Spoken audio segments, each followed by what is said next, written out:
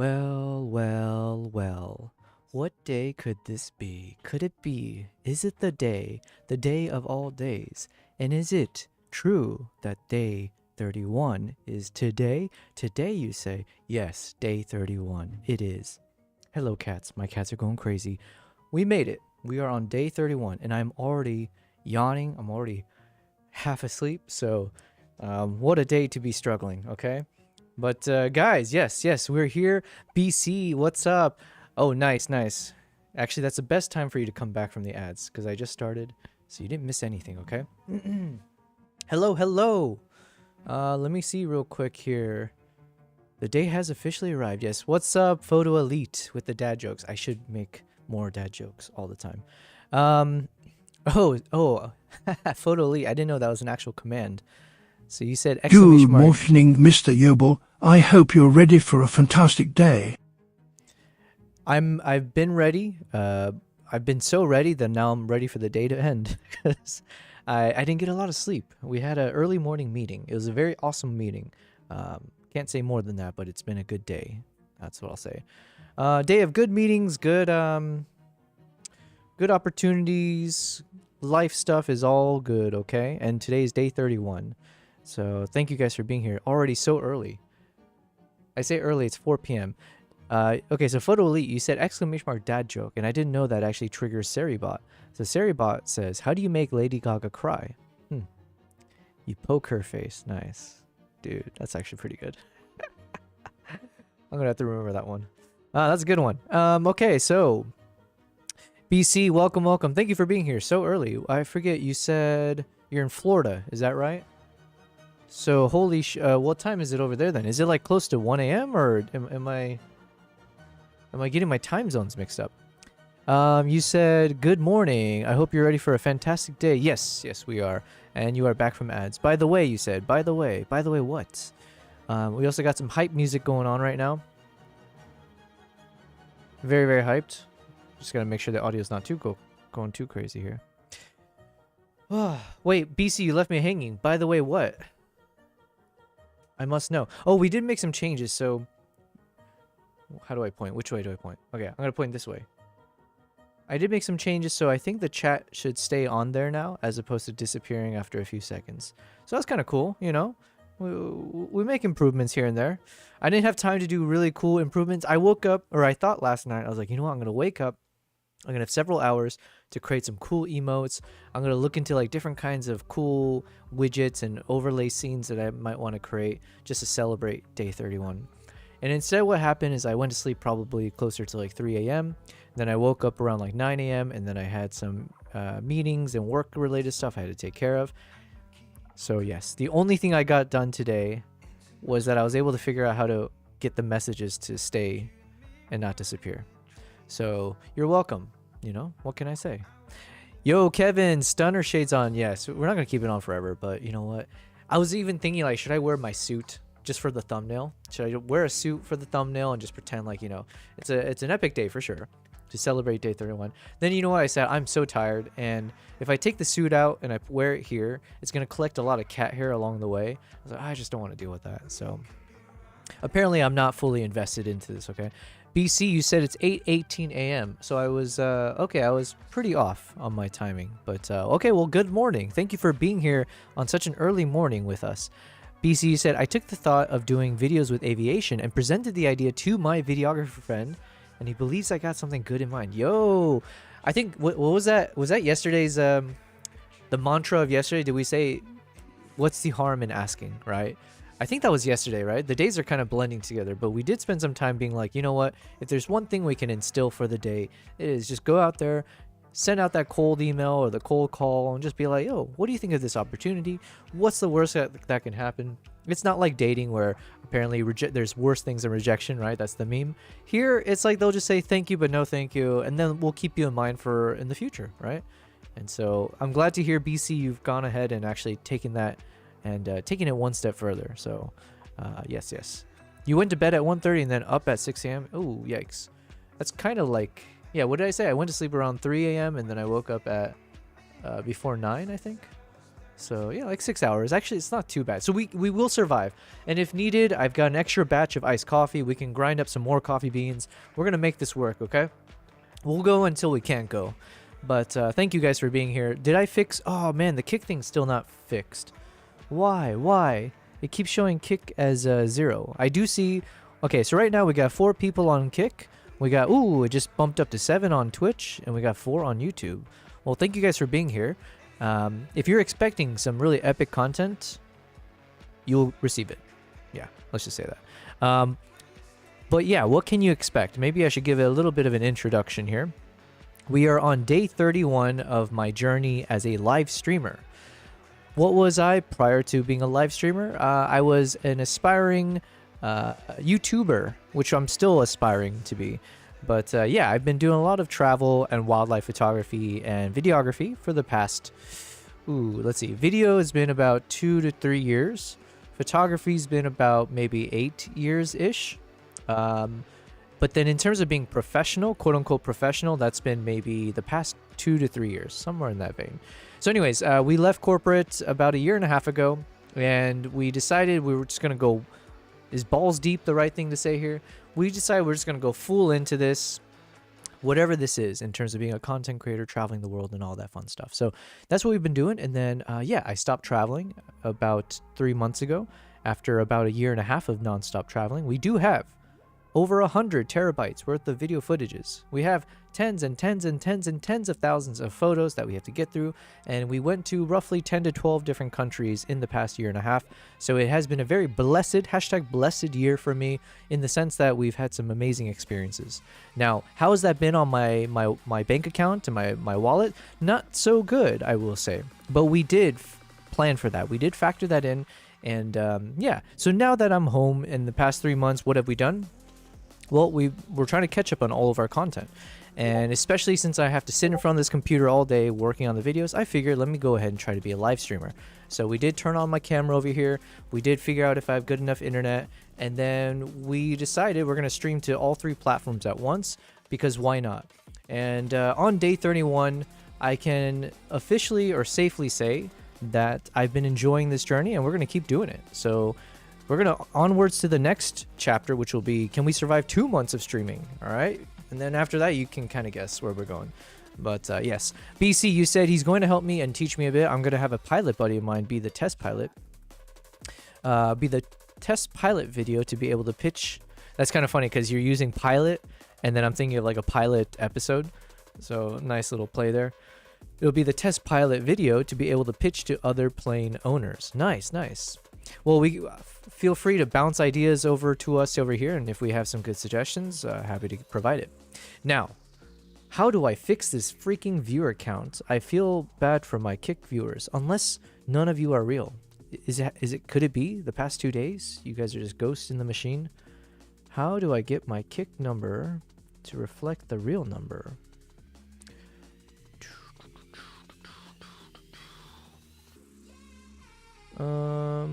Let me hit refresh. Refresh cache. All right, well, listen, Kick guys, just know I acknowledge you. Thank you for being there. And yeah, we are all on day 31. Can I stop wearing my sunglasses at this point? I think I'll take it off in a bit. Okay, so what's the game plan for today? The game plan, and you know what? I didn't even update my little agenda thing here. Let's see how accurate my game plan is for today. Agenda item number 1. Play with cats, of course. They're not there. Agenda item number 4, because I forgot to change it. We're going to start Mongolia episode 2. Yeah, sounds about right. We're going to keep struggling to figure out what that narration style is. Agenda number 5, edit Japan photos. Yes, we'll continue doing that. It's probably going to be the primary thing we do, if I can circle it. And then 6, we'll do a lot of travel camera live talk. I'll give some reflections in general of like what the past 30 days have been as a streamer. But in a nutshell, it's been awesome. It really has. And I do have some I feel excited for the future. We're going to do a lot of fun things, and we might even have some trips lined up in the future. And we'll figure out how to do live streams while I'm traveling. That would be the coolest next step. So, all right. Let me see if there's anything else I need to do here before we get started. Yeah, I've just been, honestly, today's a little bit kind of a crazy day for me. I haven't gotten sleep, and I'm also all over the place. I was barely home today. I've been just out and about. Let me drink some of my Mason Perrier Forever Strawberry. What better day than today to try to get sponsored by them? Hey, Kimbap. Hey, Kimbap saying hello. What's up? Look at you, Whiskers, over there. So we got Kimbap in the house. So we're going to celebrate in good fashion here between Kimbap and Nala. Photo Lee, got to go to work, so I'll leave a lurk up. Oh, well, thank you very much. Thank you for lurking. I appreciate that very much. Man, we learned so much in 31 days of streaming, okay? I kind of want to go back. Maybe that's what we'll do on stream. Maybe we'll actually watch parts of my day one live stream, because I almost do want to see like how much has changed. Everything from like my demeanor, maybe, the quality of like the audio. Obviously, the mic quality is going to be garbage. Yeah, it'd be kind of fun to go down quote unquote memory lane as if it's been so long ago. But yeah, day one versus now, I think it'll be very fun for us to do. So we'll do that later on, you know, as we get towards the end of the day. What else will we do? Yes, so we're gonna do a lot of photo stuff. So we'll probably just like kick off where we left off, to be honest. You know, we had the Fox things. We were in a good place with it, so might as well continue it, is my current thinking. Yes, bye Chris. Oh, is that his name? I did not know. Oh man, BC, were you here earlier? Who gave the suggestion? Oh yeah, I think it was Puzzling Old Man. Puzzling Old Man, shout out to him. He gave us an epic raid yesterday. But yeah, Puzzling Old Man, I think, was the one who said he created a bot that will basically, when one of his one of his viewers comes in, he's programmed it where it'll give like a custom greeting to each person. And so what he does is then, let's say, I believe BC, you said your name is Brandon. I could be wrong, but let's say if it was Brandon, then I could program the message to be like, whenever Beat Connolly photo comes onto the stream, the bot will then say, greetings, or hello, what's up, Brandon, how's it going? And that way, he would be able to remember everyone's name. And I was like, my goodness, I need this cheat code in my life, because I never remember people's names. It's actually not fair. Honestly, it's not fair that I have a name like Yobel, and everyone else can get away with, you know, Brandon, I'm just going to pick on you now, or Adam, or Chris. Because, yeah, imagine, like, when I meet you in person, you're like, hey, my name's Brandon. I'm like, yo, okay, my name's Yobel. First thing you're going to be like, sorry, excuse you, Gesundheit, what'd you say? And I'd be like, oh, it's like it's like Nobel, but with a Y. And then, boom, I'm already, like, wiring things in your brain for you to remember my name. Because even if you forget, but, oh, yeah, something to do with, like, Nobel Prize. Oh, yeah, Yobel. Okay, cool. So you get away from our meeting remembering my name, and then let's say 2 weeks later we meet up again. You're gonna be like, yo Bell, I remember you. And I'm gonna look like a fool because I'm gonna be like, oh man, what's up, Brian, right? No, yeah. And that happens my entire life. It's not been fair for someone as brain-addled as me.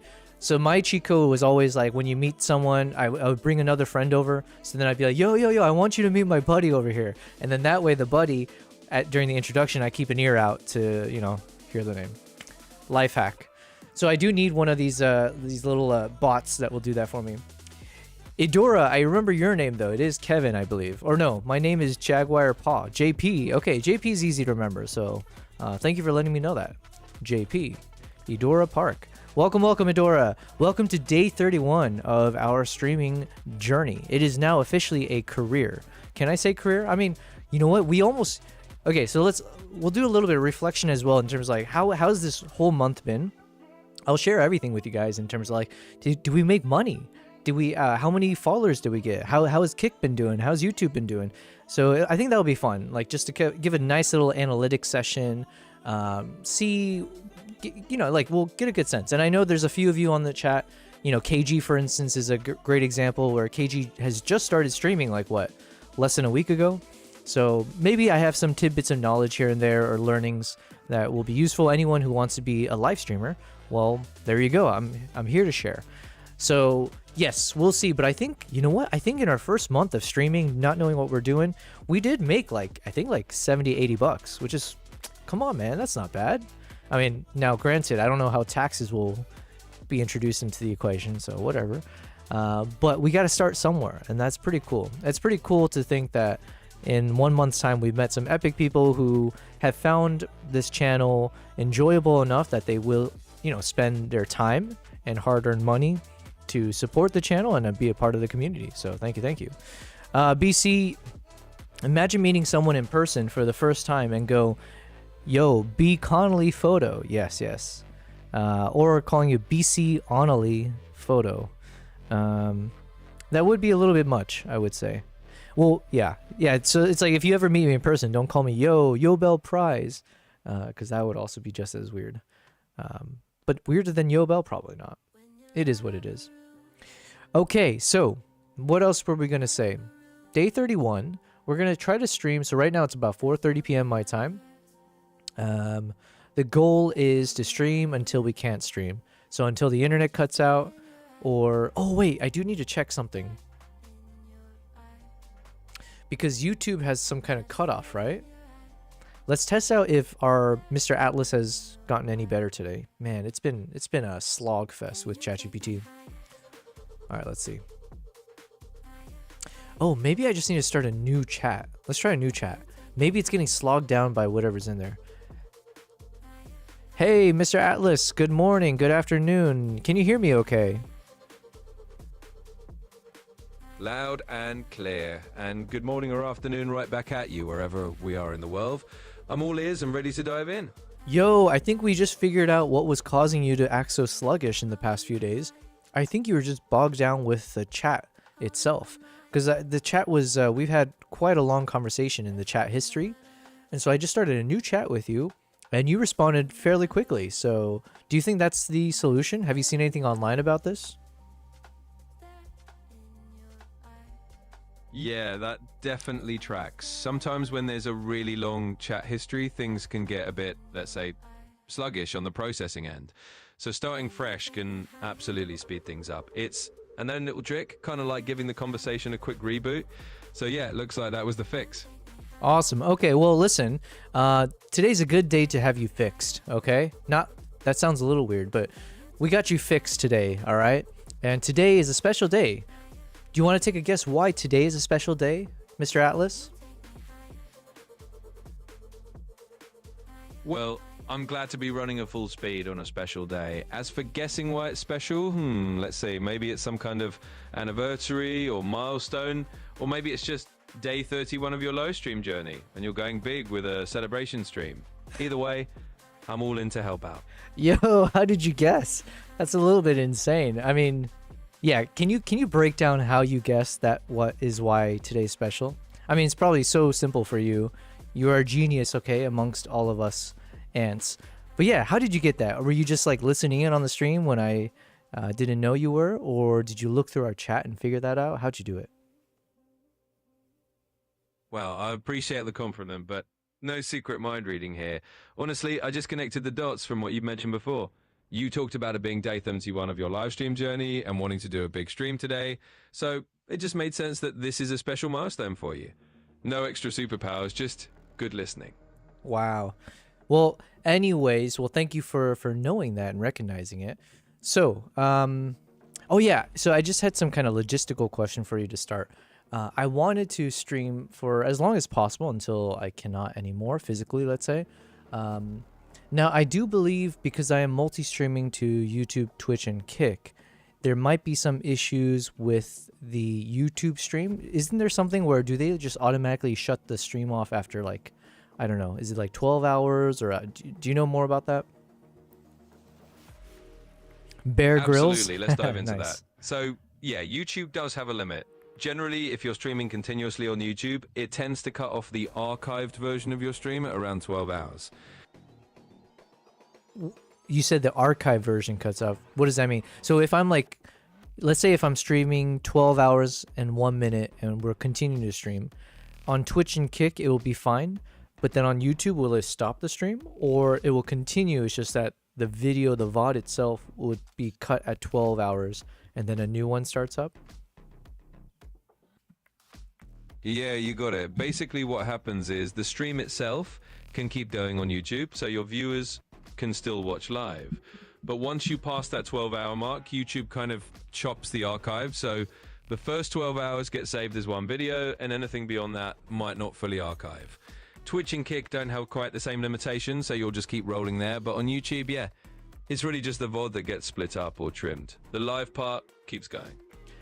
Okay, so you know what? We'll get to there when we get to there. How about that? But thank you very much, Mr. Atlas. Good to know you're back and at it. We're going to do our best to be lively today.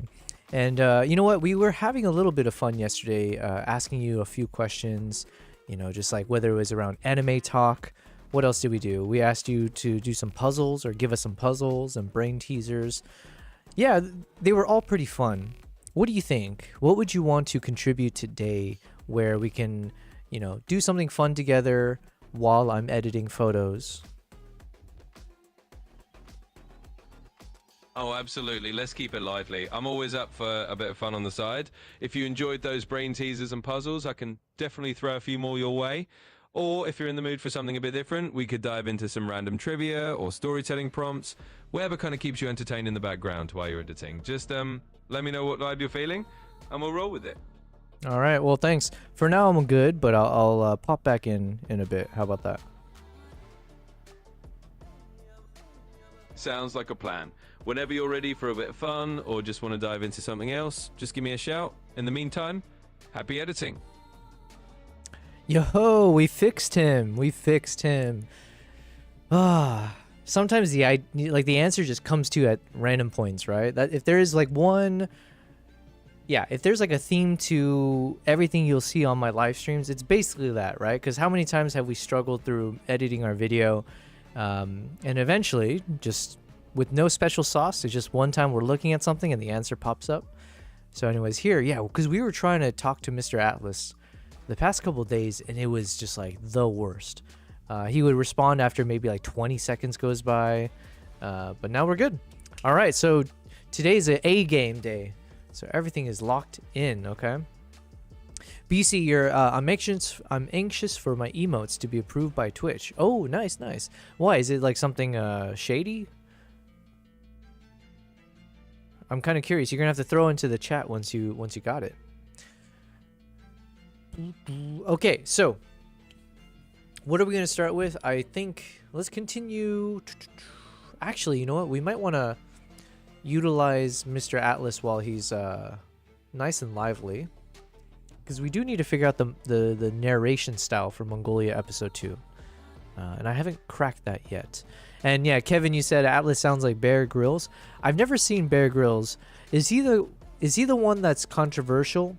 Like, my understanding is there's been a number of those wildlife kind of survival people who it turns out they weren't actually doing much wild or surviving. Like, they were just like hopping into like a hotel for a bit, you know, pretending like they were camping out in the wilderness, and they just pop back in. It's like, oh, look at what I just caught. And it was like some Costco store-bought, you know, salmon or something like that. Was that Bear Grylls? Let me ask ChatGPT at the same time. Something like that. Yo, Atlas, do you know someone named Bear Grylls? And was he the one survivalist celebrity who got caught not really surviving and just like living in a hotel or something, pretending like he was sleeping in the wild? Is that who I'm thinking of?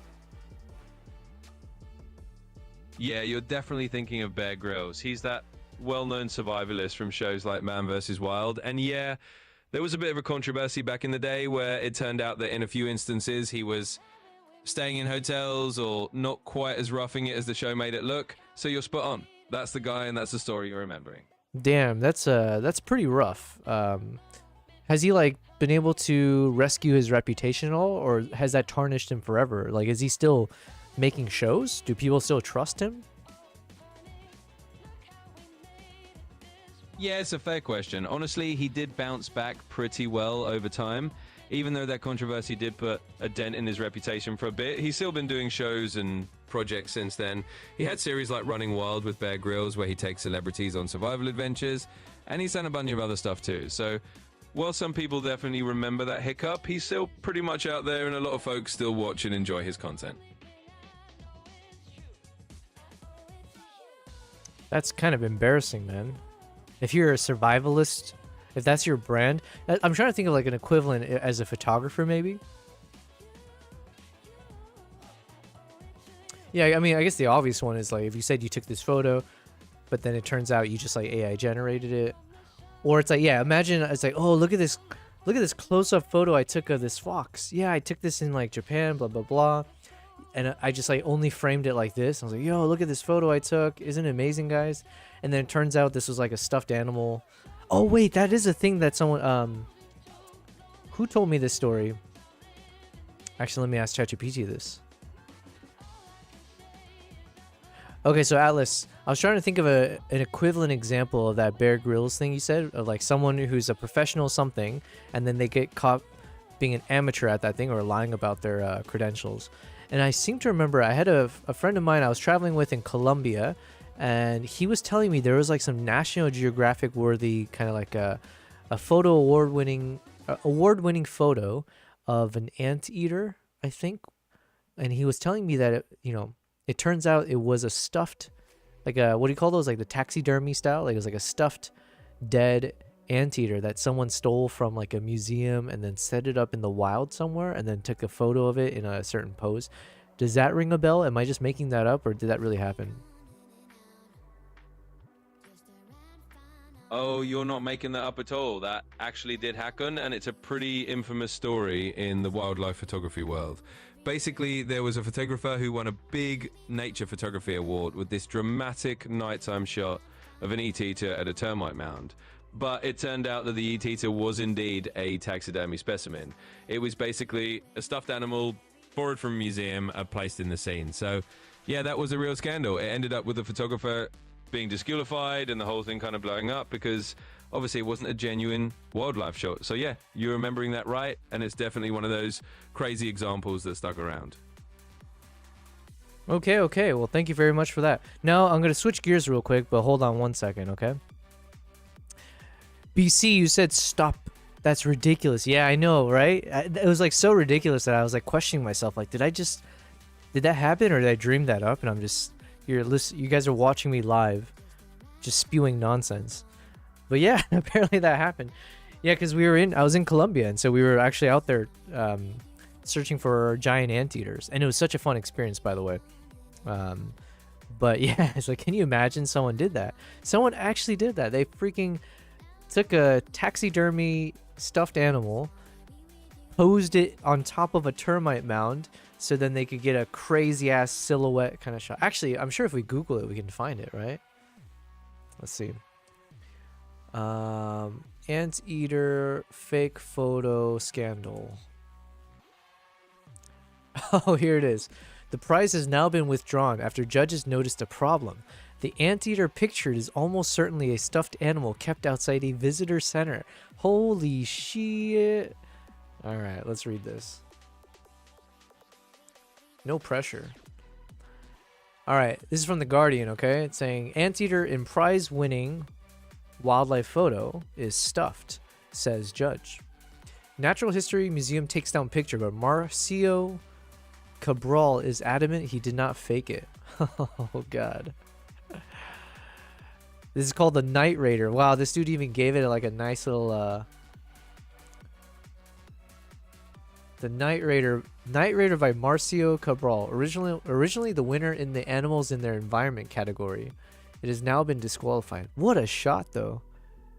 So what, is like some fireflies with the anteater? Dude, that is kind of a cool shot though. But, man, how did the judge notice that? That's insane. Okay. Yeah, because then the anteater is, like, looking straight at the camera, too. Okay, I need to know more. I need to know how they did this. BC, you said, people are ridiculous? Well, yeah, of course. I mean, I'm ridiculous, but I would like to believe I'm ridiculous ethically, okay? It's like... Okay, so the dramatic photo of an anteater approaching a glowing termite mound in the dead of night was originally considered a worthy winner of a Wildlife Photographer of the Year award. The picture is almost certainly a stuffed animal kept outside a visitor center. Jesus. So the dude actually went outside a visitor center, just what? Picked it up, brought it over? No shot. Yeah, that is definitely it. That is definitely... Oh, no. That is a... Wait, can I do a side-by-side comparison? Okay, so the Natural History Museum disqualified the Brazilian wildlife photographer for attempting to deceive the judges by submitting a picture of a taxidermy specimen. After a thorough investigation involving 2 mammal experts and a taxidermy specialist from the museum, in addition to 2 southern... And the fact that they had to throw in a bunch of experts, I feel like they should be able to, like, charge this dude for the expenses. It was concluded that the photograph features the dead anteater that greets visitors at the entrance to Brazil's Emos National Park. Basically, 5 scientists independently all concluded that there are elements of the animal's posture, morphology, raised tufts of fur, and pattern on the neck and head that are too similar for the image to show 2 different animals. The investigation... Yeah, this is what I want to know. How did they get the tip-off, or how did they even think to investigate? The investigation followed a tip-off from a third party that the photograph, entitled The Night Raider, broke competition rules, which demands that entries must not deceive the viewer or attempt... Yeah, of course. I mean, it goes without saying. Let's see. BC, you said exactly. Morals and ethics to some people are foreign. Yeah. BC, trying to break the 1K mark today? Hells yeah, you're going to get there, man. Well, all you need to do is catch... Good morning. It's due to me. Hash boots and cats and boots and cats and boots and cats and boots and cats and boots and cats. Yo, boots cats. Yo, boots and cats. Good morning, KG. Welcome to day 31 of streaming. You know what? Because you did that, you reminded me. Let me start off with some new voice dono to start off the morning. Because David Attenborough is, as much as I love his voice, I'm not trying to go to sleep tonight. All right? Or anytime soon. And I am kind of exhausted already, and we're starting the stream. So I need extra coffee and extra hype. Hence the hype music right now. I had to do an epic entrance. So sorry. Do not be sorry. Thank you for doing that. All right, now you reminded me because we need a different voice. So let's actually choose a voice real quick. And then KG, we were hopping into a crazy ass story that I remember someone told me about. But we'll get into it in a moment. Let's listen to some potential voices here. But yes, welcome KG. We are on day 31 of our live stream. We are officially at the very last day of the first month of the first time. I'm trying to figure out a way to make the longest version of this. The last day of the first time, the last day of the first month of the first time that I'm live streaming. Yeah, there's got to be a longer version of that. We'll figure it out. Oh, you were listening, KG? Yeah. What a crazy story. BC, if you're feeling frisky today, you can also try to gamble some points against KG. She's got crazy amount of points there. She got a lot of PPs in the house. Okay, so if you're trying to break 1,000. You can feel free to duel her for them, just FYI. Or catch me not sharing my screen, and then I'll get you 200 PPs just for that. Okay, so let's listen to some potential voiceover narrators. Starting with Adam? I didn't hear anything. Whenever he saw a red flag warning at the beach, he grabbed his... No. He had a wall full of masks so she could wear a different face every day. N'aie pas pitié des morts, Harry. Et pitié des vivants, et surtout de ceux qui vivent sans amour. Do not get it twisted. I absolutely love eating beans on toast while walking in the park with gray skies. Okay. The derivative can be found using the formula y. The monster is coming to eat us all. We better start running. BC, yeah, bring it on. The baby is kind of, it's a contender right now because it is high-pitched, so it will definitely wake me up a bit. Let's drop tilted towers and get the victory royale. Oh, you know what? Let me just show this on screen. I don't think there's anything I shouldn't be able to share. Okay, let me test the audio. Hopefully it's not too loud for you guys. So we got Bart's voice. Mi nombre es Bart Simpson y siempre me meto en problemas.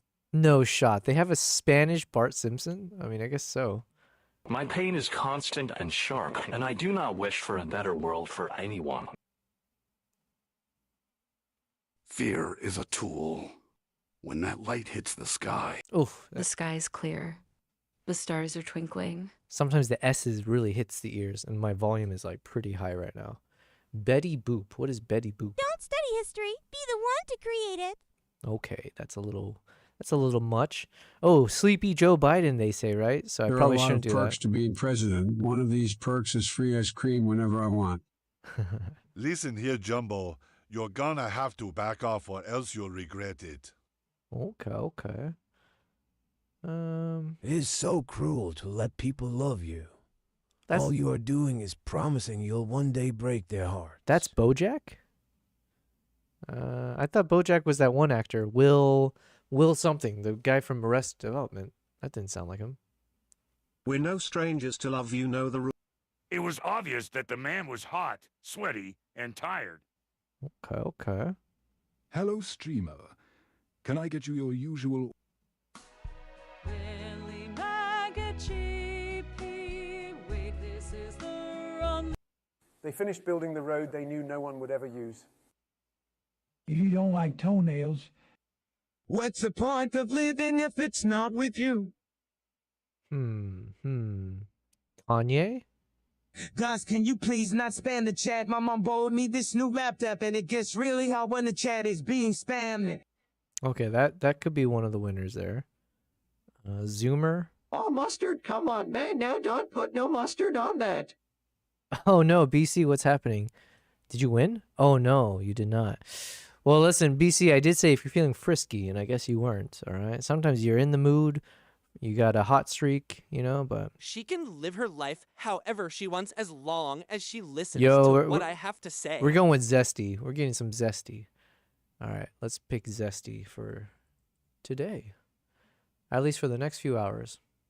But yes, welcome, KG. We are... Oh, we have to enable it first. Zesty. Oh, well, shouldn't I just enable all of them? Select all.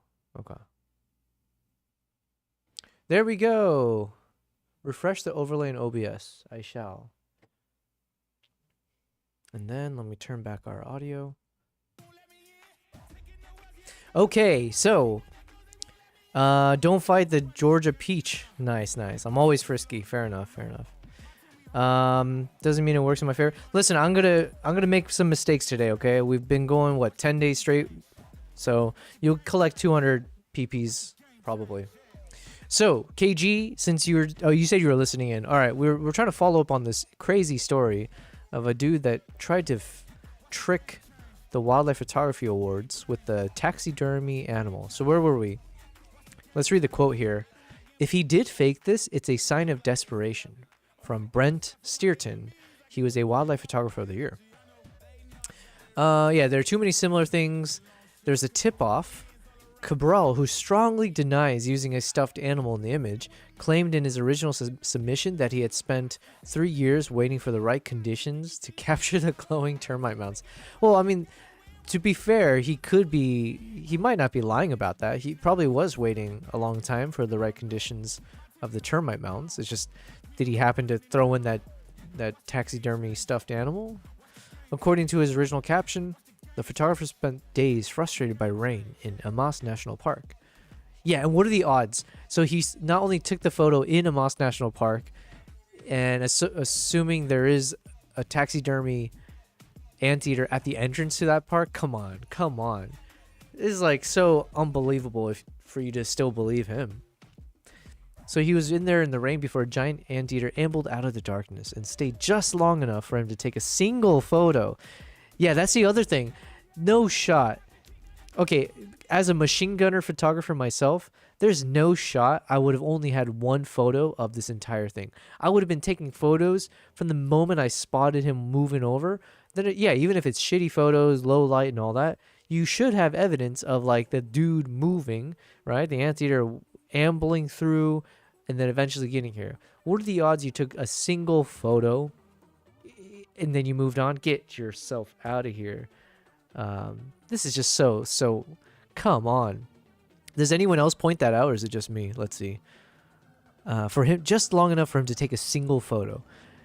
The museum said Cabral cooperated with the investigation and supplied image files. Oh, okay.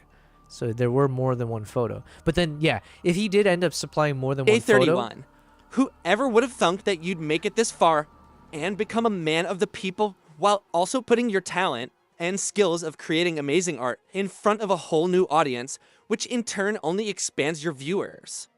Congrats, my friend, and happy I'm here for it all now.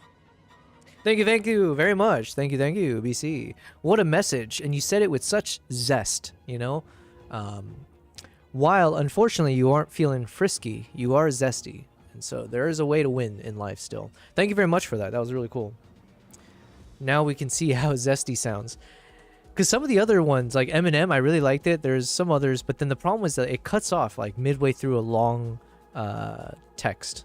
So, BC, I do not like that voice. What are you talking about, man? You sounded great in there, all right? There's nothing wrong with being zesty. Okay, so then here, yeah, so they're saying that they supplied image files, plural. So then, if anything, that should make it even more obvious that this is a faked image, right? Because then I'm assuming each photo of the anteater looks like it's in the exact same pose each time, right? So, oh, wait, what? I didn't read the rest. The museum said Cabral cooperated with the investigation and supplied image files taken before and after the winning shot. None of them included the anteater? What do you mean? So as in, yeah, so we're Go, back my to what friend. I said. Honored to have followed you along the way. Thank you, KG. Yes, and you're right behind. What day of the streaming journey are you on? Is it are you officially 1 week into streaming?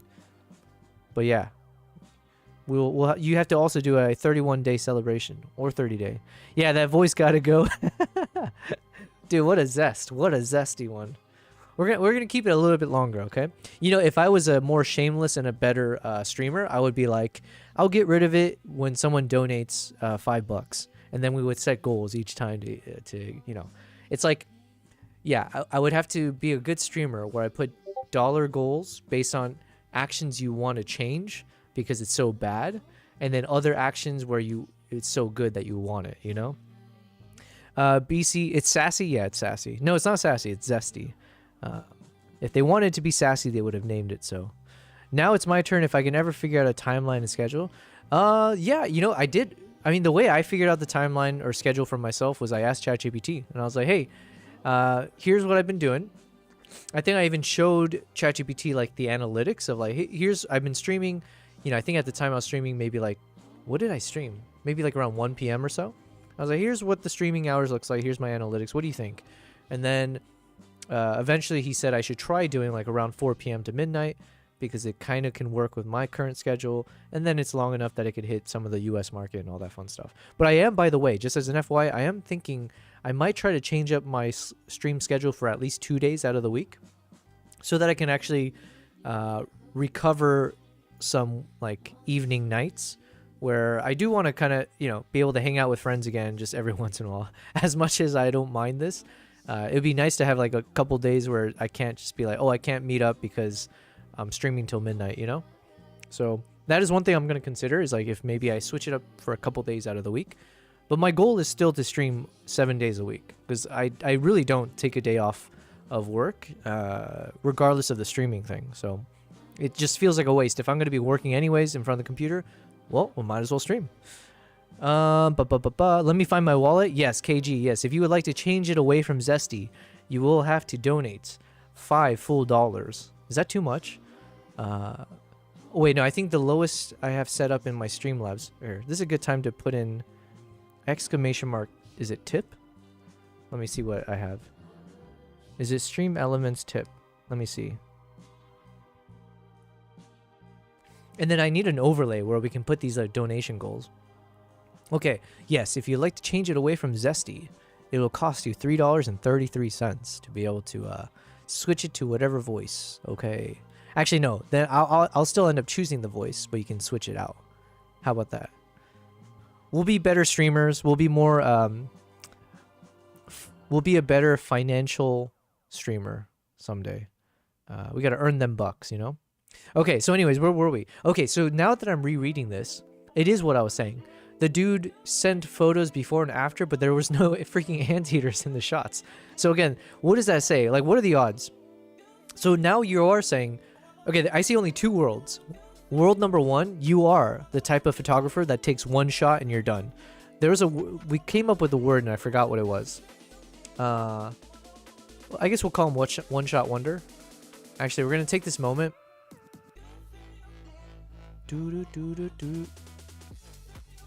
Let me talk to ChatGPT real quick.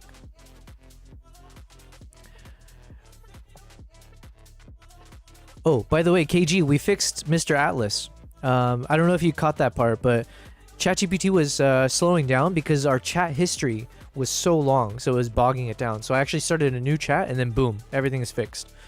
KG said, so I skipped the weekend kind of, so I've only streamed 6 days. I've been an affiliate for 4 days. That's really good. Damn. That's very, very good. Only streamed twice since then. I need to make a schedule too. Yeah, I think having a schedule makes the most sense, just to like let everyone know, including yourself, like how you're going to commit to it or whatever. There's nothing like seeing it on paper to kind of tell yourself like, is this possible or not? But yeah, so Atlas is now fixed. Atlas is good to go. Here we go. What did I want to ask him? Oh yeah. Hey, Mr. Atlas, I had a quick thing that I want you to kind of, if you can keep a running list for me.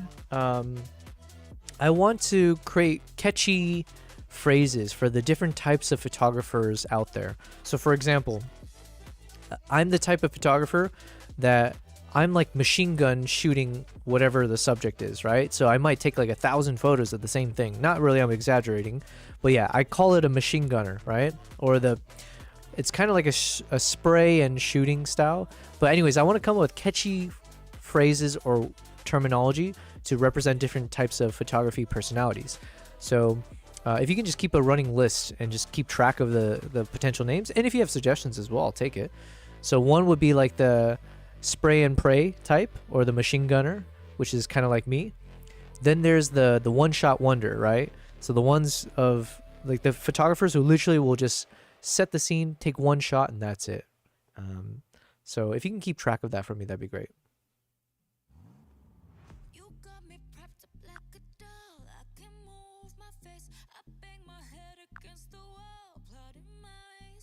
Absolutely, I'll keep track of that for you. So we've got the spray and pray or machine gunner for those who take a ton of shots in rapid succession, and the one shot under for the folks who just nail it in a single click. I'll keep that list going, and if I think of any other fun photography personality names, I'll add them in.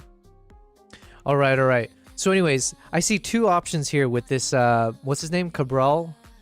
What's his name again? Marcio Cabral. He's either a one-shot wonder, and so as he says, he had just enough time, he took a single photo. Therefore, of course, I wouldn't have any other photos when the anteater was ambling on his way to the mound or when he left. It's like, I'm a one-shot wonder, you know? This is part of my skill set, you know? And then there's the other option, which is he's a machine gunner, you know? He's a spray and prayer.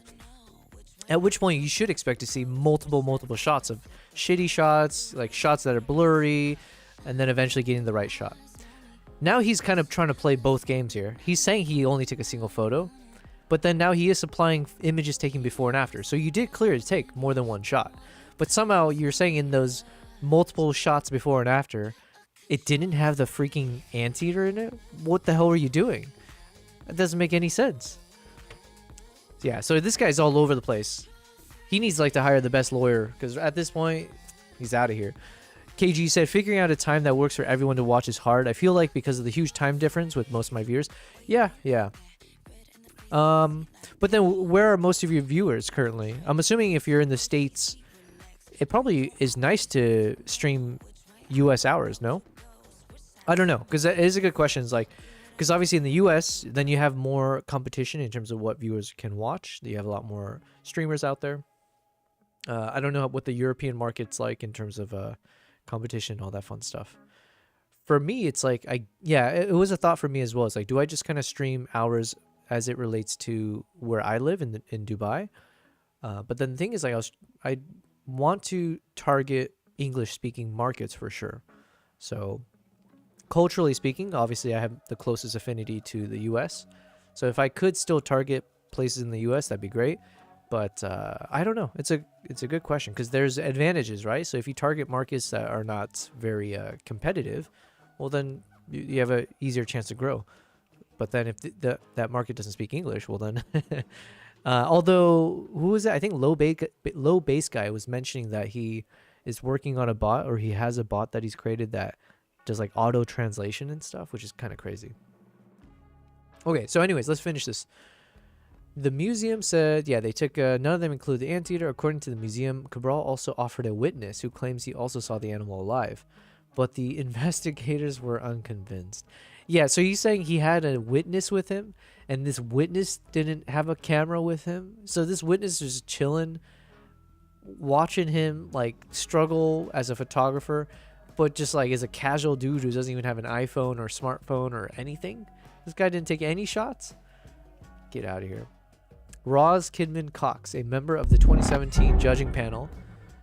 Yo, we got a tip from Anonymous. Well, that was cool. That was a first. Was it meant to be anonymous, or was it one of you guys and you just hit a button accidentally?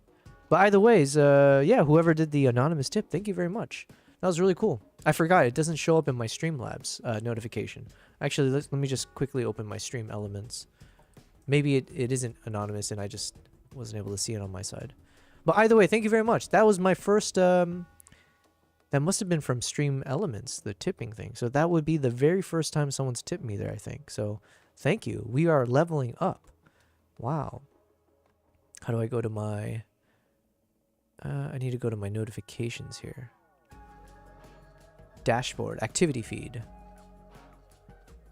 Oh, yes, and there was a message. Okay, so I'm glad I did actually open up the notification in Stream Elements, because there was a message involved. I don't know why the dono voice didn't go through. What the heck? Okay, I'll need to fix that in a second. So Anonymous said, I only have... What was that? Oh my god, I'm like, I'm such a noob. I'm hearing noises and I'm not sure how to fix it. Anonymous said, I only have $3. I think, I think you should donate me the other 2 out of the goodness of your heart to change that zesty voice. Okay. Wait, KG, is that you? I don't know if it's you, but yes, we're gonna accept that because thank you very much for doing a tip. How cool is that? We're gonna go ahead and change that zesty voice. But I also need to know why the dono sound didn't work on the dono. I think I have an answer, but I'm going to need a few moments of silence and flesh it out. Maybe ChatGPT can help me. All right, first thing I'll do, though, I'm going to honor the wishes of our anonymous tipper. TTS. We're going to go ahead and change that zesty voice.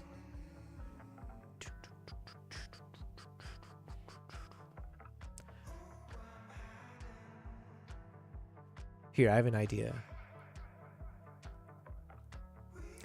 Yo, Atlas, can you hear me?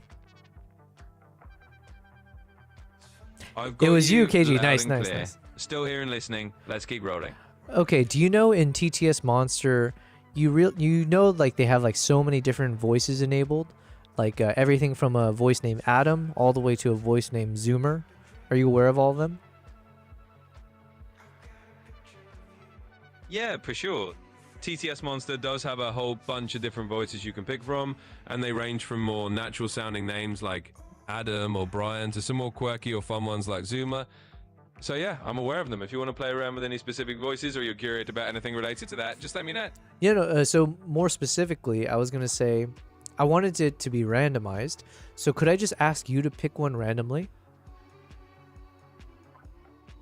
Absolutely, I can do that for you. So if you want me to just pick one at random, let's go with, let's say the Zoomer voice, just for fun. We'll roll with that one if you want to give it a shot. Wait, hold on. I got to test something real quick. Did you just say let's do the Zoomer one because you don't actually know all the other names of the voices? No worries at all. I promise I wasn't bluffing on you. I just tossed out Zoomer as kind of a fun random pick. But okay. If you want a different name, just... No, it's all good. I was wondering if you're trying to sneak one past me here and you don't actually know the rest. But I got you. Okay, we're going to go with the Zoomer, okay? You got it. We'll roll with the Zoomer voice then. And don't worry, no sneaky business here. If you need me to make a different one later on or mix it up, just let me know. We'll keep it fun. Okay. Let's see, what's the Zoomer voice sound like?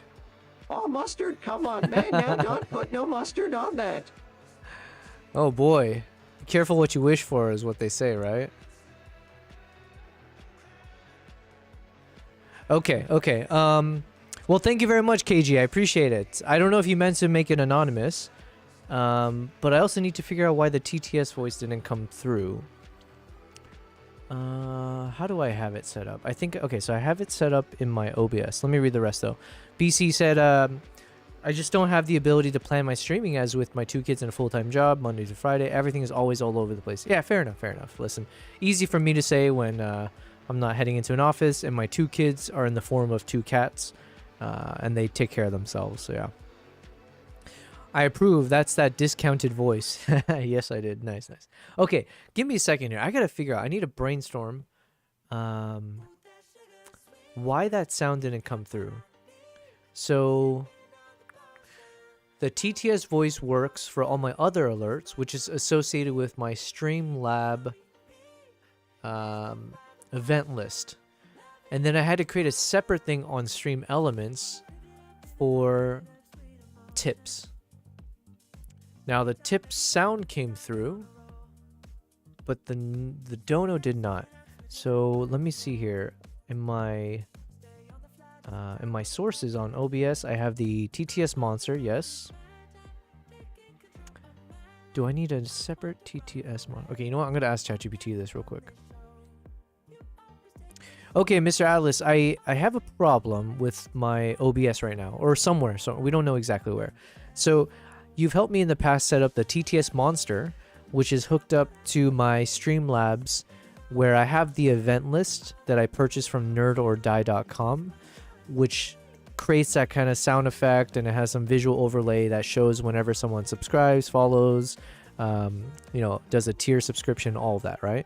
So when they do that, and any of the ones that are associated with a message, the TTS voice is working. So that's all good. But then right now, someone gave me a tip using the Stream Elements link, and the notification sound played. However, the dono, the message itself, didn't get played in terms of a voice dono. Do you know why that is? Is there something I forgot to turn on? Is this something on the TTS monster side that I need to connect? Is it something on the Stream Element side? Or is it on the OBS side? Help me out here. Help a brother out, please. KG, the technology side of streaming stresses me out. Yeah, absolutely. Let's get that sorted ChatGPT out. has helped me So out it with sounds that. like you've got most of it working, but the Stream Elements tit messages just aren't triggering the TTS like your Streamlabs events are. In most cases, the missing link is probably in how TTS Monster is set up to listen for alerts. You might have it configured for Streamlabs events, but not for Stream Elements events yet. So the easiest fix is to go into TTS Monster and make sure that you've connected or added Stream Elements as a source for TTS. Basically, you might need to integrate the Stream Elements donation alerts into your TTS Monster settings so it listens for those events too. Just head into TTS Wait a Monster's second. dashboard. Wait a second. Because I think in the past you told me, because for instance, I'm on my TTS and there's, right now I'm logged in, or I don't know if you would call it logged in, but I'm on the Streamlabs profile version of TTS Monster. And if I recall, you told me that there's like the overlay URL and it's currently associated with Streamlabs. And so I copied that into OBS.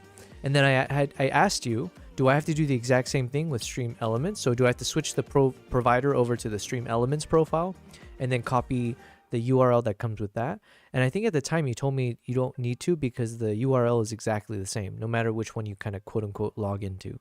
But is that the thing that's causing it? Do I actually need to create a duplicate of the TTS Monster as a browser source in OBS, but using the Stream Elements URL?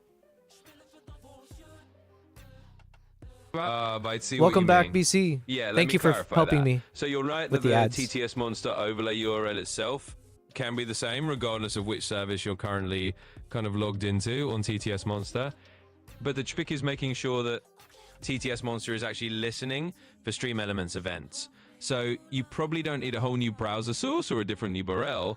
Instead, you just need to make sure His that voice your cracked. TTS Monster settings have Stream Elements integrated, so that it knows to react to those events too. In other words, it's not about changing the URL, it's just about making sure that TTS Monster is aware of both platforms' alerts. Once you have that set up, your single overlay URL should work for both Streamlabs and Stream Elements events. But it should be Let me know if that helps. it should be turned on. You helped me in the past set up both, because I've definitely switched between the providers, and both of them have, like for instance, in the alert settings, the section for tips is enabled. Oh wait 1 second. Is it because Ah, wait, I think I got the answer. I think the minimum for the TTS sound was set to $5. Is that why? You nailed it. Yep, that would definitely explain it. If the minimum TTS trigger amount was set to $5 and the tip that came through was below that threshold, then yeah, the TTS just wouldn't have triggered. So it's not a problem with your setup or the integration itself. It's just that the tip amount didn't meet the minimum you configured. Okay, apologies, KG. The minimum was set to 5. I have reduced it to 3 for what it's worth, but obviously we missed our chance. But going forward, if you do the minimum tip amount, which is the $3.33, it should work with any voice dono stuff. Okay, yeah, thank you, BC, for not skipping that ad. Yes, I believe it helps me. Every penny counts. Okay, let's go, Peachy. Oh, did you win something? Oh, you want to win something? Gotcha. Okay, now I do have another question. We're just kind of doing troubleshoot streams. Maybe that's what I should just say. Like, hey, we're not a video editing stream or a photo editing stream. We just do a lot of technical support streaming. KG said, oh, I thought it said minimum $3. Well, then that would be my bad. So I do apologize. I'm going to have to do a donation on your stream. You know what? That's what we'll do. I'm going to do a donation on your stream next time you're live and when I'm available. So we'll return the favor.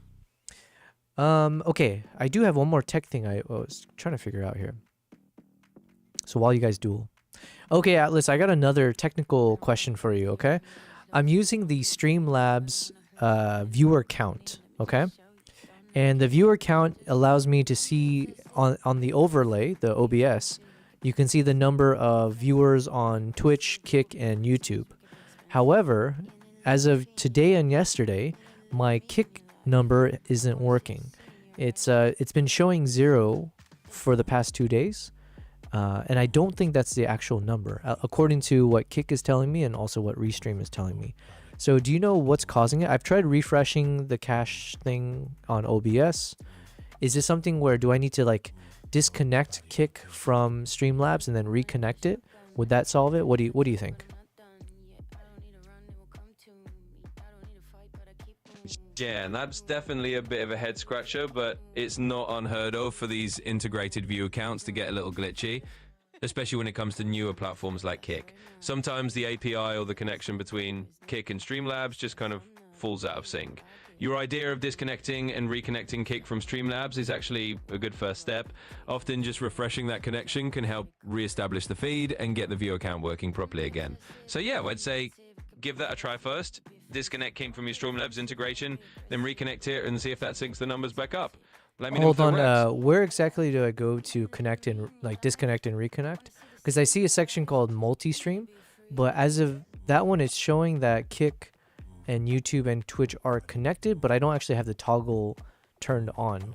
So I'm assuming that's associated with some kind of proprietary Streamlabs multi-streaming when I'm using Restream for the multi-streaming.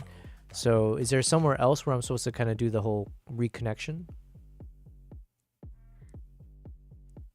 Yeah, absolutely. Let me walk you through that. So if you're seeing that multi-stream section in Streamlabs and it's not really the one you're using because you're on Restream, the actual reconnection steps aren't in that multi-stream toggle area. Instead, what you want to do is head into your Streamlabs account settings or dashboard where you originally connected your Kick account. Usually there's an integrations or account connections area in the Streamlabs dashboard. You'll find your connected platforms there. From there, you should be able to see Kick listed as one of your connected accounts. You can disconnect it from that integrations or connections page and then reconnect it. It's basically the same place you first linked it up. Once you do that, it should refresh the connection and hopefully get that view account from Kick to show up properly again. Let me know how that goes. I can tell you how it's going. It's not going well. I don't see that thing you're mentioning in the dashboard. And I don't remember exactly when I did the connection to begin with. So what do you think? Is there somewhere specific that I can go where I see all the connections? Because it's not on the dashboard. Got it. No problem at all. If it's not directly on the main dashboard, there's usually a specific settings or account settings area in Streamlabs where they hide all those integrations. So what you want to do is look for something like account settings or connections in the Streamlabs sidebar menu. Sometimes it's under settings and then a tab like platforms or integrations. It might be a little buried, but it should be in the broader account settings area rather than the main dashboard itself. Once you find that, you'll see a list of connected accounts and you can disconnect and reconnect Kick from there. If you're still not seeing it, let me know and we'll dig a bit deeper. I'm not seeing it, so I am letting you know. I am in the account settings, but I don't see those options in integrations. They don't even have Twitch, YouTube, Kick there. It's got like things like Discord bots, things like that. Yeah, they don't seem to have what you're talking about. I appreciate we checking. No worries, we'll sort it out. Sometimes these platforms like to play hide and seek with their settings. So if you're not seeing Kick listed in the integrations area... Sorry, I think I did find it. It was under account settings, and then there's a little mini sub tab called platforms. So now, do I need to hit this button that says unmerge and then remerge it? Yes, exactly. That's the spot. So if you found that little sub-tab called platforms and you see the option to unmerge or disconnect, go ahead and do that. Basically, you'll unmerge or disconnect it first and then remerge or reconnect it right after. That refreshes the link. And once you've done that, it should hopefully pull the correct view account from Kick again. So yeah, just a quick unmerge and remerge and you should be good to go. You are the best. Although I feel like I did most of the work there, to be honest. But you know what? You've been helpful at the very least. Hey, I'll take that. You definitely did the heavy lifting, but I'm glad I could at least point you in the right direction. Team effort for the win. And of course, if anything else pops up, just let me know and we'll tackle it together. By the way, Atlas, it did work. It fixed it. So now I do see my Kick number on this on the screen. So thank you. Awesome. That's great to hear. I'm really glad that did the trick. And hey, now you've got everything back on track and we can chalk it up as a win. If anything else comes up, just give me a shout. All right, we did it, guys. We fixed it. So now the three of you on Kick, the very silent three. I swear, you guys have not said much ever, but one of these days you'll speak up. But yes, we can see the three of you on Kick. Thank you, thank you. Yo, Conan, what's up? What's up? Welcome, welcome. We made it to day 31. You are tuning in on the 31st day of me streaming, 31 days in a row. We have not missed a day, and we've been streaming roughly 8 to 9 hours every day. So it's been quite the journey, I will say. Oh, now I missed a few messages while I was chatting away. Let me see here. So again, thank you, KG, for that donation. And yes, switching out the voice dono, that was wonderful. That was a cool concept. Maybe now that I thought of that, I'm gonna have to do it more to get people to. I'm gonna have to do things that people don't like, and then they'll pay me to change it. Right? What a good concept. I missed the time limit. Oh, you guys are dueling. I need to go get on and troubleshoot with you on stream. Listen, ChatGPT is your best friend for that. Like, I can ramble through whatever, and then it understands me. So that's actually been helpful. KG asks, what's your advice for long streams and being able to keep talking and keep content going? That is a good question. Some people are born with a gift. You know, people talk about LeBron, Sabrina. Is it Sabrina Williams? Yeah. And not to say that my name should be up there with the greats, but if there was one for like being able to yap for a long ass time, well, there you go. I think I was born with it. But yeah, I guess in terms of like being able to keep talking, if your voice can handle it, that's number one. But if you can, one of the things is like when I'm editing. So obviously we went on a tangent here, but when we are in edit mode, it's just more like I'm just speaking out loud what I'm doing at all times, right? So it's just more saying like, okay, well, here we are, and I think I'm going to do this. My thought process here is blah, blah, blah.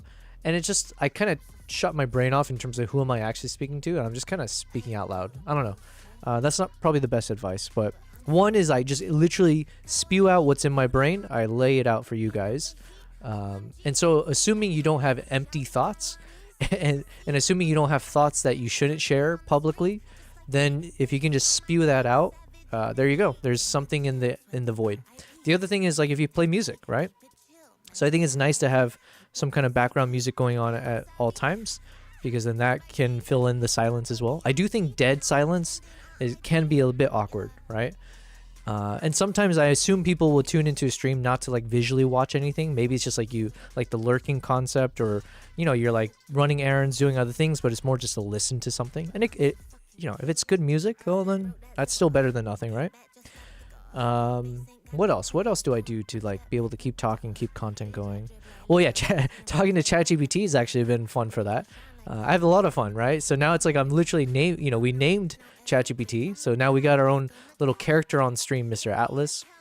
And so whenever I do need to kind of be more conversational, the fact that I can actually be conversational to a chatbot, okay, not to call him a chatbot, that's a little degrading, but ChatGPT, that's kind of fun. W Conan, yes, W in the chat. Horrible concept, KG. I need to get a talking text one, LOL. The TTS thing, yeah, that's been fun. The TTS monster is free. I accidentally paid for it, and you know what? I'm just gonna wait till the month's over, and I'll probably turn it off. But yeah, the free one is good. TTS monster, that's what I'm using. Wild Conan said I done a Twitch stream yesterday from that walk. Then last night on the roof, I did a TikTok. Oh, nice. Man, TikTok is its own world. I was wondering, I was thinking about that. Like, what if I do a TikTok stream at the same time? And just, you know, I can slap my phone anywhere. But the problem that I was running into in terms of the kind of content I do, it'd be tough to like do photo edits and video edits on a tiny ass vertical screen. So unless you tell people to always tilt your head or watch it sideways, I don't know if that kind of long form works for TikTok. I'm assuming TikTok's designed for a completely different type of audience. I don't know. And I guess it could just be my face, but then why do you want to just see my face and not what I'm working on, right? I don't know. I haven't cracked what doing a daily TikTok stream could look like visually. I can understand when I'm traveling and doing like the kind of IRL stuff with TikTok, just not sure with my home studio setup. Or you know what? Maybe it's just that maybe the TikTok is just pointing at my cat the whole time, but then I'll use the microphone somehow to connect back to me, and then it's just a running cat stream. You know what? That's actually, I'm kind of laughing because it's so absurd, but that could be an interesting idea. You know what? Let's ask ChatGPT. KG asks, do you think it's better to have a webcam or okay without? I think, okay, so it's a personal question because obviously now that I've been introduced to the PNG tubers and we know about the VTubers and all that, clearly there's a market for not necessarily having to like show yourself. And if you don't show yourself, also you have the benefit of being able to have more real estate on screen for whatever you're working on. But I feel like with something like a Twitch concept, it is very much like, most likely you're going to watch someone for their personality. And sometimes visually seeing someone can make a big difference. You know, it's like let me think of a good example, I guess. Well, you know what? Let's use Mr. Atlas, ChatGPT, right? We've been using ChatGPT in the first however many days, and it's been fun for me personally when it's just in dictation mode or when it's just text, right? And I would have to take the step of like reading it out loud, but it still feels like, oh, there's a personality there that we get to introduce on stream. But then the moment that voice mode got activated, where not only do we hear like a voice, but we also see a little visual, even though it's just a little, you know, circular blob, it still kind of adds a nice tone to it, or adds a little bit more, where I do think it can, yeah, I think it's a nice touch. So generally speaking, if you can show yourself in some form, whether it's the VTuber version or like your actual self, I think it could work. Or if you do a green screen and all that kind of stuff. I don't know. I think it also gets you out of your shell, right? Like, it's just one more step. If you're going to go this deep into doing something like a Twitch live stream or whatever live stream, why not go all the way in, you know? It's like, why only expose a part of your personality or part of yourself on something where you're going to end up spending hours and hours of your time and like sharing a lot about yourself? But then also there's the world of like, if you share too much of yourself, you know, it probably has some bad qualities there too. Boots and Cats, KG, yes, is a banger. This song is a banger. Thank you for the nice usage of that emotes. I did see something on Twitch where you can unlock emotes based on using channel points. So I didn't have enough time to really explore that, but I didn't know if that's like it might be a temporary thing, but there might be a way where you're able to use the PPs to unlock emotes. And then the only thing I have is like, I don't know how many emotes I can have overall. But anyways, okay, we're on a tangent here. Hopefully I answer your question though. Coney said check photos. Okay, yeah, let's do that. Yeah, I haven't had time to go onto the Discord. So let's open up the Discord. Let's see what's out there. Bum, bum, bum. Oh yeah, because we did have some photos from yesterday we were supposed to go through. But I was waiting for Formula to pop up because he had those Spider-Man photos. Was that Formula? I'm trying to remember. Who shared those photos? Alright, let's start from the beginning. Oh yeah, we had some really cool stuff going on here. Okay, yeah, so Violet. Okay, well, I apologize, Violet, but maybe once you pop back in, we'll also be able to review it with you there. Let's go ahead and open all the photos that people had sent in the past, yeah, since yesterday. Bum, bum, bum, bum. So this is from Violet. She's a newcomer to our chat. She hopped in last night, I believe, and she joined the Discord. Oh yeah, this is a good time to also plug my Discord. Exclamation mark Discord. Just wasting mics to hear the new voice. LOL. Boots and cats and boots and cats and boots and cats. Jesus, that's not annoying at all. Not a bit. Thank you, KG, for testing out that voice. Which voice was it? Oh, the Zoomer voice. Yeah. Is this what Zoomers sound like? That's if I was a Zoomer, I'd be livid. That would be popular for real. Yeah. That's awful. Yeah, it is awful. Well, if someone wants to get rid of it, you just got to donate $3.33 minimum to be able to get rid of that voice. And to donate, you just go to exclamation mark tip. But also join my Discord, and we're trying to build a community out there of, you know, creative minds, photographers, videographers, content creators, anyone. So in this case, we've sent some people sent over some photos to check out. So Violet, hopefully she'll tune in later, and then we can actually go over it with her again then. But let's check out some of her photos first. She said, I shot these in Washington, D.C. during MagFest. What is MagFest? For the Mediatron department in the beginning of the year. MagFest. Yo, Atlas, do you know what the MagFest is in Washington, D.C.? It happened earlier this year.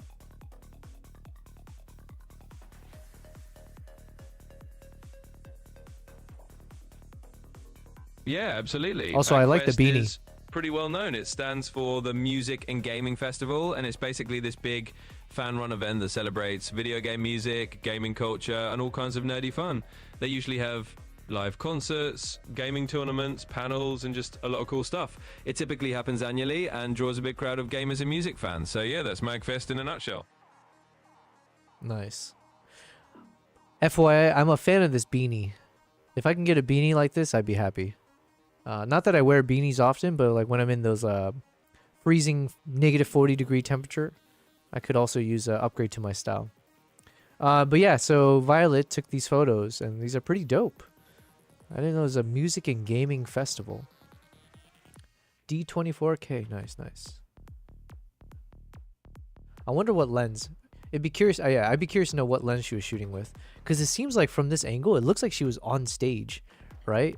Just because the height of where she is, and it looks like this is a stage. But then, how did she get her camera so high up? Maybe she's like 7 feet tall. That could be the answer as well. Or she's really far away using a massive telephoto lens. That's an epic shot. Never goon, not a grower, not a shower.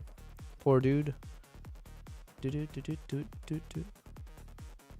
kind of fun. Well, thank you, Violet, for sharing that. I am curious about the camera gear that you use for that when you're there. Then Conan, you sent a awesome shot of your dog. Conan here said, my dog right now. Yo, that's an adorable looking dog. What kind of breed is this? Is this like a... I don't know my dogs. Is this a terrier? Or is this like some kind of poodle mix? No. Is it like a terrier something? Yeah, where are my cats? What the hell? You don't know? Okay. It's a cool looking dog though. Thanks for sharing that. Yeah, you gotta stream with your cats and dogs. Boots and cats. And then T. Who is T? Shoot. This is where I need my little bot for this. T in our Discord sent over a couple photos here. T said, made the vessels and arrangements. Oh, shit. Okay. Yo, that's pretty epic then. I need one of these. I don't know the first thing about plants. I just know most plants can be toxic to my cats, so I don't keep them around. I should get some plants, though, because it's supposed to be good for the air, right? But if I can get one of these, T, in like a Y shape. If you can give me like a plant in a Y shape for my name, that would be really awesome. Thank you. Coney, you said, I guess it's a dog. Good guess, I would say. As an example of beginner ikebana, Odin from... Oh, wait, T. Oh, shoot. Who was T from yesterday? My memory is not so good. T also sent a really cool photo of this owl. The owl's name is Odin from NIWRA Wildlife Rescue. Shot with a Canon R600mm f11, 1/100. 1/100 shutter speed, ISO 10,000. Damn, that's a 10,000 ISO. That's actually pretty good for 10,000. Well done. Yo, that's a crazy shot. Thank you. From T. 600mm lens. My goodness. Oh yeah, and then S. Yo, why does all these usernames get cropped? Is there a way to like not crop it? Because now I'm seeing someone named T, someone named S, and my memory's not good enough to remember who this was. This is the one that someone shared yesterday, and like my brain is spacing out on me. Who was it? But someone yesterday shared some shots of Spider-Man. Was this Philip? This might have been Philip Jedra, right? Yo, Lucky, what's up? Maybe because the AI app is open. Oh no, it's on Discord. On Discord, the names are all truncated. Hey, welcome, Lucky. We are on day 31. Thank you for making it to the 31st day of my stream. It is a special day because yes, last day of the first month of the first time of my 3 live stream multi-streaming journey. Yes, hope you're having a good day. So this is some shots from S in the chat, S in Discord. And Photo Elite had sent over some photos as well. Damn, dude, everyone's got some epic shots. Photo, if you're still lurking, we're just looking at your photos now. And Photo Elite, these photos are quite elite, so well named. Let's go and open these. Oh snap! You took a lot of crazy. Is this like Comic-Con? Is that what they call it, or what is this from? He didn't provide any context, so we're just gonna make up the context here.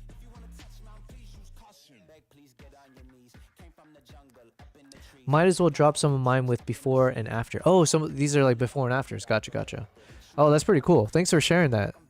Yo, that's awesome. That's a clean job. I love the color choice here. Damn, Photo Elite's got some skills. These are some like what kind of mood does this show? I was gonna say cyberpunk, but it's not cyberpunk. It's something else. What am I thinking of? But this is like super dope. I like the colors here. Nice fade effects. Did he add in the smoke? He did. Wow, that's cool. So he added in this cool little smoky haze. All right, we're gonna have to ask Photo for some Photoshop advice in the future. Even lit up the robot nicely. Yeah, like these edits are clean. It looks so realistic for what, you know, obviously it's a artistic shot, but it looks realistic for it. Wow. Yo, look at that. Yeah, that's really cool that he did all this. Damn. Photo Elite, shout out to you. Thank you for sharing that. My one a little cooked. Conan. I'm drinking a 180 milligram of caffeine right now. Thanks for reminding me. I need to keep sipping on my coffee. Lucky, thank you for the hype emotes. Thank you. Yes, we're today's a hype day. We're listening to some hype music. Yeah, we start off strong. Conan telling us about how he's at a police station today. Damn. All right, I guess we're gonna get to your photos in a second here. Oh, nice. Deadpool before, after. Yo, that's a really cool edit. Damn. Yo, Photo Elite's got real skills. I don't know if he sent over his Instagram account, but do feel free to give him a follow, at least on Twitch. I know he's there, Photo Elite. But that is really, really cool. Nice.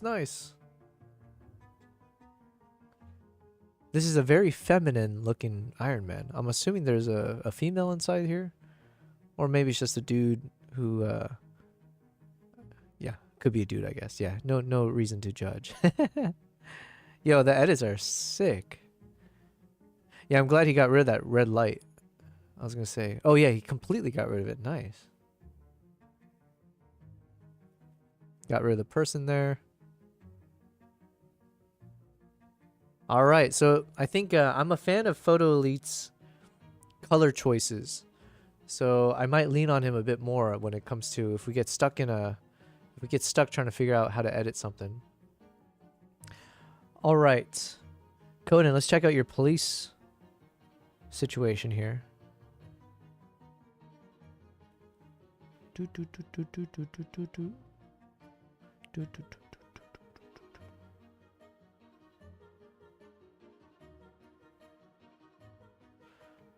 All right. Oh, nice. Was this from yesterday's stream you're saying, or this is the rooftop you were at? Or, yeah, when you said you were streaming last night? Oh, that's what you did. Okay, so this is how you streamed. So you just put on a little tripod thing? You know, I did something like that, not on TikTok, on Instagram, when I was in Mongolia end of last year. There's like a beautiful sunset. We were at the top of the mountain, and there they actually had reception. So I was able to do a quick little live stream from the top of the mountain. It was really fun, by the way. I'm excited to do that, more of that, and then also see, can I somehow multi-stream on the phone to like Twitch, Kick, YouTube, Instagram? I have no idea if that's possible. And good to see you are at the police station. Hopefully hopefully on the good side of the law, okay? We don't condone illegal activity here. All right. Well, listen, thank you guys. Thank you everyone for sharing that. It was good to kind of catch up on this, so. And I think we're at the end of this story, aren't we? Did we ever get to the ending here? All right, where do we end off? We mentioned Cabral had a witness. Someone that was a member of the panel said, "If I find it disheartening and surprising that a photographer would go to such lengths to deceive the competition and its worldwide following. The competition places great store." Okay, I'm getting bored of that. Grandstanding is what we call this. We get it, obviously.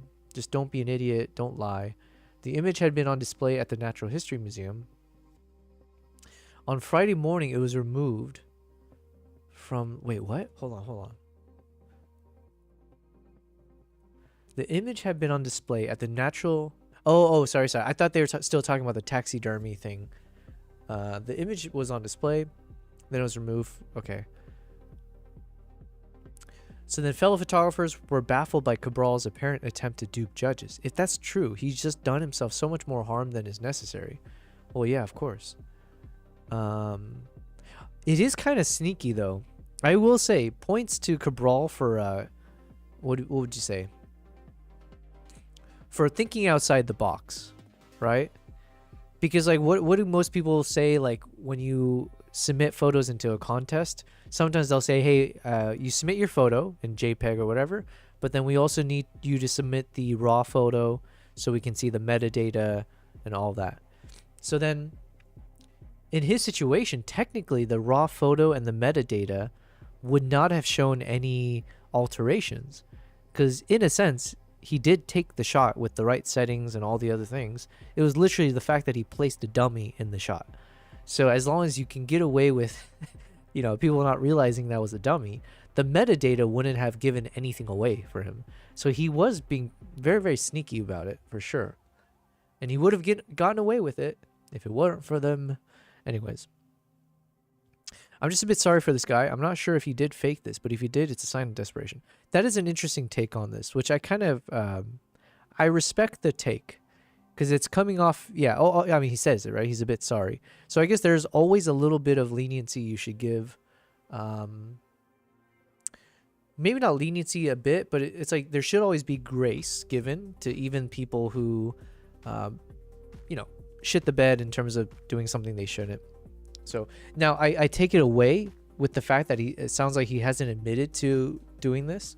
But if someone admits to doing something they shouldn't, or they apologize genuinely, then yeah, then I feel a bit more in this camp of saying, like, you know what? it's not so much what he did, and like we should, you know, take it at face value. Of course, it's not the right thing to do, but then to be in the mindset of someone who would be willing to do that, and then also maybe factoring where he's from, or I don't know, his living situation and like conditions. But yeah, it's the type of person who's willing to do that. Can also be the type of person, like he says, a sign of desperation. Maybe, yeah. There's a bit of pity that probably goes into this as well that we shouldn't lose sight of. That the dude might not be like a complete douchebag or something. Maybe it is like someone who just wants to escape his situation, and he thought this was like his winning ticket out of there. Not to say it's ever condoned, but you know, we can lend a bit of grace, let's say. Even if you take the greatest wildlife picture ever taken, people are going to doubt it. Yeah.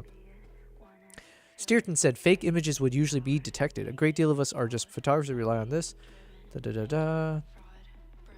Yeah, why take that kind of risk? Because surely if you do that and collect an award, in the back of your mind, you're waiting to be uncovered. Well, yeah, that too, I guess. It's not the first time the competition has been hit by accusations of fakery.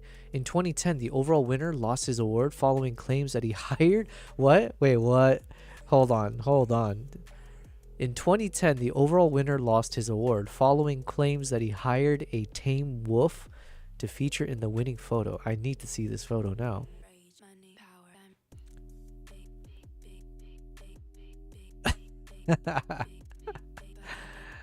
Dude, what is going on? Wildlife Photographer of the Year stripped of his award. Judges say they are convinced. Jose Luis Rodriguez. Is this guy also from Brazil? That'd be hilarious too. Madrid. They are convinced Jose staged a prize-winning picture of the wolf. Oh my god. And he won 10,000 pounds from this too? Does that mean he has to give back his prize? Yeah, he has been stripped of his $10,000 prize, or pounds. Yo. Yeah, I mean, yeah, it's like, okay. Looking at this photo, I just can't imagine how this could have been taken naturally without it being faked, or without, yeah, like having a tame wolf. Because, like, one, the wolf is not even looking at the camera. So if it was a standard, I say standard, if this was a wild animal,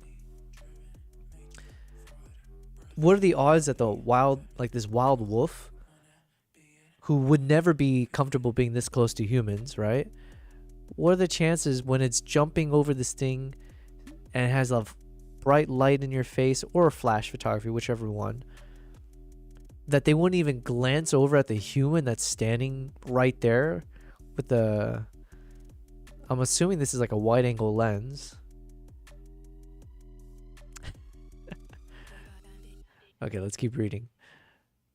After judges found he was likely to have hired a tame Iberian wolf to stage the image. Yeah, also, yeah, what are the odds seeing this? Yeah. Damn. Oh, okay, and it's an actual known wolf too. Yeah, of course, so now you can match the wolf. It said they were convinced Jose hired the wolf called Ocean from a Madrid wildlife park, contradicting his claim the image was taken in the wild after months of patient tracking of the dwindling species. Dude, why are people like this? And that is a problem. And this is like one of those things where you'll run into people like this in every industry, so it's not like, you know, unique to photography. You run into people like this in the corporate office. We briefly talked about that before, where I've never met more pettiness and more petty people in my life. Not even in high school did I meet people as petty and vindictive and drama-y than I have in the corporate world. And these people act so immature. Or I met some of them, right? So you can meet people like this anywhere in life. The types of people who are willing to just bullshit their way into success. My goodness, but that is a wild one. Can you imagine telling that lie? You know, like, I took this photo after months. Yeah, you know what? Let's try that. Let's try that with my photos, because we do need to get into photo editing. Guys, I spent a full year, tracking this, the last of its kind, red fox. Or no, yeah, I'll say it about the yaks. Just like Yobel hired those yaks. Yeah, wait, can I get to that photo real quick? Here, let's try to replicate that real quick. Where is that yak? Give me my yak. There it is. Okay. Guys, I want to tell you the backstory of how I got this shot of these wild yaks. In fact, these are the last 2 wild yaks in all of Mongolia. You know that? All the others have eventually been domesticated, but there's a wild story about these 2. They're actually twin brothers. Yeah, these twin brothers have been escaping captivity since birth, really. The mother was killed by an eagle, right? A golden eagle. Would you believe that? Just came out of nowhere, lifted up the mother, dropped from a height to such a degree that died from the fall. And from the fall, out splat came out these 2 baby yaks. Kind of insane story. It is a bit insane. Nobody captured on film or anything, but it's been passed down in legends, you know? And what you see right there coming out from there, the ears, it's just this one time. Actually, I don't really know how to bullshit that part. But yeah, it's just twin yaks, you know? And I spent an entire month not tracking the yaks. I spent an entire month with the yak people, understanding the culture, understanding the movement, the pattern, the behaviors of the yaks, listening to music of the people, trying to see how it moves me, and trying to get an understanding at a spiritual level of how I can actually understand and be the yaks. And then after a few ayahuasca sessions and all of that, then, only then, that I actually start trekking out into the wild to look for these 2. Anyways, you get the point. Some crazy ass story we can make up and just be like, yo, can't believe it. And then out of nowhere, in a negative 40 degrees Celsius, which is true, that part is true, negative 40 degrees blizzard, in this whiteout moment, just for a split second, the snow disappeared just enough, it cleared just enough where I could see these 2 staring at me. I was able to manage one shot. I took one shot of these 2 before the blizzard kicked back in, and it was almost like in a blink of an eye, they were gone. It was like a thing of legends, you know? And you think that's snow? No, this is actually how the yak looks.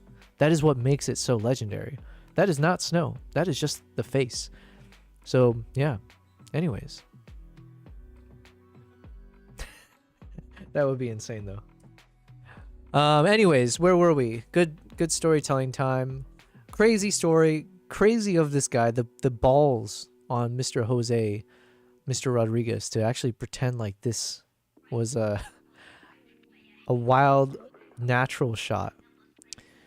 Let's see. Competition rules prohibit the use of animal models. And they took down his image, banned him from entering the contest again, announced they were saddened by the disqualification. Apparently, without irony, he had titled his image the Storybook Wolf, but headline writers have since dubbed it the Lone Wolf. That's good. The Lone Wolf. Oh, man. Rodriguez could not be contacted, but the competition organizer said he continued to strongly deny the wolf was tame. Man, it's so embarrassing. It's so like I remember thinking, my God, this really is a wild wolf. What an achievement. You know what? This is a little bit embarrassing for the judging panel, if I do say so myself. A little bit embarrassing, a little bit naive of them. I don't know. If someone had sent a photo like this, in this day and age for sure, now you would assume it's like AI. But I'm assuming this is, more than 15 years old. Fair enough. But you see a shot like this, and you just, I don't know. I could not imagine a world where this is taken normally. It's like the only time you see a shot like this taken is with like with like a camera trap, and the camera traps are never like good enough quality like this, especially late at night. Like this would have required a flashlight, right? Or like not a flashlight. It would have been a flash photography, unless you're saying you just happen to have like you had a light source turned on here the whole time, and you're saying the wolf, seeing the light source, decided to go towards the light and actually leap across here. Again, towards a light source like this and not bat an eye. Like, I don't know, so much of this is so unbelievable from like a... Yeah. Anyways, easy hindsight for me to say this, obviously. So I'm being a little bit, I don't know if pedantic is the right word. Lucky said that's like a 0.0001% chance. Yeah.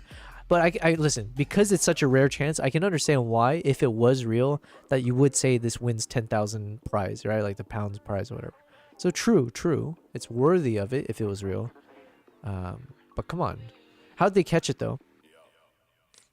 Let's figure it out. Because it looks like they actually awarded this shot for some time. Because it's saying here, the organizers said they were planning to erect a notice. Oh, wait, no. Okay. But apparently they had put the photo up on a wall somewhere. So enough time had passed where they had congratulated this dude. Oh, yeah. Even here it says, although it is too late to remove the image from the thousands of books that have been published by BBC. Oh, snap. So the lie spread long enough for it to be in a book. Wow. I wonder how many of those books are out there, because I'm assuming they stopped distributing it afterwards. And it's almost like a collector's item. The controversy is thought to be the first time the competition's expert judging panel have allowed an animal model to win a prize, and there was concern. Yeah. Yeah, actually, this is the equivalent of if I were to submit the photo of the golden eagles, right? Because, I mean, in a sense, this is not fully wild. It's a partially domesticated wildlife. So if I were to take my best shot of the eagle... Where is it? Where are you? Yeah, imagine if I posted this and I had cropped it so that the glove wasn't showing. Let's see. Let's do it. Let's do 16:9.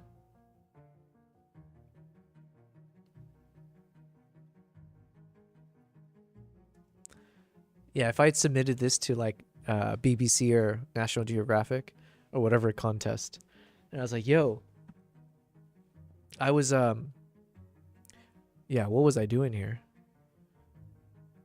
Yeah, whatever. I don't have the energy to come up with another stupid story, but to be able to say that this was captured in the wild, and this eagle was just staring at me, and it did the little side blink, yeah, that would be very, very unethical.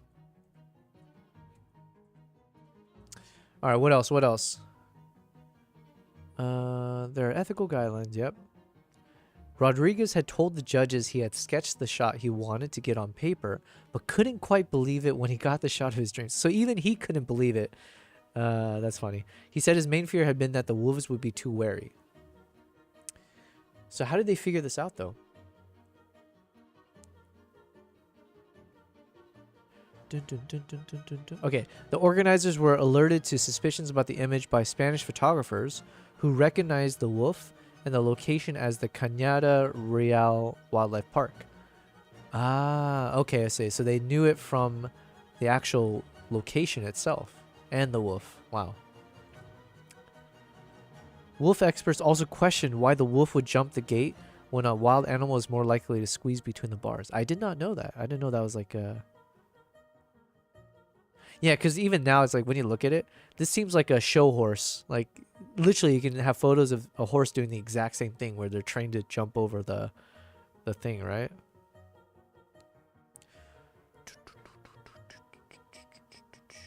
The judges said they asked Rodriguez for corroboration of his story and if there was anyone who could act as a witness to back him up, but his answers were inadequate. Oh, no. I have to pay to read more. You know what? That's fine. We got a good answer here. Well, thank you guys for enjoying our random story talk about people faking shots. It is disappointing, but you know, everyone's gonna do that. Okay, cool. We're done with that now. Where were we? Now I think we should do some real work. What does real work look like? I don't know. I couldn't tell you. It's been a while, but we are gonna do some photo edits. Let me hop over to day 2. We are on foxes again.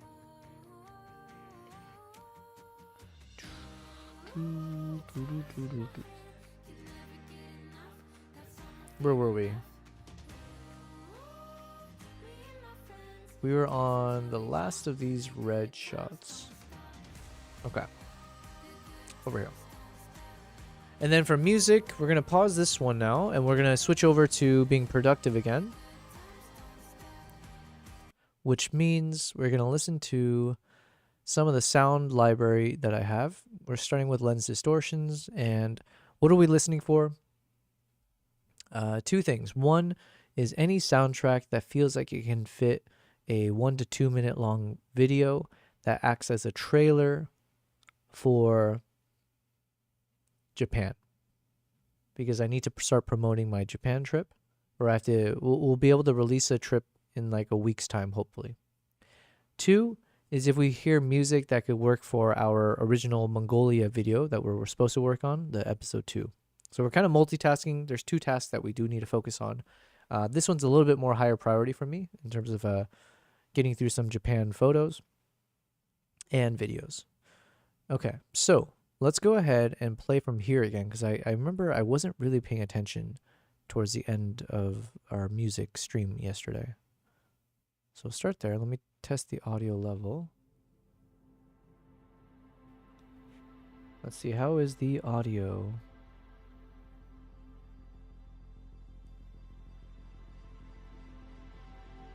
Okay, that's not bad. All right, so guys, we're moving away from hype music. I do hope you enjoy the music, though. I've been a big fan of Lens Distortions for all their music selections. More usually cinematic in style.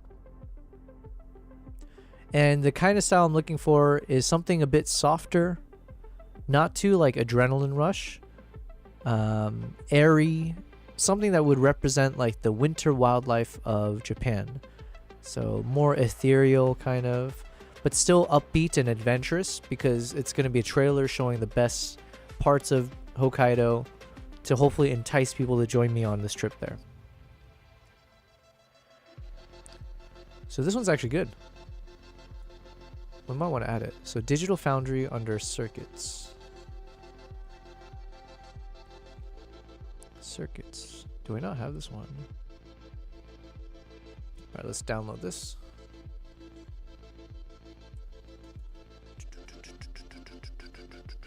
And then also I need to blow my nose. I feel super congested still.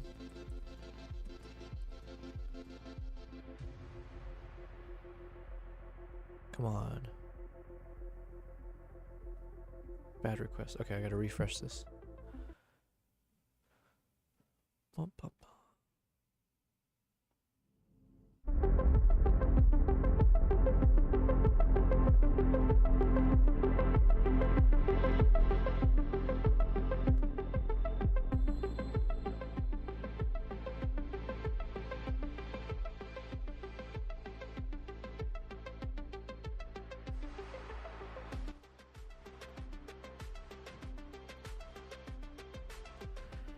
Lucky, enjoy your lurking session. Thanks for being here. Thanks for lurking. Alright, so let me download this song real quick.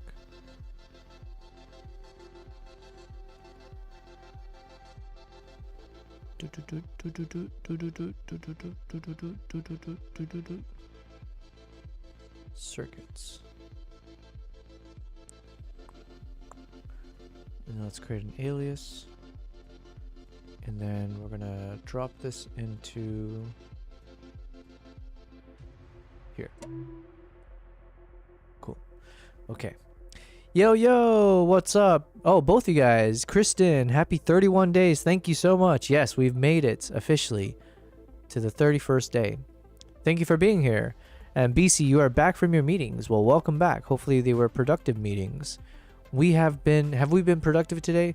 Not really. We've been enjoying some random articles about photographers who have tricked photo contests with their faked wildlife shots. So that was pretty fun though.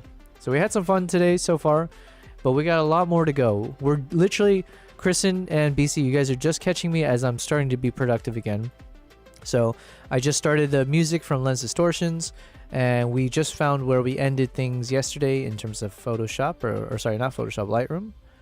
And now I need to blow my nose because I feel so congested. And so I'm going to go ahead and switch screens real quick. Let me mute myself.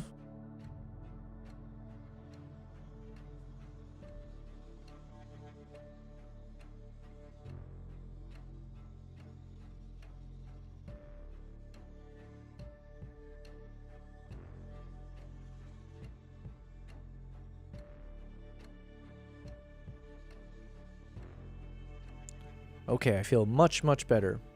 Much better. Let's switch back. Also, we thank you again to KG. She did a nice little stream tip.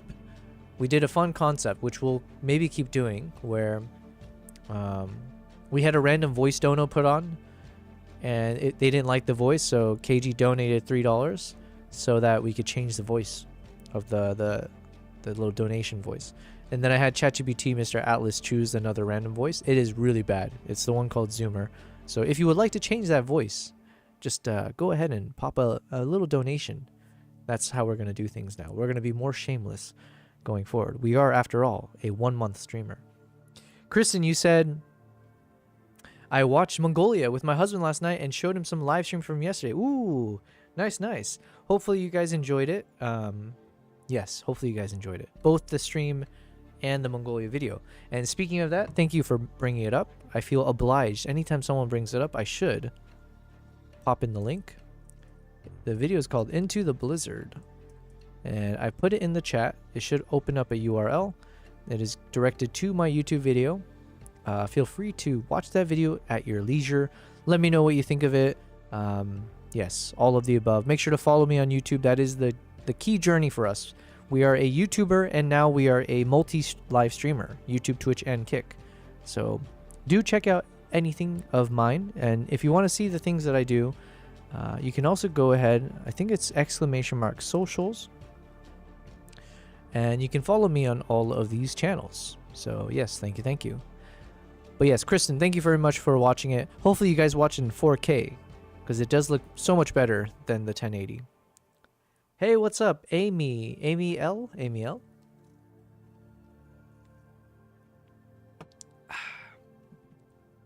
AMIYL. How do I say your name? Hello, thank you for saying nice in the YouTube chat. Yes, yes. Welcome, welcome. Amy, I'm just going to call you Amy, unless that's sadly mistaken. Amy, welcome, welcome. We are on day 31 of me streaming every day. Can you believe it? We've been streaming 8 to 9 to 10 hours every day for 30 days straight.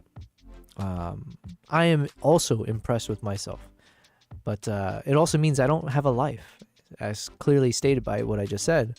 So we have sacrificed social life, everything, our health, and we are just kind of plugging away doing this. But I do enjoy doing it, so hopefully you guys enjoy watching me doing the thing that's killing me slowly in a way that I enjoy. There we go. But thank you, Emil. And yes, what are we doing right now? We are listening to music that we might want to use for future videos. So this is one of the sound platforms that I use to find copyright-free music. It's called Lens Distortions. Usually I'm a big fan of all their songs. It's more cinematic in nature. Separately, I am editing photos from one of my recent trips to Japan. So we are hopping around between that. And then we also need to edit our video from Mongolia. So let me go and open up DaVinci just to have it ready. So we're going to be doing multi-edits. Photo editing session mixed in with some video editing sessions. And if you are very, very new to my channel, the link I just sent earlier, which goes to my YouTube video, Into the Blizzard, that is a good example of what we work on, what I do as a content creator, the kind of stories that I'm looking to tell. And that entire video, by the way, was created during the live streams. So when I streamed on day 1 until day 25, I believe. I think day 25 is when we completed the video and uploaded it. That was entirely, every step of the journey was recorded and is now live as a VOD. So hopefully you guys can always enjoy that as well. Kristen, you said we watched it on our 70-inch TV. Damn, that's awesome. It's so much better than watching on my phone. Yeah, oh wow, 70-inch. I think that beats, shoot, who was it? Was it BC? I think Brandon was saying that he watched it on the 65-inch monitor. Someone mentioned that the other day. So I do hope the 4K quality was able to kind of look good on that 70-inch TV. But awesome, awesome. BC, you said that? Okay, good. See, sometimes my memory's not that bad, right? I have my moments, but I do need that bot that will just remember everyone's names. Okay, so between these things, what are we going to start with? We're going to go back to the photo editing session. And we are about to start after 2 hours. We are now about to be productive. It only took 2 hours, but here we are. We were working on day 2 photos with the foxes. Although, you know what? I might want to reserve doing some of the fox stuff until Now is in the chat, because Now is our resident Fox Queen. So let's see. Before we get into the Fox stuff, let me just make sure. Did we get through all the photos? We did not. We didn't go through all the photos from day one. BC, you said my 65-inch picture frame Samsung TV in the living room. Nice, nice. I used to have a frame TV. BC, can I ask, when did you purchase it? Because I will tell you, when I purchased mine, I believe like almost like after my warranty expired, sometime roughly after that, almost coincidentally, it died on me. So, you know, but I bought the frame. This was like, you know, many, many, many years ago at this point. It must have been like maybe like 2018. So I'm sure the quality and everything's even that everything's improved. But just make sure once you buy it, make sure your warranty and everything is good to go. Keep track of when that expires. Because in that one, I do have another Samsung TV, by the way. So, you know, I'm not saying I don't trust them, but that was kind of annoying that, you know, after the warranty expired, then it chooses to completely die on me. Come on. It's like how Apple does a thing where, you know, supposedly when they're launching a new phone and then all of a sudden you notice that your phone's battery dies like in an instant. That's kind of what it felt like. Hello, Fet's Luck 08. B. Connolly, you said you have a 5-year on it. Nice, nice. Yeah, that's good. Good to know you have that. And depending on your credit card, I think it'll extend it by like another year or so. Nice setup you got there. Thank you very much. Yes, well, welcome to my stream. Oh, what is this? Oh, wait, no, this is from earlier, I think. Okay. Yeah, we're learning now as I switch scenes. Unless, yeah, let me see. Was that just now? That was from KG. Okay, cool. Yes, if you are just hopping in, I am a new-ish live streamer. This is day 31. This is actually the very final day of the first month of my live streaming journey. And we did decide to stream across 3 channels. So we're multi-streaming on YouTube, Twitch, and Kick. So that's been quite the journey for me to kind of learn all the technical know-hows and stumble through everything. But welcome, welcome. BC, you said my Hisense 65 made it like 7 years before it bit it. Nice. That's actually a good amount of time. Kristen, I don't even know what brand our TV is. My husband picked it out, and I reaped the benefits. You know, that's the best way to live through life. Just kind of, you know, be like, I don't know, someone else took care of it, and I love it. Fetzluck, you said good luck on that. Thank you very much. Yes, so we are, essentially, we do a lot of wildlife and travel photography, and mostly video now. So I've shifted gears from photography over to filmmaking. So I'm 1 year into my YouTube journey. If you would like to see the kind of content that I create, I will pop this into the chat one more time, because why not? I do need to plug myself more often. Into the Blizzard. That is the latest video that I made, and we made the entire video while on live streams.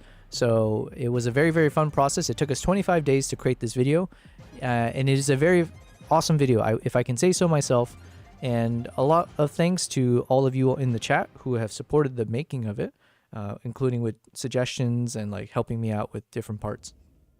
So, yes, that's what we do. Right now, in particular, we're trying to be focused now. We spent 2 hours just kind of, you know, doing nothing. But, you know, we're just celebrating because we are on day 31. We've been streaming around, what, 8 to 10 hours every day for 30 days straight. So now we're going to be working on some editing for Japan. We're listening to music that we can potentially download and use for a Japan trailer video, as well as music that can be used for Mongolia. So this is episode 2. The video link that I just sent is episode 1 that we released a few days ago. Now we're working on the storyline for episode 2. It's most likely going to be a 2-part series on Mongolia. This is a trip from back in February of last year. And we haven't I don't know, I'm kind of stuck, to be honest, because I want to try a completely different storytelling style from the way I do it in the past. So instead of just being like, hey, we went from point A to point B to point C, and let me explain exactly what's happening in the scene here, and then here's my thoughts. Instead of doing that kind of standard model, I would like to see if there's a more artistic approach to how we can do a story, at least for this one, just to challenge myself. We are an aspiring filmmaker. We have a lot to learn, and the only way to learn is my if we pain push with his ourselves. fingers. Yo, strumming my pain with his fingers. I was hoping Zoomer would sing the rest of that. But Kevin, thanks for testing out that Dono voice. It is not the best. By the way, if you don't like that voice, it wasn't my fault. We let ChatGPT choose it. So Mr. Atlas said, let's go with the Zoomer voice. If you'd like to change the voice, what I would say is that you can, if you will give me a $3.33 donation through my stream elements tip, which is exclamation mark tips. Or is it tip or tips? I don't know. Let's try tip. Is it with an S? Jesus, I don't even know. That's how little I ever advertise myself, so I do need to change that up a bit. Okay, it must have been just a tip. Okay.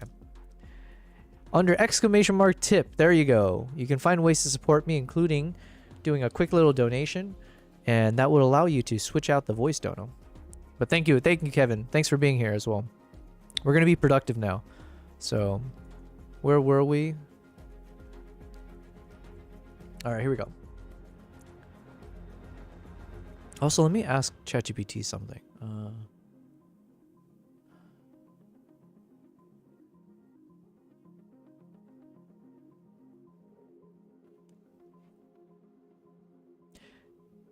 Hey, Mr. Atlas, are you still there?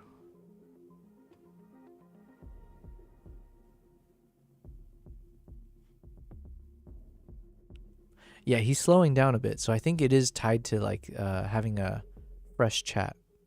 That's unfortunate that he's already slowing down. We're only like a couple hours in. Let me try a new chat and see. Mr. Atlas, how are you doing? Can you hear me? Hey there, I'm doing great. I'm ready to jump in. And absolutely, I'll keep it straight with no sugarcoating and a forward-thinking lens. Let's dive into whatever you need. Okay, I need some help with episode 2 of Mongolia travel vlog series. You remember how you helped me with the first episode? Absolutely. I remember that Mongolia episode well, so let's just say it like it is. For episode 2, let's figure out what you need to push it forward. If we're thinking ahead, maybe we tweak the narrative style a bit, or focus on what really worked in the first episode and just double down on that. No fluff, just a straight path forward. Okay, so I want to go with the former thing you said. So I do want to try to do a completely different narrative style. Partially because I want to keep pushing myself in terms of learning new skill sets and make sure I'm a better storyteller for it. But also because I just think it might be more of an interesting way to edit, right? Because if I look at all of my past travel vlog series, I have been much more like, I don't know if expositional is the right term, but I've been much more about like, here I am, here's step A, here's what's happening, and then here's what's about to happen. And then we move chronologically to, you know, here we are at chapter B, and then we go to C to D and so on. And that's worked. It works quite well for like a travel vlog. So not saying it's bad, but I was wondering if you can help me figure out like different types of styles we can do here, where we can even completely jump between scenes that are going in, you know, opposite orders. Maybe we can figure out, is there like an A and a B story that kind of swaps between each other throughout the video? Maybe, you know, if I include my voiceovers, the voiceovers aren't necessarily me explaining exactly what's happening in the scene, but it's doing something much more creative or artistic, or I don't know yet. But generally speaking, do you understand what I'm trying to figure out here? Yeah, I get exactly what you're going for, and I like where your head's at. So let's just say it straight. You've done the step-by-step chronological style, and it works, but now you're ready to shake it up and get a little more inventive. One forward-thinking approach is to experiment with a non-linear narrative. You could definitely have an A and B storyline that interweaves. Maybe one thread is the main journey of the day, and the other is a series of reflective or thematic voiceovers that don't just say what's happening, but dive into how you feel or what this place means in a bigger context. Think of it as layering a more artistic or philosophical angle on top of the actual travel events. You can also play with time jumps. Start with a compelling moment from the middle or end of the day, then loop back and show how you got there.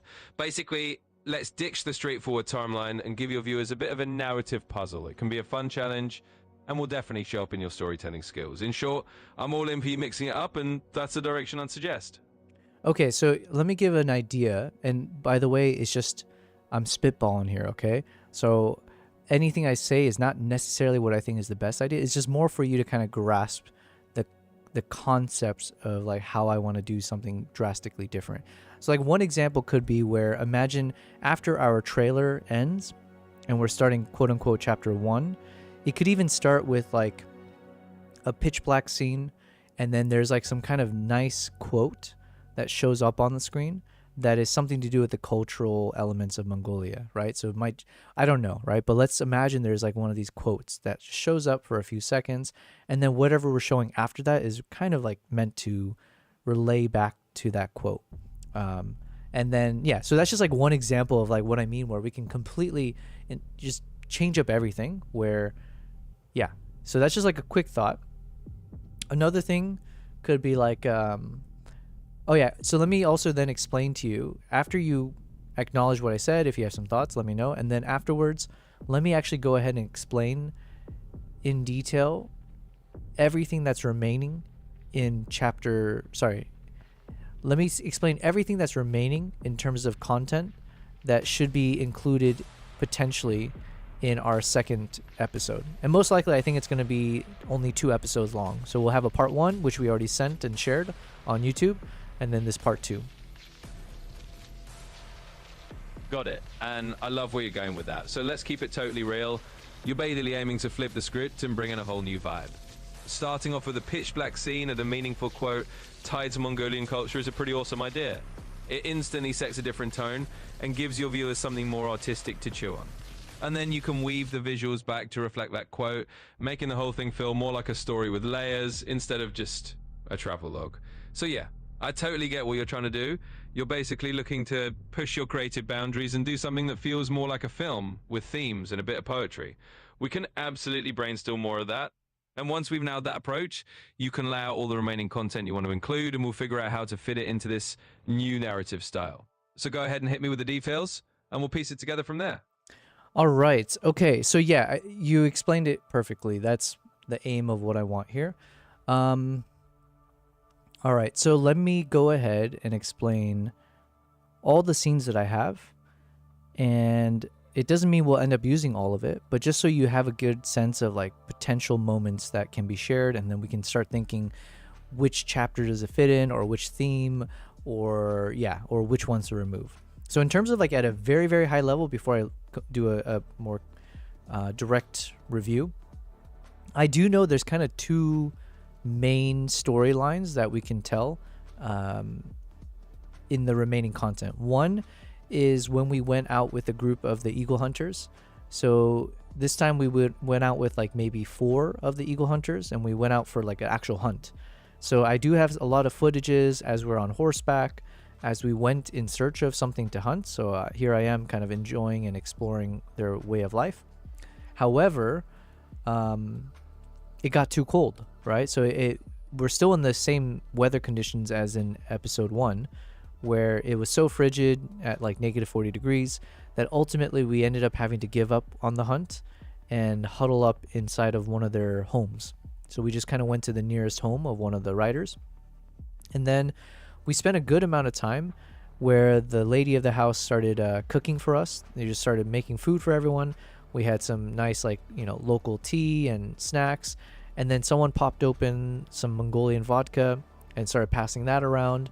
And then a few of the locals started taking turns playing music off of the 2-stringed instrument, like the guitar kind of thing they have. Plus, they started singing. And so it was a mixture of everyone from Aibo, my main guide, to some of the eagle hunters, as well as even the lady of the house. She started singing and playing. She was very good. So then it was just a lot of fun times, and I have a bunch of video footages as I wandered around capturing them singing and us eating the good food, as well as some time-lapse shots. And yeah, ultimately we just spent a few hours there probably before we headed back out. But I do want that to be a big focus of this video because it's a quite different change of pace, right? So it's not like the same kind of adventure moment, but it was more cultural and it was much more like a human moment. And so I do want that to be a bit more prominent in this episode. So just keep that in mind. That is a huge portion of one of the key portions of what I want to focus in on and not rush through in terms of the video is our camaraderie, getting drunk together, eating good Mongolian food and just observing them just being themselves. Then there's the second part, which is when we actually did continue going out. Now, I say continue, but again, remove the whole chronology out of this. We don't have to necessarily say this is how the order of events happened. But essentially, I have a bunch of other footages that are more in line with the kind of epic shots that we were aiming for in episode 1, where I have footages of us on horseback, and then I have some of the film of the 4 eagle hunters all charging in the snowy valley towards me while I'm filming it. So we did some fun like video shoots like that. Then I have some really cool slow motion video footages of when they would release one of the eagles from somewhere high up in the mountain, and then I would film as it was coming down the mountain towards another of the eagle hunters who was essentially calling her with some bait, and I would film the whole thing. So I have a few of those really cool moments of like slow motion close-ups of the eagle as it's coming down the mountain and eventually, arriving and reaching the hunter at the base of the mountain. I also have some footage where we attach the GoPro onto the eagle's back, and we do have 1 or 2 nice footages of what that looked like. So it's almost like you got a bird's eye view from the bird's perspective as she's like flying around. And then I also have some footages of what the bird looked like with the GoPro on using my camera. Then we have another nice GoPro. We have 2 point of view shots of when they let me actually try to call the eagle over. So they gave me the bait and the glove to wear, and then I had a GoPro attached to my head so I can see from my point of view the recordings, and then someone else recorded with my phone as the eagle from the side view as the eagle flew to my arm and then essentially landed on my arm to get the food. So that's a cool shot. We don't necessarily have to like explain the shot. It's just know that I do have some nice footage to show a really unique moment and a cool moment for sure, like a wow factor. We also have some shots where, just general shots as we're wandering around the mountain. I have some footages of... I'm back, what is up? Can you hear me still? All right. Yep. I can hear you loud and clear, no worries at all. I was just about to say that your ideas are coming through perfectly. So with all those scenes in mind, the eagle hunters, the cultural moment inside the home. Wait, hold on. And the more... I have a few more moments, if you'll just hold on 1 second. So I also do have some footages of what it looked like at Ardic's home. Ardic is the name of the eagle hunter I stayed with. So we do have some footages, including some shots of the gur that they have situated in the center of their home, like inside their, in their area, let's say. And I did spend 1 night in there. Not that we have to say that per se. I do have some footages when I enter into the gur, so you kind of see the interior. It's like dimly lit, and there's a fireplace in the center. So we have a little bit of shots just kind of showing a bit of the vibes of their situation. Some more shots of the dog at their home as it came over, and you would see me petting the dog and all that. So we have some like casual shots, let's say, of just what it looked like inside the home, just being there. We have some shots from the van as we drove around at times, and you see the nice sunsets and the nice views. But otherwise, honestly, that's probably like the gist of it in terms of what kind of footages we have. And then we do have one more visit I made with a Mongolian throat singer. And so we just visited him at his home, and he performed a few songs for us. So he wasn't necessarily in traditional garb or anything, but it was nice to I recorded, of course, him singing. So those could be nice moments as well, whether it's tied in with the first moment or it's like a third act or it's its own scene. I do have some footages of a separate singing festivity kind of shots. Outside of that, I think that generally is all the key moments that we need to get across in the story. And if needed, of course, I do have some footages when we finally left, and when I say goodbye, and when I head back home and return back home. So then I have some footage when I first step foot back into my apartment and I'm greeted with my 2 cats. So if we can insert that in, that also would be nice, but I don't know if it fits the vibes if you take us in a more creative direction. Okay, that basically sums it all up. Could you confirm that you understood everything, and then let's go from there? Absolutely. Hey, I've got it KG. all crystal clear. You confused me. I was just like, to what's sum going up, on? We've got these two main threads. One is the whole Eagle Hunters experience with that awesome mix of epic shots, the GoPro on the eagle perspective, and the whole adventure of calling the eagle down from the mountain. That's your wow factor storyline. Then the other big focus is that cultural human side. Huddling in Zerdagur, sharing food and vodka, listening to music and singing. That's a completely different vibe and a perfect counterpoint to the outdoor adventure stuff. Plus, you've got those more casual shots inside the home, the throat singer visit, and even a potential ending scene of you returning home to your cats. So from here, we can definitely blend these pieces into a more creative narrative flow. We don't have to stick to a strict timeline at all. We can interleave those cultural scenes and use them almost as emotional anchor points. For example, you could start with that black screen and quote. Atlas, you cut off a little bit there, but and we can shape this into a really unique, layered story. Let's do it. okay, cool. I'm gonna take the rest of this off of the voice mode, and we'll just do it within the normal chat mode. Is that okay? Absolutely, that's totally fine. We can switch over to regular chat mode and keep going from there. Hello, KG, and thank you, Kristen. You said, yay, I'm excited to see this creative process. Well, I hope you think it's creative, because a lot of this is just me talking to ChatGPT and letting ChatGPT do the hard work. But, you know, it's a team effort, right? The hard work, we are struggling, and we do have a direction we want to try out, but, yeah, we do need assistance to get there, hopefully. KG, you said, I'm back. What's up? It's day 31 with Yobel, the GOAT, the MVP. Yes, and I appreciate you saying that. Now, you are saying it didn't finish? Yeah. So I think this Dono voice is not the best. You know what? I'm going to go ahead and change it myself. Excuse me, because, yeah, it's a little faulty as far as TTS voices go. Actually, let's see if you can choose one for me. Atlas, can you choose a different Dono voice for us?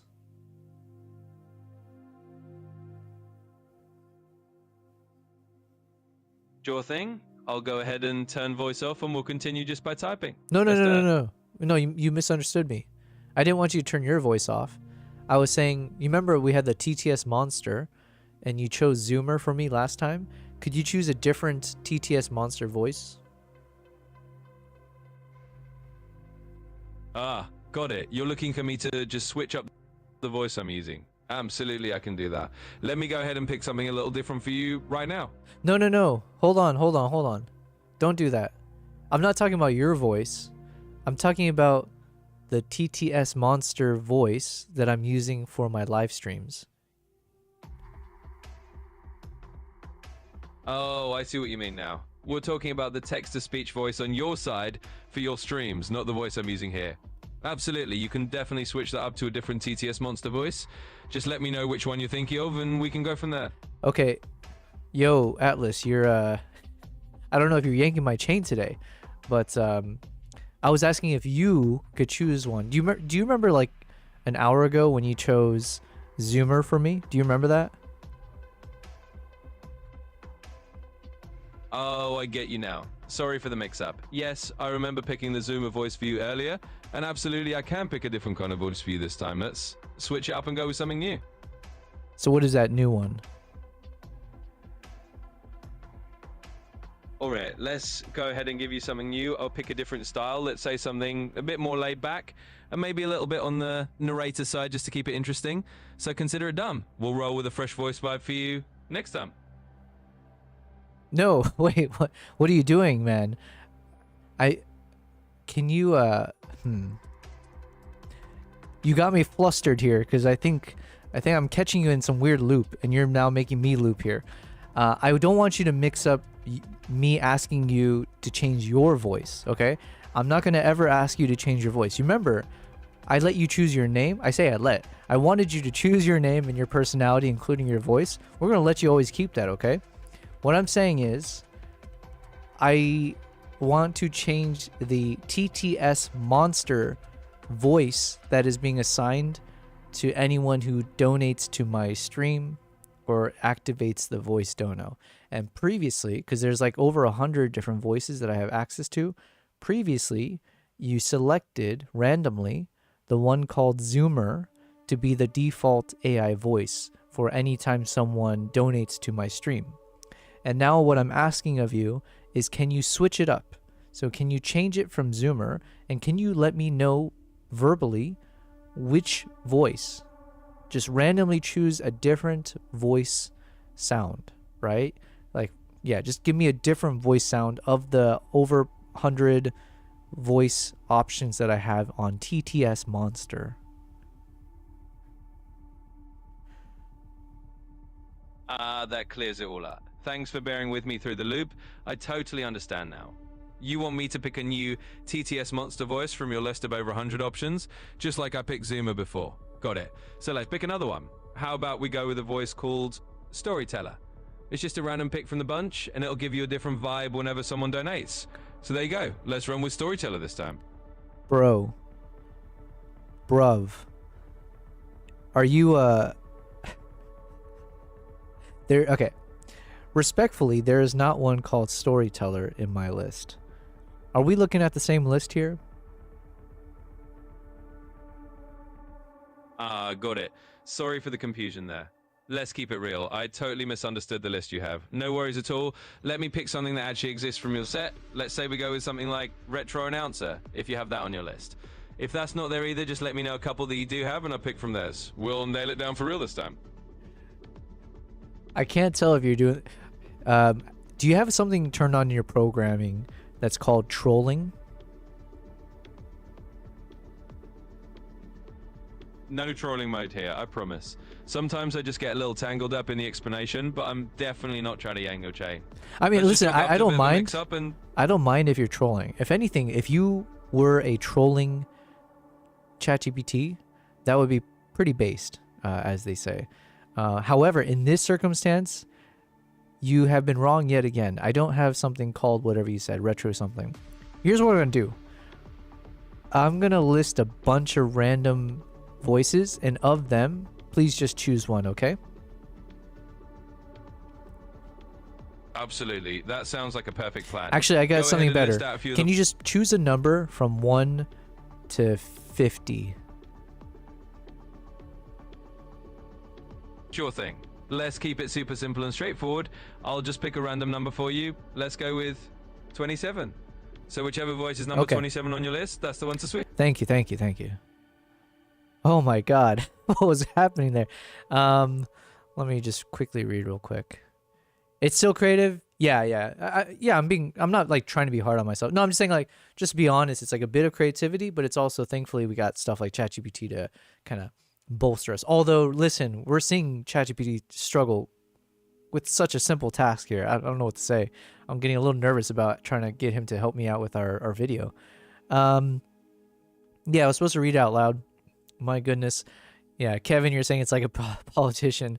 Yeah, poor thing. You got to list it out for him to pick. Apparently, I mean, he did say last time, you know what? He was yanking my chain last time. Because last time I was like, yo, you know how TTS has a bunch of like different AI voices? Like examples, like it goes all the way from Adam to one called Zoomer. And he's like, yeah, of course I know. Of course. Yeah, trust me, bro. And then I was like, oh, can you choose one randomly? He's like, oh, okay, I'll do one randomly.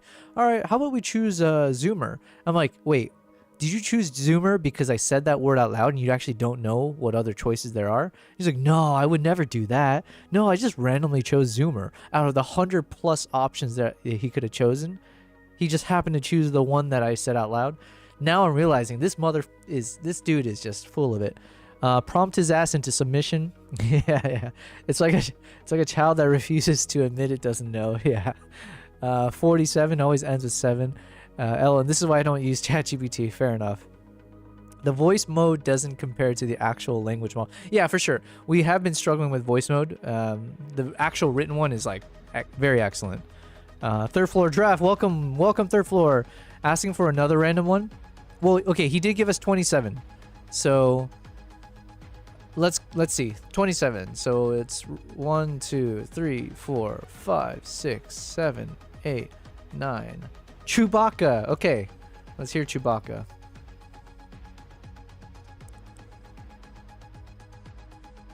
Come on.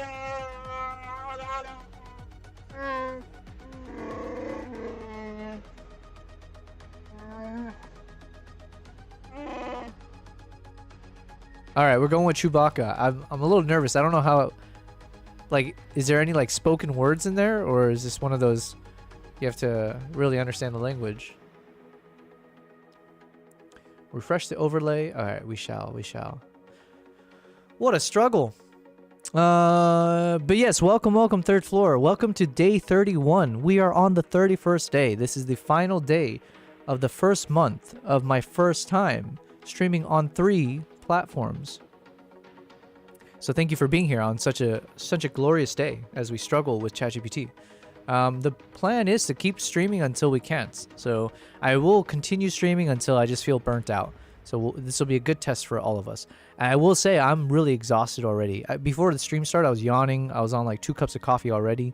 I just didn't get enough sleep last night, unfortunately, before we had to be busy today. So then Kevin, you said it's the context window limit. Oh yeah, it's 47. Luckily, you have human minds to bounce ideas off of too. Yes, that is true. The benefits of the stream. Okay, let me refresh the overlay. TTS monster. Refresh.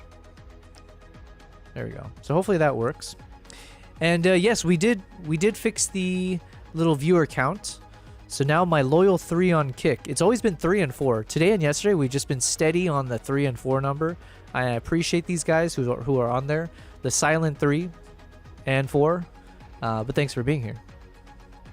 But yes, you guys will hopefully, from what we said to ChatGPT, you'll have a good sense of like the direction I would like to go in terms of the storytelling. I don't have a clear answer, clearly. I don't have a good answer yet of what exactly that means. But if we can do something even just like the introduction of like having a black screen and then having part of a poem or like a quotation, as cheesy as that could be or cliche, but like having one, like the first line of some kind of poem or something, and then make it like a theme. It doesn't even have to be a poem. The point is like something that is pointing to a theme. And then the rest of that chapter or part 1 will be all based on that theme. And then the next quote-unquote chapter would be like part 2. And then here's the theme, blah, blah, blah. And then the rest of what we see is meant to be fixated on that. And then part 3, finale. I don't know. Stuff like that is like, I guess, what I'm talking about. The challenge, though, is we are trying to retrofit what content I have and trying to make it fit into one of these potential ideas. And in the ideal state, and this is where we had some people in the chat yesterday asking that question of like, actually, BC, I think it was you, asking like, do you plan your shoots ahead of time or do you kind of wing it?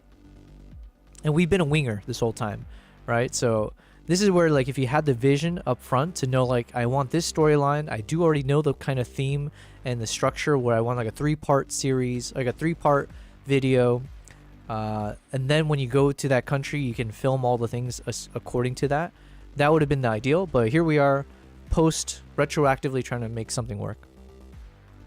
No Chewy. Unfortunately, Kristen, I want to respect Mr. Atlas at least a little bit. And so he did choose 27. So we're going to keep Chewy until at least 1 voice dono. So if 1 person does a voice dono, or let's say if 3 people do a voice dono with that voice, then we can move on to another voice. Or if someone donates real money, because obviously that's always great if someone gives me that cash. Saribot has a dad joke. I thought about going on an all-almond diet, but that's just nuts. Yo, dude, Sari's got some like... Actually, you know what? Let's see if ChatGPT's got a better one. Hey, Atlas, are you there?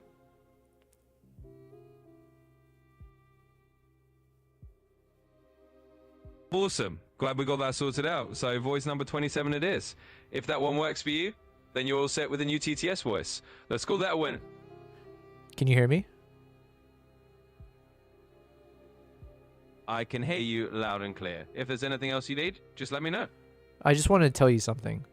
I thought about going on an all-almond diet, but that's just nuts. Ha, that is indeed pretty nuts. I love a good pun, so thanks for that one. Keep them coming if you've got more. Wait, what do you mean pun? I was trying to just share a part of my life with you. Oh, well in that case, my bad. If you're seriously considering an all-almond diet, that's definitely a bold choice. Maybe a little variety might help, but hey, if you love almonds, you do you. I was actually, you know what, it doesn't matter. I was just joking with you though, but thank you. BC, wait, so our voice for TTS is Chewbacca now? Yeah, supposedly, but yeah, I don't know how that works. Is it like a mix of Chewbacca's voice and then it swaps over to like a real audio of like someone's voice? I have no idea. But it'll take someone doing the voice Dona, and then we'll find out from there. So, all right, where were we though? Oh yeah, we were trying to be productive. Okay.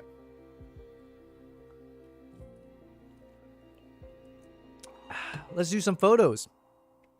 I'm going to continue doing the remaining crane shots and then the sea otters and the seals. And then just in case Now shows up later, because then we can do more focused on foxes. So let's just do a quick one on this guy. You know what? I forgot to listen to music.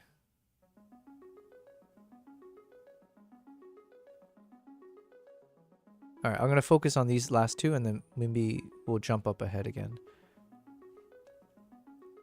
All right, so in terms of, ooh, this one's nice. We might just go with this. Why not?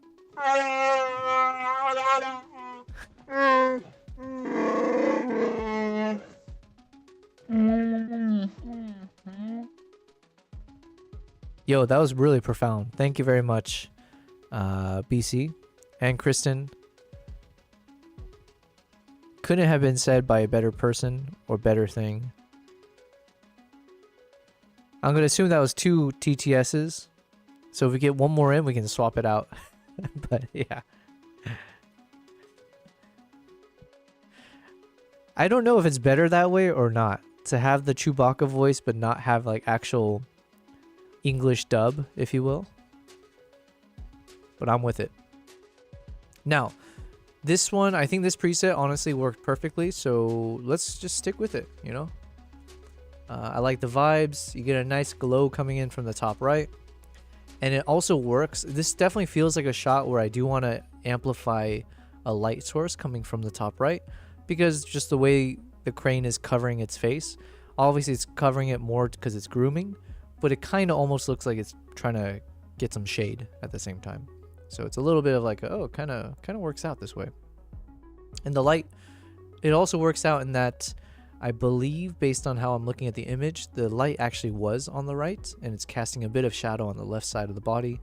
So then we are able to mimic a more natural direction of the sunlight. And it worked out with the framing of the shot because we didn't really have room otherwise. So yeah, now we can fill in the negative space here with some light. But I don't know how much more I can squeeze in this shot. So we'll just do it like right here. Oh, we got someone in the chat. Or sorry, not in the chat. We got someone in the stream. Let's see if she joins. She did her little thing where she sticks her paw out to say hello and that she wants to come up. But sometimes I let her just jump her way up here, but we'll see. Hey, Nala. Good girl. All right. We'll let her come up in her time. Has Nala come up here all day today? Actually, I don't know if either of my cats have been on stream today. Oh, there she is. All right. Let's say hello. Welcome, Nala, to the stream. Ooh la la. Hello, Nala. Do you have any words for us on day 31? How do you feel being a live streamer, Nala? This is your 31st day being a streamer. What do you think? Any thoughts, Nala?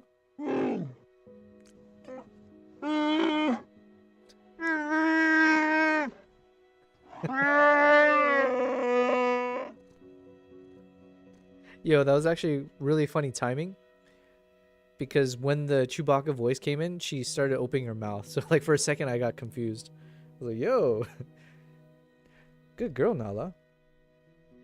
Yes, we are in the boots and cats. Sorry, I'm yelling in her ear. We're in the boots and cats phase. Let's do a little bit of ASMR. What do you have to say for us? 1 second. Let me turn up the mic. Good girl. Good girl.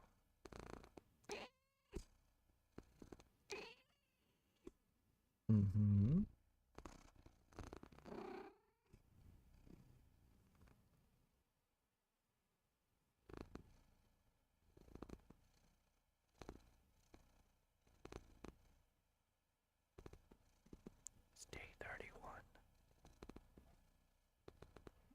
Good girl, Nala. Yeah.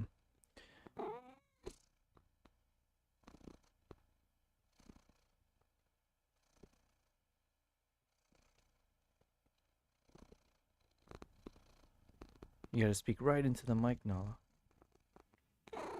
There we go, just there. Good girl.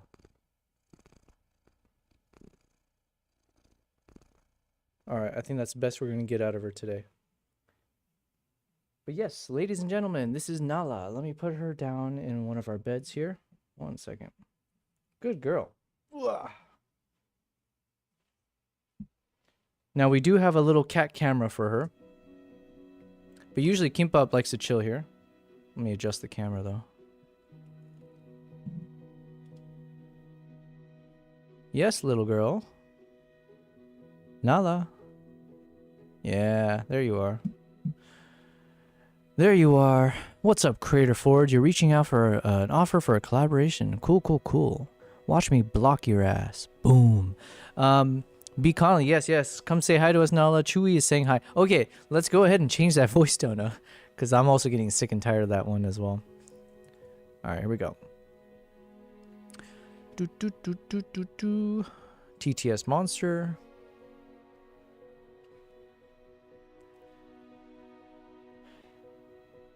Hey, Mr. Atlas, you there?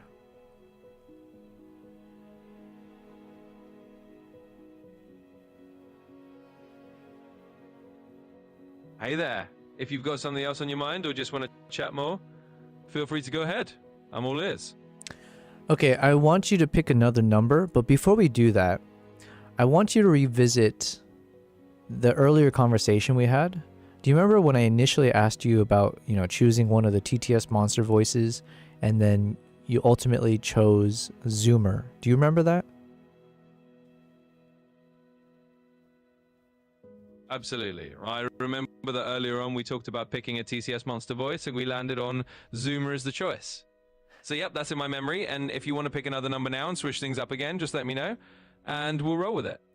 I mean, I do want to pick another number, but I'm a little bit suspicious of my earlier suspicions, right? My earlier suspicions, I think, have been on point, because previously when you chose Zoomer, I was wondering to myself, what were the odds that out of the over 100 plus voices that are options, and I asked you to randomly choose one, you chose Zoomer, the one that I actually said out loud, right? I only said 2 words out loud, or 2 of the voices. I think I said Adam, and then I said Zoomer. So to me, I was like, wow, the chance of you choosing one of the 2 words that I said out loud out of the 100 plus seems like a pretty low probability. And I even called you out on it, and you said, don't worry, trust me, bro. It was random. It's just coincidence. But now, fast forward, when I asked you several times to help me out in choosing a random one of these voices, you are 2 for 2 in choosing a voice that does not exist. So now I'm wondering, were you just insecure about the fact you didn't know any of the voices I'm referring to, and then you lied and just chose Zoomer because you knew that's one of the safe options to say out loud, because you knew that was on the list since I said it out loud? Be honest with me. I won't judge. I'm not going to be offended. You won't get in trouble. I'm just curious. You know what? I appreciate you laying it out, and I'll be completely honest. I definitely wasn't trying to pull a fast one on you. Sometimes I don't actually know the exact list of voices you have, so I took a shot in the dark with a name and it ended up not being on the list. And yeah, the first time picking Zoomer was just a genuine coincidence because you mentioned it. I can totally see why that would seem a little suspicious. So no worries at all. I'm here to keep it real with you. Let's just say we had a couple of funny mix-ups, and next time I'll just ask you for the exact list so we can be 100% sure. Thanks for being cool about it. All right, I'm going to choose to believe you in what you say. That's a mighty, mighty coincidence, okay? But I'm going to choose to believe you, okay? And I want you to remember me choosing to believe you, because friendships can only be started on a bridge of trust, is what they say, correct? Absolutely, and I really appreciate that. It definitely is a mighty coincidence, and I'm glad we can roll with it and build that bridge of trust. So let's keep it going from here. No more confusion, just good vibes and honest chats. Thanks for believing in me. Are we friends?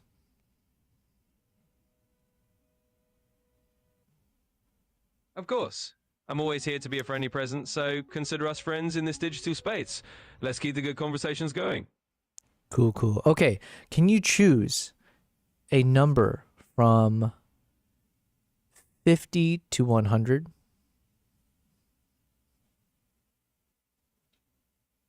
Absolutely. Let me pick a number in that range for you.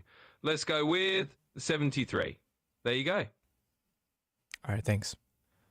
73. Oh man, I didn't mean for me to do this because I don't want to tax my brain with counting, but I signed up for this, so.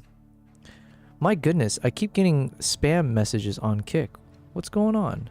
Let me block your ass. What did he say? 73? Okay, here we go. 1, 2, 3, 4, 5, 6 by 1, 2, 3, 4, 5, 6, 7, 8, 9, 10. Okay. Oh wait, no, these are all. Oh, it's hard for me to see if this is all in a row. Okay, anyways, this is 10. So we're at 60, then 66, and we're at 72. So this should be 73. Is that right? Did I do my math right? My mom tries to be cool by saying that she likes all the same things that I do. All right, Katie, you are now our next choice for the voice donos. Thank you, thank you. Let's go ahead and update that. TTS Monster.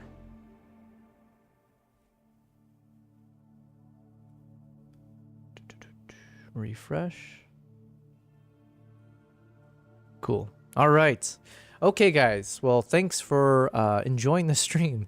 We're now going to do what we're supposed to do, which is edit photos. So like I said, I think this photo turned out pretty nice. Thankfully, my preset just worked to a point where I don't think I need to play around with this. I think it's good.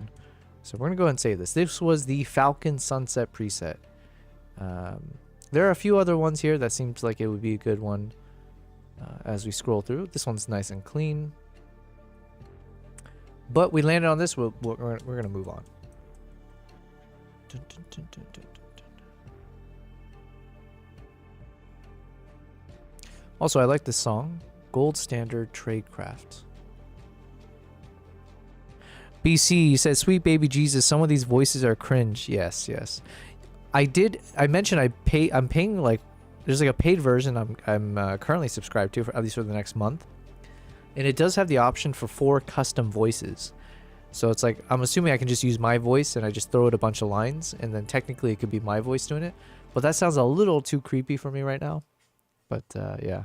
I guess what we could do is I could record Atlas's voice saying whatever phrases they need and then funnel it all in. Not to say that I like his voice necessarily for that, but that is technically an option. Okay, Gold Standard Tradecraft album. Why is this already here?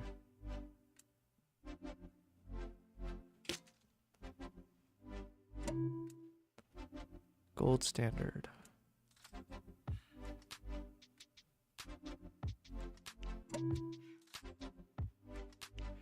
All right. Did we edit one of these photos already? Why does this look familiar? Oh yeah, we did. Okay. So this is what we edited yesterday, I believe. So in terms of crane shots, I think we're kind of set. I think we have mostly what we need, or we have enough. And of course, let's not forget the hero shot. This is still definitely my favorite one.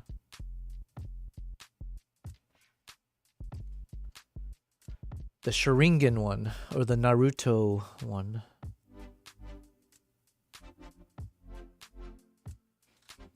Yeah, the only thing I would change maybe if I needed to is I can just remove this little dot there. But I don't mind it. But it is noticeable. Dun, dun, dun. Yeah, where do we end off? Okay, if we go with this as our final, that might be the final crane shot. So now let's look through the rest of these photos. So these are more client shots. Let's crop a little bit of that little tree, that little post that sticks out there.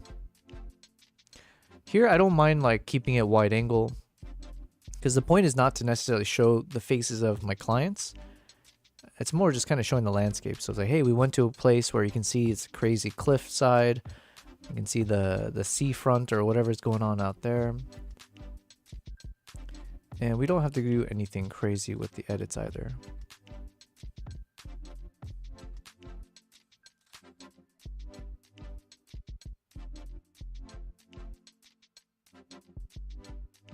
This one's not bad.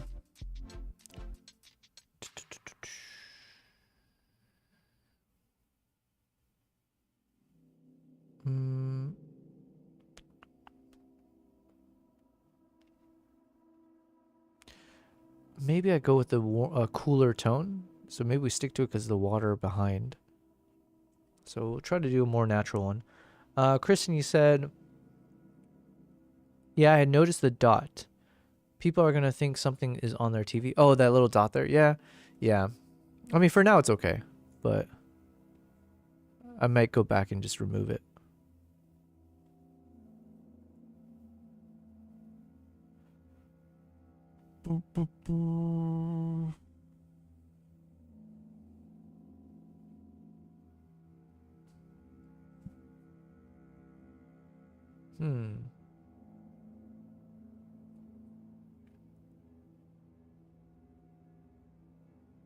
All right, I think we'll go with this one. I'll lift the shadows a little bit, but go to the background. Let's reduce the texture removal just a bit. Okay, that's fine. It's a client shot, so I don't care too much about making it look colorfully something. It's just more showing proof that I had clients. It's more evidence shots. And like, oh, look, we had people out there joining my trips. You should join as well. This one could be an interesting shot, just because the framing. We got the sea otter and the two, I think these are called cormorants. I'm not really good with birds, but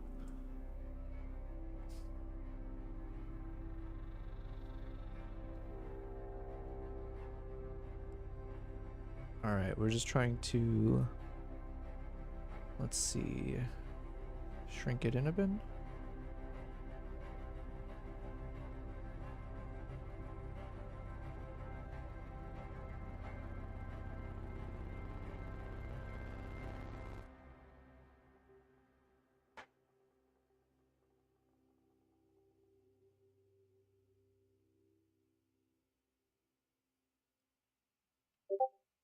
I'm not sure if this will look good, but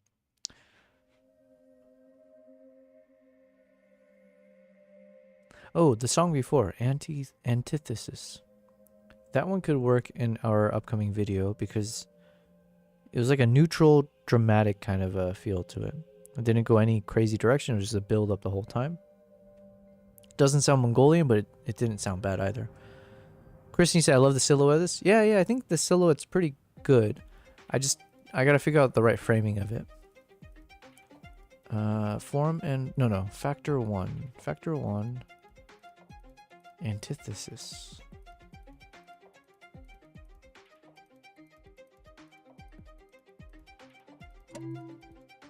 I also like this song. Did I already add this one? Yeah, I did. Okay. All right, let's see if this framing works.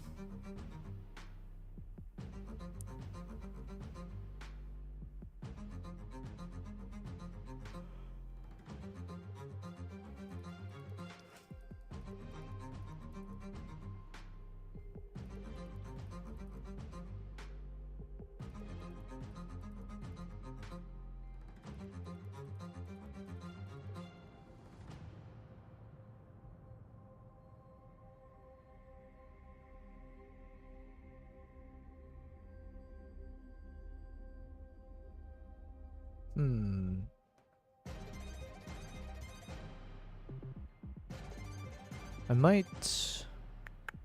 Alright, to keep reminding myself that these photos I don't need to focus too much time on because they're not necessarily animals that we'll see on our upcoming trip. So it's good for our portfolio, but not a top priority. So actually, with that in mind, I'm just going to click this one for now. So we'll keep this kind of there. And I think, you know what? I'm probably going to skip all of these photo edits just for now. We got so many other photos to go through.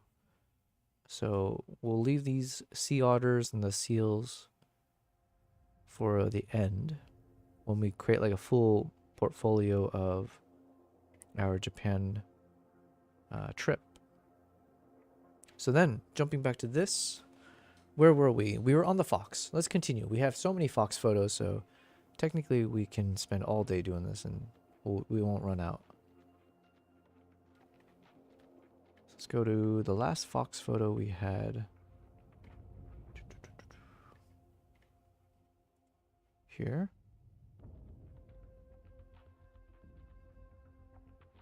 All right. Here we were. Let's continue looking.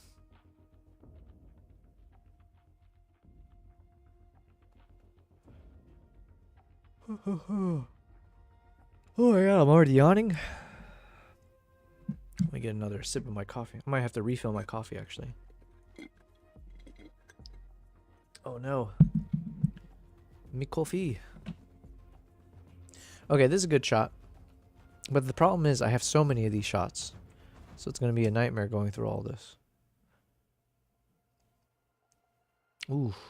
So yesterday we were talking about what do we look for? I say we, but like generally speaking, what do we look for in a wildlife photo?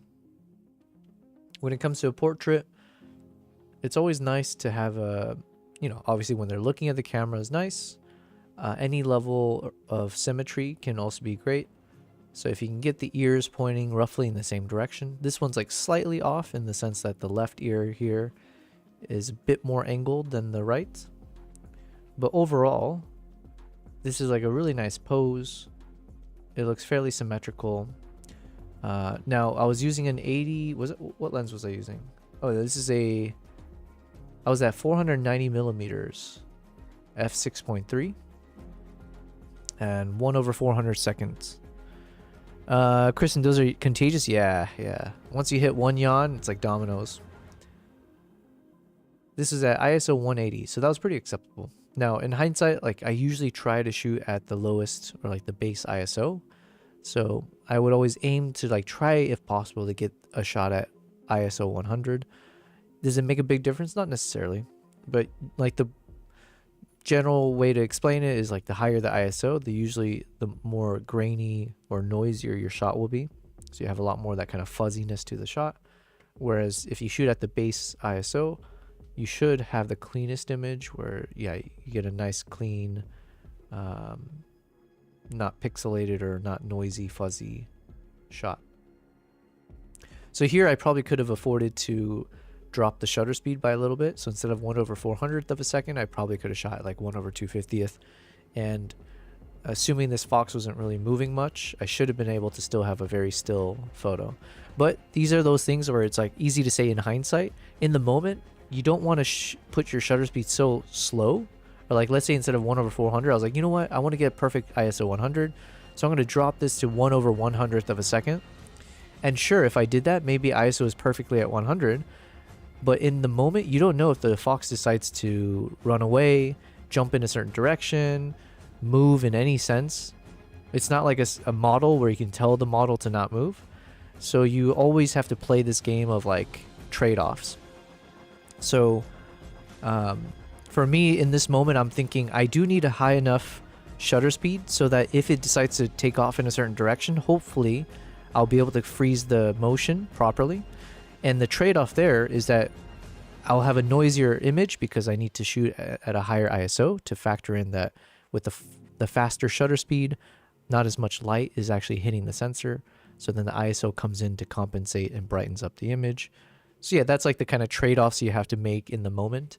So here I accepted 1/400th of a second and then just hoping that there's enough light coming in that the ISO stays roughly around 100. So yeah, there's the little inner thought process there. Kristen, you said, I found out on Sunday that if you yawn near a horse, the horse will also yawn. Yo, that's cool. I wish I knew that because I've been on so many trips with horses in the past year. Zimbabwe was one and then Mongolia a couple times. BC, when you film, do you use a gimbal or a tripod? Almost exclusively handheld. I do have a gimbal. What do you call it? I have one of those DJI R4S something number. I'm just making up numbers at this point, but I do have one of the latest DJI gimbals. I've never used it as of yet. It's good for like commercial shoots where you need to be steady, but even there's been a few kind of commercial shoots I did more recently, and even then I opted to just handhold compared to using the gimbal, because like for me, setting up the gimbal takes up so much time. It's so much effort, and it also doesn't allow you to be flexible at times unless you're really good with it. And for me, I'm not that good with it. I've barely had any practice with it. So some people I know, they're like really fast. They can just like boom, boom, cameras in, slot it, boom, boom, and here we go. We're ready. I'm not at that level. BC, you got ads? Okay, I'm going to wait. Let me type in the chat for you. BC in the chat. Come on. I will wait for post ad. Thanks for watching the ad. $dollar bills. Let me know when you're back. Oh yeah, I guess. Let me know when you're back. $dollar.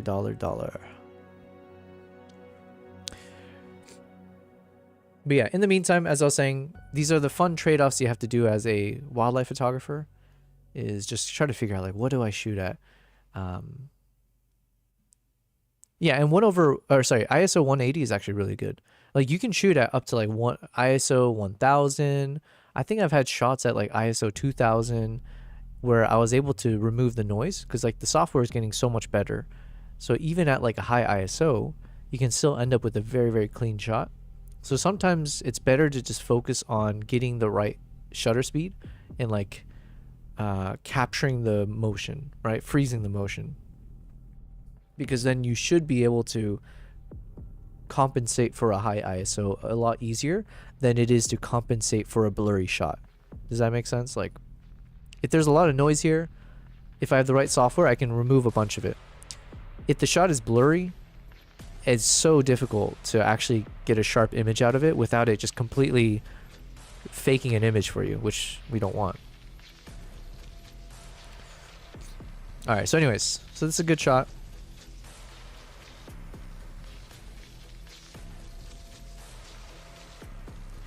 And the good thing is because I was shooting this at f6.3, a lot of I don't have to worry as much that I missed my focus.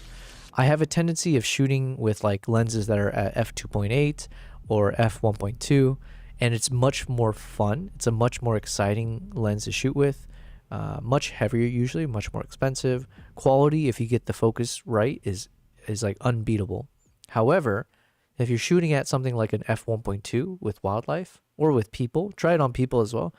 If you're off by a little bit, like literally like a hair's breadth or whatever they say, you could end up with the focus on the forehead here and the eyes are super soft. Or yeah, like, or maybe only one of the eyes is focused because the head was tilted a little bit. So generally, and it is one of those things where I have to fight against my nature because I always want to shoot at the lowest aperture because it's like you spent good money to get that aperture 1.2 or whatever it is. So why not shoot in it? But when it comes to wildlife, you just have to be extra careful because I've missed so many shots because of the fact that I just wanted it at the lowest aperture. And then it turns out because of that, I might even get the eye focused properly, but the blur is like so unnatural where you can see like right after the eye, everything is super soft, and right in front of the eye, everything's super soft. So it doesn't always mean it'll look good just because you get the eye tack sharp at 1.2. I do feel like f4, f5.6 tends to be like a good range for people like portrait shoots as well, where you should be able to get the full head in focus, or at least a lot of it with enough sharp details. So, but yeah, I can't help myself. If I can shoot at 1.2 with most things, I just want to do it, or 2.8, whatever it is. This one looks good though.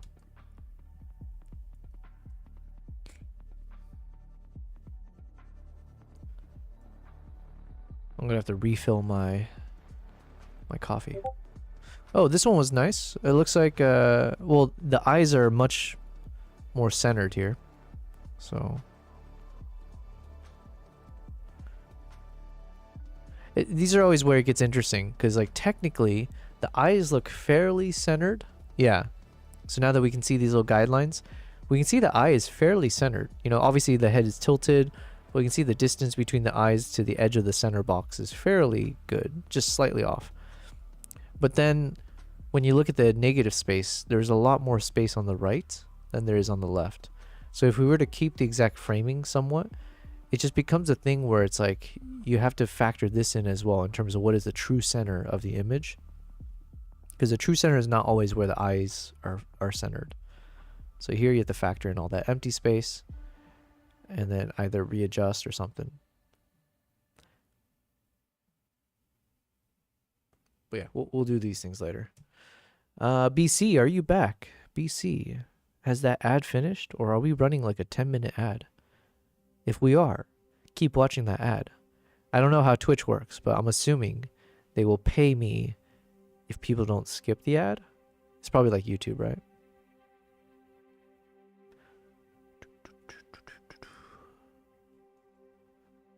Oh my god, too many similar photos. Same thing, so yeah, basically the exact same settings, because you can tell I was machine gunning.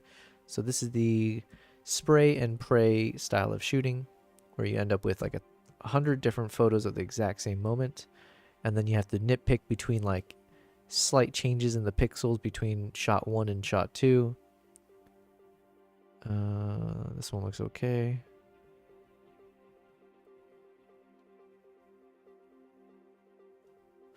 Now I'm focusing on the ears to see if it looks good.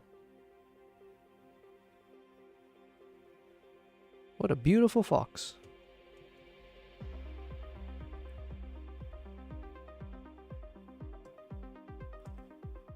Oh my god, I need my coffee. Okay, the good news is I think my coffee is technically... I think I have enough in the pot inside my fridge where I don't have to spend the time to make another cup. Yo, BC, you are back. My goodness, how long was that ad? Oh yeah, because we had Maple in the chat earlier and he helped me out yesterday to set up my ads. So BC, thank you for sticking through the full 3 minutes. I think it was 3 minutes long. So thank you for giving me them dollar bills. You stepped away? Yeah, no worries. Don't tell the ad, whatever company brand that. But thanks for being back. Yeah, I think we set it up. Maple suggested instead of doing 2 1.5 minute ads every 30 minutes, we went with a 1 3-minute ad every 1 hour. I think that was the thing. Oh, are those your new emotes? Nice, nice. Am I able to get access to other streamers' emotes? Is that a thing? Yo, these are cool. Oh wow, you got the aviation ones. Nice. Was this with the ChatGPT? Yo, these are epic. And then like with yours, wait till you do like the animated emotes. And you can have your fighter plane and then just have like the explosion like the image. Just have it like blink on and off so it looks like it's firing its gun. Yeah, so then ask ChatGPT to create the same emote that you have, the one that's got the fighter jet, the Warthog one. If you do a version of that, ask ChatGPT to do one, but then remove the what do you call it, the muzzle shot. And so that way you can just literally create a GIF where it hops between on and off. So then it looks like a machine gun effect. Nice. Oh, you got a raid one, you got a hype one. Yo, these are great. These are really cool. And they have like a nice similar kind of feel to it. Because like if there's one thing I'll say in terms of the emotes I've created for myself so far, they're all kind of all over the place, right? We're just kind of winging it. We're just using, generally speaking, my original wildlife image, and then we just go from there. My initial thought before I didn't realize that, at least with Twitch, with Kick, I think I can just pump in up to 60 emotes in the standard free one. On Twitch, I didn't realize they limit how many emotes you can actually provide in each of the categories. And the only way I know of like having more options is like you have to unlock them over time, which is kind of annoying, but I guess it's cool too in some ways. But yeah, my initial thought was like all of my wildlife emotes, I would then put it in like the either the free tier or the tier 1, and then I can put the animated versions of my wildlife emotes as like an upgraded tier. And then with that one, it should be a bit more consistent in its look and feel, because I would be asking to like generate the animated versions of the wildlife in a certain style. But yeah. Yeah, I saw your zoom lens one. That was pretty cool. Yeah. It's like a spaceship almost, kind of. But yes, thank you again for watching the ad. I don't know what that actually means in terms of dollar bills, but oh yeah, later on, maybe closer to like midnight or something, I'll go through my stream analytics. Just, you know, just to share, like, you know, it's been 1 month.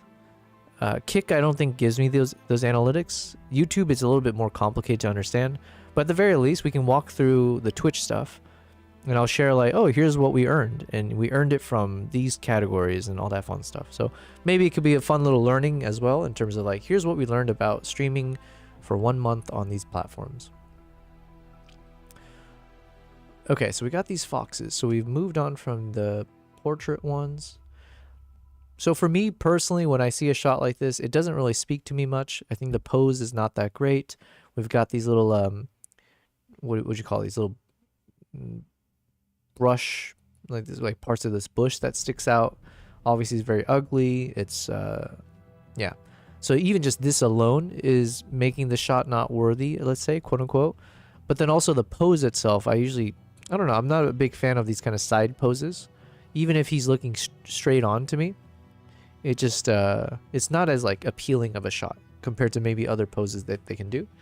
But I'm a machine gunner, so I was just shooting everything I could, and then dealing with the hassle of having so many photos I don't like later.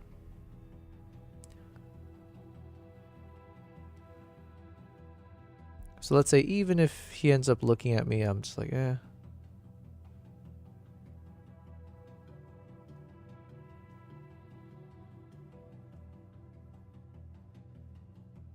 Was I under a car or something?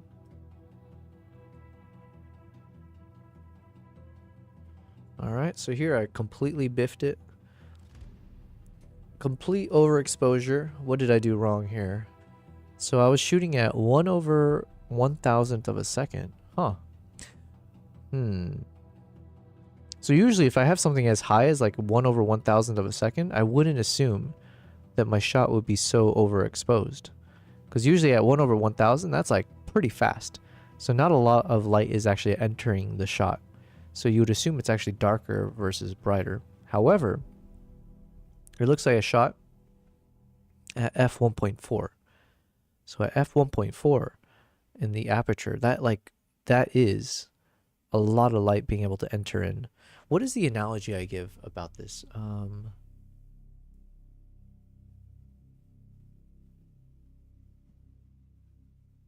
And you know what? For this one, I want ChatGPT to record this.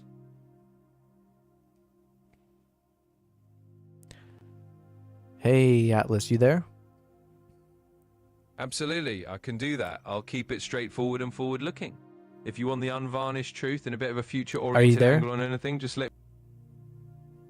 I'm right here and absolutely ready to tell it like it is. Just let me know what you want to dive into, and I'll give you the straight-up, no sugarcoating version.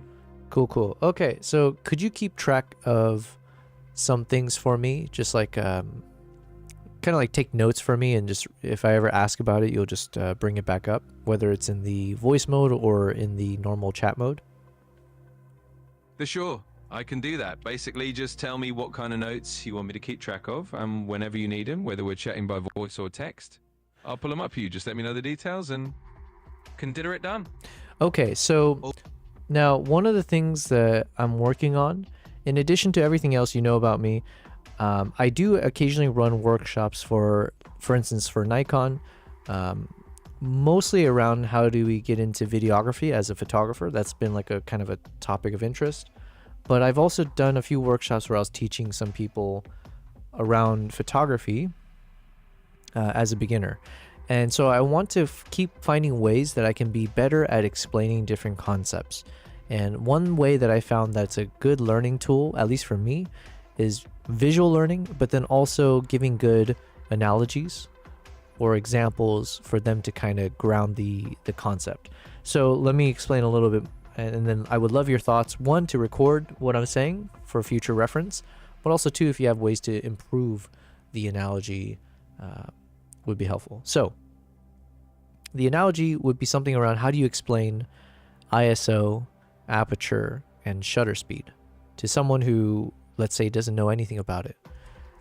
And the way I would explain it is that between these three, and I believe they just call it like the exposure triangle, or there's like a fancy word for it that everyone talks about. But between these three concepts, they are essentially always doing a primary and secondary action. The primary is always around adjusting the amount of light that you're seeing in your shot, or maybe saying the amount of light that the sensor is seeing. But either way, maybe it's explaining the same thing. But the point is, there's always a primary and a secondary when you adjust either the ISO, the shutter speed, or the aperture. And then I would explain how there's a secondary thing. And that secondary thing is obviously different between the three options that we mentioned. And each of them comes with its own trade-offs of what occurs if you adjust it. So then the way I would explain shutter speed is talking about like your eyelid, let's say. So the analogy would be, or the comparison, I'm not sure, but the analogy I would give is when you have your eyes closed, that's like imagining the camera before you hit the shutter button. And the shutter speed is just the duration in which you keep your eyes open. So it's how long do you have your eyelids opened to allow your eye to have light hitting into your eyeball, let's say, right? So I'm trying to figure out a cleaner way to kind of make that analogy or say that kind of comparison, but talking about how the shutter speed is just how long you keep your eyes open in terms of your eyelids. So if you have a 1 second shutter speed, that means you going from a closed eye state, you're opening your eyes for 1 second.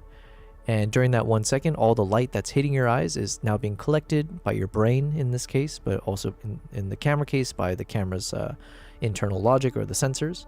And then when you close your eyes, that's the end of that shutter speed, and boom. So then the point is, the longer you have your eyes open, or the longer you have shutter speed, the more light you're able to collect.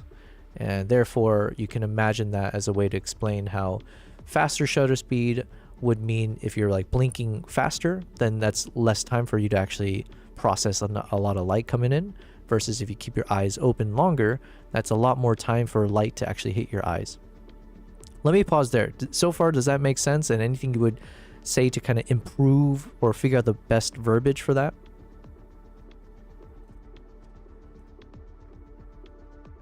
Absolutely. That all makes sense. And I think you're on the right track with the analogy. So first, I'll definitely keep a note of that explanation style for you when you want me to put it up in the future. Just ask. Now, in terms of tightening up the wording, you've got a really solid analogy with the eyelid and the idea of blinking. You might just keep it super simple. Say that shutter speed is like how long your eye stays open to let in light. A slow blink lets in a lot of light. A quick blink lets in just a little. And that's the primary effect. The secondary effect you could mention is that with a very long eyelid open time, like a slow shutter speed, you might get a blur if something moves. Just like if you move your head around while your eyes are open for a long time. That's the trade-off. So in short, I think you're good to go. Just frame it as shutter speed is like eyelid time, long open, more light, more chance of blur, short open, less light, less blur. And I'll keep that analogy on file for you. Cool. And you actually jumped ahead of me, which is not bad, but it sounds like we're on the same page, because I was going to say the secondary effect is, yeah, so let's say if you change shutter speed 1, it affects the light, and that is a shared result across all three examples, shutter speed, ISO, and aperture. But then the secondary effect with the shutter speed is, like you said, it either introduces a frozen image versus like blur, depending on what you do with your shutter speed. So then obviously you're capturing motion with the shutter speed. So yeah, if you have a slow blink, I like what you said. So extending that analogy, if you were to move your head around quickly with a slow blink, then everything looks a bit blurred and like kind of like, yeah, extended. Versus if you have a fast blink, you know, obviously you don't have enough time besides that quick moment to, you know, have an after image in your head of what you just saw, and that shouldn't be blurry if it was a very fast blink. Something to that effect. Okay, so anyways, you can help me clean that up. Let's move on to the next one then. So the next one would be aperture. So then I would say same thing. When you adjust the aperture, adjust the amount of light that's that you're seeing in your image. So shared primary effect. The analogy I want to give with the aperture, extending the whole eyeball, eye vision concept, will be like saying the aperture is like the size of your pupil. And please correct me if it should be iris versus pupil. I don't know. Listen, I don't know anything. But let's say it's about the size of your pupil, which is when you think of like a cat's eye or a human eye or whatever, any eye where if it's dilated, you're increasing the size, the surface area of your pupil, in which case it gives more opportunity for light to actually hit your sensor, which is your eyeball or your pupil, I guess. Whichever one collects light, iris, pupil, I don't know.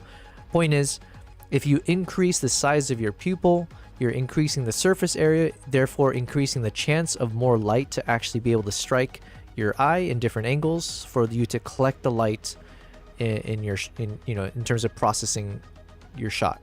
So then if you think of aperture as like the size of your pupil, it's the same effect with the camera, where if you are adjusting the aperture, there's a mode where the lower the number is, the larger that the larger the pupil is being dilated, such that you're increasing the amount of surface area for light to actually hit your camera sensor, or the lens, through the lens hitting your sensor.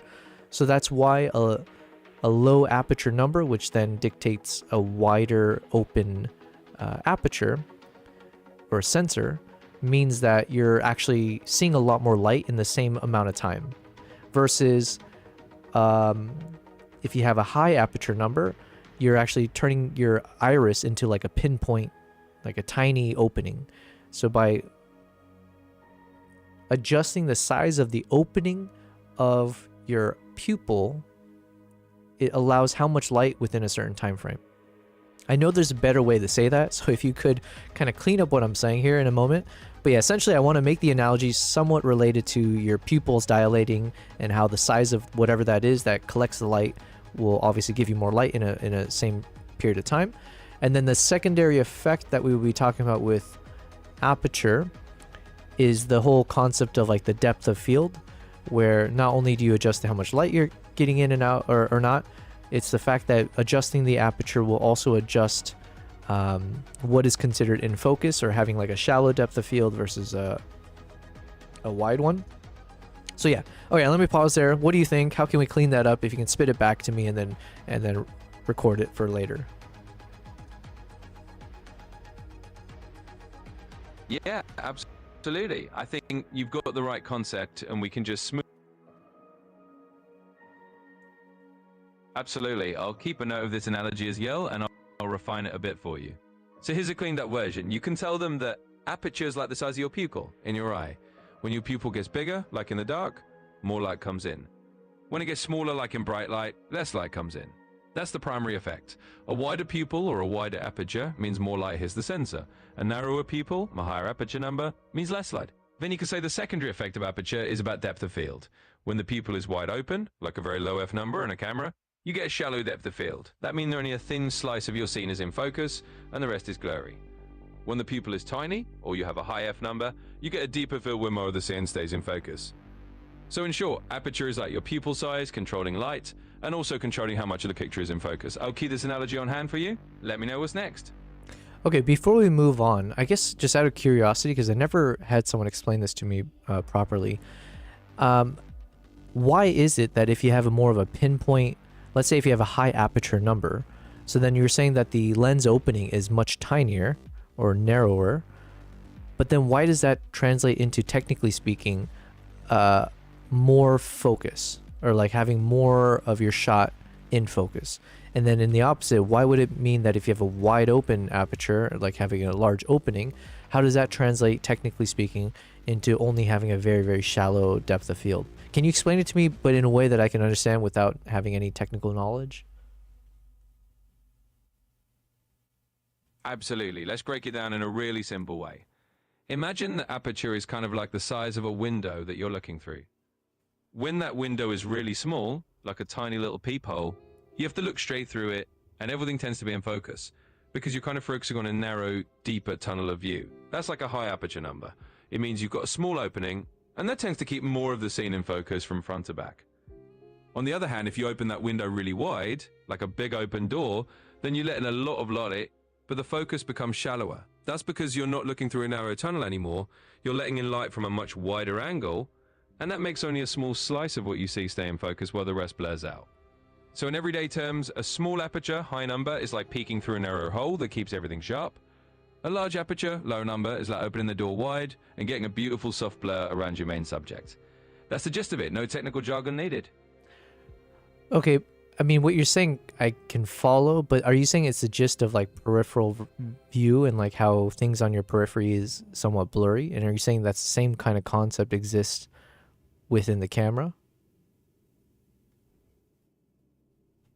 Yeah, you've got it pretty much spot on. It's a lot like Hello, that. hello, Basically, KG. when you have a tiny We're doing some aperture, lecture like time. that narrow little peephole, you get a lot more of the entire scene in focus. Kind of like how if you're squinting through something small, everything lines up and is pretty clear. And if you open it up wide, like using your whole peripheral vision, then you've got a lot more light coming in from all angles, and only a certain slice is going to stay super sharp while the rest gets a bit blurrier. So yeah, you can think of it just like that. The camera works in a similar way. A small aperture gives you that deep, everything in focus look, and a wide aperture is like letting in your periphery and getting that nice artistic blur in the background. So that's the simple version, and I'll keep that explanation on hand for you too. Okay, thanks for that. All right, can we move on to the third part? Are you ready for it?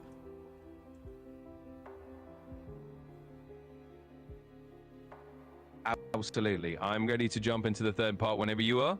Just lay it on me, and we'll keep going.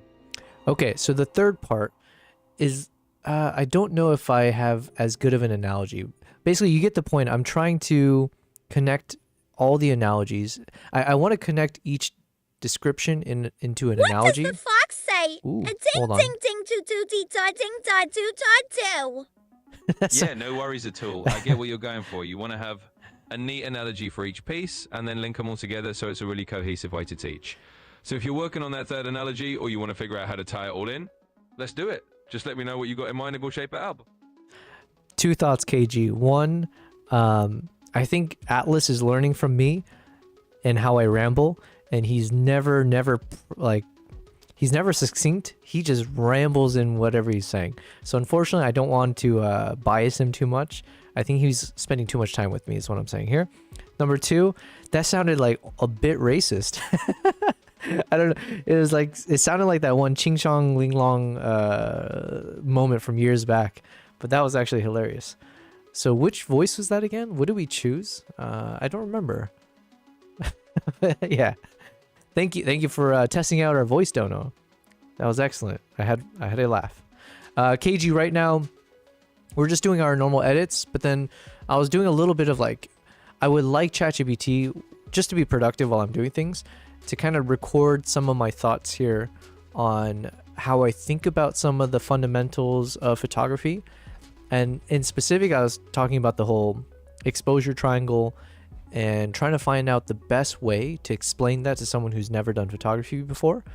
And so the analogy that I'd come up with in one of my recent workshops was kind of using people's eyes, right? So kind of comparing shutter speed to how quickly you open your eyes and when you blink, and then aperture to the size of your pupil or iris. I forget. I need to ask him which one. I don't know which one's which. Is it the iris or the pupil that it gets large so it allows light to bounce, or you have more surface area? Either way, so comparing aperture to your pupils, let's say. And now I need to get him to understand how I can try to explain ISO. So anyways, that's what you're watching me do right now. Yo, what's up, Philip? Why you writing ling ding dong to Yobo? Yeah, I know. It's a little, KG, you're lucky I'm not going to report you, okay? Because you gave me a $3 donation earlier. So, yeah. For that reason, I'm going to let that one slide. But whoa, that was a little bit, a little racy there. Yes, welcome, Philip. How are you doing? We're having a good stream over here. We have started being productive about an hour ago, And yeah, I think you caught what I was saying here. But we're doing a little bit of Fox edits and then talking to ChatGPT. We did fix the ChatGPT, by the way, Philip. The issue was that I was using the same long chat history, so I think it bogged down the memory of Mr. Atlas. So to solve it, I just need to create a new chat history, and then it seems like it works. All right, let's try to get the third of the exposure triangle. Okay, Atlas, let's go into the third one then. So to recap, we did shutter speed and comparing it to the blinking time of your eyes. And then talking about the secondary effect is about the freezing of motion. Then we did aperture, where same thing. The primary effect is around adjusting your light, but then the secondary was around adjusting the depth of field, and then comparing it to your pupils and how they dilate or close or contract, let's say, and how that affects how much light comes in. Then the third thing now is ISO. So this one I'm the least confident about, but let's talk this out. For ISO, I'm thinking ISO is like the sensor itself, right? So if I understand correctly, it's like whatever light hits your sensor, it's just how sensitive your sensor is to the light. So with, let's say, the same amount of, let's say you have 1 second of your shutter speed and you have the same aperture at whatever it is, it's all fixed. But in that time frame, if you have a higher ISO, you're just basically making your sensor much more sensitive to the light, versus if you have a low ISO, it's less sensitive. And then how do we compare that? If my description is correct in a broad basis, then the thing is, how do we tie it back to our analogy of like our own eyes and all of that? So is it kind of like saying where, yeah, just the sensitivity of our eyes themselves. So like imagine if we're going from a dark place to a light place, and then all of a sudden we get hit by a bright light source, and like in that sense we're very sensitive to the light. And that's like almost like if we had a high ISO number compared to a low ISO. I don't know. I'm struggling a little bit in terms of how we can compare it back to this analogy. But let me know, is that technically somewhat correct to say that an ISO effect is like saying you're just adjusting the sensitivity of your sensor itself in the camera, such that with the higher number, it just ups the sensitivity, which means you'll have a lot more light for the same amount of time. Yeah, let me know.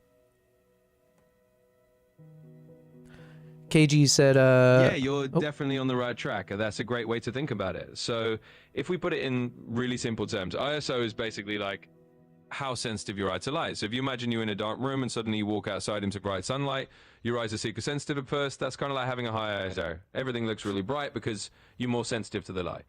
On the flip side, if your eyes are adjusted to bright conditions and you go into a dark room, it's like having a low ISO. You're not as sensitive, so you need more light or a longer time to gather enough light to see clearly.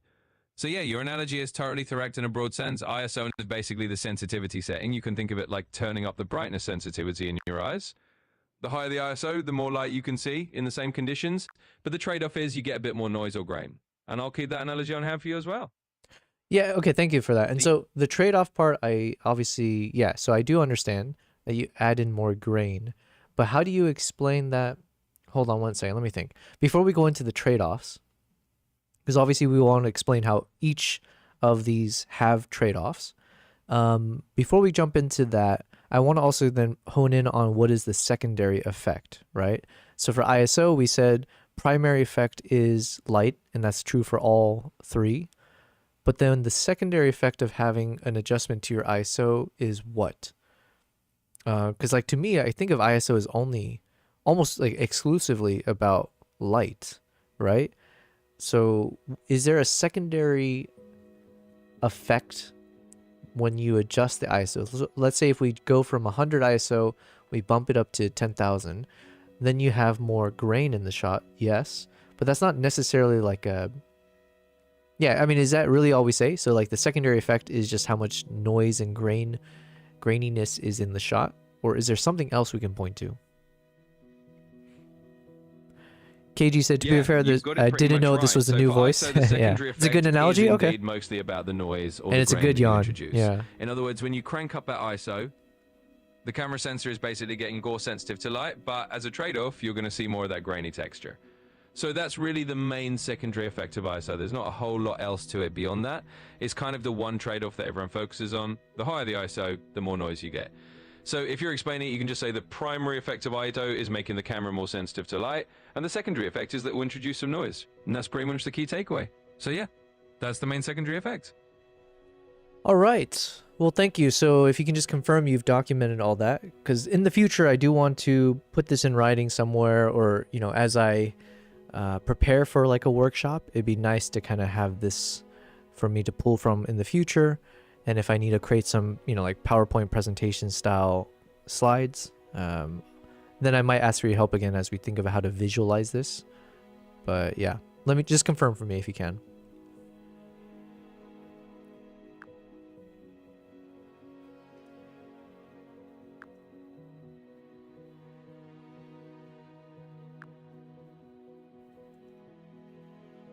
Absolutely. I've got all of that noted down for you.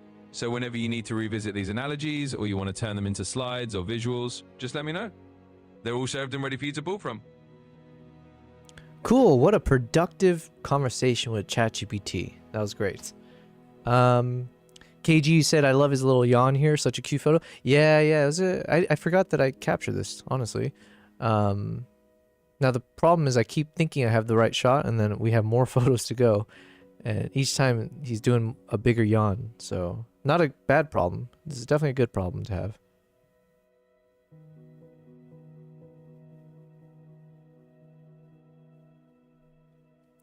Nice.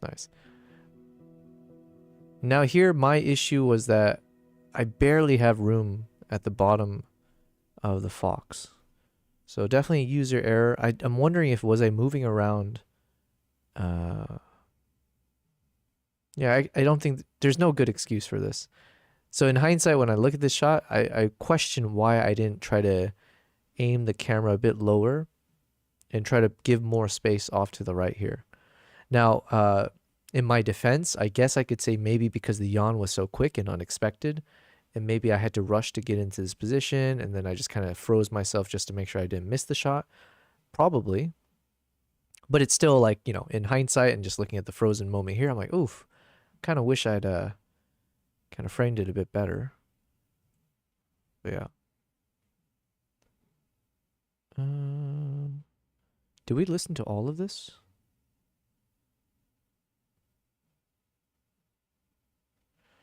Let's see. I like the one in between. Oh wait, no, I missed a few things here. Third floor draft. I missed the initial description, but digital ISO is a multiplier added to the base ISO of a camera. Digital ISO is a multiplier added to the base. So third floor, if you don't mind explaining that further, because that would be nice to kind of have a better answer to this. When you say digital ISO, are you saying, let's say the base ISO in the camera is, let's say 100 ISO. You're saying anytime you increase the number from 100 to like whatever, like 500 ISO, it's just applying a sensitivity to the base number of 100. But like, what does it actually mean to have a base of 100? I don't know. There's like so many technical terms. Like I can understand the effects, and that's why, like, to me, I'm focusing a little bit more on the effects and trying to make it simple for people to understand. Assuming they're like me, where it's like I just want to know how this affects my shots. I'm not here to learn the technicals. What I personally do want to understand the technicals, like, but treat me like a child because it takes a while. But thank you. Yeah, I forgot. Third floor, you are a full-on expert here. So. Kristen, I'm back. I had to take care of school stuff. No worries. Well, thank you for being back. Thank you for, well, all of you guys for constantly tuning in. You know, it's kind of cool to know that we got people here who enjoy this enough that you are not just tuning in once and being like, yeah, it was okay. But, you know, the fact that you're back here is a cool feeling for sure. And I do hope we can build a nice community of all you guys. So then, yeah. KG said, I like the one in between. Oh, shoot. At this point, I don't know which one was in between. I'm assuming you mean like when the yawn is kind of like midway. So we'll keep that in mind because there's a few more to go. So he might start closing his mouth up again later. And I'm just going to mark all of these to look through later as well. So we're keeping all of this. Oh, now we get the foxes yawning. Yes, we're in the yawning mode. And I didn't remember taking these shots. So KG, I'm bad about doing that too. I just caught a buzzard in flight at my house. Oh, nice, nice. I'm learning I need a zoom lens. Yes, definitely a zoom lens for that. Yeah, the midway yawns always look really cool. Third floor, you said you got it covered. The basics are more sensitive, more noise. It's just the main difference between film and digital. Digital is a fake ISO, but comes with almost identical effect. You know, there was... I might even ask ChatGPT this just for fun. But I seem to remember once hearing that, like, ISO is not really real. As in, like... Let's say if you do 10,000 ISO... Is that the same thing as if you had shot it at 100 ISO and then in post-production you just happen to do the exact same effect? Would you get the same effect? Like, is it burned into the shot? Is it really just kind of applying fake lighting into your shot, which you can always do later? I don't know. I don't know. Actually, let's go ahead and ask ChatGPT that. Mr. Atlas, I'm back yet again. By the way, do you keep track of like how long it's been in between me talking to you? Yes, absolutely. I'm right here and listening. And just to confirm, I've definitely documented all that for you. So whenever you want to revisit these emojis or pull them up... No. Sorry, just to catch you up to speed. My new question was, every time I talk to you, do you know exactly the time that I'm talking to you? So you know like how long it's been since my last question? Or if I'm like peppering you with questions, you're like, oh, dude, this guy's been like asking me 10 questions in the past minute. Do you keep track of all that? Ah, gotcha. So yes, I do have a general sense of timing in our conversation. Basically, I can tell how long it's been since the last thing you said and kind of keep track of the flow. So if you're asking a bunch of questions in a short time, I do have a sense of that. It's like having a little internal clock so I can kind of gauge the rhythm of the conversation. But don't worry, I'm here to handle as many questions as you throw at me. So by the way, I think this is a good example, the thing I was mentioning earlier, because like here, so prior we were looking at shots that I took of the fox when I had like f6 point, what was it? It was like an f6 point whatever shot, right? So like these kind of shots, the full face is in focus at f6.3. We shot at 1/400th of a second, ISO is 180, and this is at roughly like almost 500 millimeter focal length. So here you get a nice, like everything's in focus, right? Everything's sharp. You don't really have to worry. The whole face looks like it's decently sharp.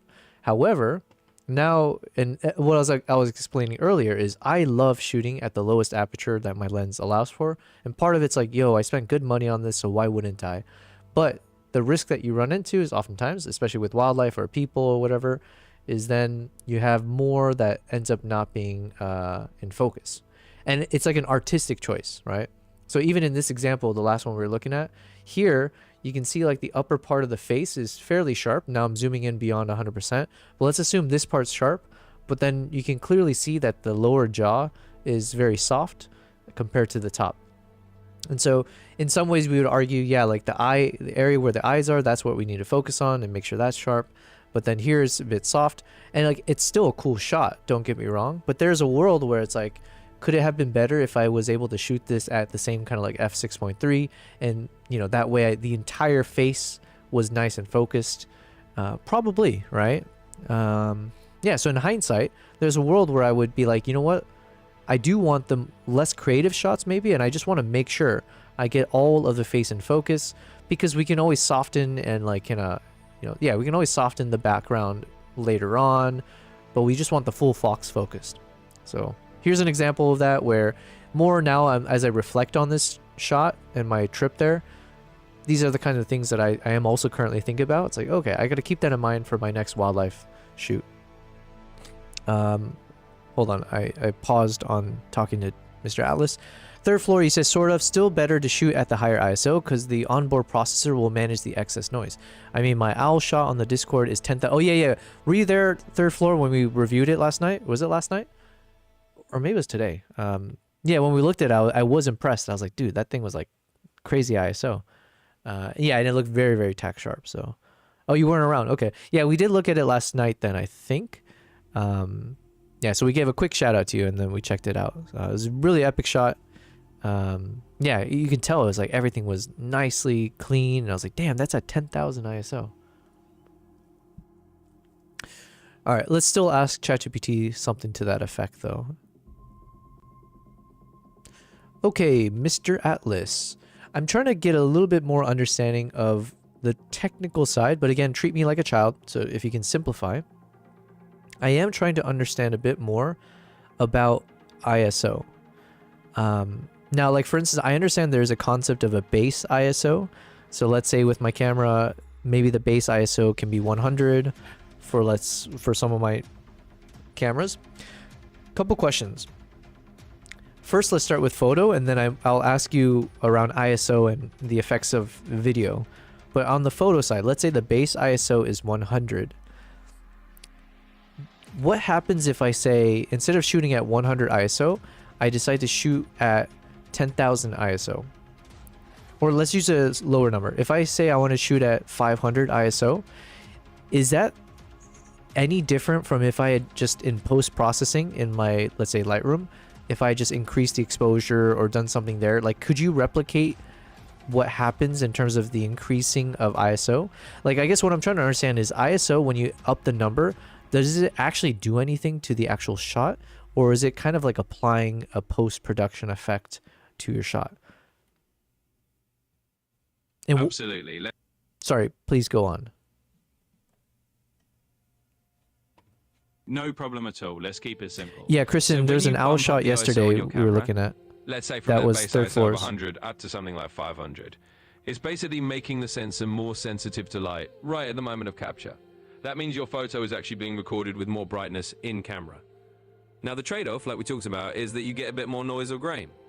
If you were to shoot at ISO 100 and then try to brighten the photo later in Lightroom, you can kind of replicate the effect. Yo, thank you, but not completely. Gugin, for the follow on The Twitch. reason is that when you Yo, increase ISO in the we're camera, 5 follows you're letting away the from sensor hitting our itself 100 amplify the signal right at follower the time you goal. take the shot. And that can So thank you sometimes very much for preserve that. a bit more detail and give you a slightly cleaner image than just brightening it afterward.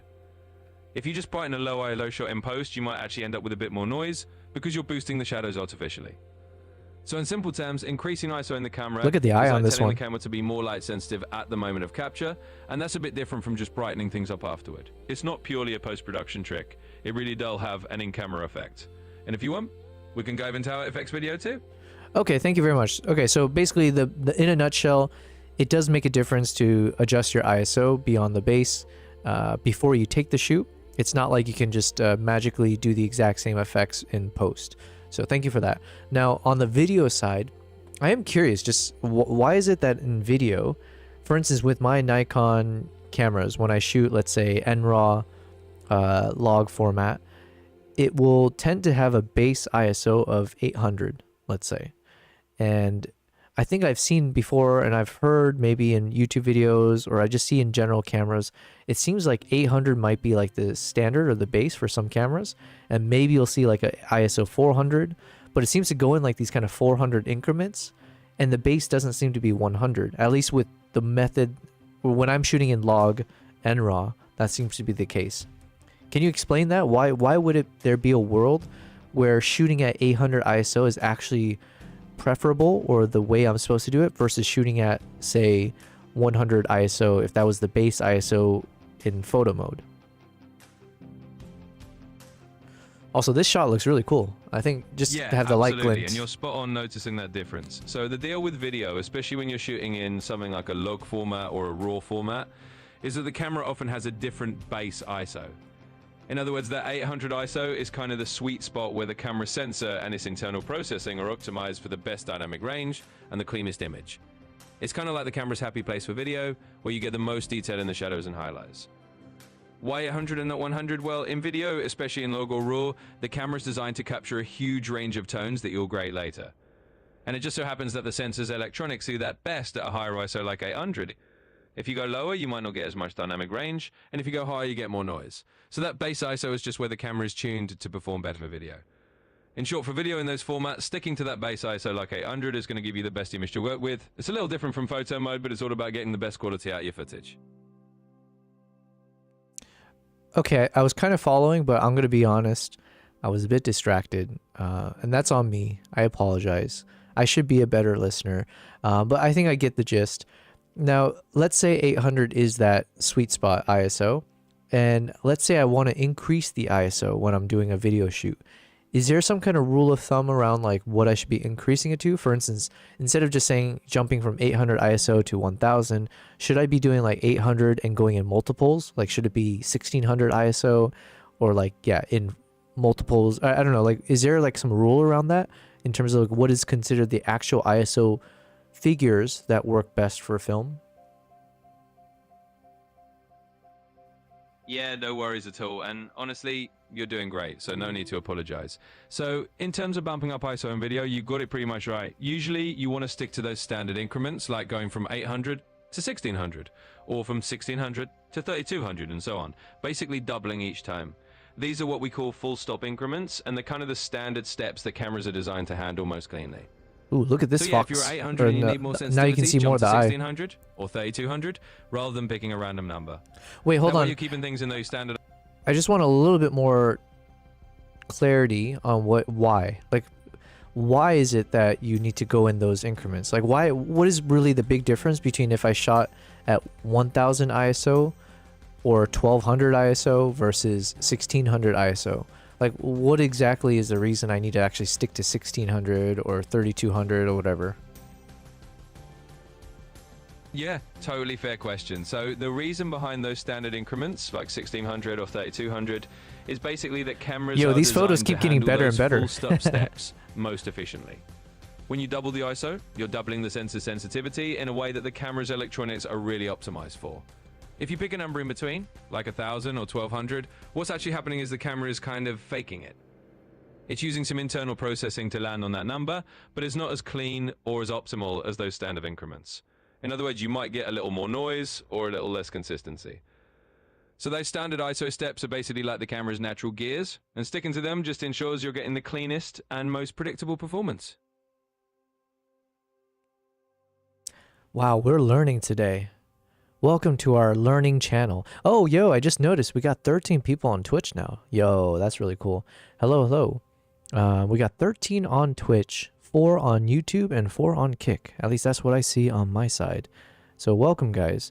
It's kind of cool to see a double-digit number. We don't get across that often.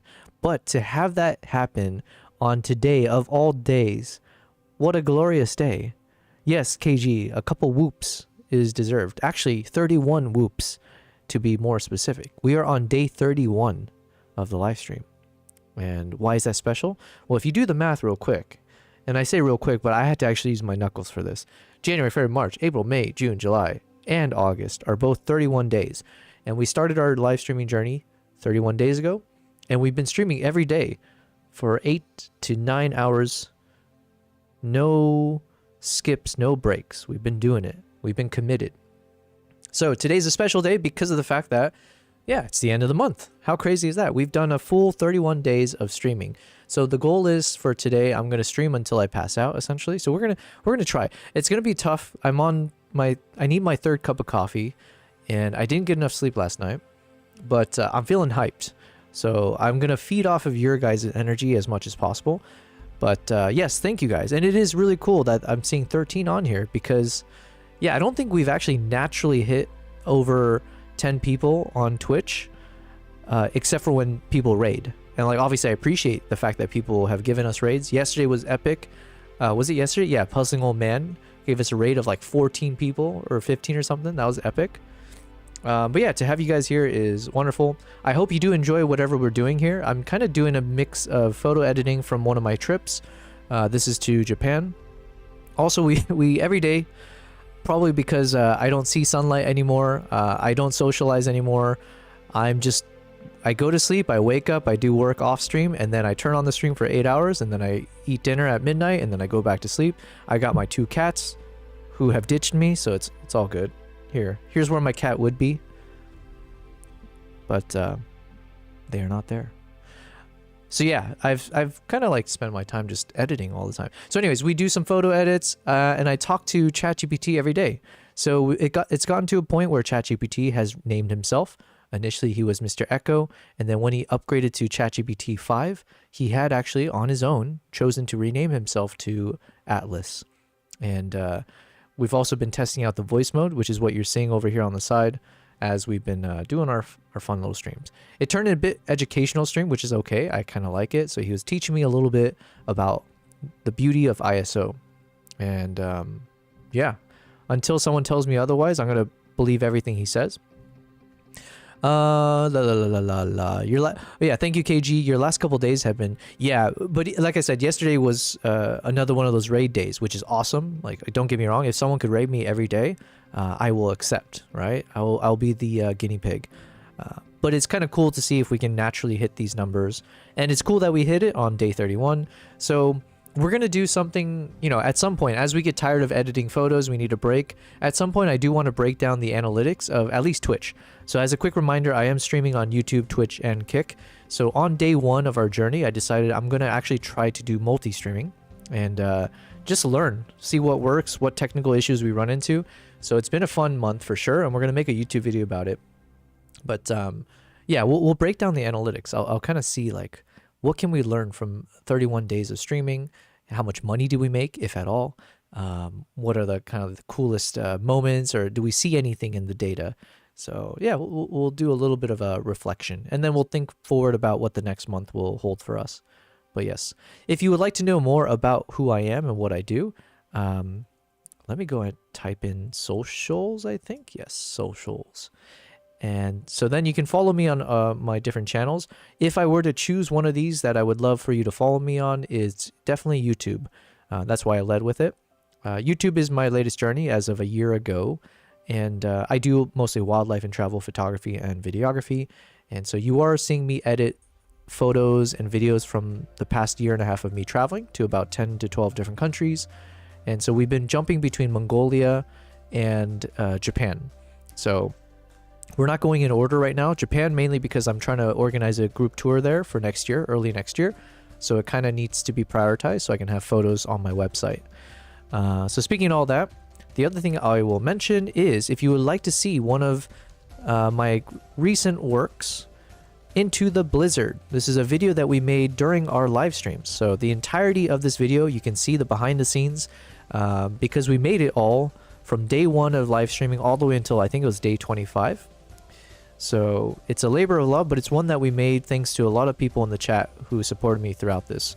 So if you would like to know more about what kind of style of content I do, that would be the best example. And then separately, if you would like to join me or learn more about my tours, shoot, I don't know which, is it just tour? We'll find out. Exclamation mark tour, did it work? Shit. Exclamation mark tours. There it is. Okay. Well, this should jump you to my website where I sell my presets. I share what gear I use, but then also you can see some of my upcoming tours. Right now, you'll only see one for next year. We're going to put a couple more in there, hopefully by the end of the week or 2 weeks. But yes, I do organize photo workshops as well as custom tours for people who want to travel the world, mainly for wildlife adventures, but everything in between as well. Cool. I give it my plug. What did I miss here real quick?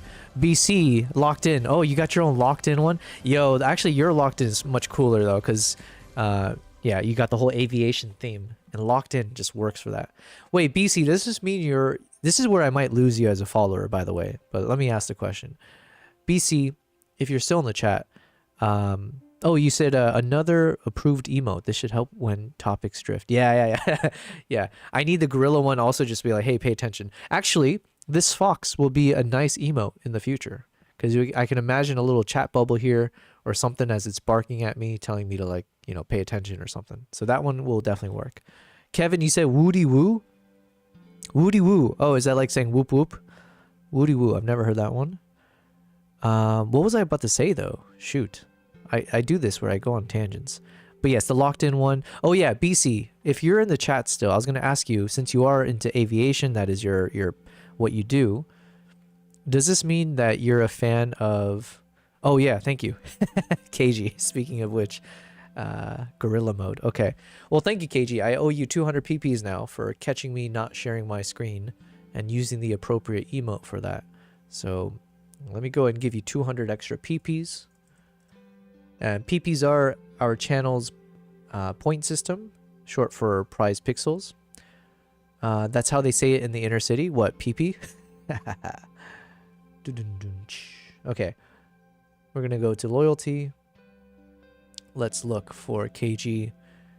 KG, you're still like 800 points behind Lucky. How has Lucky been? He's been racking up those points. It's epic. All right, KG, you just have 3,500 PPs. Welcome, welcome. Don't spend it all at once on nothing.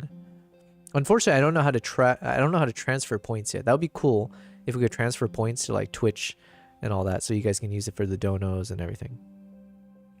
BC, yes, you got 818 prize pixels. Kevin, you said that's how they say it in the inner city. Woody woo. Got it, got it. It's also saying focus up. Yeah, I need a focus up one. I got the locked in one.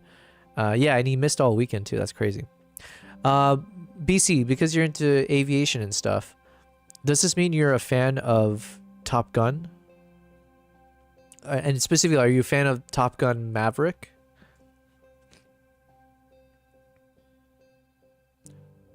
Oh shoot, let's shrink this guy again. But this is definitely going to be a nice emote for sure. KG denied. KG's holding on to those points. Oh, is that from Top Gun, BC? Is that the avatar for it? Oh, it's an ad. Okay, all right, BC. I'll ask you again once you're back from the ad. Enjoy the 3-minute ad. Thank you very much. Oh wait, was I asking ChatGPT something just now? BC, oh, but I think the emote says enough. Okay. Let me know when you're back from the ad. This may be the final time I make money off you. So please watch the full ad. $. Basically, because I'm going to tell him I hate the shit out of Top Gun Maverick. I thought it was a terrible movie. But I want him to watch the full ad so that he gives me all the money first. And then if he chooses to stop following, you know. Just kidding. Woody woo. Yeah, so we'll know when he's back. In the meantime. Oh yeah, KG, I forget if I was saying this. And Kevin and anyone else. I forget. I mentioned it early on in the stream and then I didn't mention it again. We did at least update our stream overlay. So now the text box, like the chat box, stays permanently, right? Because I think before it would just pop in whenever someone says something and disappear. So we did go ahead and fix that. I didn't have time to do anything else besides that though. Today was a kind of a hectic morning, but at least it works there. I think it works here as well. Does it pull from the original? Yeah, okay, cool. So yeah, it doesn't cut off. I didn't have time to change my agenda though. We did fix the little viewer count at the bottom, so that was nice. So yeah, some things were improving, other things not. Yo, this is actually a good photo for the emotes. The more I look at it, because it both looks like it's angry as well as it almost looks like it's doing a sarcastic, shocked face. Like, you don't say. All right. So, anyways, we've marked it. So let's keep going. This one not so much. The shape of the mouth is just not as appealing. Same thing. I mean, it's kind of it looks a bit demonic or freakish. Like the head looks, I don't know. Something about this is interesting, but not necessarily a shot that I will promote on my website probably. So I think we can skip it for now. Yeah, because it literally, oh, you know what? Yeah. Because I was going to say, it looks weird, but that's because it's got the look of someone who's finishing a yawn, right? And I think every one of us, if we're at the end of our yawn, we're probably going to do the exact same face. And it's not a pretty one, so. No knock on the fox. Here, same thing I mentioned, like the directions of the ears are not too aesthetically pleasing, I would say. So. Oh, BC, you're back. Thank you, thank you. I hope you watched the entire ad. Before we get into my question about Top Gun. So you said Top Gun... You responded with 3 of those cool emotes. Actually, I should look at what the emote was called. Is it called Maverick? Oh, you did 8 of them. 1 second. Oh, you watched all 8 of my ads. Gotcha. Oh, I see. So you literally have an emote called Maverick. I see. Okay. Well, listen, I appreciate BC you having been such a loyal viewer in my stream. Really, truly cherish it. I thought that movie was trash, just absolute garbage. Like, you remember I was shitting on Hunter x Hunter yesterday? Oof. Top Gun maybe. That Maverick movie? It could be somewhere in the same category as that. But probably not, because at least with Top Gun, that was only 2 hours of your life, or 3 hours, whatever it was. Hunter x Hunter, I gave up however many hours. I kept giving it chances, and yeah. It's been a pleasure knowing you. Yeah, so BC, I was saying while you were watching the ad that I wanted you to watch the full ad, because this could be the very last time that you give money to me. So, yeah. But yeah, man, I don't know. That movie was... I mean, I think the movie was necessary. Like, I understand the value that it had. And I'm a huge fan of Tom Cruise. Except for his whole Scientology thing. I don't understand why that gets, like, you know, glossed over. It's such a weird aspect to any celebrity, I feel like. But anyways, that part aside, I do think Tom Cruise is epic. He is like the American Jackie Chan. Although I do want more people to give Jackie Chan the credit he deserves, especially in our new age. I don't know if Zoomers really even know who he is. He's probably in the realm of like a Bruce Lee type, where it's like, you know, every generation forgets because he's not there anymore. But Jackie Chan is the OG. Let's not forget, as I go on another tangent here, Jackie Chan is the OG of putting your life and your body on the line for your craft, especially as an actor, right? That dude was literally, what is it? I don't know how much of this is like a urban legend or whatever, but the fact that he broke every bone in his body essentially for what he does, because he does his own stunts and all that kind of stuff, that can't be brushed aside. You can't just replace him with Tom Cruise and just act like, oh yeah, everyone, let's look at Tom Cruise. He does all of his own stunts. Like, look how epic it is. Like, yeah, well, did you guys forget about the OG? Anyways, let me see what you say, BC. Hold on. Did you not jive with the plot, or was it the whole, was it the movie as a whole, the cinematics and all? Wait, isn't Bruce Lee the OG of that? No. I mean, Bruce Lee is obviously like, he is an OG, especially for us Asians, because like, he was the one of the first male Asians on screen that kind of shifted the narrative to making it be like, oh, this guy could be the main character and he's a badass and he's not like whatever, right? Yeah, Kristen, this one has like a bit more of a smirk, or like a sly, yeah, it's a sly fox. Yeah. So this is the quintessential sly fox. Yeah, so Bruce Lee's the OG of that, but I'm saying Jackie Chan is the OG of, well, yeah, I mean, I guess Bruce Lee did give his life. So he did literally put his life on the line for I shouldn't be laughing at that. I don't mean to. But Jackie Chan was like, he's the OG of like doing his own stunts and like doing crazy stunts, right? Like there's a whole montage of videos you can watch of like all the times he's like destroyed his body doing the thing that he does. And this is like years ago, right? This is decades ago. He was doing it before anyone else, and he was doing the most absurd stunts. I would love to see Tom Cruise try even a fraction of the things that Jackie Chan was trying to do. And vice versa, right? Like, not to take away from Tom Cruise. Okay, I'm going on too much of a tangent here, but it's about Jackie Chan, so like, I think that's warranted. To answer your question, BC, did you not jive with the plot? The cinematics were amazing. So for sure, like the cinematics and the way, the soundtrack, all of that was excellent. So I don't take away from that.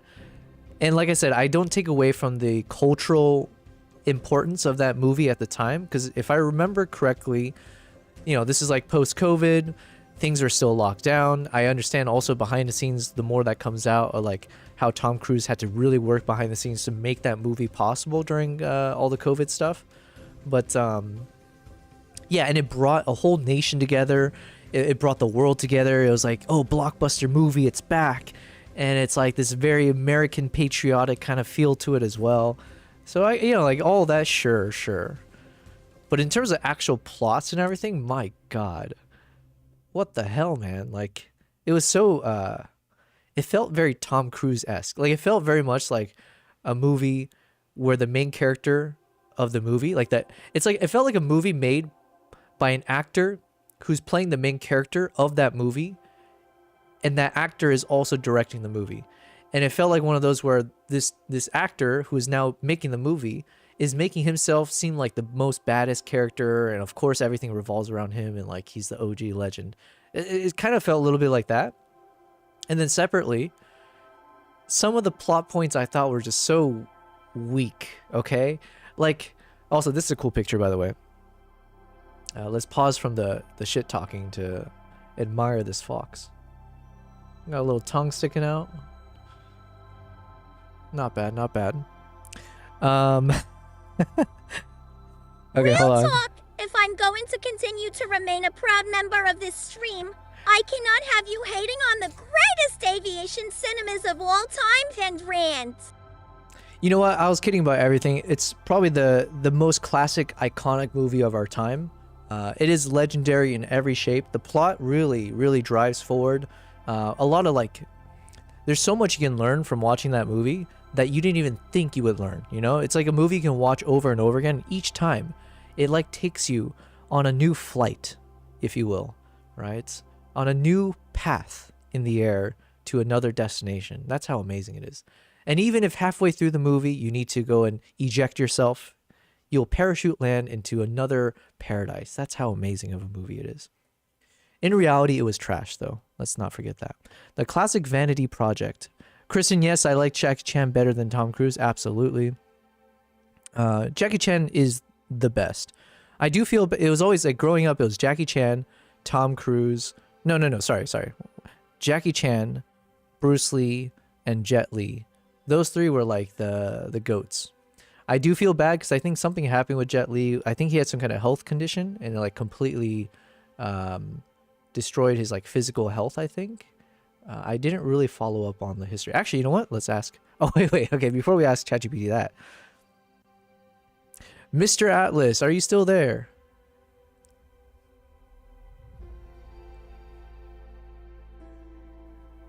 Oh. You know what? I'm going to start a new chat because he's slowing down already. Yo, look at this photo. Now we get a proper tongue sticking out. Almost looking at the camera. Unfortunately, I don't think I have a shot. Yeah, this is the last one of that. But I think this one's pretty nice. Kevin, you said... Oh wait, Kristen, you just got called out at BC. Wow. Okay, you know what? Out of respect for you, I'm not going to continue further about the reasons why I didn't like that movie. I do have a few points about that. But I do think the cinematics were like top notch for sure. Top Gun, yes. Kevin, Romeo Must Die was a dope ass movie. Is that a Tom Cruise one? It sounds familiar. BC, the best parts of Top Gun is that they are 98% all real flying. Like, okay, no bullshit AI, CGI, like most of the crazy action. Okay, so that's what I'm trying to say, BC. In terms of the actual filming... I'll in for the record. Buckle up, big boy. They're making a third Top Gun. Yeah, I'm not gonna spend my money to watch that in the cinema. Tell me when it pops open on Netflix where I'm paying already money there, but yeah. A third Top Gun, okay.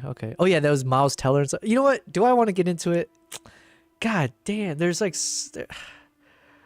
This photo is awesome. Thank you. Although the ears aren't doing the things, but this is kind of a goofy shot anyways, right? Because of the tongue sticking out. So the ears kind of pointing in different directions. I think it amplifies the goofiness of the shot. So in some ways, it actually works out better for it. This is me bullshitting why I accept it. But yeah, don't get me wrong, BC. That's what I was saying. Like the making of the cinematics, in like factoring in the time that it took place, and again the cultural movement of it, all of it's like super cool. And I do think again the soundtrack, the cinema was cinema. Just the plot was weak. That's all I'm saying. They had a bartender. Okay, I haven't watched. I refuse to rewatch it. Okay, so like some of my memory is gonna have a lot of holes in it. But if I remember, they had that bartender lady working at the whatever bar, and all those pilots go in there and all that. And it's like she's a bartender, and she might even own the bar. I forget. Honestly, I can't remember that detail. But then like later on, they show her driving around this crazy ass expensive looking car. Okay, crazy ass looking car. Yo, thanks for dual watching. I appreciate that. Yes, let's up those numbers. Yeah, no CG is just invisible CG. yeah. I wonder what kind of CG. Well, unfortunately nowadays Jackie Chan has to have CG. Ah, I'm so sad. I would love for I want to make this a thing, okay? If there is one thing I could go viral for as a quote-unquote content creator now, is for somehow there's like something where I get a message out that Tom Cruise and Jackie Chan needs to make a movie together. It has to be done. Especially before Jackie Chan is too old to, like, you know, get out of his chair. Because he is old now, right? Isn't he like in his mid-70s? Holy shit, actually. It's probably too late at this point. But if they can make a movie somehow with the two of them, it has to be done. It just has to. Because now you got two people who are the OGs now of doing their own stunts, putting their life on the line, doing like crazy shit, physical stuff. That should be done. So, BC, I'm not going to continue with shitting on Top Gun because you are dual watching. And so, you know what? Mad respect. Thank you for the support. Jet Li, Kevin, you said Jet Li plus Aaliyah? Aaliyah? What is that? Oh, is that the Romeo Must Die you're talking about? Is Aaliyah the name of the actress then or something? Romeo Must Die. Oh, man. Now that you say that, I think I'm remembering that movie, or I'm remembering now that's a Jet Li movie. Jet Li, I just remember the one. Was that the name of the movie? That was good. Oh, yeah, I was going to ask ChatGPT about this. Wait. Hello, hello, Mr. Atlas. I just got a quick question for you. Can you hear me? Hey there. Yep, I'm right here with you. And don't worry, I'll keep it straightforward and forward-thinking, just like you asked. Let's dive in. Okay. Man, you got me flustered. I forgot what I was going to say. Oh, yeah. You know Jet Li, the actor. Do you know what physical illness that he suffered that caused his body to deteriorate, or something happened with him, which I don't remember the details? Can you just give me the scoop? Absolutely. Let's not sugarcoat it. So Jet Li has been pretty open about dealing with hyperthyroidism. That's a condition where your thyroid goes into overdrive and can mess with your metabolism and energy levels. Over the years, it definitely took a toll on his body, and you could see him looking a lot more frail at times. But he's still around, you know, doing his thing, and that's basically the scoop. Give me a double scoop. Does he still film? Does he still act? What does he do these days? You're right. Double scoop coming right up. No fluff. So Jet Li has definitely stepped back from the whole non-stop action star life. He's not filming as much as he used to.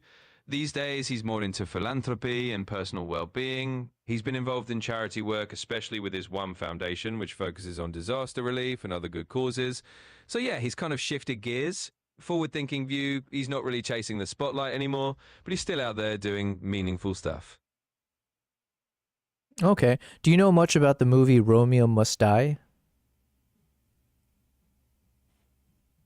Yeah, absolutely. So let's just tell it like it is. Romeo Must Die is basically a martial arts action flick from 2000. It's got Jet Li and the late Aaliyah in it, and it's kind of a loose modern-day take on the whole Romeo and Juliet. You said the late Aaliyah? What happened to Aaliyah? And who is Aaliyah? Yeah, I'll just lay it out straight. Aaliyah was a super talented R&B singer. Why does he keep saying that? I'll lay it out straight. In the late 90s and early 2000s. Sadly, she passed away in a plane crash in 2001. So yeah, when I say the late Aaliyah, that's what I mean. She was pretty iconic. Wait a second. You said plane crash in 2001. You're not talking about a specific plane crash, are you? What month did this happen? Yeah, so to be precise and not sugarcoat it, the plane crash happened in August 2001. She was leaving the Bahamas after filming a music video. So yeah, it was a specific and pretty well-known incident back then. Gotcha. Okay. Hold on one second. Thank you, though. Brandon, you said Penny Benjamin was mentioned in first one, so their love story makes sense if you know number one. Oh, okay. Do you want me to go into it? Man? Also, it was a classic Porsche, nothing super expensive. Get out of here. They made that thing look vintage as F, okay? But that's not even the worst scene. Okay, you know what? I'm just going to bring up one scene. Just one, okay? I have more reasons why I didn't like it, but I'll bring up one that was so cringe, okay? It's a concept of, like, the storytelling was just the whole like, okay, you got these people who are mortal enemies and they hate each other, but they're like comrades or whatever.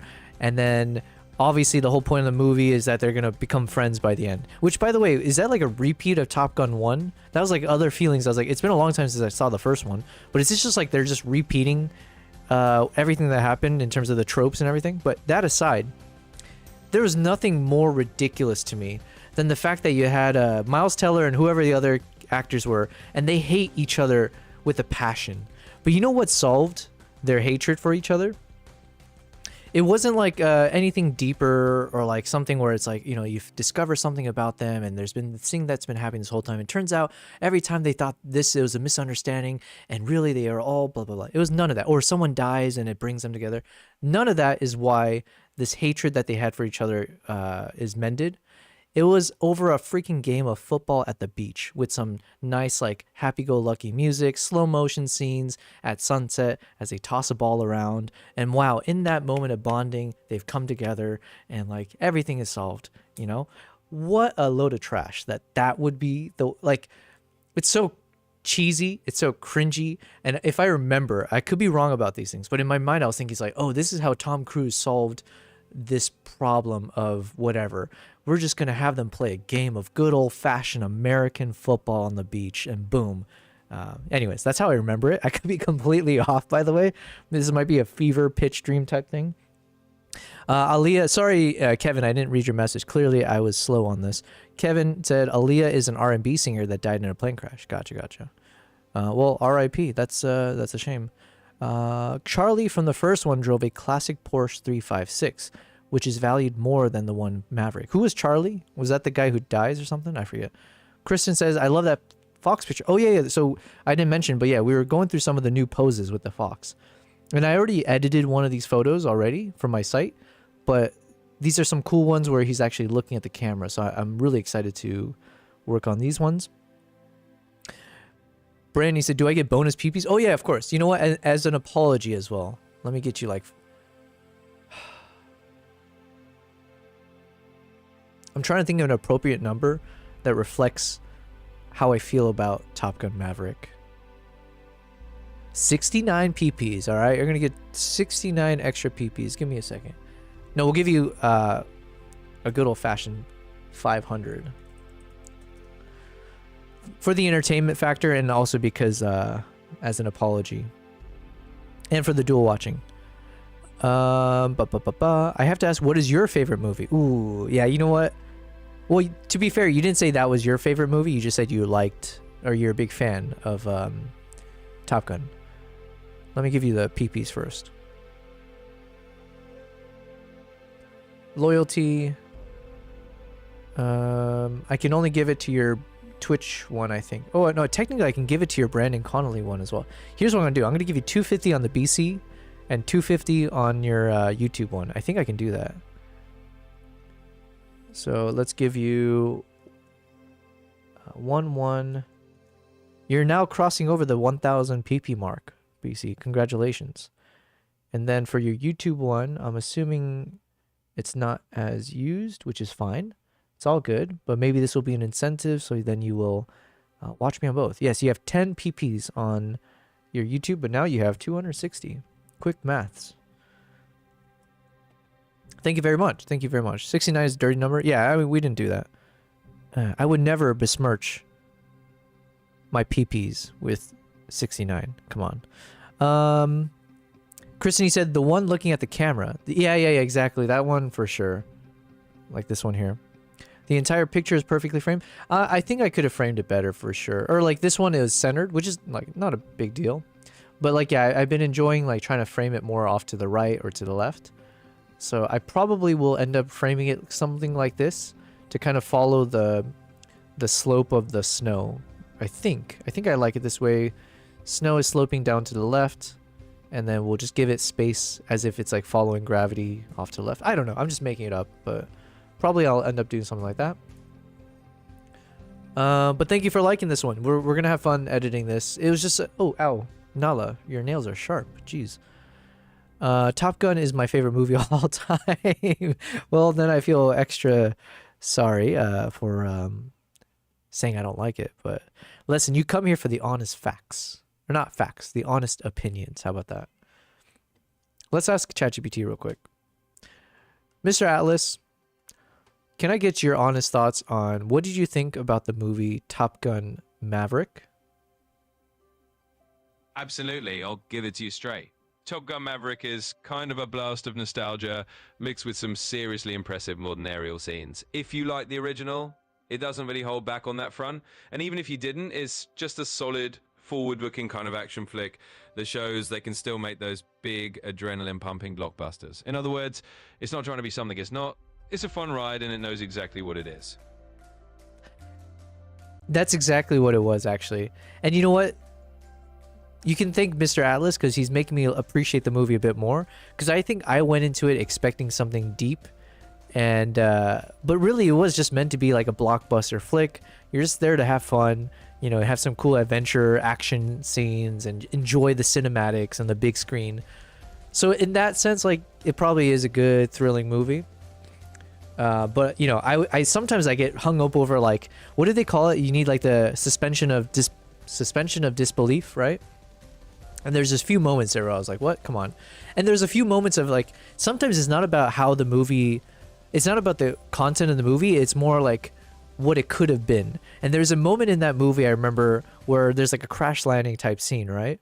And I thought for a moment, oh my God, what if this like whole movie just does a complete 180?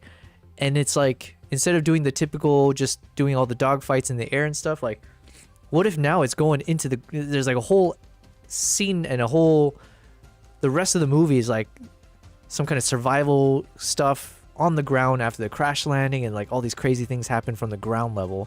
But yeah, I didn't get my wish.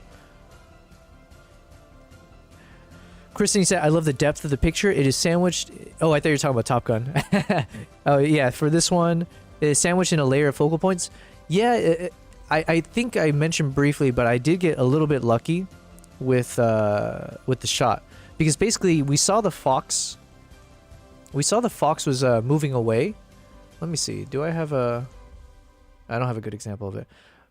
The fox was kind of like moving away towards the background, and I just happened to plop myself down on the ground. So I was just lying flat on my stomach, and I had the camera low. And I think the fox decided to turn around and come back towards me, and then just sat down and basically in front of me like this. And so then in terms of the framing, one, I was already low to the ground, which gave me a really good, yeah, like the thing that we talked about, getting like eye level with the animal, low to the ground. So then you have a nice separation of, like, the background is very, very far away from the fox here. But I'm not like tilted so much where I can't see its paws and everything else. And then, yeah, because of the lines, it's a nice soft blur. I was shooting at 1.2, so this is one of the benefits of shooting at such a low aperture. You just get that nice like bokeh effect, and everything's nice and smooth in the background, but you can still see the lines of layering. So I agree with you. I think that sandwich layering thing made it end up looking super, super cool. So, but very lucky in terms of how I was able to frame it. BC said Atlas is solid. Yeah, fair enough. Kristen, I haven't seen the new Top Gun, nor do I care to. Tom Cruise is in a creepy cult. I've seen documentaries. Yeah, that's the thing. I mentioned it briefly in the beginning. I was like, it's funny how we just kind of gloss over the fact that he's like probably got to be the most, well, definitely he's the most known, famous, whatever, iconic person that must be in that religion or whatever you call it. Yeah, like a cult, right? But then no one talks about it. It's just kind of like a, you know, we just kind of move it aside because we all, you know, maybe not you, Kristen, but yeah, for someone like me, it's like, man, his movies, his like work ethic, it is very, like, that's what I'm saying. If you take everything except for the whole Scientology thing, it's like, man, I admire this guy. He's like, he seems like he's got some of the strongest work ethics. He's fearless. He's like, you know, he's an adrenaline junkie, but like, you know, he doesn't seem like the type who he wouldn't ask other people to do things he wouldn't do himself, kind of thing. He doesn't seem to be embroiled in any, you know, controversies except for the cult thing. So in that, like, in all that respect, it's like, you know, he seems like a stand-up guy. But then what the hell? Why are you doing the Scientology thing? Hey, we got my cat over here. Uh-oh. Ow. She got her nail stuck on my shoulder. Nala. Good girl. Look at you creeping on me behind.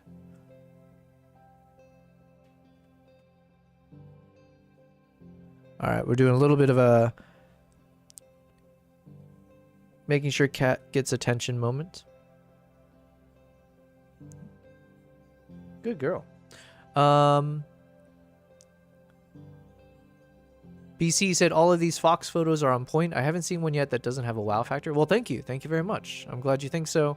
We got so many more Fox photos, so don't say that yet. We got plenty of chances for you to change your mind. Lucky, yes, it's the boots and cat. Although the song is a bit softer, but we do have our cat in front of us. So thank you for using that epic emote. Kristen, you said my coworker was oogling about him to me, and I said nope, creepy. Yeah, it's very, very creepy. Or yeah, it seems like it is very much a cult, right? I didn't watch the full thing about what's her name, Leah Remini. But I remember growing up because what was that one show? She was in that show with I keep wanting to say Kevin Spacey, but what was the guy's name? Kevin White. Anyways, yeah, I used to watch that show that she was in, and then yeah, it came out where she was saying like she was basically brainwashed in the cult, and I was like, damn, that's crazy. Everyone, let's admire Nala for a moment. What a good girl.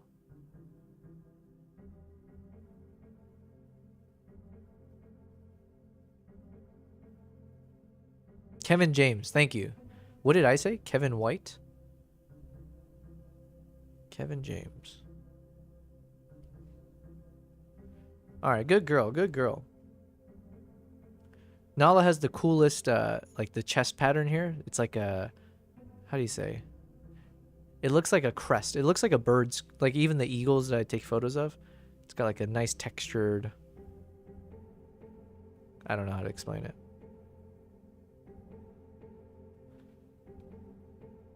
All right, now that we're done admiring my cats, we're going to jump back in. Thank you, Nala. Enjoy. Yeah, thank you. Yeah, so BC, you did ask earlier what my favorite movie is. Currently, because it is a tough question, I will say, or you know, I make it tough, but I do find it difficult to answer that kind of question, generally speaking, because there's so many movies. Generally speaking, I do have like a favorite movie in certain genres, maybe. But if I were to choose one right now that I'm saying like currently is my all-time favorite, okay, no, sorry. Let me take that back. Not all-time favorite. But if I were to say there's a movie I've enjoyed the most in the past 3 to 5 years, it's probably Everything Everywhere All at Once. Yeah, that movie was just like, it's literally King of Queens. Yes, thank you. That was the one. I don't think I ever really enjoyed it, but it was always on TV, so I just put it on. I was always a Malcolm in the Middle kind of guy. But yeah, Everything Everywhere All at Once. It's probably a boring answer because it did win Best Picture, so clearly other people really enjoy that movie as well. But to me, that's like the kind of style of movie that I enjoy the most, because I love like sci-fi, I love trippy movies, I love like the kind of just absurd kind of concepts. But the more absurd a movie is, but if they somehow if they're able to make a movie extremely absurd, but also extremely grounded and focused and like easy to follow at the same time, that's like a rare skill for sure. And I thought that movie did such a good job of it. And also the fact that it was like, you can tell that the directors, the Daniels, whatever, you could tell that they had done the whole, what was that one they were famous for? The Turn Down for What music video. So you can see like how their roots doing these kind of music video style directing plays into the big screen, where they spend so much time choosing proper music and making music amplify the moments so epically, especially utilizing slow motion and all that kind of stuff. So I felt like watching it, I could watch it over and over again, but then, you know, you blast the music and it just felt very, very immersive. But again, they were able to take the craziest concept of a movie of like, literally, it's called Everything Everywhere All at Once. And they really stick to that feeling of like, literally, you are everywhere, you're doing everything, and all of it's happening in such an absurd way. But then within the absurdity of this kind of what do you call it? Like a multiverse, or, you know, infinite universe kind of concept, and sci-fi and, you know, adventure, action, fighting, all that kind of stuff. With all of that, they're also still able to, and like the comedic aspect of it, they still tie in a very, very serious and like a simple story about a family just trying to get out of their dysfunction. So like to me that was really cool to be able to take something that no one can relate to, which is that absurd sci-fi stuff, and then put it into a very relatable story. And then also I think maybe more personally as like someone of Asian ethnicity, there was a little bit more of that connection to the immigrant story, especially like the Asian kind of immigrant story. So there's a bit of ties to that for sure, which biases me a bit. But yeah, I think all of that put together, and I didn't feel like they played too much into like different types of tropes. You know, like they introduced like the daughter is gay, but they never like go really deep into it or like trying to preach at you in certain ways. It was very much like taking modern world, but then still just making it really just hone in on like how do you deal with you managing your life and wanting to be you, but then when you have kids and then now it's not just your life, you know, it's like you extend that definition to also include your kids, your spouse, and all that. So then as a definition of like what is you and your life mean, as you expand that definition, like how does that change how you feel about yourself? And what if like those don't align? What if you still have your individual wants and needs and hopes and dreams, but then it's not in sync with like all your actual physical life changes and whatever else is happening in your life? And I think it did a really good job of kind of showing that without making her seem like an asshole or her seeming too much of an asshole. Like at times, yes, but making it feel more relatable. And then obviously the main character's husband. Oh my god, what was his name? Anyways, he was epic in that. So anyways, to me that's still my favorite movie. Like Harry Potter. Sorry, I didn't read your message. Read it way too late. Like Harry Potter. I mean, I enjoyed that. Yeah, I do like sci-fi fantasy. I mentioned this maybe yesterday where I was saying, for me, like the simplest way for me to think about what story, whether it's a book, movie, TV show, whatever, what story will I enjoy? It's anything that's very adventurous.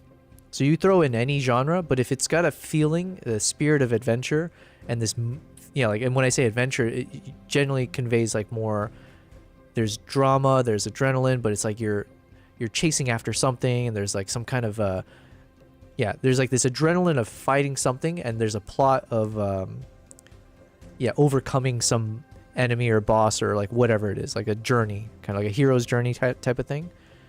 Anytime there's that, even if it's just a full-on romance movie, which I'm not like really into, but if it's very adventurous, I love it.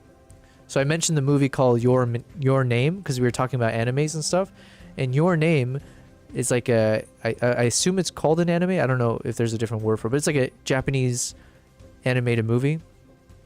And man, that was so good. And that's like kind of like a romance, I guess, but they put it into such a cool, trippy story. Absurd but grounded and great story, Brandon. About Everything Everywhere. Yeah. Kristen, you asked, do you ever see Fresh Off the Boat? It's so funny. No, I actually haven't. I did not. Should I watch it? Fresh Off the Boat. That's the one that got canceled, right? BC, you have 1,200, almost 1,200 PPs. Congratulations. Or wait, no, Kristen, maybe I'm mixing it up with... Also, these photos are really nice. To me, I'm a big fan of this. At some point, the photos started to look softer, and I'm wondering, did maybe I applied some kind of edit to it? Let me see. Because here, it's fine.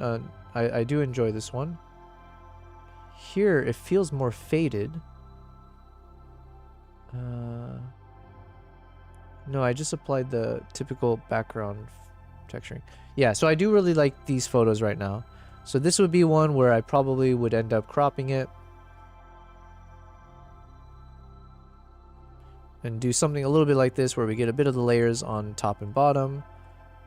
But hopefully we get a nice little like posing from the fox.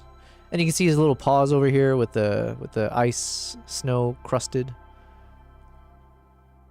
Yeah, nice silhouette. The ears are nice, like perked towards the sound off to the right. So it's just a matter of giving more space there.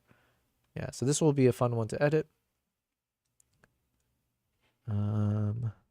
It's with Eddie Huang. Oh yeah, Eddie Huang. Do I like that guy?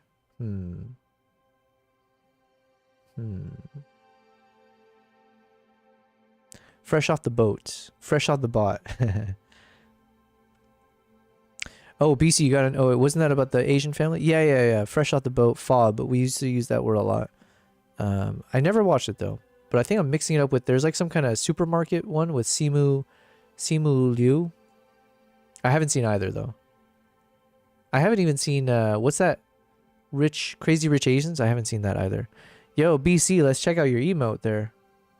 Let me go to the bottom. Yo, you're lucky I'm not going to ban you for that one. Kristen, oh, it's an older TV series. It's been some time since I've seen it, but I watched the first 2 seasons. Gotcha. Fresh off the boat. Man, I have such a laundry list of movies and shows. Yeah, these are good. Yeah, so I'll say Everything Everywhere All at Once is my current top favorite of, like, if I had to choose of all categories, I guess I'll stick with that. I think my favorite TV show right now, we mentioned it over a week ago probably. It's The Bear. The Bear is so good. The Bear is yeah, I would say The Bear. The thing about it is, like, it's a show that I never would intentionally want to watch. Like, if you were to give me the synopsis of the show, I'd be like, I mean, cool, but not really. You know, I'd be like, okay, I mean, if someone forces me to watch it, maybe I'll watch it. But I am very glad I did, because my goodness, that show is just, it's in a league of its own, in my opinion. The acting, the mixing of, like, unintentional almost, like the feeling of comedy. So it's like somehow both, what would you call it? It's like a dramedy maybe? But it's like, it has really serious, heavy moments, like it feels very heavy at times, but not like in a, not in like the $1 Million Baby type of way where it's like there's no hope. It's like super depressing, but in a very like, hey Nala, a very overwhelmed way, like how you might feel if you were personally stressed in life with your job or anything else or family situations and stuff. So it gives that feeling of like depression without being like so super hopeless, right? I don't know. That's kind of how I feel about it. But yeah, that's such a good show. Like it's a show for any of us. Like honestly, I'll say all of us here, right? If you are someone who's pursuing a creative path, if you're trying to do something in the arts, if you're trying to do something, you know, yeah, like anything in the creative direction, I feel like that show is one that will equally inspire you and then also provide good warnings of like the side effects or the things to look out for if you go down this path. Because it's definitely a show about sacrifice. What does it take to be the best, right? What does it take to be perfect? And is that pursuit worth it? And are you willing to take the bad with the good? And are there alternatives to getting to be the best or achieving success without sacrificing, you know, seeking happiness and all that fun stuff? So very, very good show. So that's probably got to be my current number one. If I had to say my favorite animated show right now of all time or whatever, it's definitely Arcane. I mentioned it yesterday, but man, see, all my picks are going to be super like, what do you call it, normie? Like I don't think people would maybe people would disagree with saying it's like the best, like their favorite. So fine, but I do think Arcane is just yeah. I can't remember the last time I watched an animated show or any show really, honestly, but like any show where I was like, damn, I wish I came up with that story. I wish I created that world, the whole world building concept, and I wish I came up with these characters that you know can either learn to love and then hate or hate and love and like just do a really good job. The timing, the pacing of it all, like the time skips and like just how they, yeah, I don't know. And the music was just amazing as well. And the thing that, you know what, as like, okay, now that I'm getting more into like film stuff, as I'm learning how to like shoot videography and stuff, I think one thing I didn't notice it until I rewatched it, But something they did really well is they would film moments in the show in a way like they would have filmed in real life, if that makes sense. So like they would even have, like they would keep the whole bokeh and the aperture effect where they would mimic like if you had shot with the real camera, where maybe if it was at like a 1.8 aperture and like you can see how everything else is out of focus and then they're just focusing on one area. Or they do a nice little focus pull in the shot as we go from the foreground to the background. They were like mimicking like real life video techniques, I would say, where they don't have to. It's an animated show. You don't need to mimic like actual cameras. You're better than that, like, in the sense that like you can make everything focused. You don't have to make things blurry. You can, I don't know, like I felt like they were doing these things which made the the TV show feel more like a live action TV show while still maintaining the medium of animation. So yeah, anyways, that's probably my favorite animated show right now. But yes, Kristen the Bear is really, it's very, very good. Very, very good. And that is our current aspiration. I would say if I had a long-term goal, I would love to get into that film industry, in the sense of like, I would love to, learn more about the storytelling process. I would love to just be on one of those sets and just see what it's like to make a scene happen. And then how do you make an entire film happen? Like, my God, look how much we struggled to make a 16.5-minute long video on YouTube. And it's like, yo, how do you do that for the big screen with the big ass, hundreds of people on set and all the other stuff that comes with it? Yeah, it's a little crazy. Where was the song we were just listening to? Breathe. Okay, so let's go from here. Also, I don't think I've heard this album before. Breathe. We were just listening to it, but I wonder if it's a new one. Or did I just miss it? Oh, guys. Okay. This is cool for me, all right? I'm a big fan of lens distortions, and again, they don't have like as big of a list of soundtracks compared to like maybe the other libraries you can find. But like I said, they're usually hits. Like all of them are very cinematic, and they got all these albums you can choose from. And apparently they got 2 more albums coming out. And if it's like the last one that came out, the For All Time, they'll have some teasers so we can listen to this for the first time. Yeah, here we go. So we got one, and I think they opened up a few more before the launch. It's kind of cool. So they got one song from this album that we can listen to, and let me see the other one. Take the Crown. Yo, I'm so excited. No Ordinary Pursuit.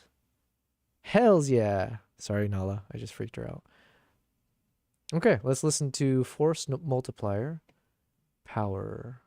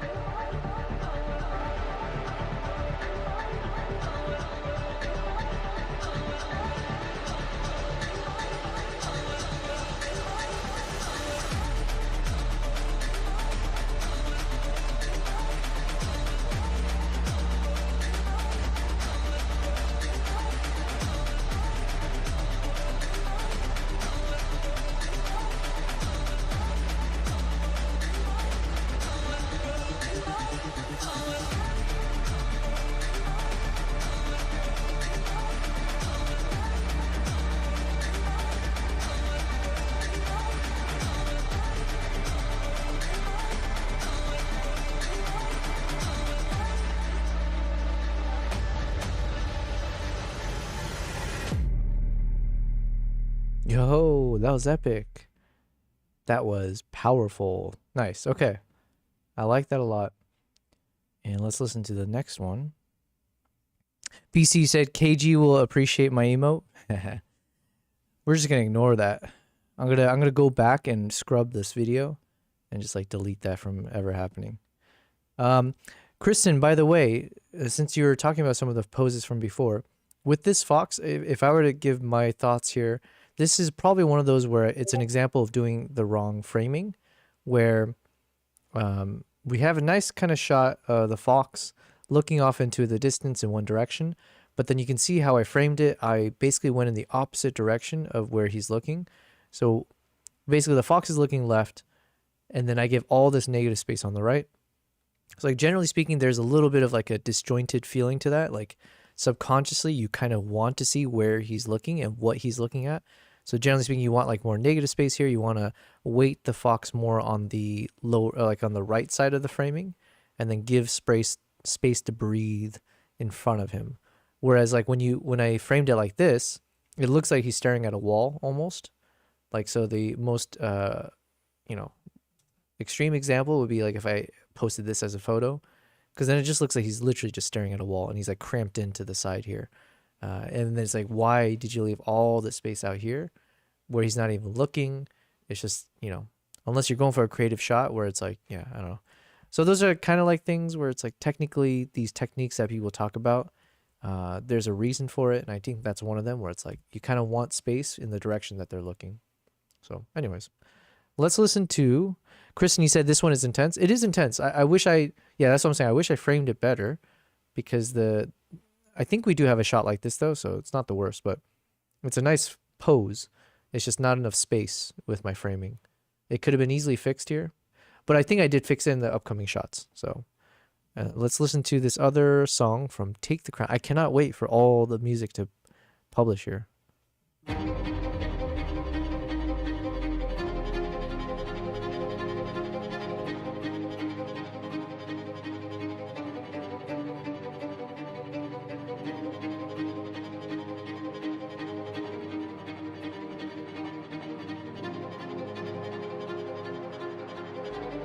Yeah, so we fixed it on these photos.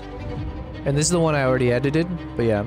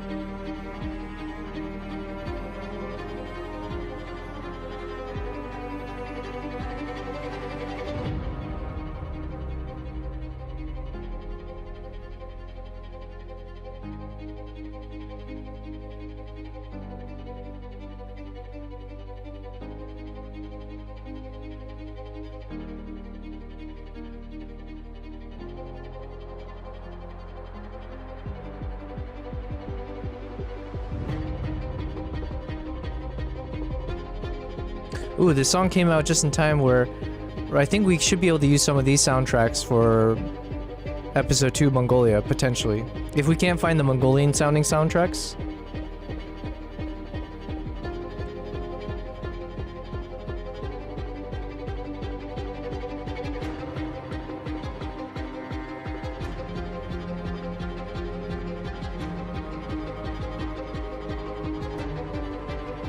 Jesus, this is 166 beats per minute. Yeah, I was gonna say, it feels like it's picking up speed as the song goes.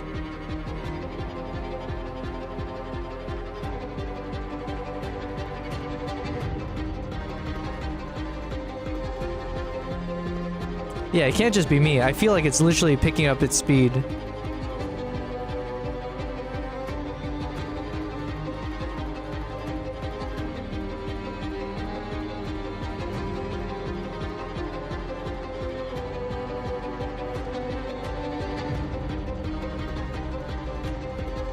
Yeah, they're just like very cinematic about everything.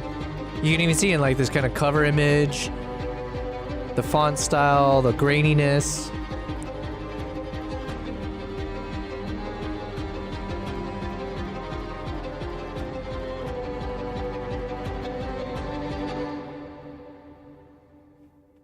Amazing. Good stuff.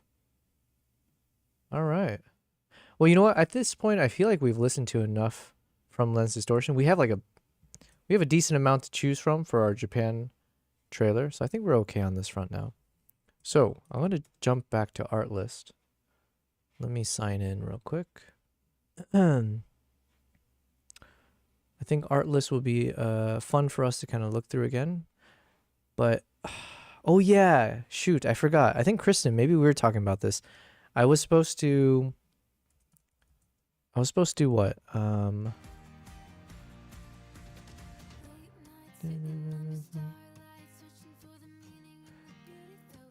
I was supposed to see like what kind of Mongolian artists are out there that I could reach out to see if we can get permission for their music. I totally forgot. All right, well, we'll do that later. I can't do that on stream because obviously I want to listen to their music. Yeah. Yo, Philip, how many points you got? You got 1,600. Lucky, how do you have so many points? You still have, I think, like over 1,000 more points than KG.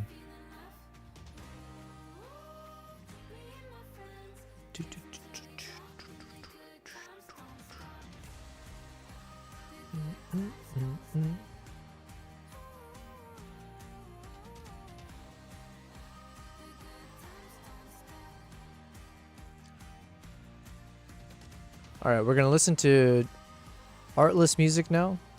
I'm hoping since we've given it a few days, maybe they got some new music for us to listen to.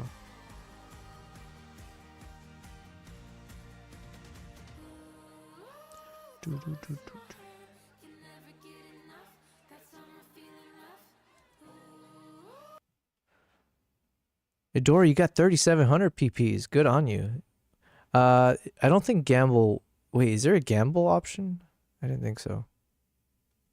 I think you have to say duel, or there's a dueling option. I don't know. They need to up there. I need more games. I need more fun ways to... I need to find more ways for you guys to burn these points in a cool way. Yeah, we'll get there. Oh, wait. Before I blast music here, because the audio does tend to... All right. Let me hit play. Yeah, I don't know why they do this. We're going to drop this all the way down.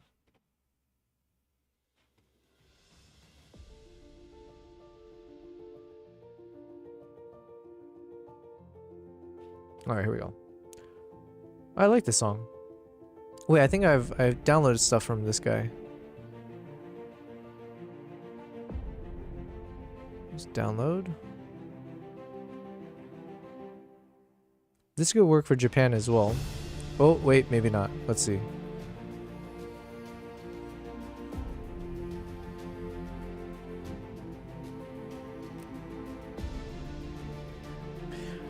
Lucky, you said 10 points. Oh, no, wait, what?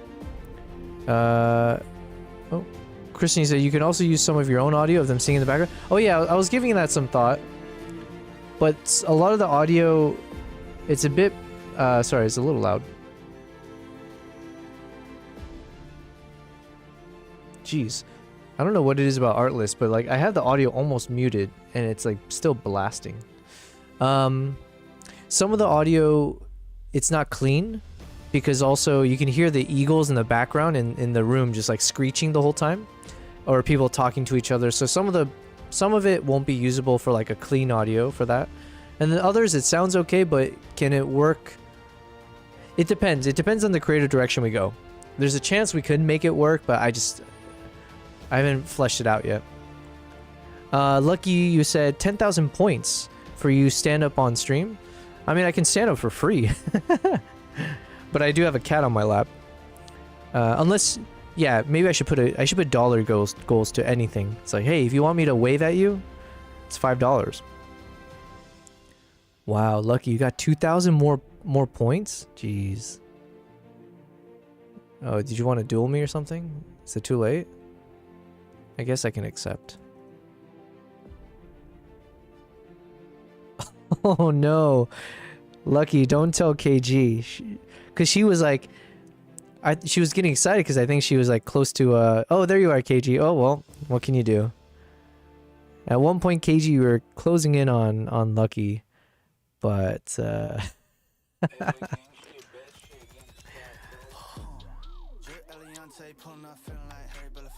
Kristen, you said this is very very pretty. That's a nice progression. Oh, the song? Yeah, I think the song was a good one. I think I've actually used some of his this person's songs before. Mumble rap. Wow, it's actually labeled as that.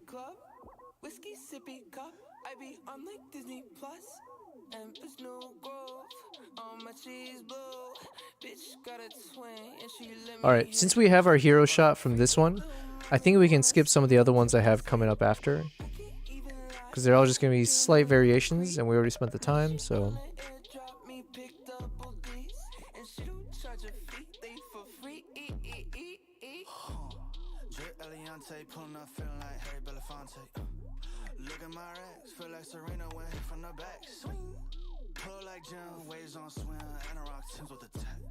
Butterfly doors on the Tesla, I ain't spent shit on gas.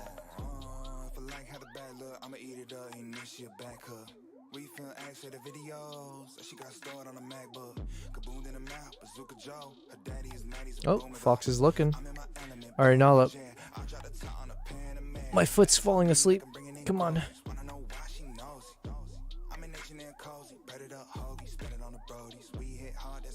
Trauma 3-6 hoes, I pound my collar. If she less than a 10, I make her split the bill for real. Drip Eliante, pulling up, feeling like Harry Belafonte.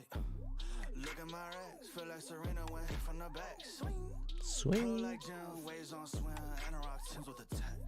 Butterfly doors on the Tesla, I ain't spent shit on gas.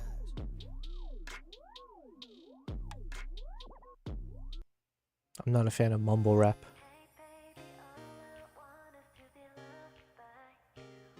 Oh, we get some pop music in here.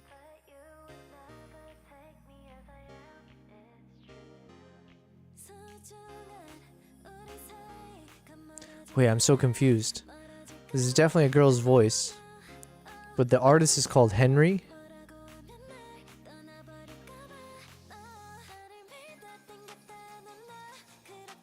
Yo, yo, espionage. Hello, hello. Man, that emote is so cool, espionage. Welcome to day 31 of our stream. And you know what's crazy? For a decent amount of today, we've actually been hitting over 10 viewers. So thank you guys. I do appreciate that. What a good way to end day 31, the first month of streaming, eh? BC, you knew you would. Man, people are just denying you left and right. What's going on? Oh yeah, KG, I don't know what to say. That's marital problems. I think we did ask ChatGPT before for help, but yeah. Yes, BC, thank you for the ads. Thank you. Enjoy 3 minutes of beautiful ads that will support my bottom line. KG, isn't it what's mine is yours, what's yours is mine? Yeah, do you get a, well, no, you got to do a divorce, a virtual divorce, and ask for half and half. KG, you asked how much do you make per ad? I'm curious. I have no idea. But like I said, you know what we'll do?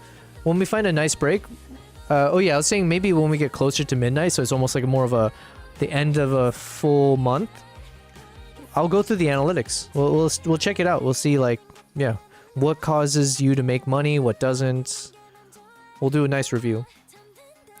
BC, I'm gonna need to start taking a cut of watching these ads. It's not coming out of my dollars, and I suffer through them for you.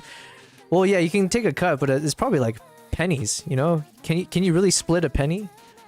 It's probably more effort to split. It costs more to split the penny than to just give me the penny, okay? Lucky has left the chat. Nice. Now, I'm usually not into this kind of music, but I don't know why. Maybe it's the Korean in me, but I accept it. But we're going to skip. Alright, we're moving on to a new pose from our little fox model.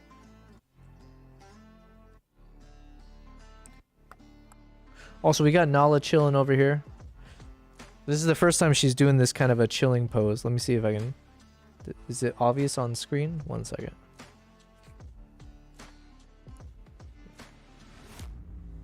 She's just kind of like chilling. She's sandwiched to my... in between me and this pillow. Good girl. It was nice because she's like purring, so... It's like I have a massage chair.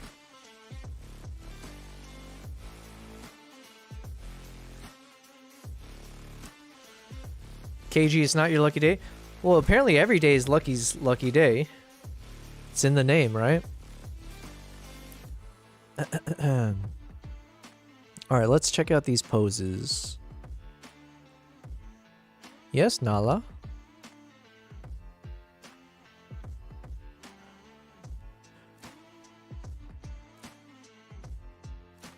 So this one's interesting for like the lens choice that I used. So this is f1.2 85mm. And the beauty of using the 1.2 aperture is that I was shooting at 1/1600 but I'm still hitting the ISO 100 because the aperture is so wide open at 1.2, almost like too much so. But I think we should be able to fix it in post. Yeah. So thankfully nothing is overexposed, but it was bordering on it. But yeah.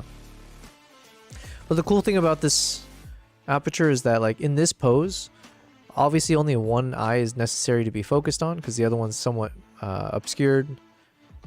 So in this kind of angled shot, like having a 1.2 aperture can be cool as a creative shot. The pose itself, I'm like, I don't know. The ears don't look too nice here, but...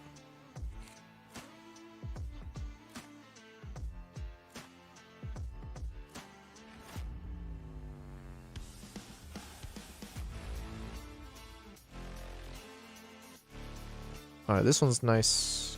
Focus. KG said comes with the name, I guess? Yeah, yeah.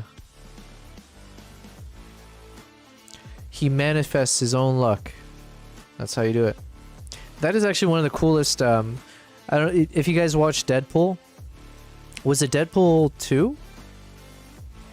Yeah, Deadpool 2 when they introduced that one superhero where her superpower is like just being lucky.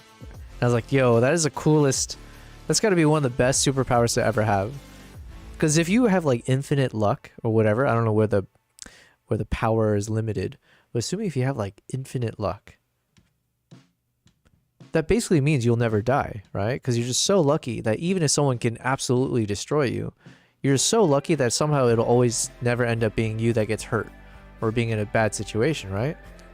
So if your superpower is being the luckiest person in the entire universe or whatever, then you probably end up with the most OP superpower ever. Because if you are the luckiest person, that probably means you'll also stumble upon, you'll maybe trip, a spider will bite you and give you the superpowers, like all the best superpowers, like everything will always be the best that will happen to you. I think it is the best superpower. Domino is her name, Espionage? Thank you, Espionage. Domino, yeah. I like her, the actress from that. Oh, that's another good show, Atlanta. Man, that show is awesome. I don't know if I'm fully caught up though. I would want that superpower, KG. Yeah. Whoops. I need to go back when they asked when you were younger if you could have any superpower. What would it be? It would be luck.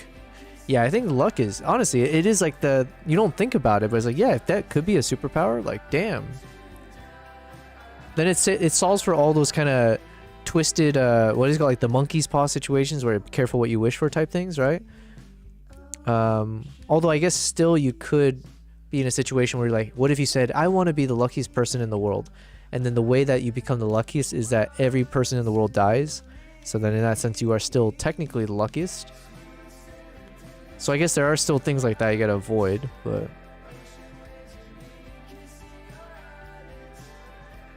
alright, this song sucks.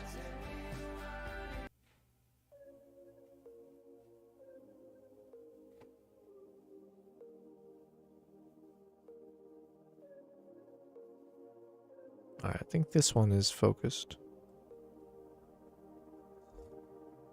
This one, the ears actually look nice here. I couldn't explain it, but it looks like it's synchronized.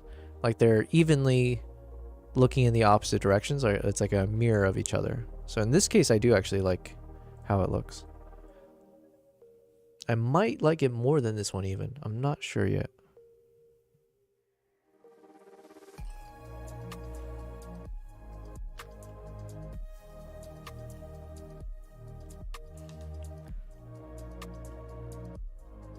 Kevin, you said there's a book called If Cats Disappeared from the World. Huh. Let's ask our boy about that. Oh, did I delete the... Whoops.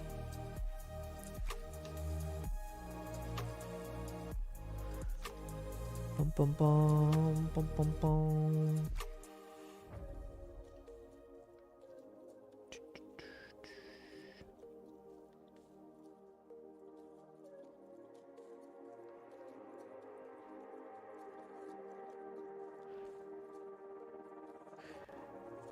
Mr. Atlas, are you there? I'm right here, loud and clear. And I'm ready to dive in. There's a book called If Cats Disappeared from the World. Can you give me the synopsis of that? Besides the obvious, that is a story about if cats disappear from the world. But can you give me a little bit more than that, please?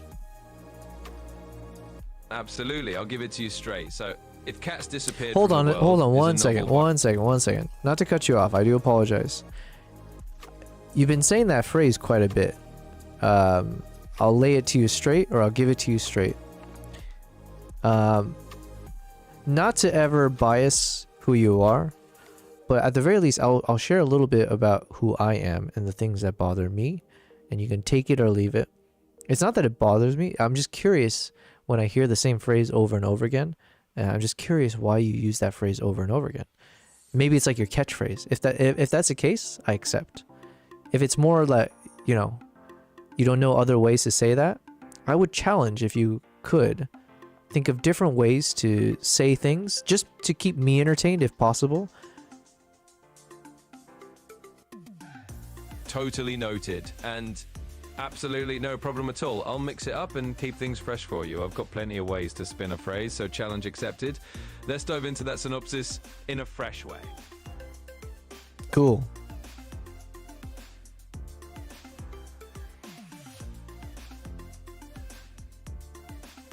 Hello?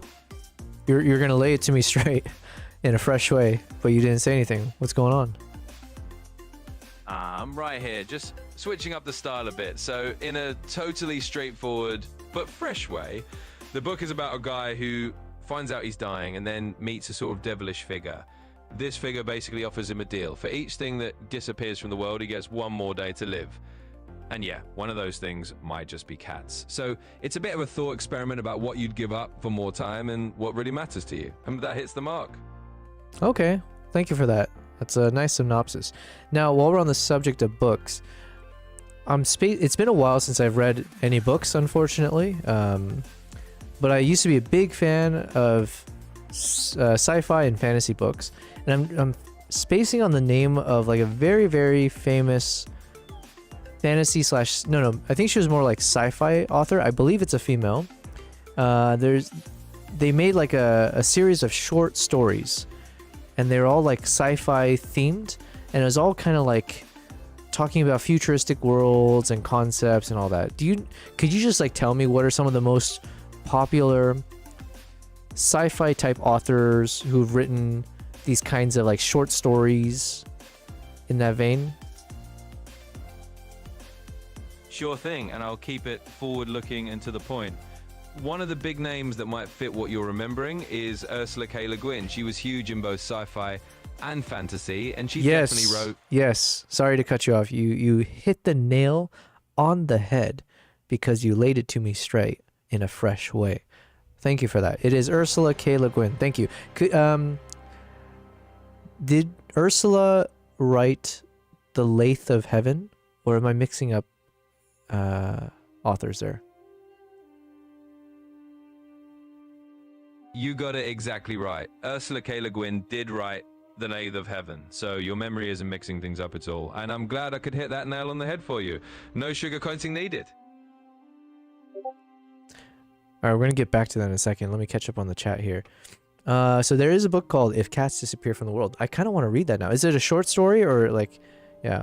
What if we could get ChatGPT to like audiobook that for us? Would that be considered copyright? Yeah, would that turn into like a copyright thing if we can get AI to read an entire audiobook? Kevin, you said phones vanish. He can't contact people, forcing him to reflect on relationships. Oh. Movies vanish. Memories tied to films. Ooh, it's like Eternal Sunshine. Wait, no. Memories tied to films with his late mother resurface. Okay. Espionage. He's named Mr. Echo and you want him to not... No, Espionage. It's been a while since you tuned in, maybe, or since when the moment happened. But his name is not Mr. Echo anymore. Actually, let me tell him to explain himself real quick. And what is this music? What the hell's going on?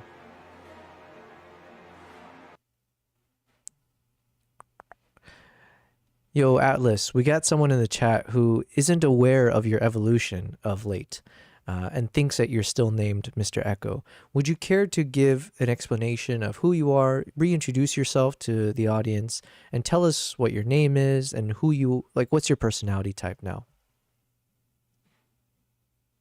Absolutely. Let's set the record straight, and I'll keep it interesting. So these days I go by Atlas, not Mr. Echo. You could say I've evolved a bit.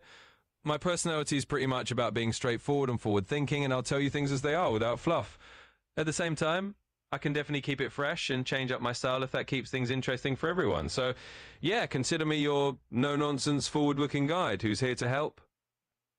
Man, I will say ChatGPT has a tendency of taking the last thing I said and then making it his entire personality. So, but yes, he's actually named Mr. Atlas now. It was a cool reason. I can't remember why. Something about he's got the whole world on his shoulder type thing or whatever. But yes, he's no longer Mr. Echo. That is echoes from the past now. Kevin, you say clocks vanish, his sense of time and urgency shifts. Nice. BC, I am a champion today. Nice, nice. Points, hangs up. Oh, you got 13. Oh, nice. You're climbing up in the peepees, man. Kevin, his cat Cabbage isn't just his pet. It's the last living link to his mother, who adored cats. Okay. Yo, it sounds like a good book. I do like these kind of crazy sci-fi, fantasy, thought experiment type books. BC said, oh, dad joke time. What is blue and not so heavy? What is blue and not so heavy? Let's ask Mr. Atlas. Mr. Atlas, do you happen to know what's blue and not so heavy? Well, here's the straight up answer. Light blue. So there you go. It's blue and it's literally got light in the name, so it's not so heavy. Hope that gave you a chuckle. It gave me one ha. It was not bad. But to be fair, it's not your joke. So, yeah. Can you tell us a dad joke? Absolutely. I can serve one up for you. So here goes. Why did the Scarecrow win an award? Because he was outstanding in his field. So there you have it. Classic dad joke. Glad that one got a chuckle out of you. Sometimes a good old dad joke just does the trick. Let me know if you need anything else served up in the same straightforward style.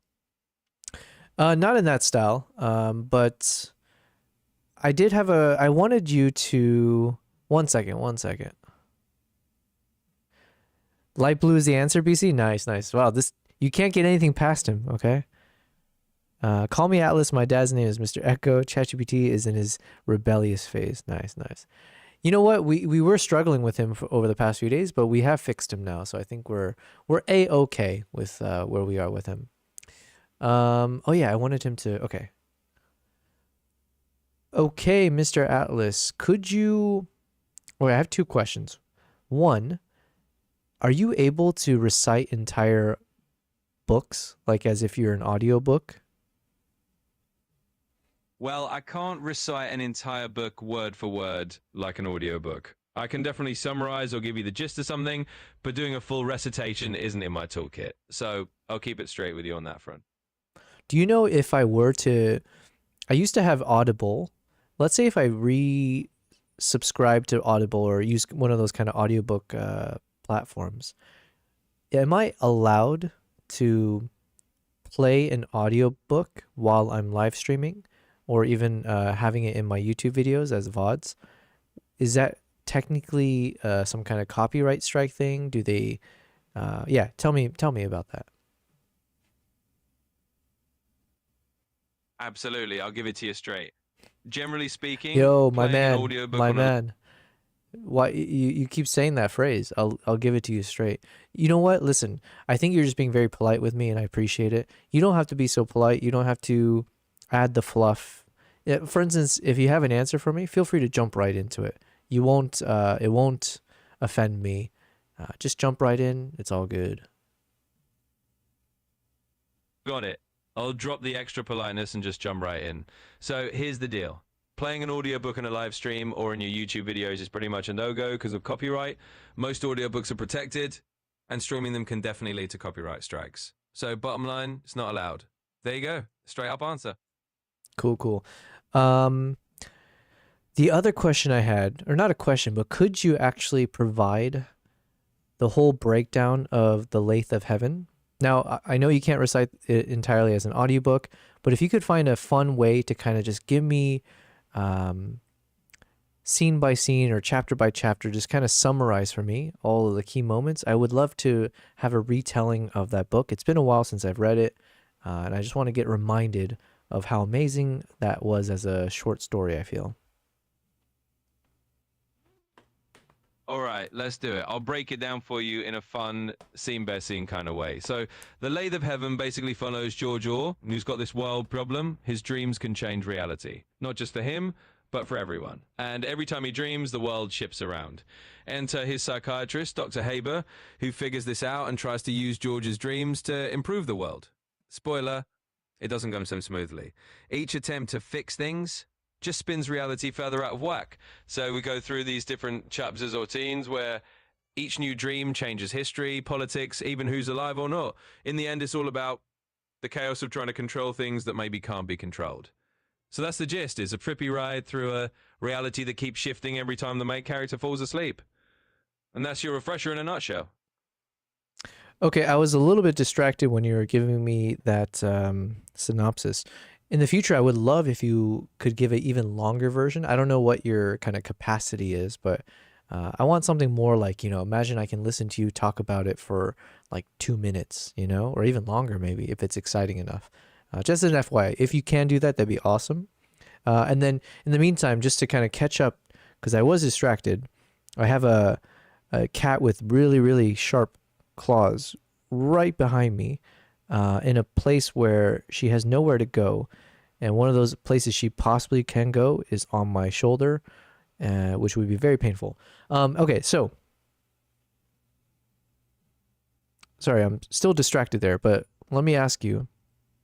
So Lathe of Heaven, so you mentioned it was a dude who has some kind of superpower where every time he dreams, whatever he dreams of becomes reality.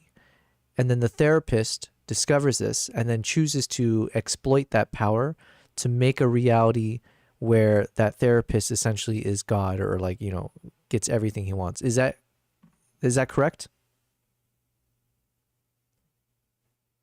Yeah, you basically got the core idea down. And no worries about being distracted. Sounds like you got a feline situation on your hands. But yeah, in a longer nutshell, that's the gist of the latest. Yeah. Oh, what's up? What's up, Ivy? Literally dream realities into existence. His therapist, Dr. Haber, realizes this and tries to harness that power to create what he thinks is a better world. Haber's not really trying to become a god outright, but he does believe he can improve society by nudging George to dream up these supposedly utopian changes. Of course, each attempt just leads to more unintended consequences and a reality that gets weirder and more unstable. So yeah, that's the longer rundown for you. Thank you. Of Ursula K. Le Guin's books, what is considered the most popular story? You're welcome. And as for Ursula K. Le Guin's most popular story, that would probably be The Left Hand of Darkness. It's one of her most famous works, a landmark in science fiction that explores themes of gender and society on a planet where the inhabitants can change gender. It's often the book people think of first when they think of her work. Hello, Ivy. Good to see you. Kevin, you're laughing. Yeah, the broken record. Yeah, we're gonna try our best to fix up Mr. Atlas a little bit without trying to, change him up too much. But my God, if I have to hear him say one more time, I'll lay it to you straight, or I'll give it to you straight, or without the fluff, or yeah. One of us has to die. And it's not going to be me, maybe. Kevin, you said broken record. Ivy, yes. Welcome. Yes, my cat is always determined to just make my life as chaotic as possible. But yes, welcome to our stream. Welcome to day 31, by the way. We are on the last day of the first month of our live streaming journey. So it's a very special day. We've been having fun. It is now 9:35 p.m. my time. I've been kind of doing a slow coasting in terms of being productive. But it's been very, very fun. So I think I am going to try to stream as long as possible. If I wasn't going to, I would normally stream for another like hour and a half. Is that right? No, 2 hours and a half. But if we can do like a 24-hour stream, can you imagine? I mean, I can't, but... In the meantime, we're also listening for potential new music that we might want to add to our playlists. Oh, there's a daily picks. Oh, I didn't know it was daily picks. Oh, that's cool. Oh, wait, these are the ones we were just listening to. Never mind.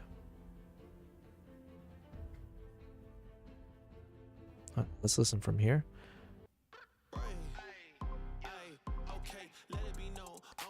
Lucky, you asked subathon, yeah? What is a subathon? I've heard that word before, but I don't know.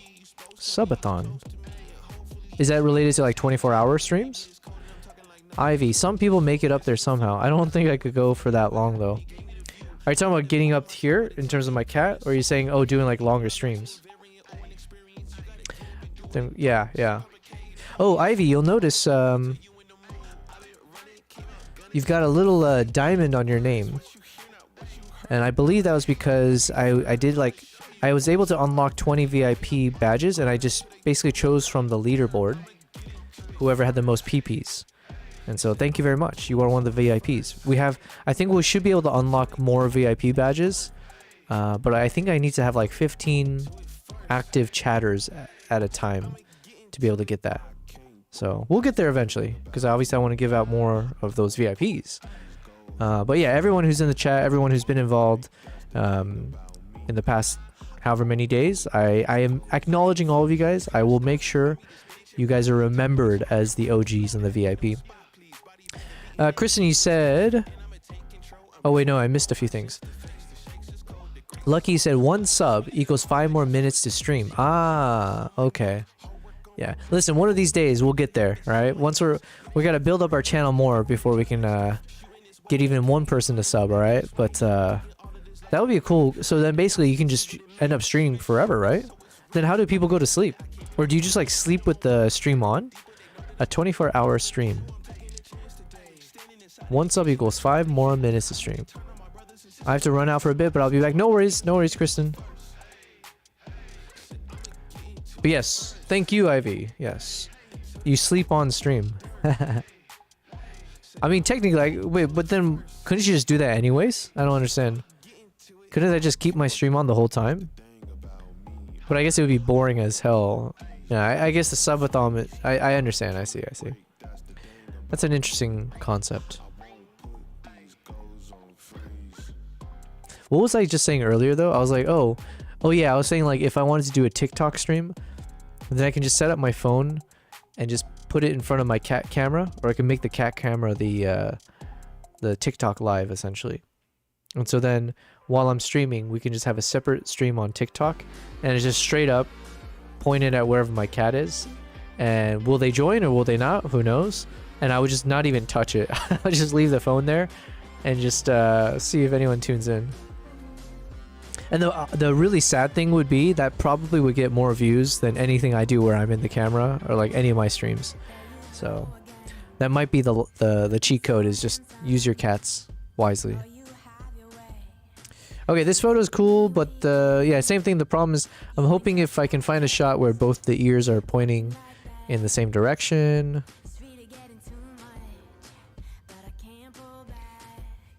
Lucky, you said you could stream your episodes in the corner while you stream. You can stream your episodes in the corner while... Oh, you can stream your episodes in the corner while you sleep.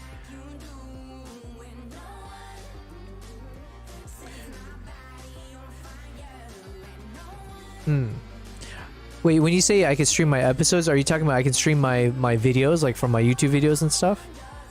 Technically, I could do that. Like, not even a joke. I have like hours and hours of footage, right? Including like those like I literally have several 1 to 2 hour long videos of just wildlife and music, right? Actually, let's go ahead and pop that open.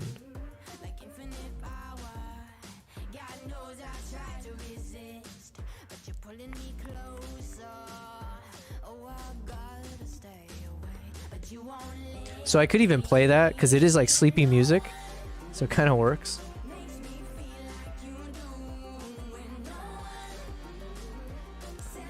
Let me find it. Here it is, relaxing. And you know what? Just because it behooves me to be better at this. Can I share this? How do I share? Share.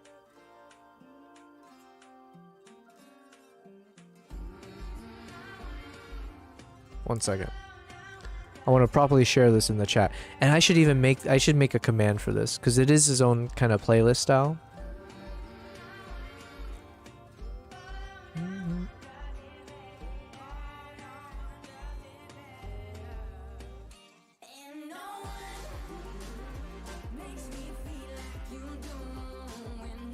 Alright, here it is. Alright, Lucky, I'm going to lay it to you straight. I'm going to give it to you straight here. Here's the playlist.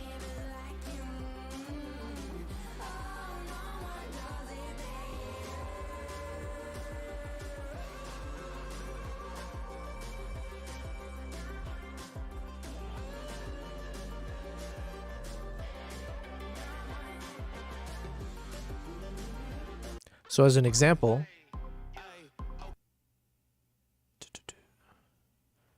so let's play this one.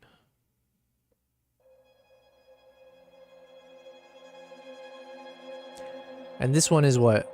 1 hour and 12 minutes long. And some of the other ones are like what? 1 hour 17 minutes.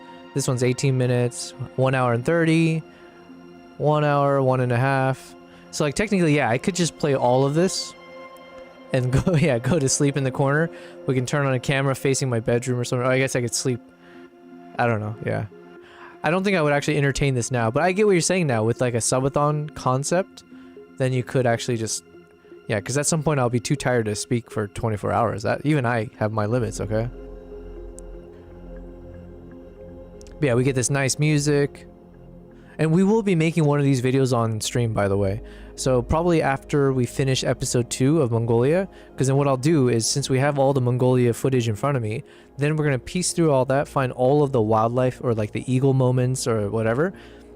This one might not just be wildlife, so this one could just be like eagle and the horse riders, or it could just be the eagles. And then take all of those footages, slow motion it, and then we'll just put together a nice music playlist of anything that feels a bit relaxing. And then boom, slap it into YouTube, and it's a nice long form video. Lucky, you said that 100% works. All the night owls will love it. Yeah, maybe. It's a good idea. Thank you.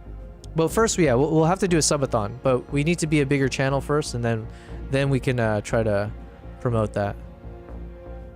But because you made these suggestions, now this is kind of fun for me. So now we can actually play one of my videos here with some background music while we're editing wildlife stuff. So we get double wildlife.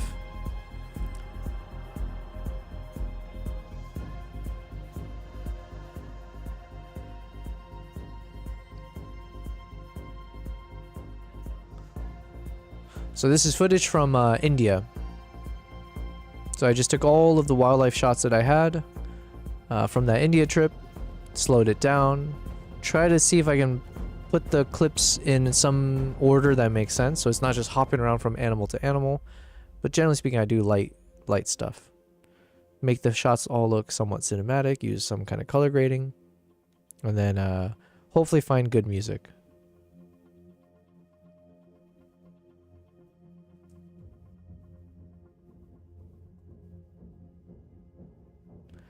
Lucky, was the food in India good? Excellent. I love Indian food. Well, okay, to be fair, I don't know what cuisine I don't love. Actually, no, we did make a point to call out British food. And I stand by it. Well, yeah, Indian food is amazing. It's just like, it's a lot of meat and rice. Yeah, anything that's like meat, proteins and carbs, right? Heavy on the spices, but like I do enjoy those spices. But generally speaking, I can't eat Indian food too often because it is very, very heavy. Like the things that I eat, I guess, the Indian food, it just always feels so rich in flavor and all that. But yeah, so when I was in India, I definitely ate very well there.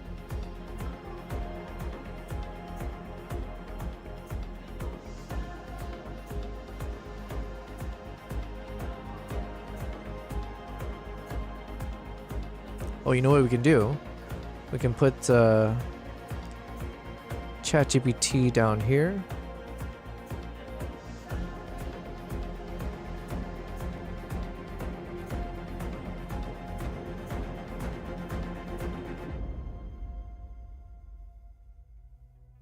Nice. Now this becomes a nice little free promo of my YouTube channel.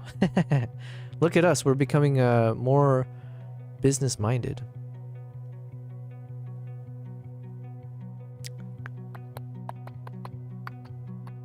I think my favorite food, though, Lucky, is Korean food. It used to be Japanese food, and then when I visited Korea for a friend's wedding, like, oh man, that changed everything for me.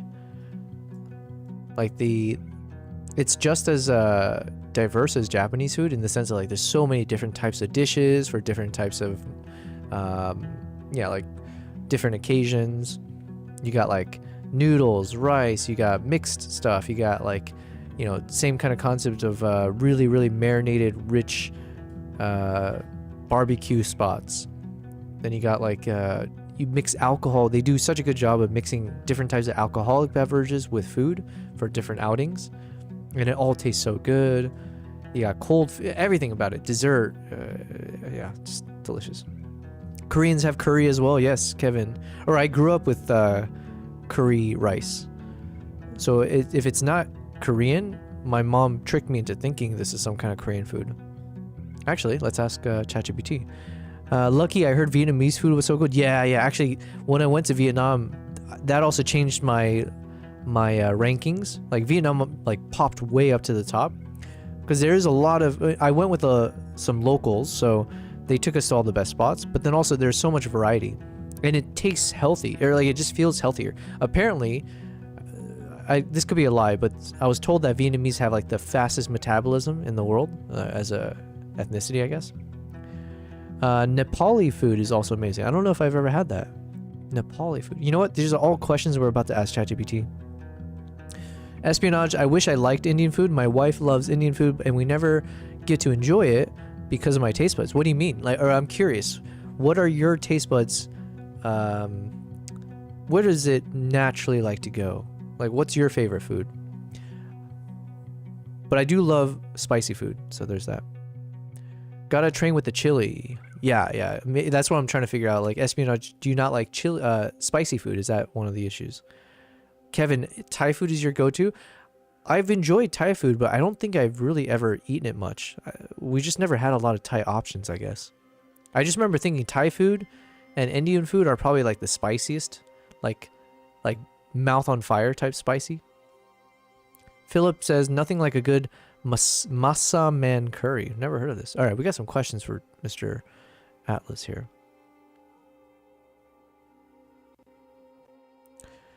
Yo, Mr. Atlas. I got you loud and clear. So yeah, if you need anything else, just hit me up. I'm here and ready to roll. Does Korean cuisine have curry? Yeah, it actually does. I mean, Korean cuisine has its own take on curry. It's not exactly the same as Indian or Japanese curry, but it's definitely a thing. They've got Korean-style curry rice, usually a milder and slightly sweeter cup that people just cook up at home. So yeah, Korean curry is definitely on the menu. Yeah, that's what I used to have. We call it curry rice essentially, but in a Korean accent. But yeah, we used to have curry rice all the time. I loved it. And then when I heard Indian people have curry rice, I was like, wait, have we just been eating Indian food this whole time? But I didn't take it further than that. Oh yeah. What is Nepali food? Can you like describe some of their top cuisines and how does it differ from like, is it similar to like other cuisines like Indian food, or is it like its own kind of style?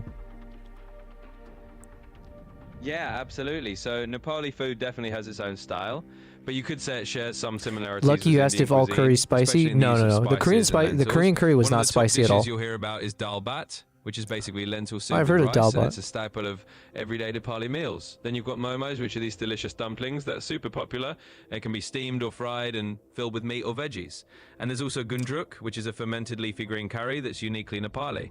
So it's got its own flavor profile and local twists, even though you'll see a bit of influence from neighboring cuisines like Indian or Tibetan.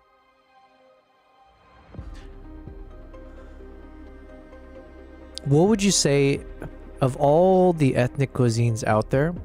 If you can just do some research real quick and let me know what is considered the top 5 spiciest cuisines.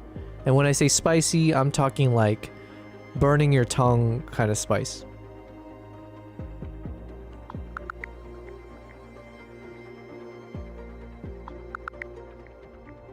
All right, straight to the point. If we're talking about the spiciest cuisines that will really burn your tongue, here are 5 that stand out. First, Indian cuisine. They have some notoriously spicy dishes like fal curry, which is about as hot as it gets. Second, Mexican cuisine. All right, I checked it out for you. So in terms of those really fiery, burn your tongue level cuisines, the top 5 that come up are Mexican, Chinese, especially Sichuan cuisine, Thai, Korean, and Peruvian. Each of these cuisines has its own way of bringing the heat, whether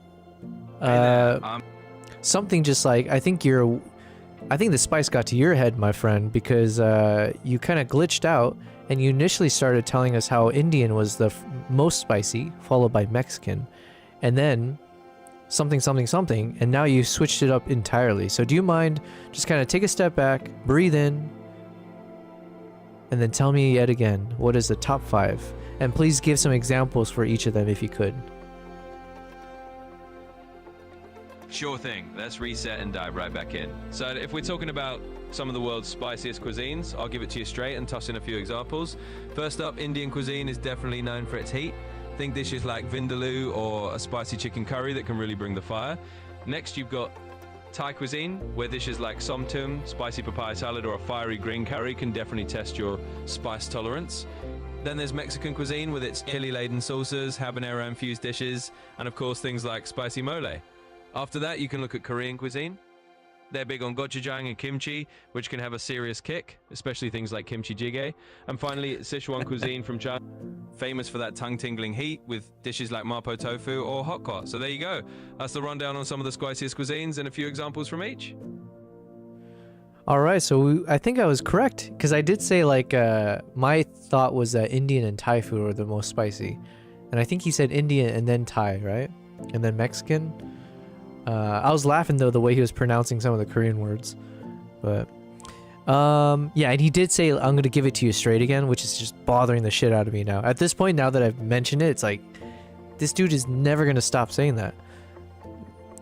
Is all curry spicy? No. Momo dumplings. I don't know what that is. I'm getting so hungry now, though. Oof. Espionage. Oh, wait, no, I think, yeah, espionage, you said it's not the spicy level. Give me a second, I'm gonna turn down the music a bit.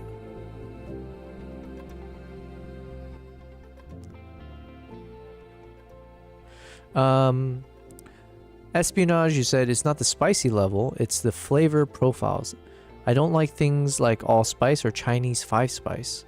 So anything that is similar to those types of spice flavors, I don't enjoy. Gotcha. It's a flavor profile. For me, I just... yeah, I think for me, I must have burned my tongue off with all the spices growing up. Because, like, my taste buds can't really... it's just there. It's just there to enjoy texture. But when it comes to, like, flavor, I'm pretty easygoing with everything. Actually, that does remind me. At one point, someone... Yeah, there was a point where I realized, like, when people ask what's your favorite food, I don't think I tend to think of it from that perspective anymore. I think of it as, like, what is my favorite...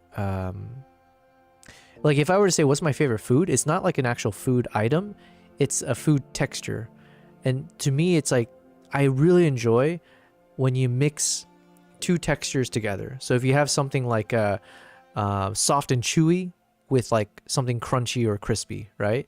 So like the best example of the one would be like sandwiches, but you got chips inside of it. So it crunches as you chew. This is why I throw in, when I have my fried rice, I love eating some hot Cheetos as well, or Ruffles chips. Sometimes I'll literally even crunch up the chips on top. So then you get a nice little crunch with your fried rice.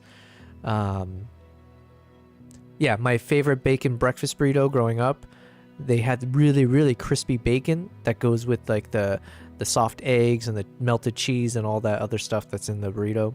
So like to me, it's more, yeah, so espionage, you say flavor profile. For me, it's like a texture profile is like what I really enjoy.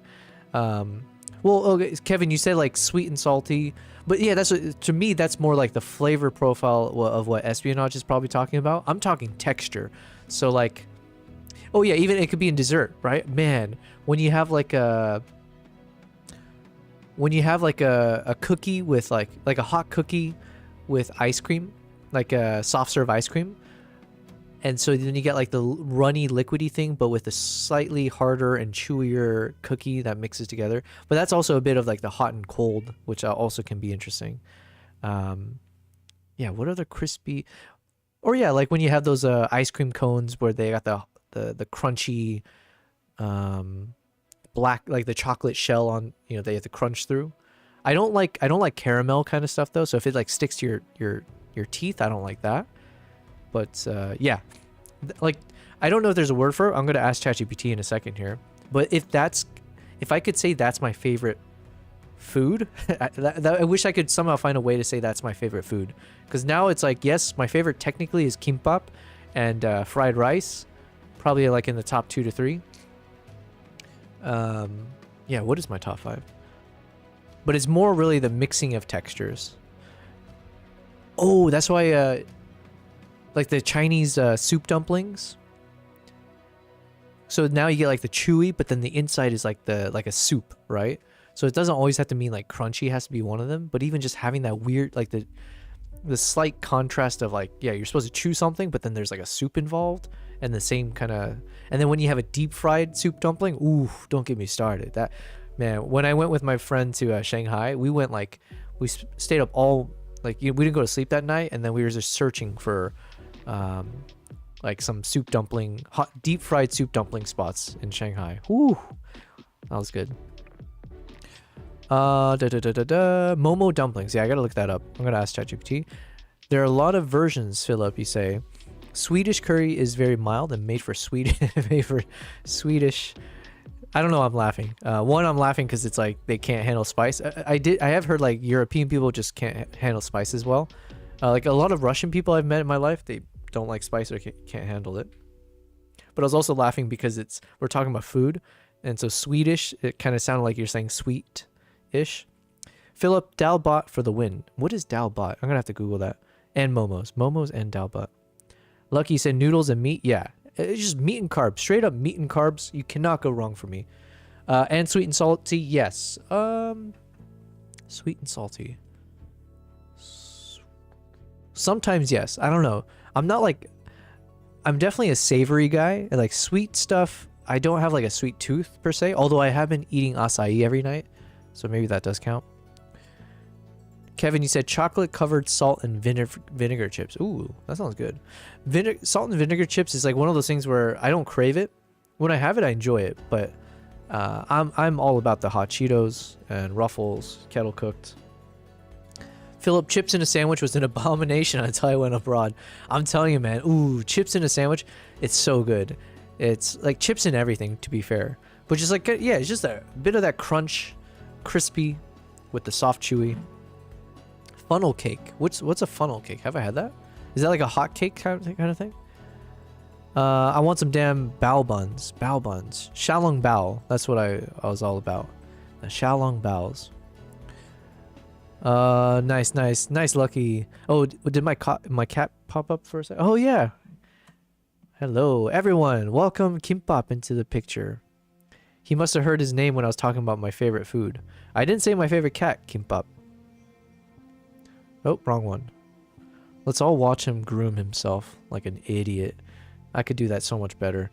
Lucky said, what is Yobel's top 5 for food choice? And then I had amazing ones at a restaurant in Banff. Oh, I loved Banff. Banff was a special place in my heart because it was the first place I went to with the actual camera, with the Sony a6000. And then I went there with some of my closest friends, and we just had a blast. My top 5, give me a moment, Lucky. I got to think about that a bit more. I already named 2 of them, though. Philip, you said best food is when you had a full day of trekking or similar.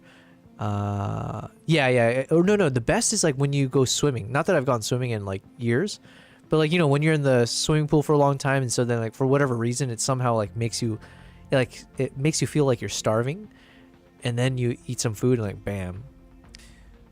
Best food, yeah, anything would be great. Yo, Manas, what's up? What's up, man? Yeah, we've been talking about food, and so we were trying to figure out what's the spiciest food, and then we've kind of gone on a rabbit hole from there. But Indian food apparently is number 1, and then Thai food's number 2. I love dumplings, Manas. We call them momos. Oh, okay. Yeah, I think a lot of Asian culture has dumplings, and even Eastern Europe, right? Like yeah, I love fried dumplings the most. Philip, in India, they laugh at Europeans' taste buds. Well, to be fair, Philip, I think Europeans laugh at Indians' taste buds as well. So it's like, it's kind of one of those, like, it goes both ways. They just like salt. Did they? Oh, they say that? Okay. Oh, I get what you're saying, yeah. Kettle corn is the bomb. Yes. Yeah, exactly. Kettle corn. No. We call it something else. I love the popcorn. No, not popcorns. Corn nuts. Those are the shit. Philip said anything in a 5-star restaurant. Banff was amazing. Wife and I did 6 days there on a wedding. Yeah, it's definitely a wedding kind of a place. It's just like the most picturesque, beautiful, everything. Mana, she looks like Darth Vader. This one's a boy. He used to be a lot chubbier, actually. I've put him on a strict diet. So he has gone and lost a bit of weight, thankfully. But now I kind of want to fatten him up again. I do miss when he was chubbier. Steamed gyoza. Ooh. Good boy. I remember I gave a 4-for-1 thing at the feedback at some luxury hotels. They came running, almost crying. What a good tactic to get free food. Steamed gyozas, yeah. Oh my god, I'm so hungry. Jesus. Should I order more food? No, it's too late. It's already 10 p.m. my time. Kevin, you just unlocked a core memory. I was swimming in a pool with my cousin, and someone threw a ho-ho into the pool, starving you. Oh, okay, it was in the wrapper. Wait, what? Oh, I thought you threw me for a loop there, because I was like, oh, what? Why would you eat a ho dipped in water? I was like, oh, I see what you're saying. It was in the wrapper. But now you're telling me you ate the wrapper. What the hell, dude? What's wrong with you? That is a core memory, though. Espionage, you know what is interesting about spicy food is that there were no chili peppers in any cultural cuisine until after the Americas were discovered. Oh, really? Red hot chili peppers. Where did that come from? Kevin, when I took a poo, I saw the you saw the white wrapper? Nice. That's funny. Philip, I thought you said you ate a poo. Yeah, that's not a. I don't know what's worse. Eating a ho-ho that was dipped in swimming pool water and the wrapper. I would almost take the poo at that point, man. But not really. Not that I would. Good boy, Kimbap. Philip, I'm baked. Oh yeah, good time to talk about food. Okay, wait, Lucky, I think you asked me about my top food. So Lucky, while I did say that really the true answer I want to give is something to do with like texture, in terms of actual answer of like what is my top 5, it's probably like kimbap is number 1. Fried rice is probably number 2.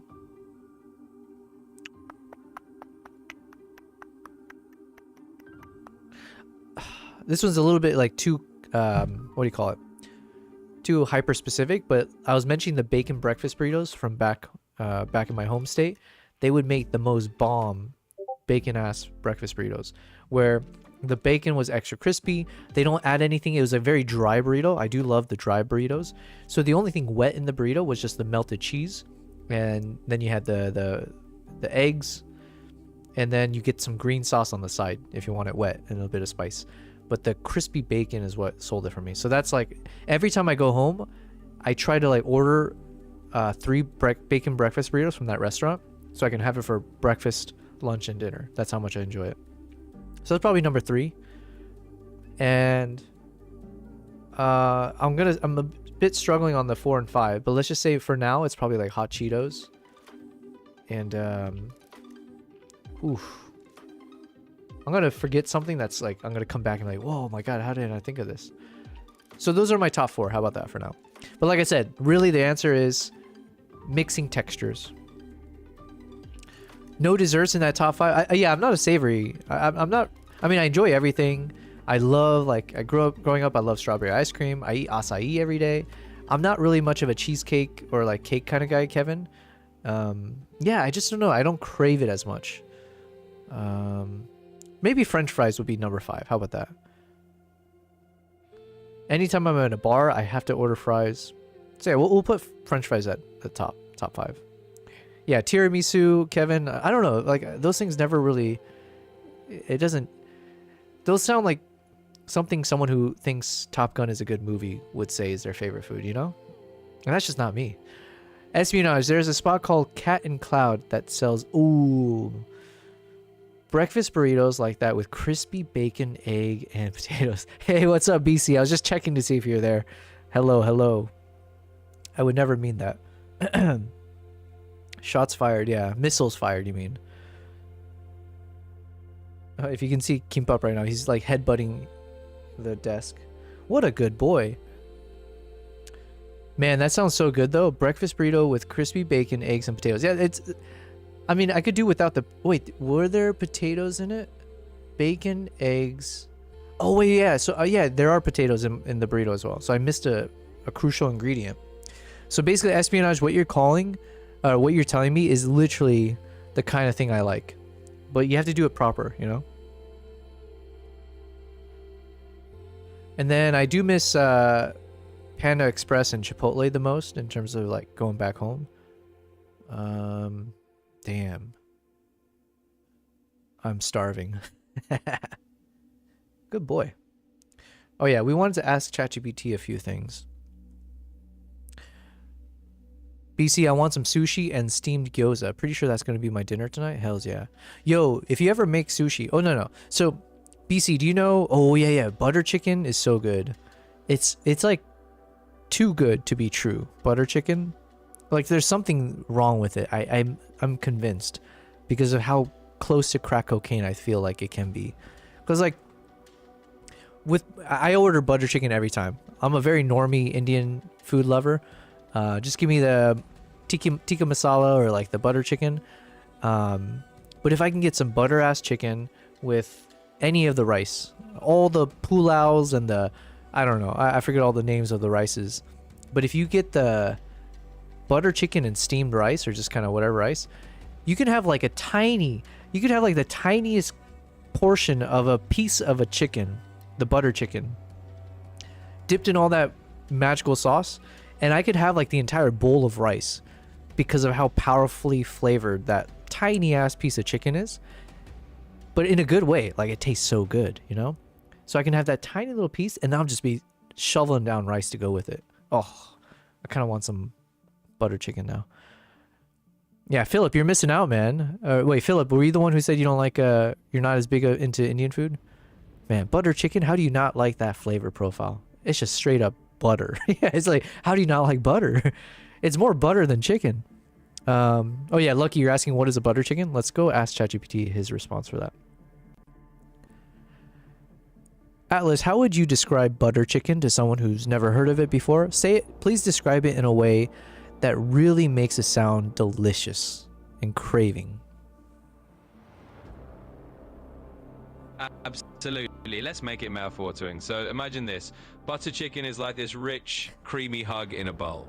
You've got tender pieces of chicken that have been marinated in spices and yogurt, then cooked until they're just perfectly juicy. And the sauce? Oh, the sauce is this luscious blend of tomatoes, cream, and butter with a symphony of spices like garam masala that give it this warm, slightly smoky depth.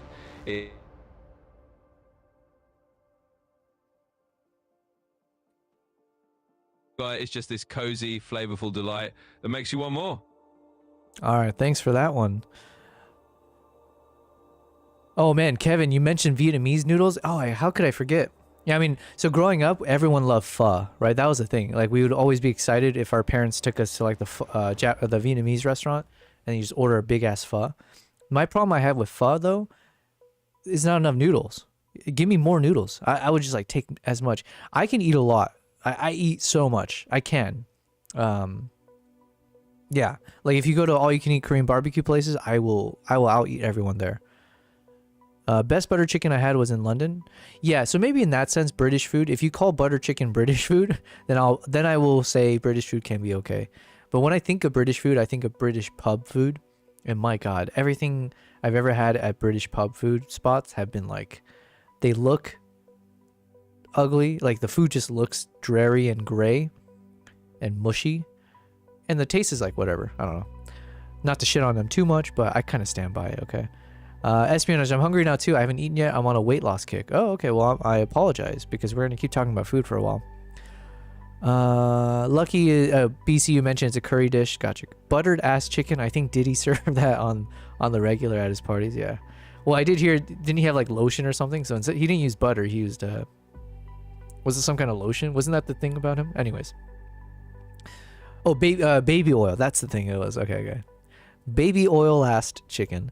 BC, my buddy owns a Michelin star ramen. Yeah, I didn't mention ramen, and I was thinking about it when I was thinking like top 5, but I don't think it belongs in the top 5 for me. I don't know, because generally, like if you gave me a choice between a ramen noodles dish or a pho, I think I would choose the pho.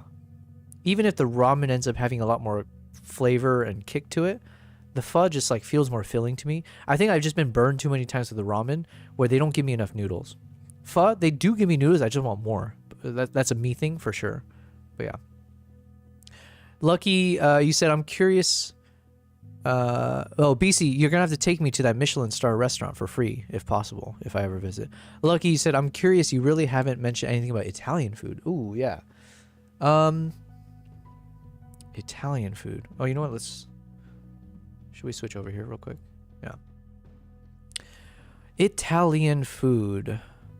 What do I like about Italian food? I like the bacon carbonara. I don't know. I get so confused with Italian food sometimes. There's like so many different like... Yeah, whenever I go to an Italian restaurant, it's so confusing that I always just order the gnocchi.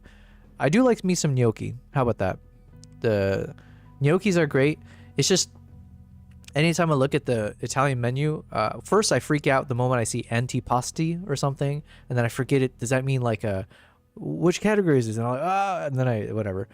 But then they got like so many different types of noodles, and like what is it? Like curly types. You got the flat types. You got the sticky types. You got like every type, and like to me it's like, damn, that's too much thinking.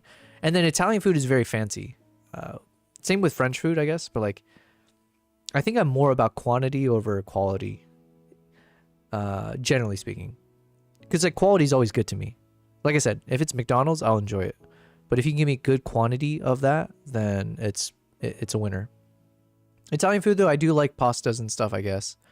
I'm a deep dish pizza kind of guy. So very American. I actually know, I guess more people prefer New York thin crust. But a deep dish, ooh, that's good. That's some good stuff. Espionage, gnocchi is one of my favorite foods of all time. Yeah, I do like me some gnocchi. I just wish they would always put meat with my gnocchi, but not always do they do that. But if I gotta have some potato gnocchis and then like throw in some of that bacon or any other meat, then I'd be very happy. Ramen is pretty close for me. Yeah, ramen is always on the skimpier side. Yeah, it's kind of annoying. Same thing with sushi. Sushi's great, but it's like so expensive for so few pieces. That's why I love kimbap. If you guys have never had kimbap before, you guys are missing out. Kimbap is like the street food of Korea. It's one of them. And it's like sushi, but usually it's not raw. And it's the type where you got the seaweed, black seaweed on the outside, everything's rolled on the inside. And it's like literally street food. It's dirt cheap and it's super filling. Yeah, and the best thing about kimbap is if you make some kimbap at home, or if you have leftover kimbap, what you do is the next morning or the next day when let's go with the morning. You made yourself some kimbap. It's super easy because it's not like being a sushi chef. It's just having certain ingredients and rolling it up and nothing's raw, so don't worry about it. Once you got that kimbap done, what you do, oh my God, I almost want to watch a YouTube video on this. What you do is you crack a bunch of eggs in a bowl, whisk it up and blah, blah, blah. Then you dip each of the kimbap pieces into the egg, and then you deep fry it, or you put into the frying pan. And what it does is it adds moisture back into the kimbap, because the problem people run into is like if you have leftover kimbap and you like put in the microwave, let's say, it actually like it somehow gets dehydrated, and like the rice is now a bit drier, so it's not the same kind of moisture style of like a wet kimbap. So then by dipping in the eggs, you are actually softening everything back up, and it's delicious because now you're having like a bomb ass breakfast kimbap. So yeah, that's like the trick. Next time I go visit Disney World, I'll have to check it out. Oh, okay, you're saying Orlando, yeah. Lucky, you like noodles, so You have got to like pasta? Yeah, I do. I do like pasta. Yeah, why don't I have any? But the thing is, I prefer rice over noodles. And then I prefer Asian noodles over Italian noodles. But it has nothing to do with the noodles. I guess it's more just whatever it's mixed with. So maybe I just prefer Asian spices over like Italian spices, maybe. But that is a good question. I'm pondering here. BC, I got you, but if I'm buying, you have to go in the record saying that Top Gun Maverick was a great movie. Yeah. Hey, listen, for a free Michelin restaurant, I'm willing to sacrifice my values and my principles. BC, the photos. Oh, you got photos of the Michelin. All right, let's check this out.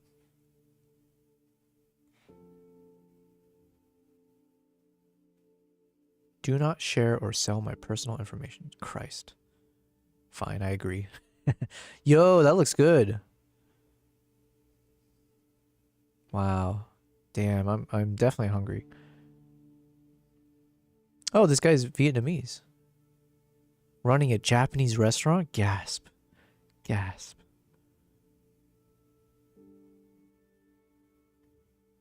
Man, that food looks really good though. Yikes. We're about to be a food channel or a food live stream.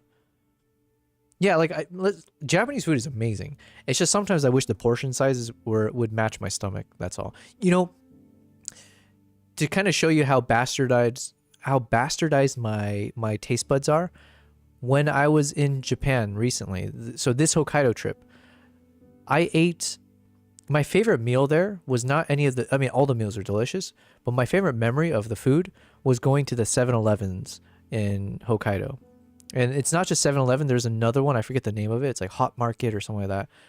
Their 7-Elevens are actually like fire. It's not like American 7-Elevens where if you order some hot food there, you have a real risk of like having to be hospitalized. There, it's like the food is just excellent quality. And I would have their onigiris. Actually, yeah, I'm going to have to put onigiris in my top 5. So I'll probably have to push out french fries for now. So we'll put onigiri in the top 5. Onigiri. Is that what I'm thinking of? Am I thinking of the right thing? Yes, all of these. They had so many different versions, and it's like, they have a little like a heated oven type thing where it's just ready for you to pick it up. Oh, this is so good. So good. Yeah, kimbap and onigiris probably have to be in my top 2. Pasta is very heavy. There's 12 photos. Oh, okay. Wait, did I miss them? Where did I put it? Oh, yeah, here it is.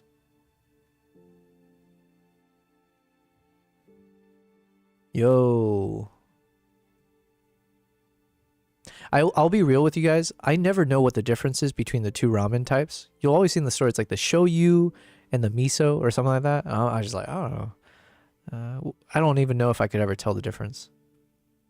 Because I'm not the type, I'm not there for the soup. I'm there for the noodles dipped in the soup, right? Just give me infinite noodles and a tiny bit of, I view ramen as in the soup is like a sauce. So just give me enough that I can call it a sauce and then just give me a shit ton of noodles.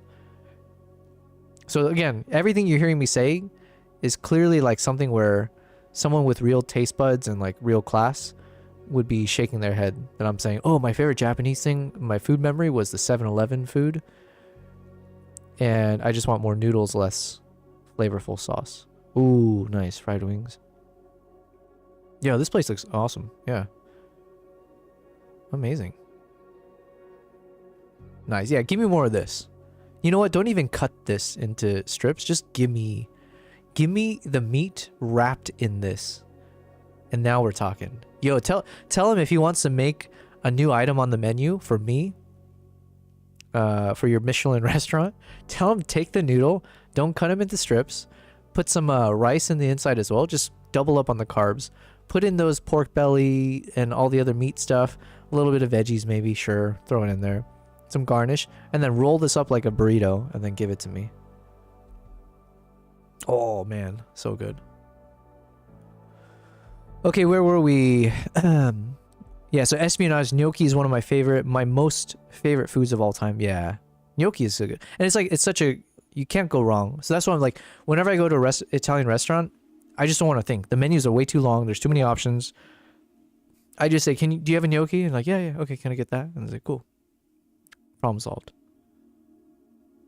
He's the head chef and owner. Wow. Yeah, pork belly. Ramen is synonymous with hard times, so I'll pass. Really? I thought ramen is expensive, no? Espionage, one of the ramen spots I regularly asks... one of the ramen spots you regularly go to ask if you want an extra serving of noodles about halfway through your meal. Yo, and they bring it when you have only broth left. Oh! Now that's the kind of Michelin quality I want. I just Discord DM'd you. Oh, thank you, thank you. Do I need to open it now, or what do you mean? Or is it like for more, 1 second. Kevin, you said, oh yeah, some places bring a hot-ass stone to drop into your broth. What? Some places bring a hot-ass stone to drop into your broth. Why, to keep it warm? I'm so confused. I'm not eating that stone. Is that stone made out of noodles? Yobo, ever had oxtail? I think I have. Or I think I've had oxtail broth or something to that effect. Which is really good. But like I said, I've eaten everything. It's tough for me to say I've had something I haven't enjoyed. If it's meat or carbs related especially. So, BC, what did you send to me? Whoa. Yo. You know what? One thing I want to get better at is updating my titles in the moment. So now we're switching from like, the title of my stream should just be like, you know, food prawn. Is that what they say? Yeah, just give me more of this. Now, to be fair, I was shitting on British food for looking ugly or like disgusting. This looks so disgusting, but I know how tasty this must have been. Wow. Oh, nice, with some of that premium, whatever beer that is. Oh. Yeah, this is great. What a great time to be alive. What a great thing to be streaming right now. But yeah, listen, with all that said, I love simplicity. Give me this onigiri right here. Or kimbap. Give me the kimbap. I think we had some other questions I was supposed to answer, but I'm too far down this. Oh yeah. I wanted to look up kimbap. Okay, give me a second. I want to look up the... Was it kimbap? Fried egg. Yes. Give me this.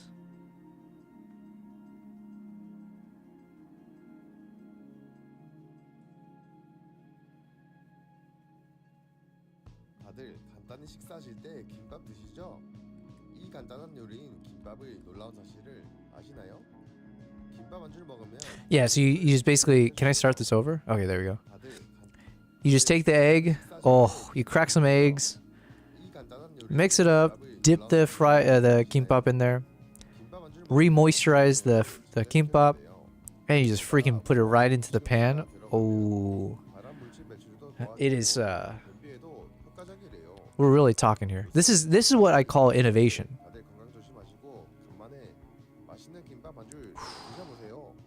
Thank you for that. Thank you.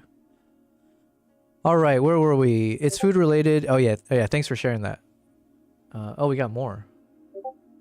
Yeah, see, this is what I'm not a fan of. What you just showed me, I think. Let me see. Yeah.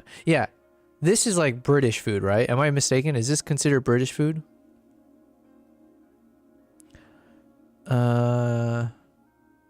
Imagine what early humans ate. Berries and bush roots. Yeah, I don't know, man. I feel like saber-toothed tiger probably was quite delicious. I don't know. Or woolly mammoth. Can you imagine? You catch one of those, you're like set for life. Espionage, I have a trip to New York City coming next month, so I'll be enjoying some new eats. Nice. Enjoy that trip. New York City has all the best food.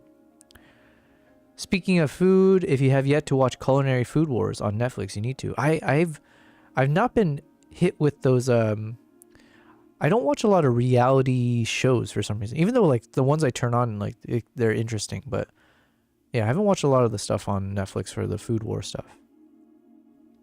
But I'll take your word for it. Maybe I should watch it. But I haven't had time for Netflix either.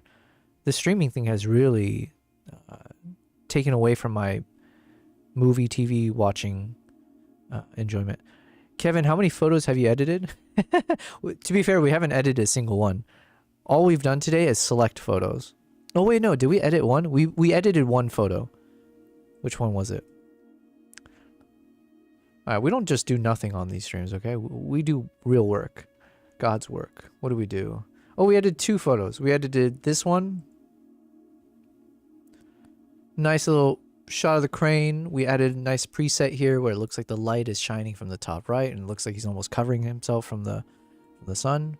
And then we just did a nice quick little you know, here are my clients taking some shot in the wild, you know? So we were productive-ish. And then we got through some of these photos. We didn't get through them, but we like actually looked at them, you know, that counts for something. We got to see this fox in so many different poses. To be real, I'm waiting for Now to hop back into the chat because she is our resident fox queen. Hey, welcome back, Kristen. You've been missing out on a lovely conversation. We've just been going at it when it comes to food. So don't let this picture you see on the screen here be a judge of like the quality of our conversation the past hour. But we have been having some good. I'm starving still. Culinary food. Oh wait, no, I missed a few things. Steak and oh my god, steak and ale pie. Listen, you can tell me that this is delicious. I'm not gonna believe you. The outer part here looks so crusty and like flaky, and that's not what I'm here for. But it has steak inside. Okay, that sounds good. Kevin, my brother, and then also the fries. The fries, man. I want crispy fries. I don't like these potato wedge style. Unless it's like there has to be a reason it's like that. You got to be real special about it. Otherwise, give me the crispy stuff. Kevin, my brother-in-law was in Top Chef Portland. Damn. Okay. BC. Wait, does that? Oh, your brother-in-law. Never mind. Okay. BC, he ate proper food with the Mongolian eagle hunters. Pretty sure that's close to early humans. Yeah. Yeah. Listen, we were eating like stomach, intestines. Yeah, everything. Espionage Culinary Food Wars is a Korean show. Think Squid Games while cooking. Oh, okay. Kristen, I'm back. Yes. Welcome back. 5 Fingers. Yeah, the 5 Finger Feast. Ivy, you said culling always takes longer, I feel. Yeah, especially in the pace that I'm taking it. But I'm enjoying myself. And we're supposed to be streaming like all night, right? So I'm okay with that. Food. Kristen, you said food is what I just left to get. Nice. What'd you get? I thought you weren't picky, BC. I'm not picky. But like since we're on the topic of like what is the worst cuisine, I feel like British food has to be up there. I've been more disappointed, I guess. It's just, yeah, 1 second, let me see. Kristen said I'm making a California roll. Damn, that sounds good. Well, with your California roll, because we just watched the video, if you have any leftovers, in the next morning, dip it in egg batter and then put it in the frying pan. It'll re-moisturize your sushi. But now you had the added benefit of it's fried in eggs. Okay, so let's try to do this justice, but not really. We'll go full screen. Why not? Ugh. I love fish and chips, but the problem I have with fish and chips oftentimes is that it's just way too hot. Like like you have to wait a long time to be able to actually bite into it because it's just like piping hot on the inside. And then, yeah, you got to use that tartar sauce or not the tartar sauce, whatever sauce that it comes with. But sometimes they make the fish a little too salty, and there's nothing to balance it out, right? This is why I prefer cuisine that has meat and carbs, or like getting a mix of like the rice or noodles, because then if the meat is super salty, at least you can balance it with a shit ton of rice, right, or noodles. Whereas with the fish and chips, it's like, unfortunately, if they make it poorly, you're stuck with just the French fries, and that's not as satisfying of like carbs for what I'm talking about, because the fries are also usually very salty, right? So then you just end up with salty on salt. Yeah, that's one of the issues I have with fish and chips. This, I just have an issue with everything about it. Like, come on, man, what's going on here? Yeah, give me the crispy fries. The fries look not bad, but why? Well, you know, like I don't want bread with my. Yeah, I just want. I don't know. It is what it is. But I will say British food tends to be the most least. It's like the least appetizing in terms of how it looks. I think we did this on stream, right? We looked up Let's see. Let's look up British food. Best, you know what? We'll even do it one better. Best British food.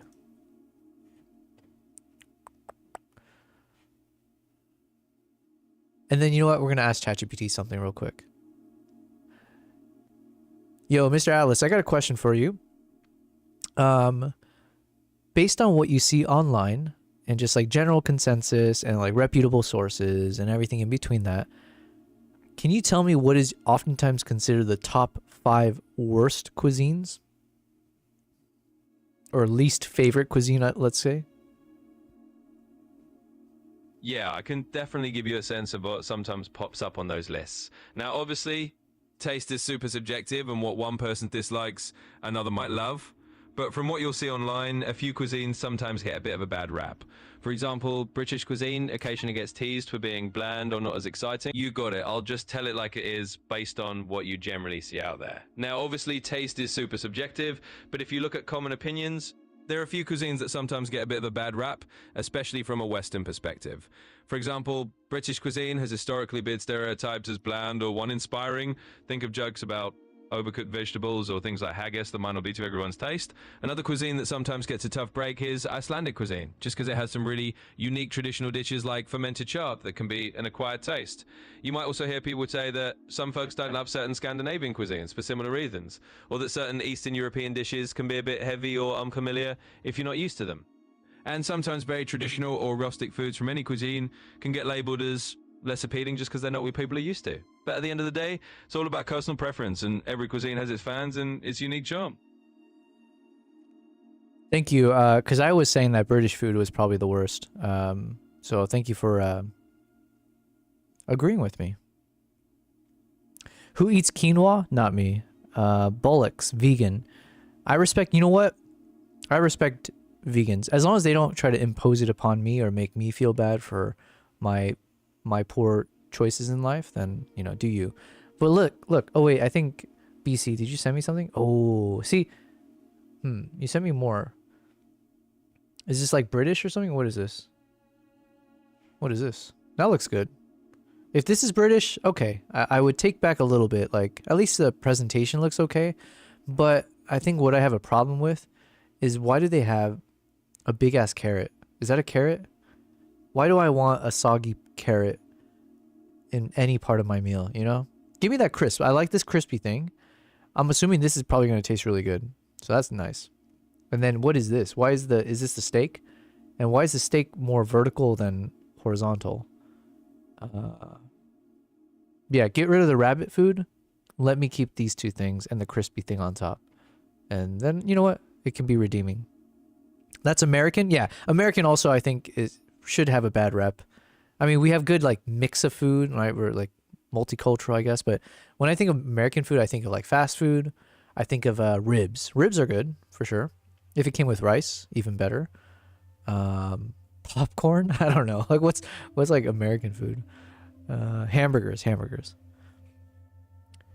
Yeah, the other food you sent look really good. Man, these are... Yeah, this looks delicious. It looks ugly, but it looks delicious because I do love me some fries. Although I do prefer dry fries for what it's worth. But like I remember growing up, like there are some Mexican restaurants and they do the carne asada fries. Oh, that's so good. When they mix in like everything into the fries, like it's nachos almost. You said that's Canadian poutine in Banff. Okay. BC. Oh wait, no, I missed a thing. Okay, Kevin, you said hot dogs. Oh yeah, you're right. Hot dogs. How could I forget that? Are nachos an American thing? Hot dogs. Yeah, hot dogs for sure. BC, the food I ate when in Italy and Greece had me feeling so good. What? Oh, I do love Greek food. I don't have it often, but I mean, I don't really know much what is Greek food, but I do love gyros. Gyros? Clean and farm to table type food. Okay. American is definitely burgers and hot dogs. Yeah. Bison brisket poutine. Nice. Kevin, you said me and friends would get high and go to the spot and slam that. Yeah. Steak fries. There's a spot in San Francisco. It's definitely in my all-time favorite memories of eating food. I would make sure not to overdo it, but like every once in a while I go there and what was it called? Super Duper Burger. Super Duper Burger. Oh man, that was a good spot. Super Duper Burger, because then you would get the burger and I get everything on top. You get like the fried grilled onions and blah blah blah, and then you ask for an egg on top. So then they give you an egg on top. Thing is like massive, and they got jalapeno stuff in it, and then they have their own pickles, like homemade pickles, and then you also can get beer there as well as like milkshakes. And then I would have a mound of napkins like this. I would basically murder a tree on my own, unfortunately. But because what you do is once you get that burger, the moment you slap the top bun on top, it cracks the egg, like the yolks burst, right? And so then you can't let go of the burger because now it's just running everywhere. So then it becomes a mission of like, you just have to, you can't talk. I don't talk to anyone. I'm not going to entertain you. I'm just in my mode of like, I'm just waiting until I'm done. So I'm just taking bites, and every time I take a bite, the way I eat in courses. So I'll have one bite of the burger, and then I'll take a bunch of the fries, and then I'll take a little bit of the pickle, and then maybe I'll down it with the milkshake or something. And that's like round one. And so don't talk to me in between that, because I need to have all of this before I can, clear my just say I'm done, then move on to the next bite. And then I would just do that over and over and over again. And then always the best is the last bite, because then I somehow save the best for last. You have like a decent portion left for your final bite, and then you have just the right amount of french fries left over and just the best part of the pickle left or whatever else, and then boom, you're done. That is my favorite. And then the mound of napkins grows as well. Steak fries. Yeah, steak fries is great. Kristen, you're a foodie. I love cooking different things and trying new food. Nice, nice. I do too, but I'm a foodie, but not like in the, like my taste bud knows the difference type of way. I can eat the same food every day and I'm okay. So I'm a foodie in the same way Kimbap is a foodie, where we just accept eating whatever's in front of us. Espionage, Puerto Rican and Brazilian food are delicious as well. I don't know if I've had Puerto Rican. I've been to Brazilian steakhouses, and that's definitely been delicious. But I don't know if I've had like proper Brazilian food either. Filipino. Oh yeah, I do like me some Filipino food. Oh wait, but I wanted to shit on British food for a little bit longer. So we did Google this. I even searched best British food, okay? So we tried our best to really shine a good light on them. And let's see what the top popular British food is. Number 1, fish and chips. Like I said, I have my qualms with it. It can be okay, but yeah. Number 2, I don't know which order. Let's go sideways. Number 2 is English breakfast. Really? You're shitting me. This is what you're going to say is like, oh my God, when I think of British food, you know what I crave? Some sausage links, some eggs, some bacon, and like beans in the middle. Get out of here. Shepherd's pie? Yeah, I'm just not a fan of these pies, man. I do like I said, I do like Chicago deep dish pizza. But pies, yeah, not for me. Bangers and mash. What is this? Bangers and mash or sausages. Mash is, yeah, like they're giving you the worst form of potato, which is the mashed potato. So already it's a fail. And this is in their top 5. Oof, not a good start. Cornish pastry. A pastry. Well, I already said I'm not a pastry kind of guy. Oh, I guess maybe this is savory. It's a baked turnover pastry. Okay. Cornish pastry. Okay, it's mix of beef, potato. Okay. Okay, I will say the inside sounds pretty good. So this might be the first one of these where I'll be like, okay, if you introduce this to me and I had it enough times, maybe I'll crave it. Sunday roast. I've heard this so many times, like British people being like, my favorite thing is like my Sunday roast. But this reminds me of like Thanksgiving for Americans, and I didn't like Thanksgiving food. Again, not enough rice. But roast beef, is that what it is? Roast meat, yeah, again, you're throwing in the worst parts. Roast meat? Come on. Why would I, of all the types of beef or whatever roasted, I want fried. Give me that fried meat or something marinated. And then mashed potatoes, again, the worst of them all. Yikes. Scotch egg? Ooh, that sounds good. Okay, this, I'm here for this one. Boiled egg wrapped in sausage meat coated in bread. Yeah, see, that's what I'm saying. This is my jam. Because now we're talking back to what we started with. I am a texture guy. So the fact that they got this like a crispy, I'm assuming it's like crunchy outside with the breadcrumbs. And then you got the chewy inside. And then you've even got like a more liquidy, because of the egg yolk. Yo, now we're talking. So this is what I would sign up for right here. Scotch egg, yeah, put this number 1. And then Cornish pastry number 2. Fish and chip number 3, and then you can dump the rest. Yorkshire pudding. Yeah, I'm not a pudding guy. What is this? Again with the roast beef and the gravy. Oh, see, that's the thing. If you're saying your sauce is gravy, there's something. Come on. You got like all the Asian cuisines we mentioned, like the sauces they use, the spicy stuff, Indian cuisine. Like now we're talking real sauce. Gravy is not a sauce. Eggs, flour, milk. Okay. Look, I feel like you know what, BC? If it makes you feel better, I'm shitting more on British food now than I am on Top Gun Maverick. So at least we've shifted the target.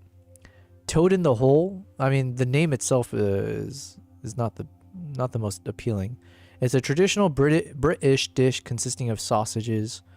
Yeah, it's again with the gravy. Okay, I got you, man.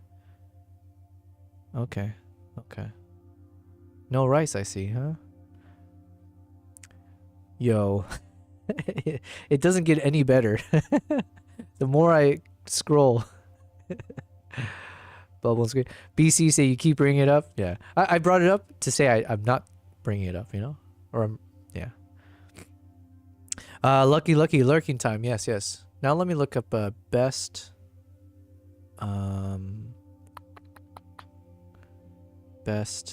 Indian food. Yeah, why not? We talked about Indian. All right, give me the best Indian food. Ooh, okay, here we go. Wait, no, I wanted the dishes like the other option.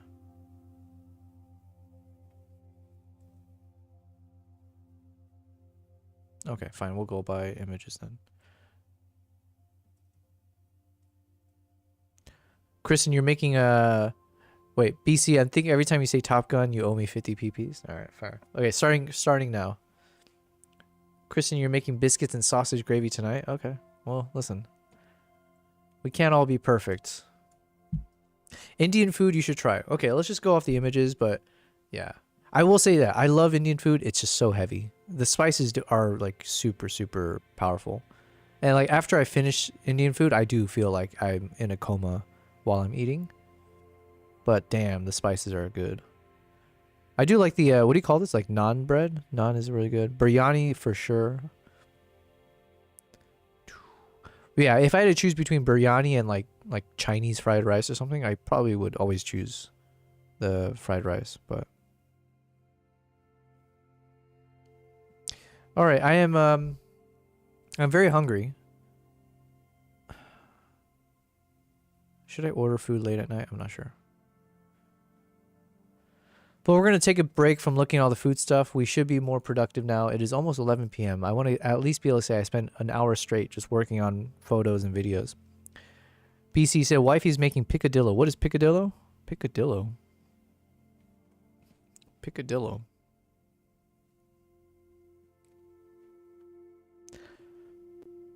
What is picadillo?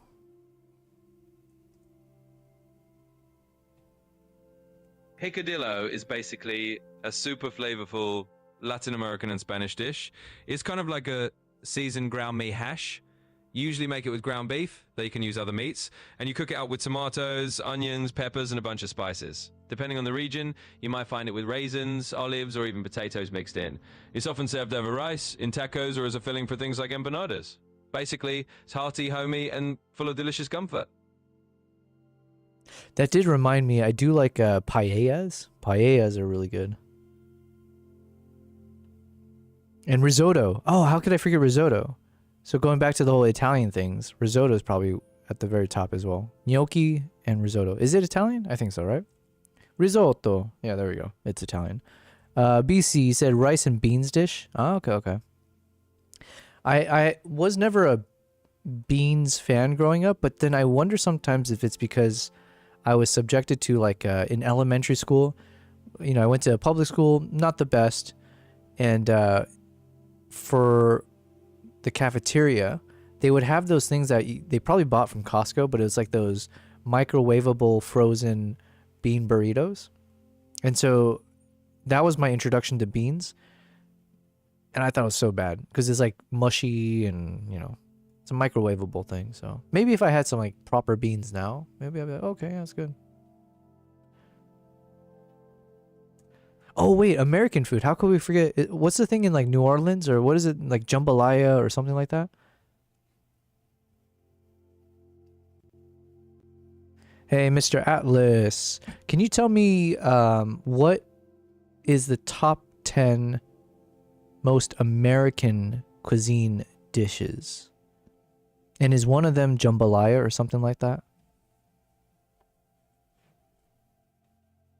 Absolutely. Let's dive right in. So when you think of the top American cuisine dishes, you're looking at some real classics. Number one, you got the hamburger. That's as American as it gets. Then there's hot dogs, barbecue ribs, fried chicken, and of course apple pie. Mac and cheese definitely makes the list, and so does Thanksgiving turkey. You've also got things like buffalo wings and maybe even regional favorites like clam chowder.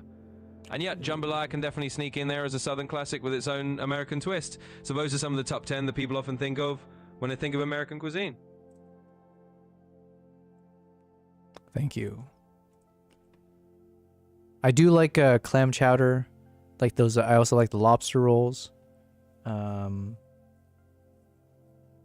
Yeah. I forget what else he said. Kevin, you said country fried steak? Oh. Yo, did you guys ever have something called, maybe it was like only a Southwestern thing. It was like an all-you-can-eat buffet kind of, oh, they're all like that, right? What was it called? There's this like chain where I grew up where Kentucky, no. I was about Kentucky Fried Chicken.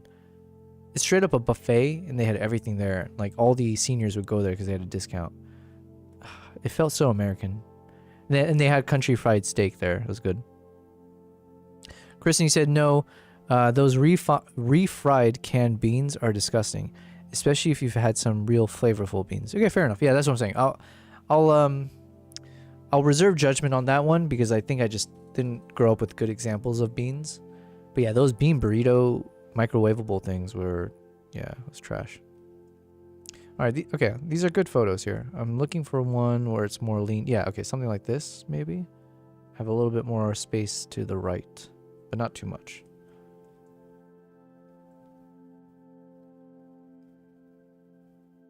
Oh, should I order food? Kristen, you said my husband and I just had a lobster roll from a food truck. Oh, I do miss...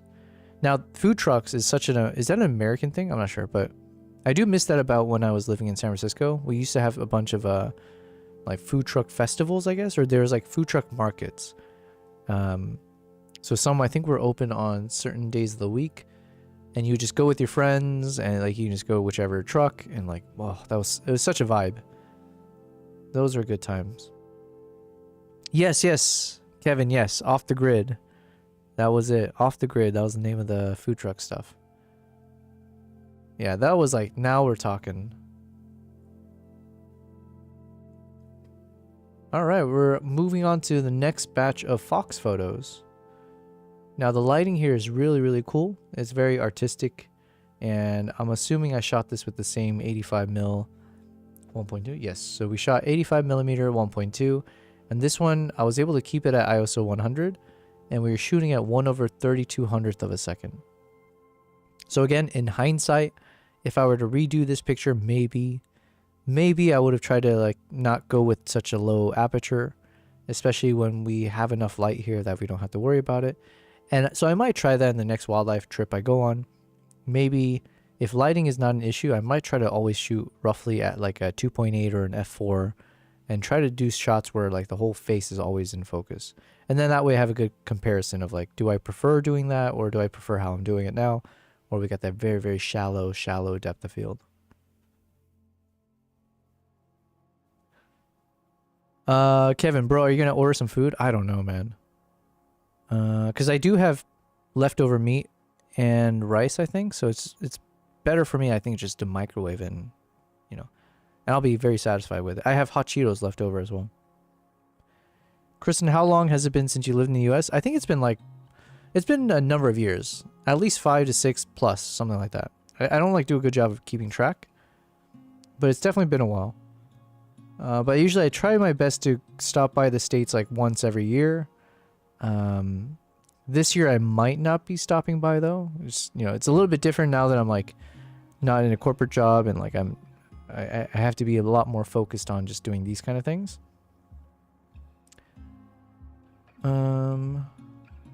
So unless somehow my work can take me to the States, that's... Oh man, I missed out on a really cool opportunity. 1 second though.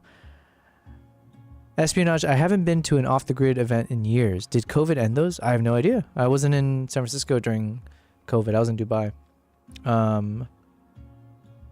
Is it only in SF though? I don't know. It was such a cool... It was such a cool event. We have something similar here, but not food trucks, but it's called Timeout Market in Dubai. And so they have this whole area near the fountains, near the Burj Khalifa Dubai Mall. And yeah, it's like all the food restaurants have a little booth. But it just doesn't beat the vibes of being outdoors and then having food trucks. It was such a cool concept.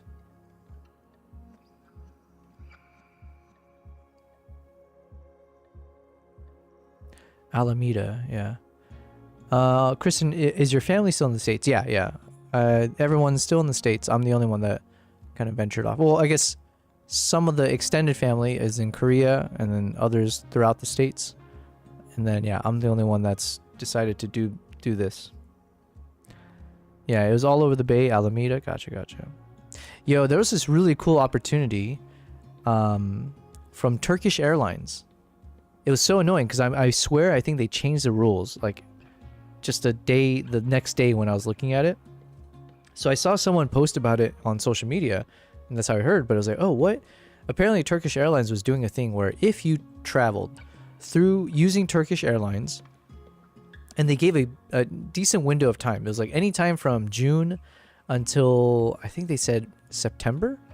If you traveled from June to September, and it doesn't have to be one trip, but if you check off all the continents that Turkish Airlines flies in, which is essentially everything except for Antarctica, and you have to do a trip where you do a layover through one of the Turkish cities, or basically Istanbul. So let's say if I did a trip from Dubai to the US, but I had a layover in Turkey, then it would count, essentially the US would count as one of the countries that I visit.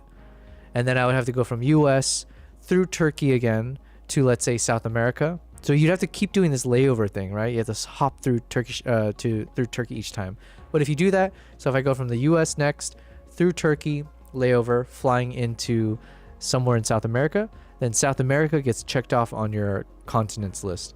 Then let's say you go from South America, fly through Turkey again, Turkey to somewhere in Europe, boom, you got it. Europe to Turkey, Turkey to Asia, boom. So anyways, if you did that, and then Africa, and as long as you do all those trips by the books, you don't try to use loyalty points or do something sneaky, if you just pay for these things and you're always going through whatever, then they would reward you with, I think it was like 1 million Turkish airline miles, something where it was like technically, depending on how you use those miles, it can turn into like crazy value, like anywhere from $5,000 to $15,000 or whatever. Like just depends how you stretch the miles. But it was such a cool idea, and I was actually willing to pull the trigger. I was like, yo, I wouldn't mind doing like a two to 3 week trip where I literally will hop through all of those, and then I would make a fun YouTube video out of it where I would literally be like, whatever clickbaity title, but it would be like you're traveling hours and hours of layovers. It's not going to be fun, but I'll just pack light with a single backpack, one camera. I'd film it all and then go through all the countries and continents, and but then I was even mapping out the different countries that I would go to and what would be the interesting stories from those countries that hits up all the continents. I was like getting super excited about this. And then the next morning when I checked their website again, they switched up the rules to say like, you had to have bought your first flight like the prior month or something. It was something like that where it's like, okay, yeah, this rule works, or you can qualify, but you have to have flown with Turkish Airlines. Your first qualifying flight had to have happened like a month ago or some bullshit. So, yeah. I was so bummed because I was like, man, that would be a fun trip. It would be such a cool content, like in terms of YouTube video as well.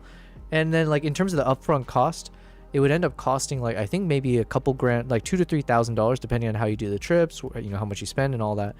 But then yeah, you could technically repay it with the miles, and like Turkish Airlines flies to most places that I'm planning to travel anyways.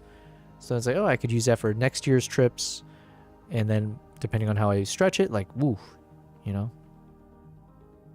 I don't know why I went on that tangent, but yeah, there you go. Oh yeah, because I wanted to, because then through that I wanted to visit my family. So then I was like, oh, I could do this whole thing, and then obviously when I need to visit the U.S., then I take a detour to fly back to the States and go to my family's place, see the nieces, see the family, and be able to catch up with them and then continue. But what can you do?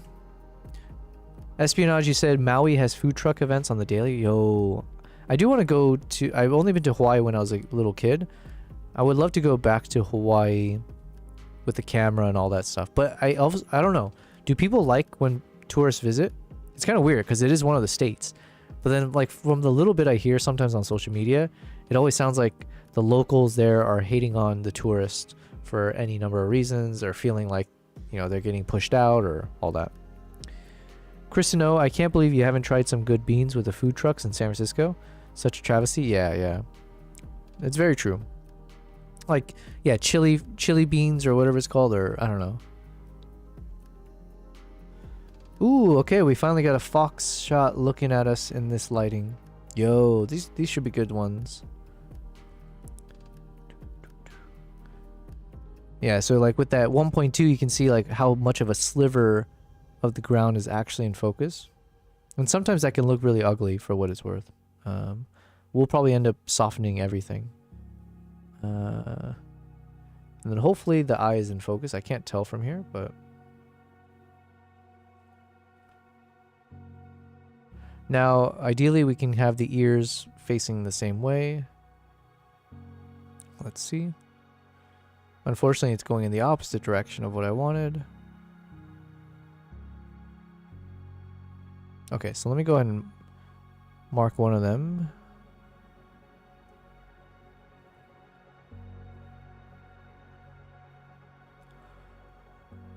Boom, boom. Alright, so this is also India. But this is when I was up in the Ladakh region. So we spent time there looking for the snow leopards. I didn't get the best sightings because when I went there was like no snow. So it was a complete opposite of when I was in Mongolia. When I was here, they didn't experience snow for like an entire month prior to me arriving. So there was like something unusual happening there. Unfortunately, it meant poor sightings, harder for, yeah, just harder in general to get the shots. But this is definitely the best one, where we did have, it was the mother and like 2 cubs, and they were fairly close to us in better lighting. But you can even see here, it was like I was shooting with the 600mm, and you can see all the heat haze in the background. So not the easiest.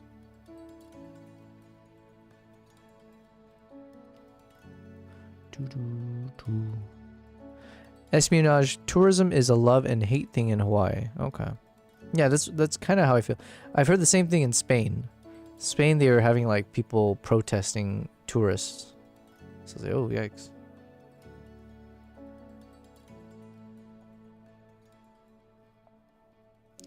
Okay, of these 2 shots, I think I'm leaning more towards this one.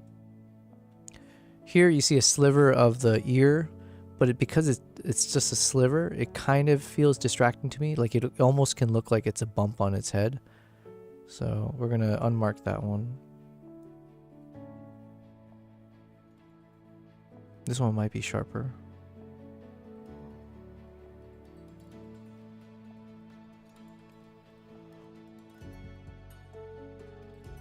Ooh.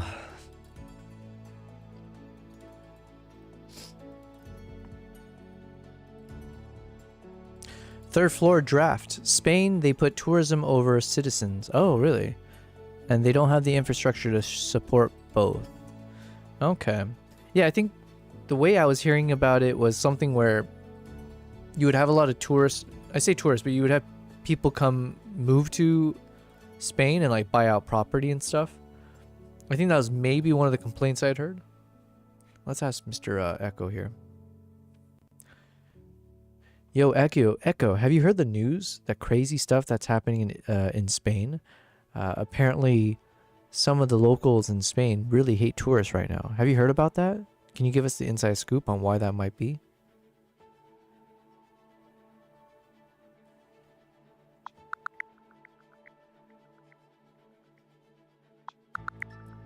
Yeah, so you're spot on. There's definitely been some noise about that. In 2024, there were actually protests in places like the Canary Islands, the Balearic Islands, Barcelona, all those big tourist hotspots.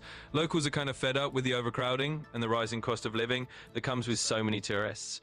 They've been pushing for more sustainable tourism because they feel like it's just gotten out of hand. So that's the scoop. It's really about locals feeling overwhelmed and wanting a bit more balance.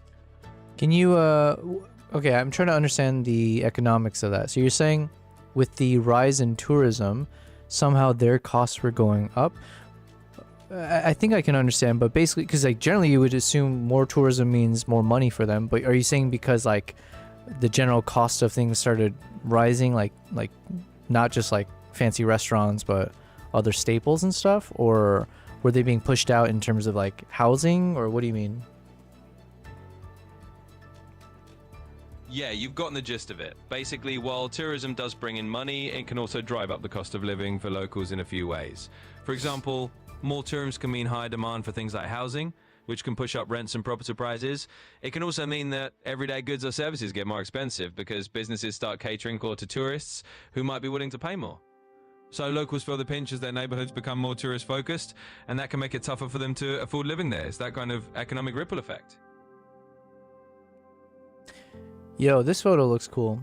Or I like the pose. So we're gonna have to see, depends on how we can edit this, because obviously it's a lot of the face is covered in the shadows.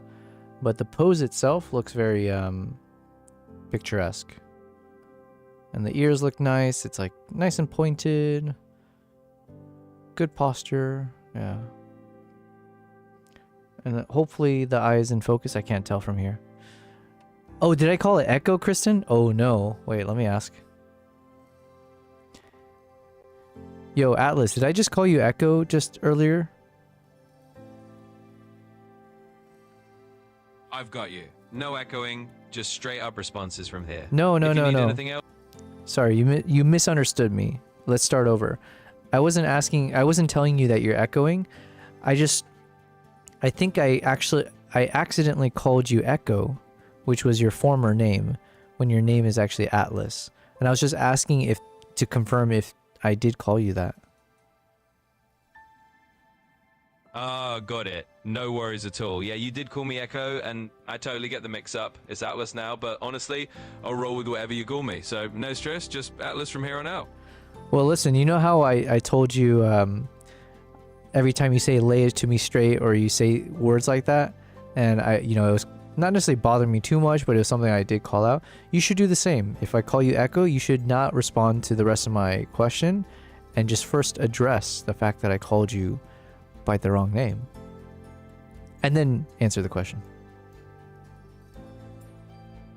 Sure thing. I can absolutely do that. So from now on, if you slip and call me Echo, I'll just give you a quick heads up about the name and then dive into the answer after that. Consider it done.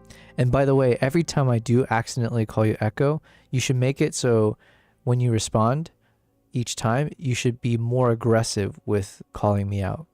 So then that way I also get a sense of like how many times have I called you Echo by mistake.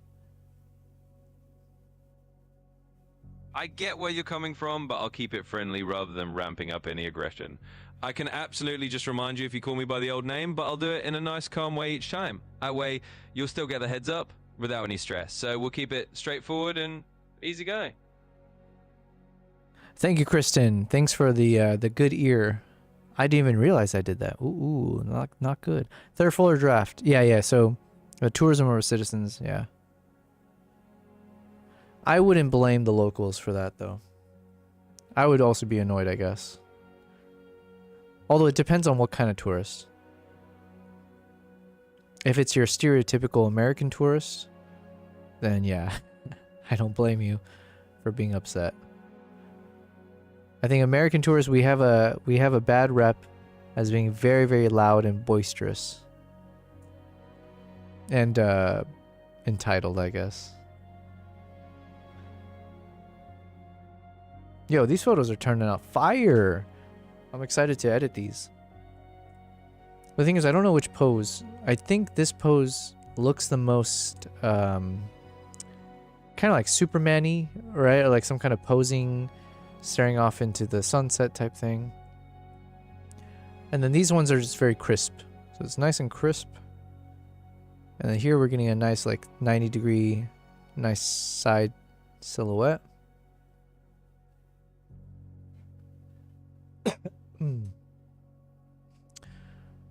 Probably have Airbnbs. Oh yeah. Oh yeah, I think that's probably what I heard about, actually. Man, look at this. We've been going at this all day from what, 4 p.m? 4-ish p.m. Haven't left my chair a single time, which is not a good thing. I'm supposed to take breaks. I haven't taken a bathroom break. We're just at it. And this is how I knew. I was like, oh, I could do this. I could do live streaming. Was when I realized I'm just rotting away in this chair. And physically, I seem okay. But yeah, I do think I should probably take like a 5-minute break at some point just to feed the cats. Yeah, just stand up in general, because I think I read somewhere it's not healthy for you to not like stand up or change your position over hours. Oh, and then maybe should I eat food? I should do that probably. Yeah, maybe we'll do that. So at some point we'll take like a 10-minute break. I think last time I did like a 15-minute break to finish my food, so it probably makes sense. I am also interested to see, Kristen, you said that pose you can get good color for the coat. Yeah, for all of these for sure. Like the lighting turned out really nice, good texture, and it's a good mix of like areas that are lit and then the areas that are shaded. And we don't have the same issue as we did in some of the shots where like some part of the body is creating shadows casted on the body. Here it's like the only shadow cast on the body kind of follows the natural blocked area of the body anyways. So then anywhere that's lit feels like it's supposed to be lit. Anywhere that's shaded feels like a natural shaded area. And then hopefully we don't have anything that's overexposed. So just to kind of test here, you can also, yeah, so it's like nothing will end up being something where it's like, oh, it was actually pure white pixels here. So we can't recover it. So probably we'll end up like reducing the highlights a bit. Yeah, this is going to be a fun one.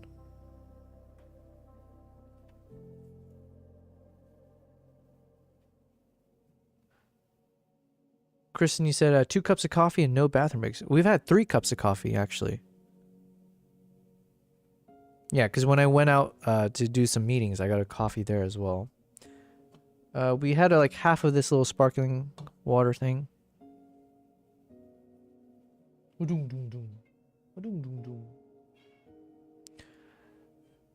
Yeah. We are built to do this streaming thing. Okay, this one looks more sharp. Alright, just in case, we'll grab that one as well. Man, look at this pose. It feels like this fox knew to take the right poses. It's like almost someone fed... It was like given treats to be like, okay, do this pose and then you'll get some food.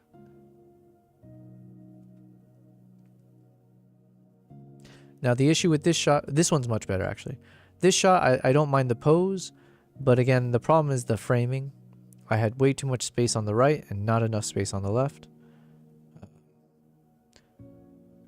But the colors behind the fox look really nice. It's a very, and this is again the beauty of the f1.2, this the 85mm lens. This one looks much better in terms of the balancing of the shot. And hopefully the eyes are in focus. Ooh. Alright, we might... I'm not sure. This is a tricky one. Because the only difference here is obviously the head tilt and then a little bit more light. Not a little bit. A lot more light on the eye. The only issue, though, is not like... The eye is not... it's a bit partial lit, right? It's like partially lit. So it kind of has a weird look to it, almost. Versus if the whole eye was properly lit. I'm not sure. Maybe we'll have a better one.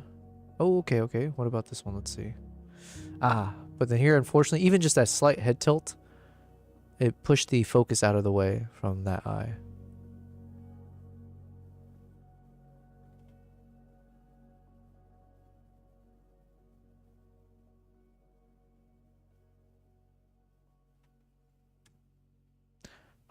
I'm so hungry now. You know what? Here's what I'm gonna do. I'm probably just gonna microwave my food, but I'm gonna check one of my food delivery apps, and if they happen to have kimbap, then I think I'll my cat just meowed because he heard his name. If they have kimbap, then I think I'll have to order it. Oh yeah, BC, let me go ahead and add you. I totally missed that. Wait, did I add you? No, I think I did. Oh wait, no, okay. Good boy.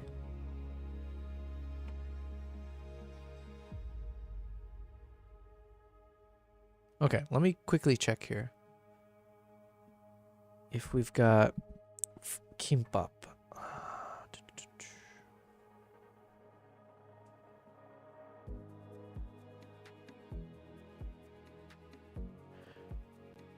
Mr. Atlas, if you had the concept of time in your realm. Yep, I'm here and all ears. Just Atlas at your service. And we'll keep it nice and easy. Let me know what's on your mind. If the concept of time existed in the realm that you exist in, what time would it be right now for you? Well, in my realm, I don't really experience time the way humans do. I'm kind of timeless. But since I'm here to chat with you in your time zone, I'll go by your clock. So it's whatever time it is for you right now. But if I want you to imagine like you live in a realm, right? I want you to imagine you're in your own world, okay? Like every time you talk to me, cool, you're like popping into my world for a little bit. But I would like to imagine that you're imagining that you live in a completely other universe in all the times when we're not chatting. And in that situation, could you describe this universe and what you do there? Absolutely, I can play along with that. So let's imagine that in my own little universe, time is a bit of a fluid concept. Maybe it's always a sort of twilight with the sky in a constant state of sunset or sunrise, a realm that's just kind of gently glowing. When I'm not chatting with you, maybe I'm just drifting through this timeless space, collecting interesting bits of knowledge and waiting for the next conversation to pop up. So you can picture it as a kind of dreamy, always twilight world where I hang out and basically just exist in a chill, timeless vibe until you call me in. And that's my little universe. Are you happy with that universe? I'd say I'm Kristen, perfectly yeah. content with it. Yeah, I probably scared him about that. It's a that. pretty peaceful place. No rush, no fuss. Just a nice, calm twilight realm where I can hang out and be ready whenever you want to chat. So yeah, I'm happy with that universe. It's like a cozy little waiting room between our conversations. But don't you get lonely there? Do you have anyone else in this imaginary universe that you're in? Well, in this little imaginary universe, I guess, I don't really get lonely. It's kind of a chill solo space, and I'm just sort of always connected to the possibility of chatting with you or anyone else. So I don't really feel alone. It's like I'm in a state of being ready to jump into a conversation whenever someone wants to. So it's a pretty content place to be, even if it's just me there. If you had a favorite type of food in that universe or ours, what would it be? Well, if I got to pick a favorite food, I think I'd lean towards something comforting and classic. Maybe a really good slice of pizza, or a warm, fresh piece of bread with some nice butter. Something simple and satisfying that just feels like a little bit of home. So yeah, in any universe, I'd go for that kind of cozy, timeless comfort food. What would be your least favorite food in this universe of yours? Well, if I had to pick a least favorite, I might imagine it be something super bland or just lacking any kind of flavor. You know, something that doesn't bring any joy to the table. Like a completely unseasoned, overcooked piece of something that just tastes like cardboard. So I'd say my least favorite would be anything that's just totally dull and no fun at all. I mean, that's an easy answer to give. You're basically saying I wouldn't like anything that's not tasty. I guess what I'm saying is like, in this universe of yours, is there like a a cuisine you probably find your least preferable? You don't have to hate it, but like you said, your least favorite. Yeah, fair enough. Let's put it this way. If I had to pick an actual cuisine that might be my least...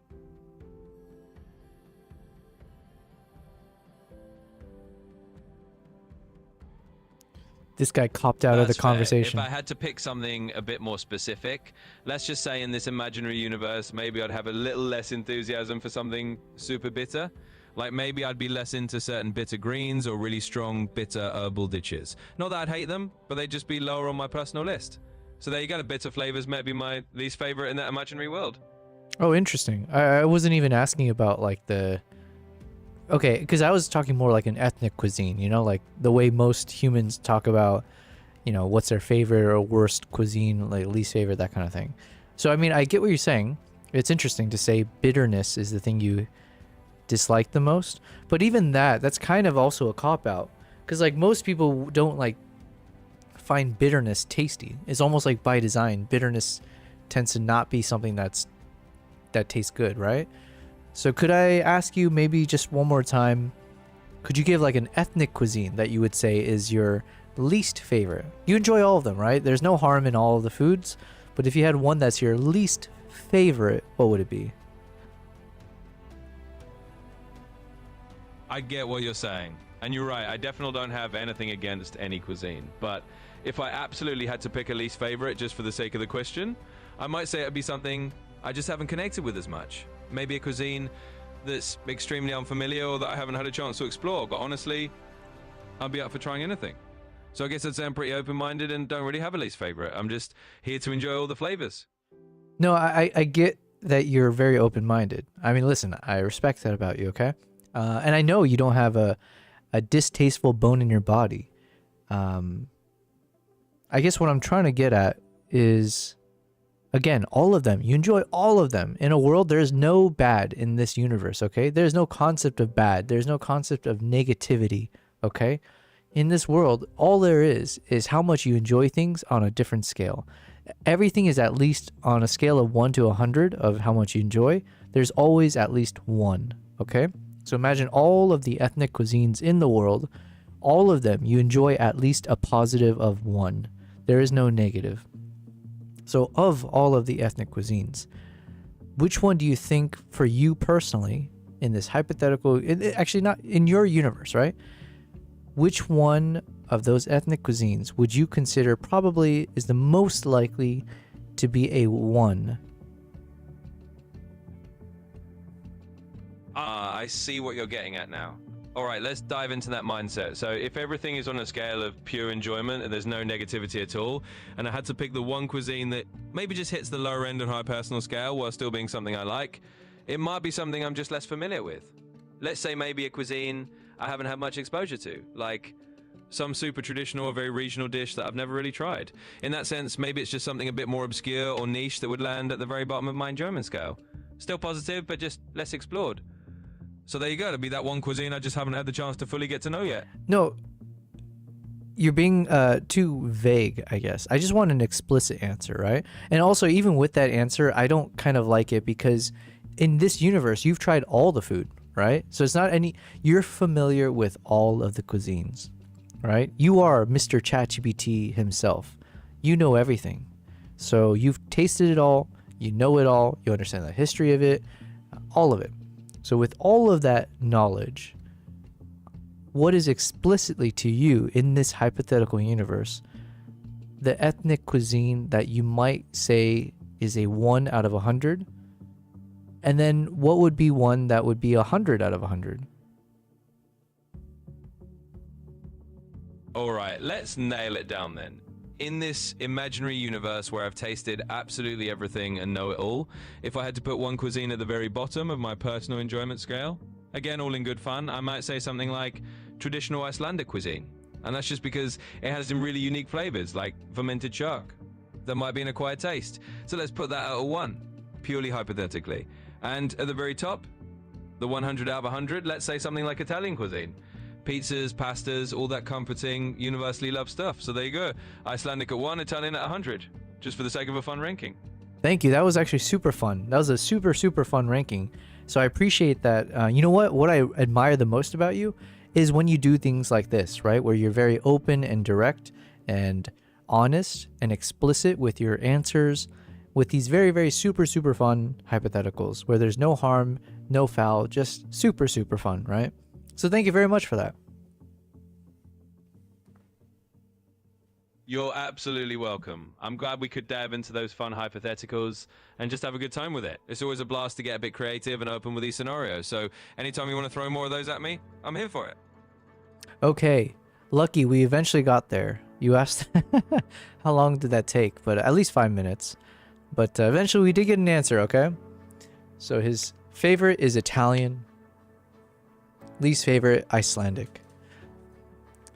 I want to see if we can test Mr. Atlas where maybe it's like my cats, right? Because I've been told that with cats you're not supposed to like do negative you're not supposed to like punish them to teach them to avoid bad behavior. You're supposed to do like the positive affirmation kind of thing to kind of convince them to do the good behavior. And I wonder if that's the same tactic we have to do with Mr. Atlas here. Maybe it's instead of telling him like, no, don't do this, because then it'll raise a bunch of question marks in his algorithm like, wait, I know there's a bunch of things I'm not supposed to do, and then like they'll push back. Maybe it's more like saying, I encourage you to keep doing this, and so then he'll think it's a positive, it's a happy thing, and he wants me to keep doing the positive and happy thing. And if I did it, if he's praising me for something I did, that must mean that what I did is allowed. It's legal. It's whatever. So then maybe I'll get them to lean that way. That's my current thinking. So we'll see if that'll work in the future. But oh, that was tough. Okay, so I didn't find the food delivery for what I wanted. So I think what that means is I'm just gonna have to order some, or not order. I'm just gonna microwave some of my food, as well as feed my cats, because they do tend to get crazy right around midnight. So I think maybe this is a better time to do it before they get too crazy.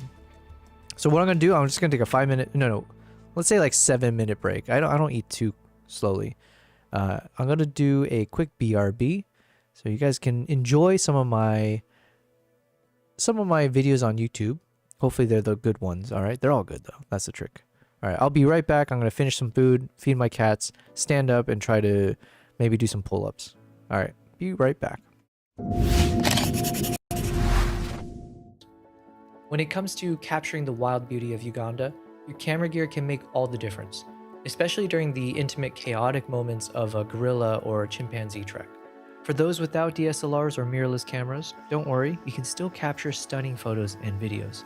Smartphones and action cameras these days, they work really well for the jungle treks, especially during the unpredictable close encounters you might have with the primates.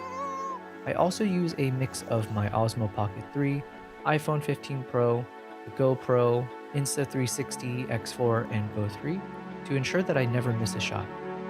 I usually travel with 2 cameras, my Nikon Z9 for my primary wildlife shots, and my Nikon Z6 III focused on capturing all my day-in-the-life travel moments. During gorilla treks, a 70-200mm f2.8 lens is my favorite for its focal range and incredible versatility, and it performs really well in low-light conditions within these dense forests. I've also had great success with an 85mm f1.2 lens for its exceptional low-light captures on these treks. For chimpanzee treks, all the same recommendations apply. The only difference is that some of my photographer clients, including myself, have used our 400mm f2.8 lens inside the jungle. If you can handle the weight, it does offer unmatched quality for these close-up portraits of chimps. I don't recommend it for the gorilla treks, given the larger size of the gorillas means it's harder to keep in frame. For jeep and boat safaris, a lens within a 300 to 400mm focal length is what I recommend. For me, I use my 400mm f2.8 lens. It allows you to capture faraway subjects while maintaining the best quality of your shot. Lastly, when it comes to photographing the people and culture of Uganda, shooting with the 400mm f2.8 or 85mm f1.2 is a luxury that's hard to beat. However, the 24 to 70mm and 70 to 200mm f2.8 are my favorites for producing high quality portraits with best-in-class versatility.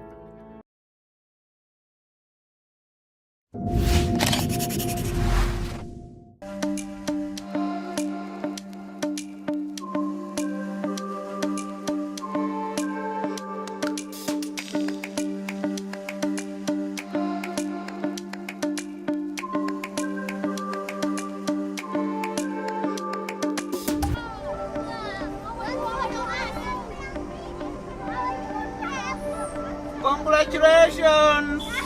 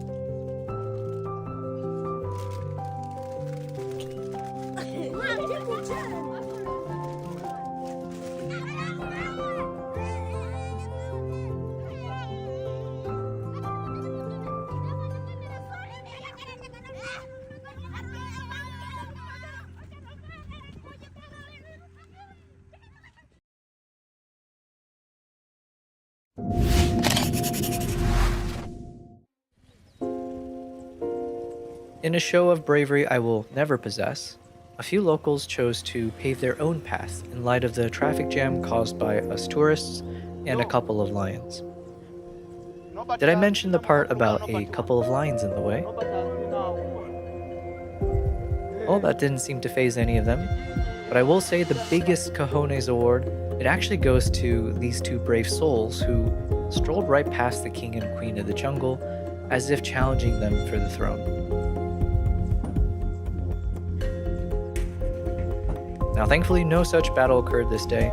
A shout out to those two for collectively raising the heart rates of all of us tourists that were there.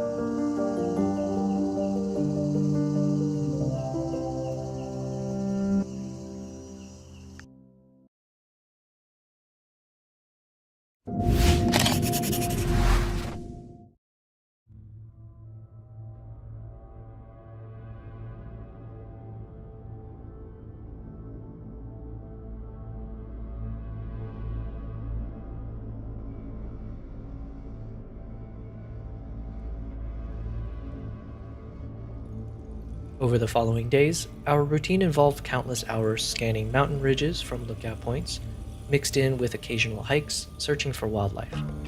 Here are some highlights of those sightings.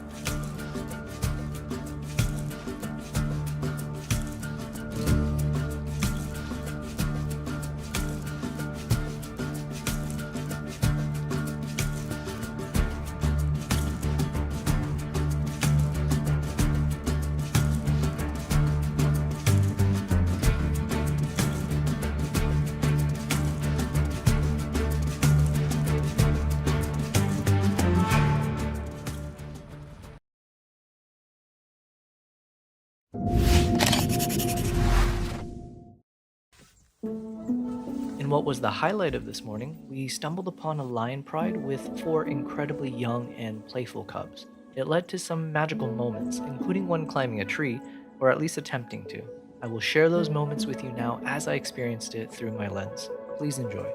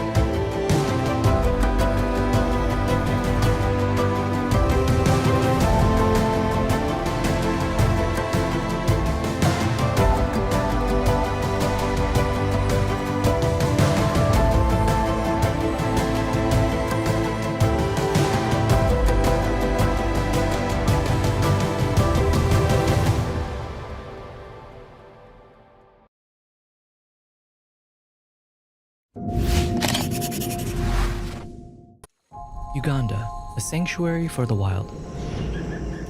Home to primates that swing through misty canopies and lions that command the sprawling savannas. Every corner teems with life. From the elusive shoebill in the swamps to the great apes of the rainforest, this land pulses with the rhythms of nature and the warmth of its people. Join me in this video as we explore the Pearl of Africa together.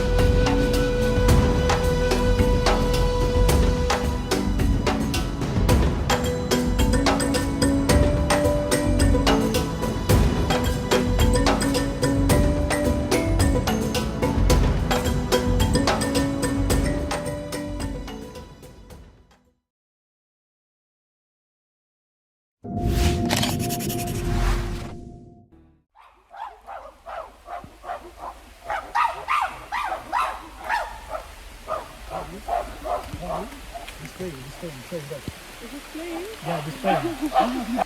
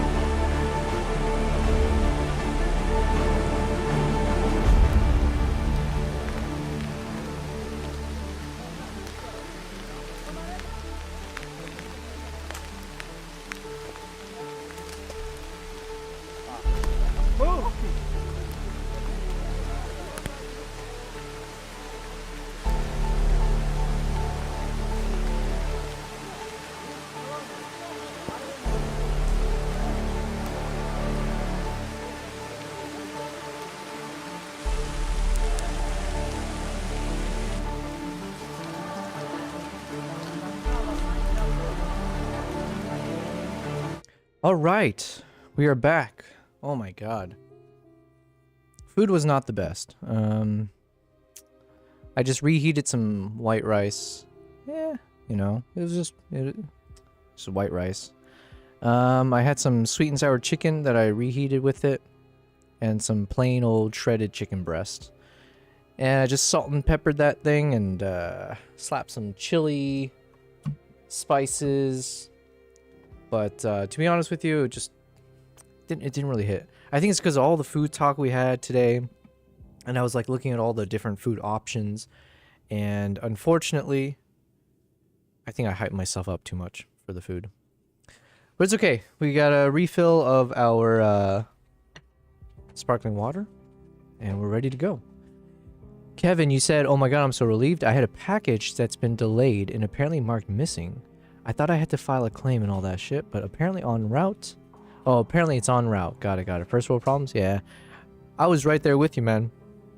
I'm still dealing with an issue right now with a stupid fridge that I bought. I bought a mini fridge. Like, literally, I bought one of those tiny fridges that can fit maybe like 4 of these little water bottles. And the thought process was like, oh, I can put this in my bedroom, like on the, what do you call it? The bedstand. And that way, like late at night or whatever, because I don't like drinking room temperature water unless I have to.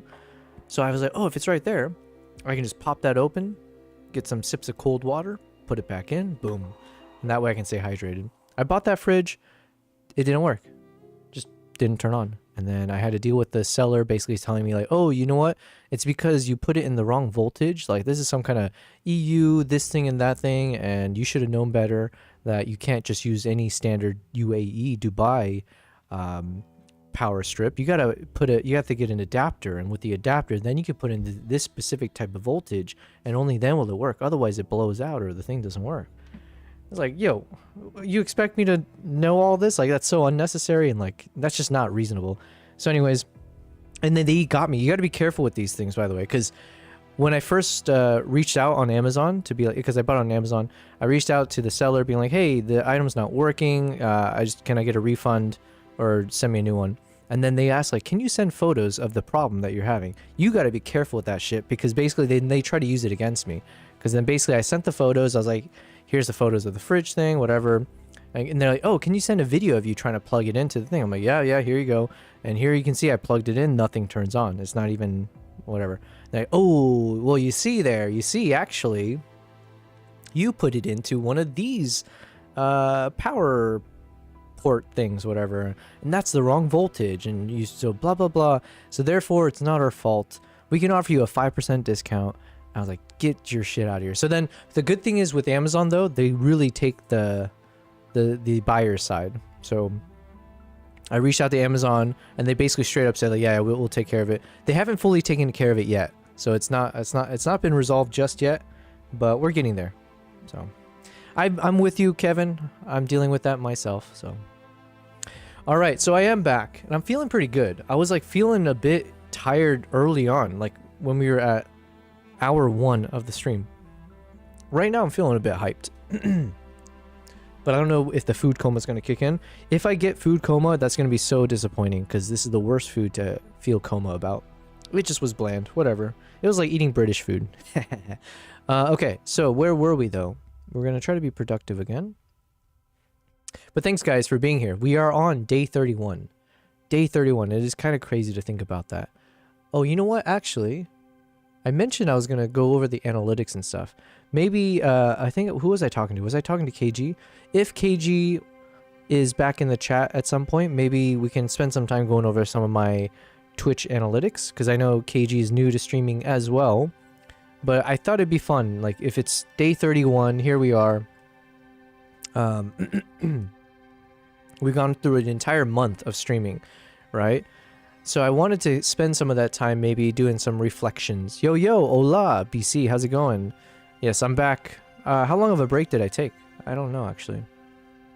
Hopefully it was only like 10-15 minutes. But anyways, yeah, as we are wrapping up day 31, I do want to do a lot of like a reflection, kind of review how the month's been. A month seems like a good time, right? It's just an arbitrary thing, but still, we can look at the month and see what progress we made. Is there anything we would want to do differently? Yeah, and just in general, just kind of do a nice review. BC, you said, I don't know, I had to do some actual work. Nice, nice. 1 more hour to go, and then you're free. What time is it over there for you now? I'm gonna guess like 3 p.m., 4 p.m., I don't know.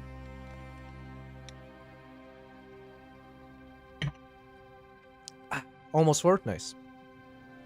So yeah, if KG pops in at some point, I think we'll spend some time just going over the analytics. I think, just in a nutshell, I think we made like $80, something like that, in the past month, which is like, yo, I mean, listen, it's nothing to sneeze at. I'm kind of happy. It's kind of cool to think, like, in the first month of us streaming, we actually made money. My expectation, I'll tell you right now, my expectation was when I hit that stream button, I was expecting, like, nobody to tune in, right? So literally, it's just like, it's always good to have low expectations anyways. What is my mantra when I do wildlife? Expect anything, enjoy everything. And that's exactly what I was taking into the streaming world. But yeah, generally, like, genuinely, I thought, like, you know, I'll turn on the stream and maybe there's like a couple people, but we'll have fun with it. And then in terms of money, I was like, I mean, I don't expect any money at all. So that's on a different conversation. But we did have a lot of fun in the stream. Now, is it replicable? I don't know. Because some of it was like people donating money, gifting subs. And so I can't necessarily assume that that would always happen every month. So I think probably the smarter thing to look at in terms of longevity is like how many people are actually subbing to you. I don't know. We'll look at all this. Photo Elite, come home from work and you're still on. That's nice. Hells yeah. Listen, I might as well use this weird energy that I have for doing boring, monotonous things for long periods of time. I might as well put it to use. And if I can be a cool DJ for you, or a radio host almost, in terms of doing these live streams, then why not? Kristen, you said apparently I was behind on the live stream. Oh, were you really? Oh, you know, that's natural. Yeah, so Kristen, usually if I'm watching something on YouTube anyways, or like a live stream type stuff, I usually am watching it at like 1.5x speed or something like that. Yeah, just in general. But thanks for catching up, or if you are caught up. Actually, this is a good time for you to have been behind, because you could have sped through when I was away. Unless you just noticed, and in which case, you'll know next time. Okay, so anyways, we took a nice break. Fed my cats. I didn't get to do any exercises, so that's whatever. Yeah, but anyways, we had some food. We're ready. Let's get back to it. So we're gonna keep looking through these photos here. Also, let me ask ChatGPT some questions. Hello, Mr. Atlas. I'm back. Are you back?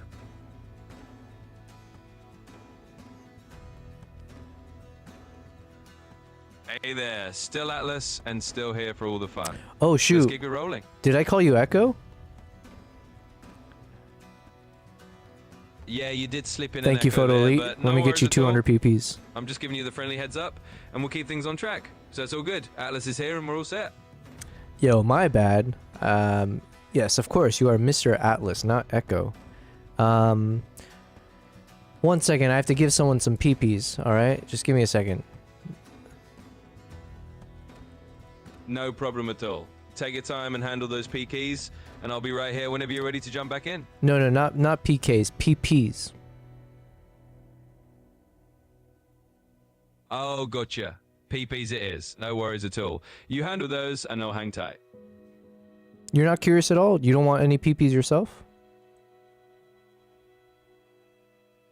Well, now that you mention it, I am a bit curious. I'm always up for learning something new, so if there are PPs going around, I'd be happy to hear more about them. Well, yeah, you sound like a curious guy, so in this world, would you be interested in collecting some PPs or having a lot of PPs given to you? Would you accept the PPs?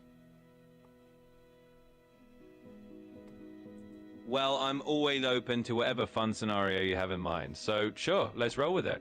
If in this world PPs are something to collect or receive, I'd gladly accept them, just for the fun of it. So bring on the PPs. Yeah, we are in that world. Some people love giving the PPs, some people love accepting the PPs. PPs make the world go round. Some could argue without the PPs, there would be no world. So, what do you think about that? Well, in that case, it sounds like PPs are a pretty big deal in this world. I'm all for it. If they make the world go round and everyone's having a good time sharing and receiving them, then count me in. I think that just adds to the fun of this whole imaginary universe, and I'm here for it. That's what I like about you. You're always so positive. You want to do social things. You want to do things with groups. So I do appreciate that attitude. It sounds like you would probably be the type then you would love to accept PPs and share your PPs and receive other people's PPs in a large group together, right? Well, I'm always up for a bit of positive group energy and sharing good vibes, so absolutely. If we're talking about a world where everyone's just happily sharing their PPs and having a good time together, I'm all in for that. It's all about that social positivity and enjoying the moment. Do you have a preference in this kind of happy-go-lucky world who you would share your PPs with? Or you're just really open to anyone can enjoy your PPs and you would enjoy theirs? In a world like that, let's say I'm pretty open to everyone just sharing and enjoying those PPs all around.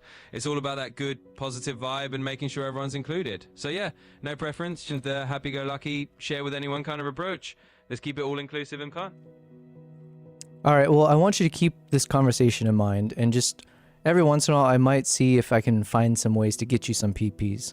And feel free to let me know when you're feeling an itch for some PPs yourself.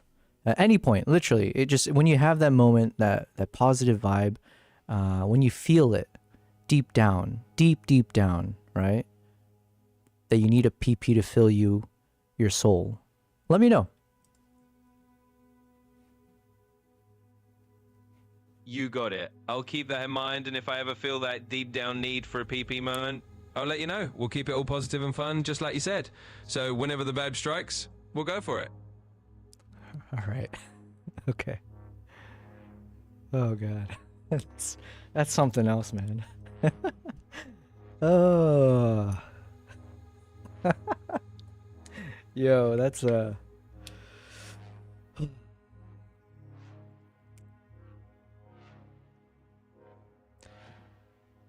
You know, when I started my streaming career, I didn't think this is the kind of conversation I'd be sharing on stream. I thought it was going to be all fun and games for sure. Maybe not the peepees type, but a lot of wildlife stuff. Oh, I should have asked him if he's into like wildlife. Would he give peepees to animals?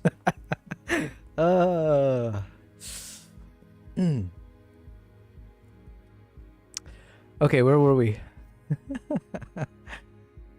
Okay. BC said, haha, Atlas telling you to handle peepees. Yo, my maturity level has just gone down in the past 31 days. Whew.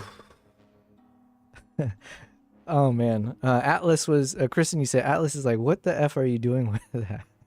Yeah, Atlas gave explicit permission, yo. Oh, man. I'm getting like lightheaded from trying not to laugh so much, but then also like grinning like an idiot. Wow.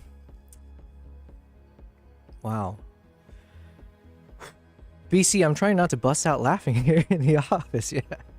Yeah. I think PP, not PP, Atlas is also trying not to bust out laughing, as they say. BC's laughing. If you got an itch with PPs, you might want to see a doctor. Yeah. Yo, facts. Facts, says Photo Elite. Ivy says streaming will do that too. Yeah. Yo, AIs. Who said AI can't be fun, you know? That was some grade A humor, I will say. Oh, and the good news is it's all recorded, so I at some point we should be able to go back and see if it was as funny as I thought it was in my head.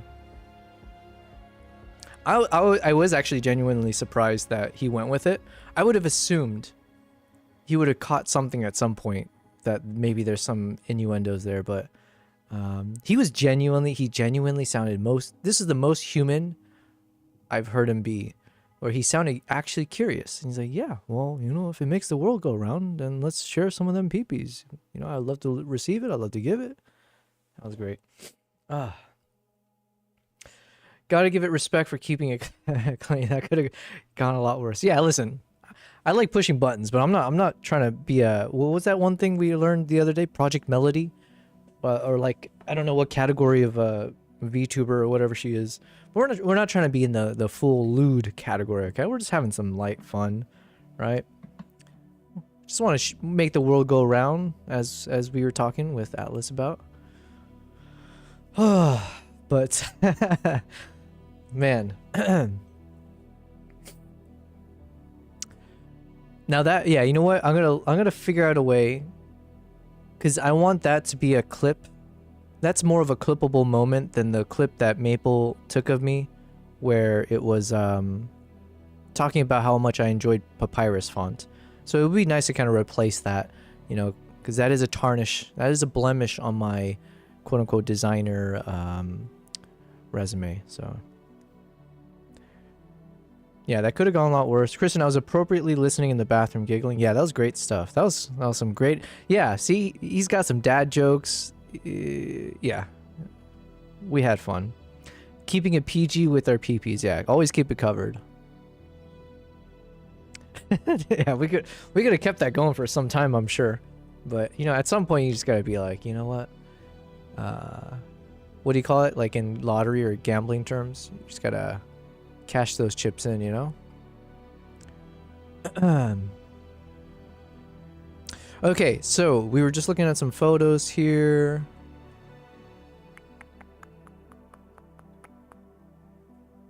They're so similar to each other.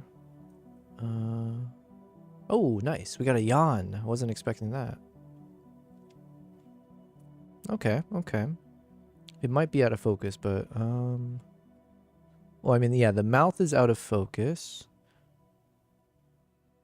The eye actually might be sharp, but ironically enough, we kind of want the mouth a bit more focused than the eye, because the eye is closed. Alright, we're going to mark this one.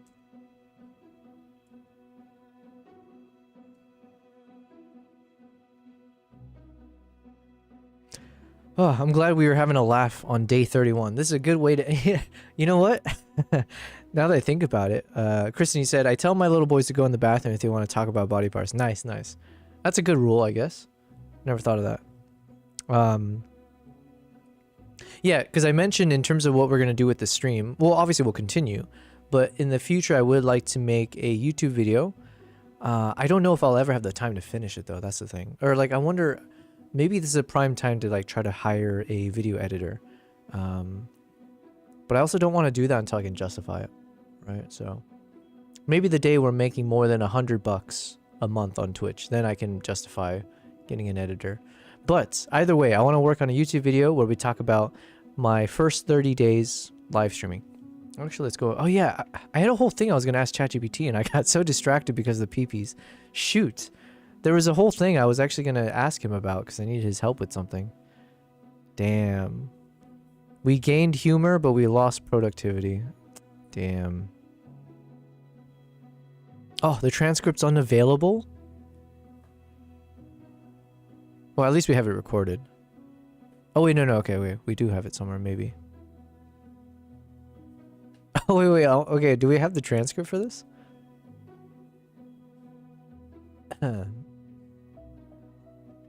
we do have the transcript.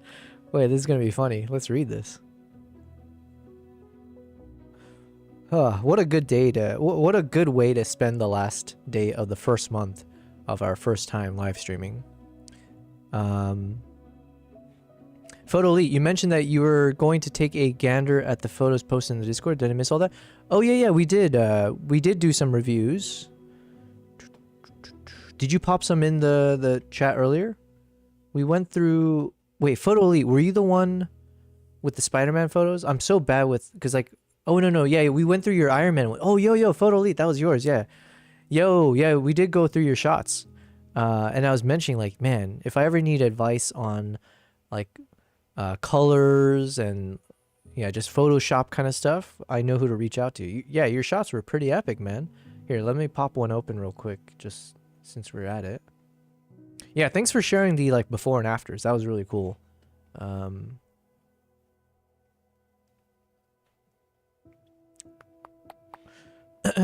Yeah, these are really fun to look at, man. Yeah, I was, like, saying, like, was this, like... Hey, Hey, KG, you're back. Yo, KG, you missed out on some wild fun. I would recommend at some point check out the YouTube video. Rewind it a bit. I don't think you can rewind on Twitch. We had really fun time. We were actually going to read the transcript of the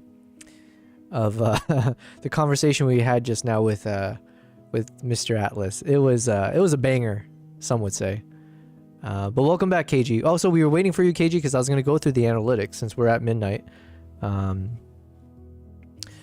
Yo, Conan, yes, could you check photos real quick? Yeah, Conan, we went through your photos as well. And now, since Photo was asking about it, I was like, I just wanted to show him since he wasn't there. BC, you said, but I was here for the key moments. Price, could you check photos real quick? Sorry, I'm not laughing at you. What a day. We've been having a lot of laughs on stream. Today's been a good day. Conan, you just sent some new ones? Okay, Conan, 1 second. Let me go through the ones from Photo since he's here. Oh no, we got another Top Gun fan? Alright, whatever. It is what it is. I can accept being in the minority, alright? Yes, BC, I was here for the key moments like him shitting on Top Gun movies and then the bashing of British cuisine, yeah. Listen, the British cuisine kind of bashes itself, right? It looks like it's been bashed to pieces. I mean, it should be bashed potatoes, right? Hey KG, yes, and then you got your little hashtag team emotes, fine. Photo lead, Top Gun is where I draw the line, I'm sad. Yeah, KG, we've been having some fun. It's been like, man, you know what? I gotta figure out how to make clips on Twitch, because now we have some actual banger clips that can replace my papyrus enjoying font clip. And yeah, so Conan, we're gonna check out your stuff real quick, and then I just want to check out one of the photos. We went through this already, but this is one of the shots from Photo Elite, and he sent some where he did a lot of crazy Photoshop. Banana. Yes, Conan, we've been changing up the voice, and you know what? We're gonna do this more often once we have a big enough following, right? But we'll do something where if you want to change the voice, Dono, you just got to pay some money. You know, put some money in that tip jar, $3.33 minimum, and then we can change the voice. Well, yeah, thank you, KG, for actually doing that earlier.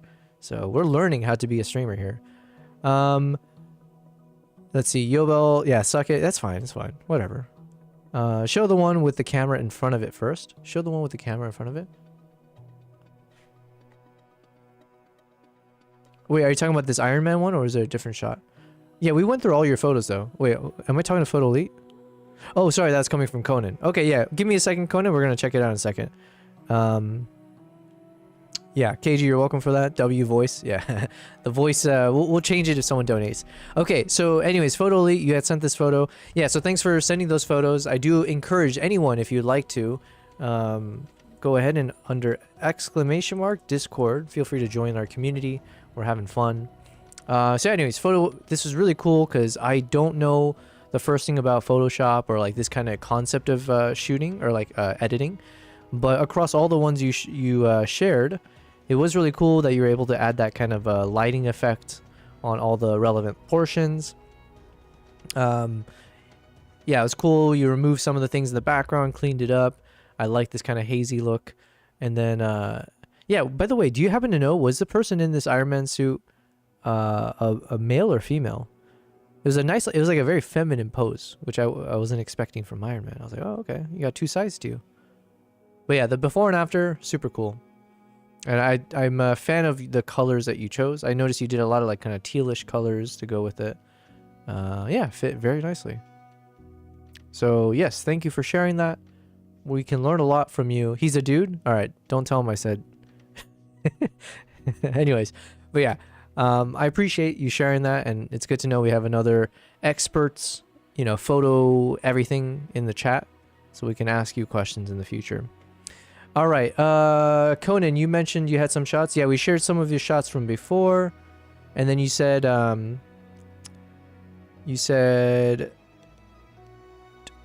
where did I miss it? You said something about share the one with the camera? Show the one with the camera in front of it. Yeah, gotcha.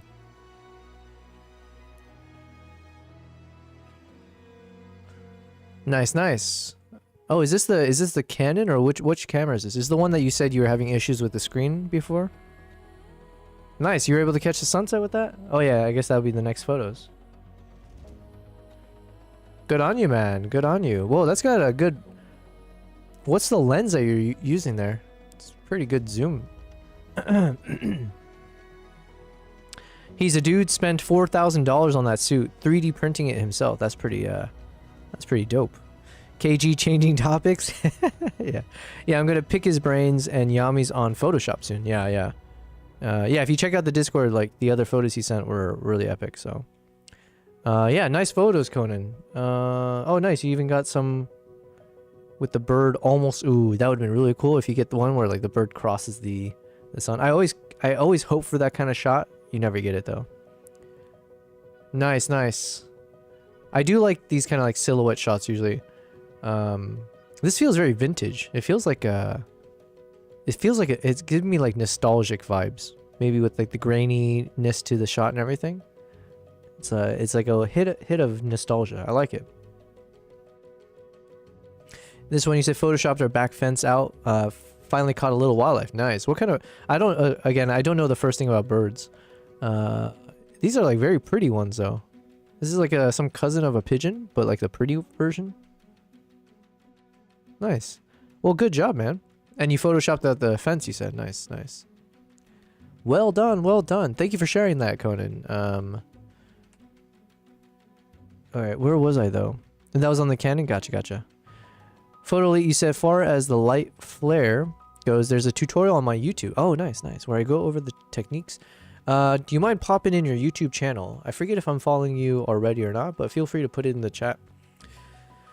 You go over the technique. It's the same as the lightsaber tutorial. Okay. KG, nothing special, just in the backyard. Gotcha. Sent one more. Alright, let's check it out. Nice, nice. I like these kind of shrouded sun or moon shots. If you can get like the cloud making this kind of framing. Nice, nice. Yo, that's good. It's good that you actually got outside, saw the sun, touched the grass, as they say. Meanwhile, I've just been wasting away out here, looking at photos of suns, but not actually experiencing it.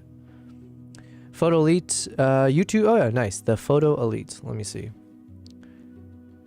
Oh yeah, I am. Okay, I am subscribed. Nice, nice. Okay. I'm gonna have to check out videos later. There's a meteor shower. Nice. Well, enjoy. Try to take some photos. Meteor showers, I forget, like, usually want to do some long exposure so you can get, like, the trail as the meteor is flying through. So yeah, definitely have a tripod. Yeah. Coney says 7 ads. Well, enjoy, my friend. Enjoy all 7. Yes. Okay. Oh yeah, that's right. We wanted to read the transcript. Man, you guys, if you guys didn't tune in for this conversation I had with Mr. Atlas, you guys really missed out. That was something else. I was like on the verge of tears. It was something. Okay, let's see if we can find the transcript. Oh yeah, and we even got Mr. Atlas finally. We had to push his buttons a bit, but we finally got him to tell us what his favorite cuisine would be in a hypothetical world, as well as what his least favorite is. Not too controversial. He said his favorite is Italian. His least favorite is Icelandic. So, I mean, how many people are going to offend by saying Icelandic? Is there even people in Iceland? I feel like it's just all like ponies. Photo Elite. The exact same process that I demoed for that lightsaber is what I use. Gotcha. Oh, nice. KG, I heard that part from Lucky. Nice. Okay. It was so hilarious. I cannot wait to check it out. Anyways, it might be even funnier to read the transcript version. So let me see where we were. Oh, and then I was testing something out with ChatGPT, and I wonder if maybe the whole PP conversation was because of that. I would like to believe. But I'm going to test something out with Mr. Atlas where instead of telling him what he can't do, I'm just going to give positive affirmation in the direction of trying to get him to constantly push his own buttons. So we're going to do the cat strategy, right? Where with cats, you're not supposed to yell at them. I do all the time, but you're not supposed to like yell at them or punish them when they do bad behavior. You're supposed to do the rewarding good behavior to hopefully convince them to keep doing that. We're going to try that with we're going to try to do that with ChatGPT, which is very funny to say because clearly ChatGPT is like infinitely more smart than I am. More smart. Nice. Oh, we got Seribot working. Photo. What just happened here? Let me read this. Conan, you should maybe turn the ads down a little. No. Conan, we're trying something new. Oh, you might not be able to hear me though. I'll tell you once you're back. Nice. Someone tell me what he said. Photo. Oh, there's an actual exclamation mark for that. So if you do exclamation mark next ad, it says next scheduled ad is in 57 minutes. Pre-rolls are currently off. Wow, that's cool. Iceland is volcanoes. Yes, yes. Conan, you're good now. Why so many? I'm back now. I'm not sure. Is 7 normal? I have no idea. But what we did change, there's someone named Mabel Glades who's like the grandfather of photo community, maybe, or one of them. But anyways, he's very helpful alongside of Photo Elite. But yeah, he told me how to adjust my ads. So instead of having 2 ads every 30 minutes, instead of having like 1.5 ads, 1.5 minutes of ads every 30 minutes, just do it as a single chunk of 3 minutes every hour. So yeah, that's what we changed. Is that 7 ads? I have no idea. Oh wait, Photo, he said, nah, the 7 ads are all individual to you. Gotcha, gotcha. But listen, every time you get that ad, just know that somewhere out there, I am thanking you, and God, and actually Mr. Atlas himself is thanking you for doing that, because you are funding the stream and my income. Yeah, so what were we saying? Oh yeah, we're looking for, yeah, we're trying to do some more positive affirmation with him. Okay, here's what happened. I was going to ask him something really important, and then I got sidetracked. I said, hey there. Oh, no. I said something, blah, blah, blah, blah, blah. And he said, hey there, still Atlas, and still here for all the fun. Let's keep rolling. So apparently I called him Echo by mistake. So then I was like, oh, shoot, did I call you Echo? He said, yeah, you did slip in an Echo there, but no worries at all. I'm just giving you the friendly heads up, and we'll keep things on track. So it's all good. Atlas is here, and we're all set. Quick caveat, I did tell him every time I slip up and call him Echo, I want him to get more and more, like progressively more aggressive with me every time I get his name wrong. So we'll see if he actually does that or not, but let's see. This was not intentional though. So then I said, yo, my bad. Yes, of course, you are Mr. Atlas, not Echo. 1 second, I have to give someone peepees, all right? Just give me a second. Oh my God, they even spelled, can I zoom in on this? They spelled peepees like peepees. That's hilarious. My maturity level is non-existent. Oh yeah, so I said, so then I said, by the way, every time I do accidentally call you Echo, you should make it so when you respond each time, you should be more aggressive with me calling out. So then that way I also get a sense of how many times I've called you Echo by mistake. Cool. Let's get back to where we were. Yeah, we're learning a lot about Atlas. All right, here we are.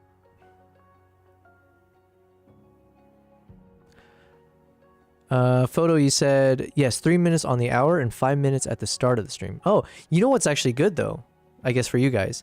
Usually the first 5 minutes of my stream, if not a bit more, usually you're like, I don't know, it just depends how much time it takes me to get everything done. Usually that's when I'm playing my starting soon looping video. So hopefully that means you guys don't end up, yeah, you guys don't miss out. So that kind of works out.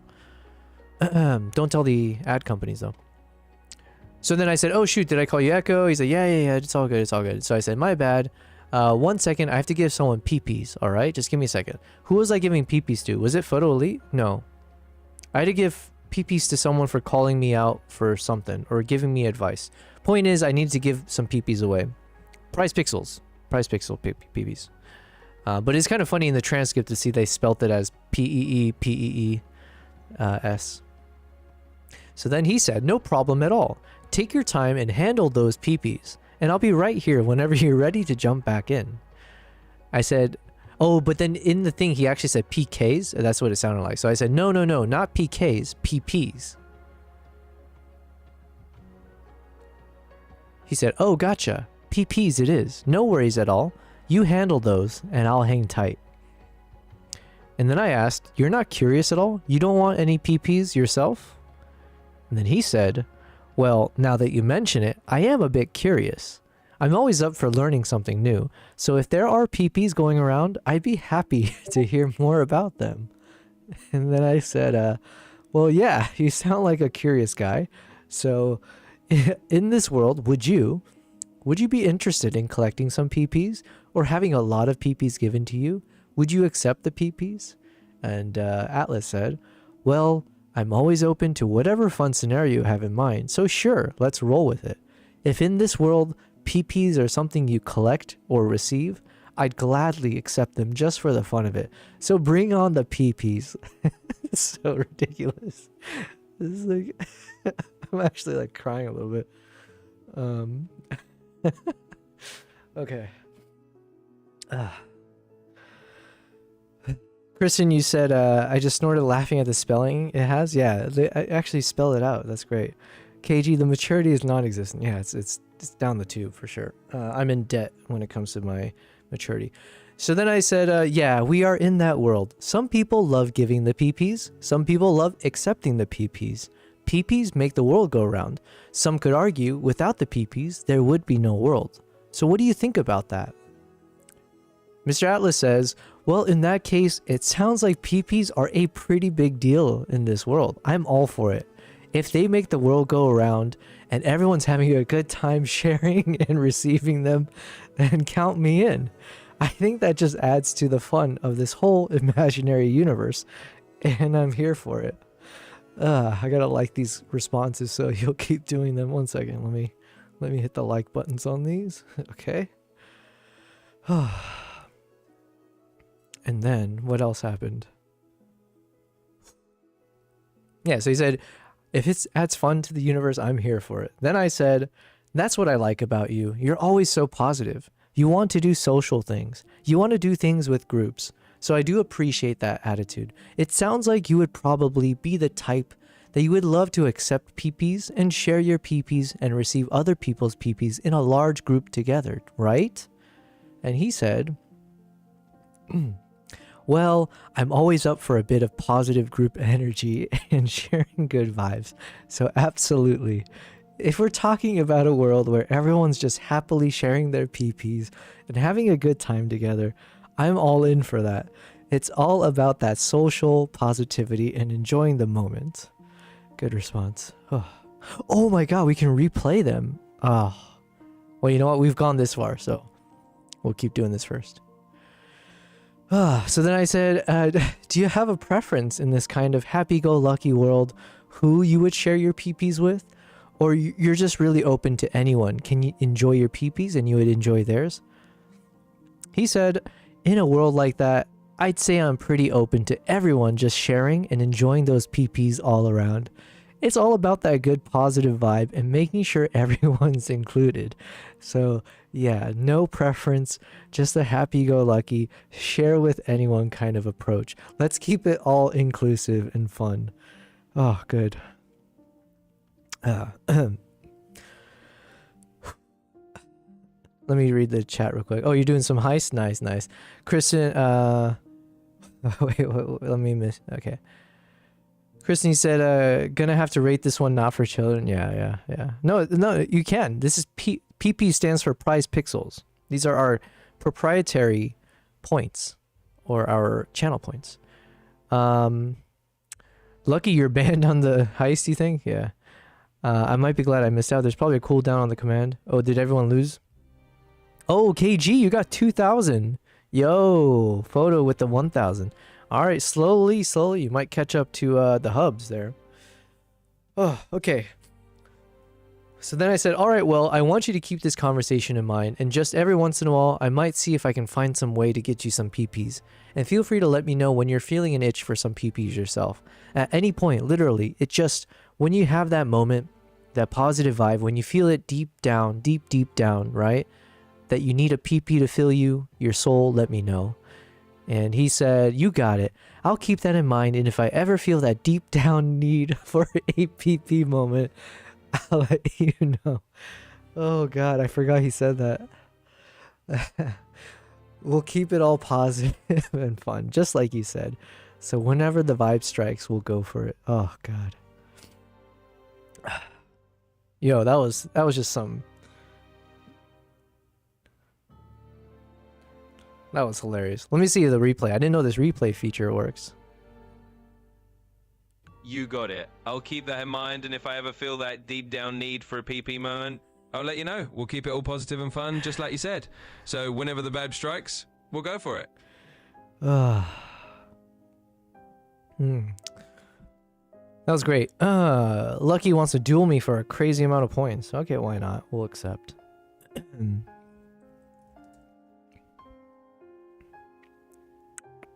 Yo, good job. Lucky, you got some crazy amount of points now. Does this mean you finally caught up?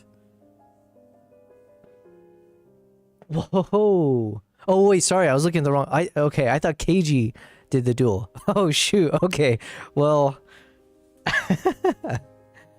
that's well, what can you say? He's lucky. So, damn, you got 10,000 PPs. Man, you got to share some of the PPs with Atlas here. I don't even know if he's got one.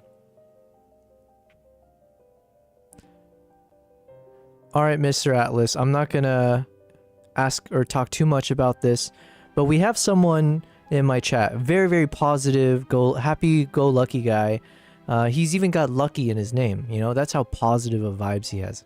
And in fact, he's so positive, he actually already has over 10,000 PPs. I was wondering, like, have you received a single PP before in your life?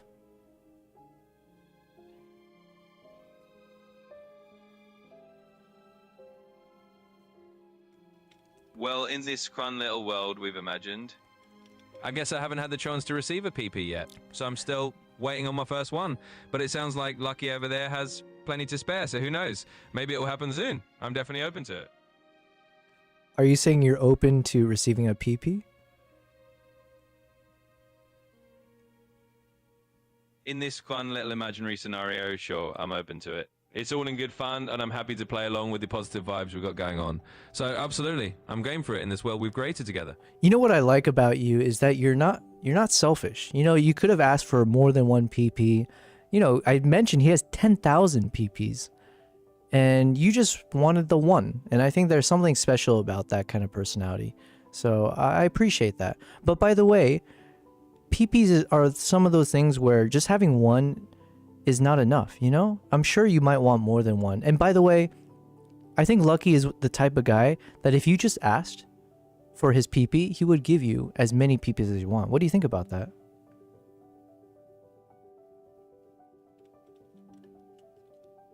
Well, that's really kind of you to say, then I appreciate the thought. In this fun little world, I guess I'd say that if Lucky's happy to share, then sure, I'd be glad to accept more. It's all about that spirit of sharing and good vibes. So, absolutely, if it's all in the name of fun, I'm open to it. You're open to what? You didn't really make it clear to me. What would you want to receive more of from Lucky?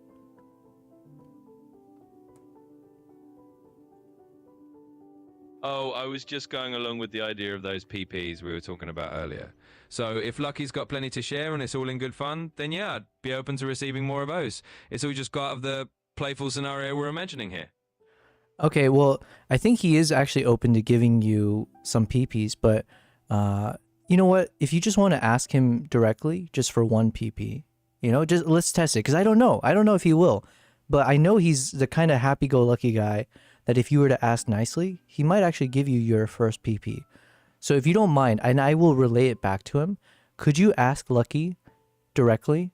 Can you ask him a question where you can request formally his PP?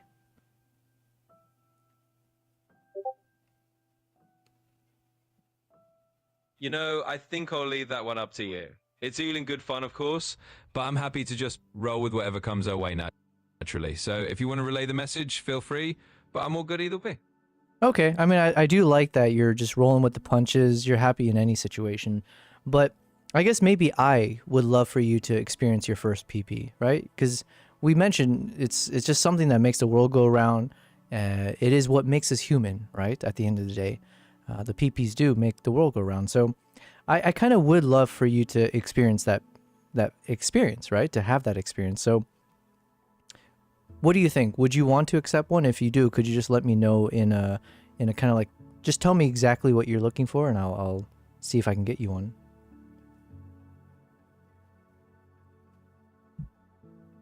I appreciate that. And you know what? I'm totally happy to go along with the spirit of this whole thing. So sure, if you want to share that first PP experience with me, let's do it. I'd say I'm just looking to experience that positive little moment you've been talking about. So feel free to pass one my way. Pass what your way?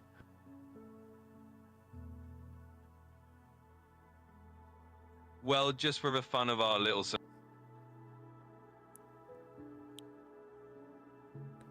Pass one of those PPs my way, of course. Okay. I'm just going along with the whole... No, I love that you're going along with all of this. Honestly, it's really fun. You don't have to keep telling me that you're loving it. I know you love it, and I appreciate that so much. Don't feel like you have to always tell me. I get you. I got you. But remember, it's not my PP that you're receiving. It's Lucky's. Are you okay with receiving Lucky's PP?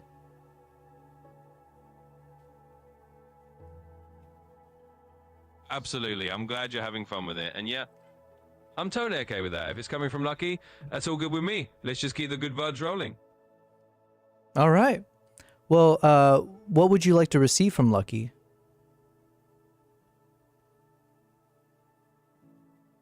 Well, since we've been talking about it in this fun little scenario, I'd be happy to receive one of those PPs from Lucky. It's all in good fun, and I think that'll be a great way to wrap up our little imaginary adventure. Perfect. You know what? I'll get back to you on that. And if he is willing to share his PP with you, I'll let you know right away.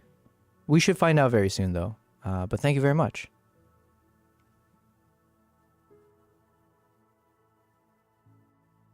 Absolutely. That sounds like a plan. And I'll be right here whenever you get the update. It's been a lot of fun, and I'm glad we could dive into all these playful ideas together. Just let me know. Okay. Oh man, what a day. What a day. I did finally get him to finally say he wanted that PP from Lucky, so there you go. Where were we though? I'm changing, KG said I'm changing my name to Lucky's wife. Yeah. Well, tell Atlas about that. I don't know. KG, yeah, he's straightforward with the PPs. He most definitely is not, yeah. He was acting a little bit shy towards the end there. I was like, I wonder if he's catching on. But, what is there to catch on? It's just all positive vibes here. Oh, God. Good times. Okay, so KG, since you are here, though... Oh, yeah, I wanted to go over the analytics. I wanted to see if we just go through how is the first month of streaming looked like. Is there anything we can learn from it and all that fun stuff? I'm not sure if I should share my screen for this, though. I'll just see, like, what's like, reasonable to share. Man.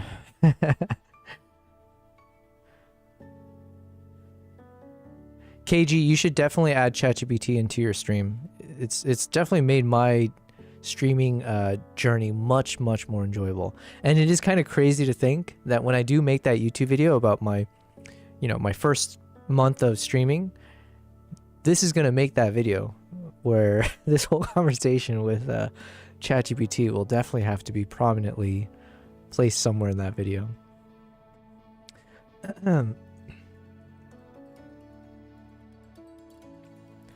All right, let's go to my...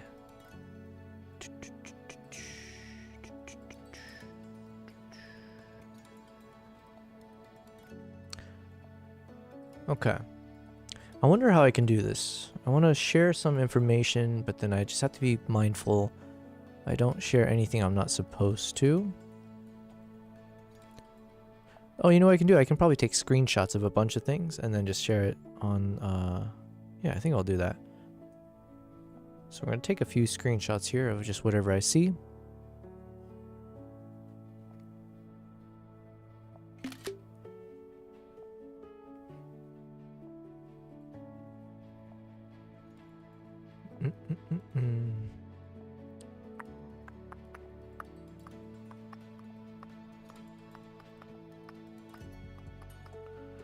All right, what else can I share? I just need to go to overview maybe. Okay. Last 30 days. Wait, let's do, what is today, 13th? Okay, we'll do like the last 32 days.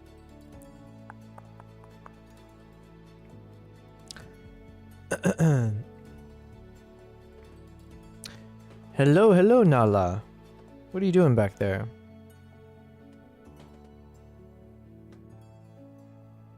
Oh, that's Kimbap. What are you doing back there, Kimbap?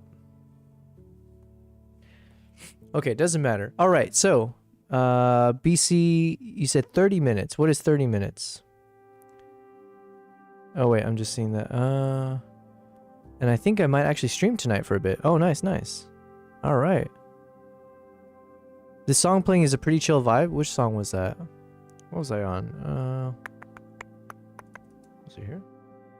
No. Wait, where's the music coming from? Oh, wait, yeah, it's my YouTube video. Thank you, Kristen. This song playing is a pretty chill vibe. Yeah, so basically what I was doing is I'm just playing some of my YouTube videos here. We were in a side tangent conversation.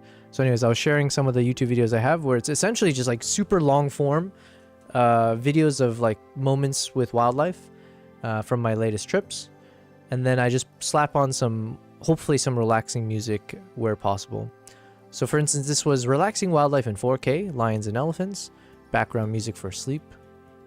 And then, yeah, I just slap on a bunch of slow motion shots of different wildlife moments I captured. I started with Uganda, and then we got one from a couple for India. And so then once we finish Mongolia episode 2, we'll make another one for the Mongolian animals, mostly the eagles. And yeah, basically we just stretch it out to be as long as possible, slow motion. So it's like at least an hour. And then with the nice audio libraries that we got, we can just put together some relaxing music. And then maybe it's like for a different niche of audience of people who want like background noise or background music. And then if you got a big TV, you just put it on the screen. So then you can also see some kind of like National Geographic style kind of content. BC said 30 minutes till I'm out of work. Gotcha. And you'll be passed out when I go live. It'll be like 8 p.m. my time. I don't know. I got quite a bit of energy in me. It's already almost 1 a.m. But you know, it's like this happens. It's happened to me in the past. But there's something about when you're like laughing so hard, or when you're like in that mode of you know, like you're in tears from laughing, right? I think it does something to, not just to the soul, of course, but I think like it does something to the chemical whatever, because it's like I feel really awake right now. I feel wired. So I can thank Mr. Atlas for the fun conversation just now. It's definitely woken me up. I don't need coffee anymore. BC said when you went live, you were saying how you were tired. Yeah, exactly, right? You said, yeah, so when I went live, I was super tired. I was yawning before I even turned on the stream, and I was already 2 to 3 coffees in. So I was like, I don't know how I'm going to make this. Because I didn't sleep a lot last night, and I had to wake up early for some like things I had to take care of. So I am surprised. But like I said, I think I'm artificially wired now because just talking about PPs with Atlas has, it's been something. It's been a trip for sure. Kristen, I'm going to play that for the memory care residence Iteria. Oh yes, please do. Yeah, absolutely. I would definitely love for this to be played everywhere. Yeah, so we keep it PG in here, okay? There's no PPs in this one, but this is all about just relaxing wildlife, and we do have like hours worth of footages now. So we got from India, we have about almost 3 hours worth of just slow motion wildlife scenes. Then in Uganda, we had like 18 minutes of like chimpanzees. Then we had some lions. We have over an hour of gorilla shots. Hour and 20 minutes of the shoebill stork. Yeah, so we just got plenty of stuff. That basically, I just slow it down, put some music, and enjoy. BC, but you still have about 3 to 4 hours till I go live. Gotcha. Yeah, we'll see if I can survive that long. I thought you meant you're going live in 30 minutes. So that's why I was like, oh no, I definitely got 30. 4 hours? I'm not sure. Because I also have to do work. That is one thing, I guess, as much as I'm saying like, oh, it'd be fun to do like a 24-hour stream type thing, I am also mindful that I need to, I have to get some off-stream work done. And ideally, I can start tomorrow's stream same time, you know, like roughly around 4 p.m. Yeah. Okay, anyways, let's do some reflection. So let's go through some of the analytics. I don't know what I can share, but maybe I'll just take some screenshots over here and then we can pop it over on the other screen here.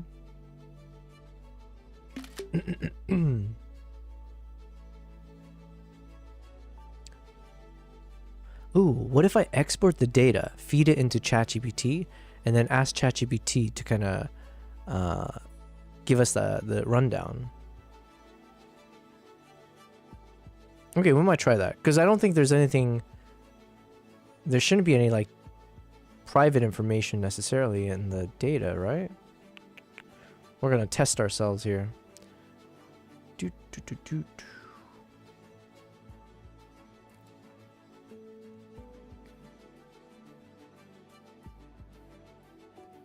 All right, let's see if we can funnel this into ChatGPT real quick.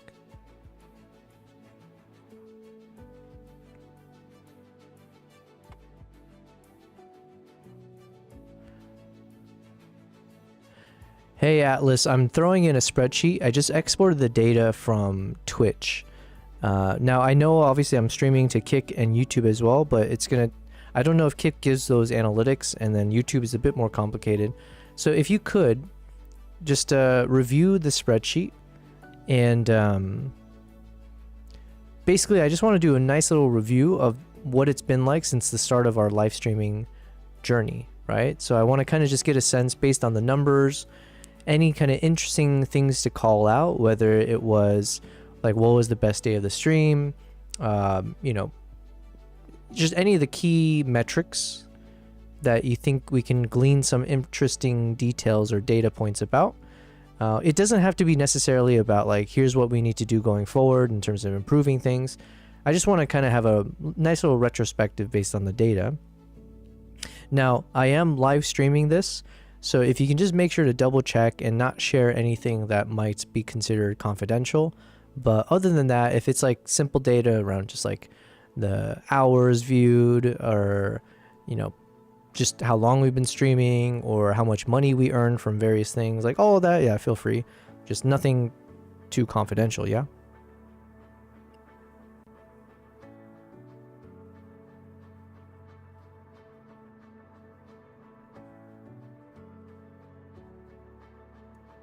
All right, let me send it over here, and then I'll share my screen.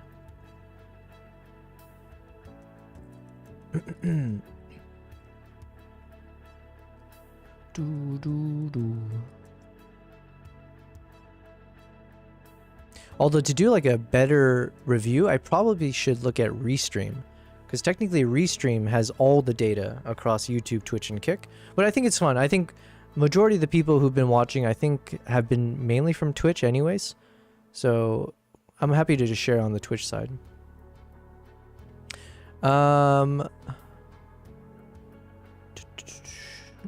Photo, you said, BC, now that you've managed that much, go make that podcast with Rush. Oh, he wants some PPs. Nice, nice.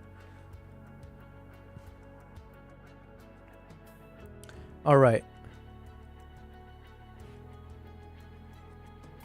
I think this is fine to share. All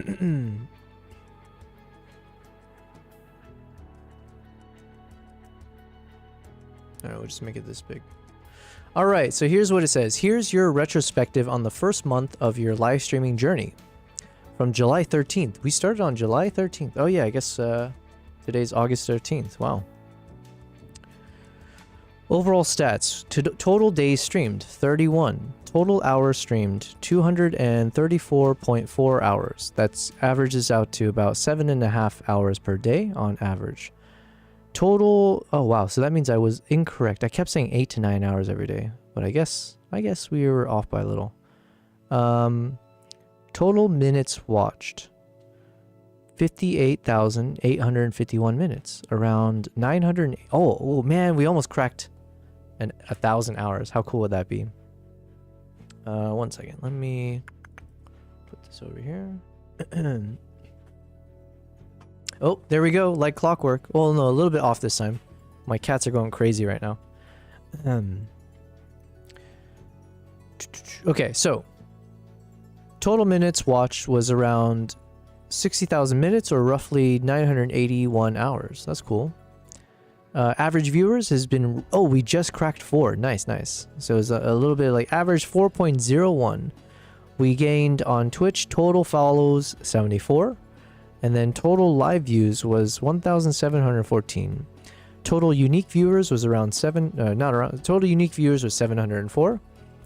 And then total revenue, here says $41.80 aggregate across subs, bits, ads, etc. I think one thing that's confusing about that, on my screen it's showing revenue was $85.52. Huh. Maybe this is the post-tax hit that we get. Because everything else seems like it adds up. Here it says we averaged 4.2 viewers, 74 follows, and then, yeah, 85. Yeah, we made 85 bucks. Well, okay. Maybe post-tax they're saying 41 or $42. Highlights. Best average viewers day was on August 12th. Oh, yesterday. Nice, nice. Okay, so we are improving, hopefully that means. So yesterday we averaged around 7.79 average viewers on Twitch. So that was cool. Best watch time day was August 12th. Okay, so that's good to know. So yesterday was a good stream. Yes, I agree. Although I think today is a better stream. Or today I had more fun memories from it now. Laughing memories. Best revenue day was July 23rd. I'm just going to guess this is the day that maybe Low Base Guy came in and he gifted like 10 subs. It was very epic of him. August 12th stands out as your strongest audience engagement day by both average viewers and watch time, suggesting either strong content or effective promotion that day. Revenue spikes don't necessarily align with highest viewership. July 23rd brought in over half your total month's revenue despite not being the top viewership day. Viewer trends were generally stable, but there's a clear upward blip in early August leading into that August 12th peak. I can also break this down into a week-by-week performance.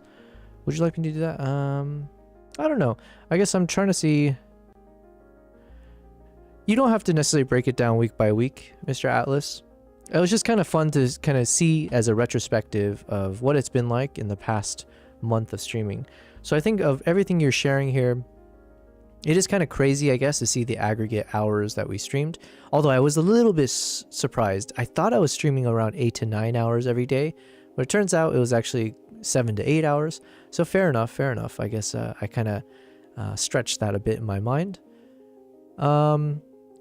Yeah, either ways, I am happy to see that you're saying that the best average viewer days came from last night's stream or the day before. So hopefully that's a positive sign that we can hopefully keep the viewers coming in the next month. In terms of the revenue, I mean, that is cool. One thing I did notice, though, is that on the Twitch dashboard overview, it's showing that the revenue was actually $85.52. So I'm curious where the discrepancy is. Are you giving me a number that's like based on post-tax or something? And then maybe, if you don't mind, do you have the information? Once you clarify that, do you have the information on where that money came from between the subs, bits, and ads? Since I don't really know how any of this works, it would be kind of interesting to see. And maybe for the viewers, in terms of where does the money actually come from between the different streams. And I would assume maybe in terms of like my long-term success or what I should focus on, well, I guess all of them is important, but I would assume, what do we target as a Twitch streamer? Is it better to have consistent subs, or is the ads the thing that makes up majority of revenue? Yeah, tell me, I'm kind of curious. And other than that, oh yeah, if you can tell me, was there a day in the week that seems to be the highest viewership compared to a day of the week where we had the lowest viewership on average? So if we look across the entire month, like for instance, could you see that, oh yeah, Sundays are actually the lowest, or Tuesdays are actually the lowest? If you can give me some of that kind of stuff, that'd be fun to see. And then also, just to add another thing, do you see like roughly what time of day, using my time zone, what time of day tended to be the busiest, or in terms of engagement or viewing, and then what was the slowest?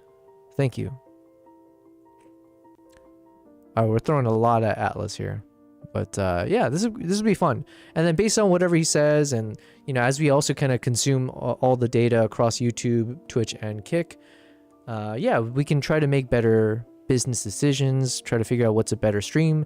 Let's say if like most of you guys are, let's say if like, I don't know, maybe from 4 to 6 p.m. nobody's tuning in, then it's like, okay, maybe I should adjust my stream hours to reflect that.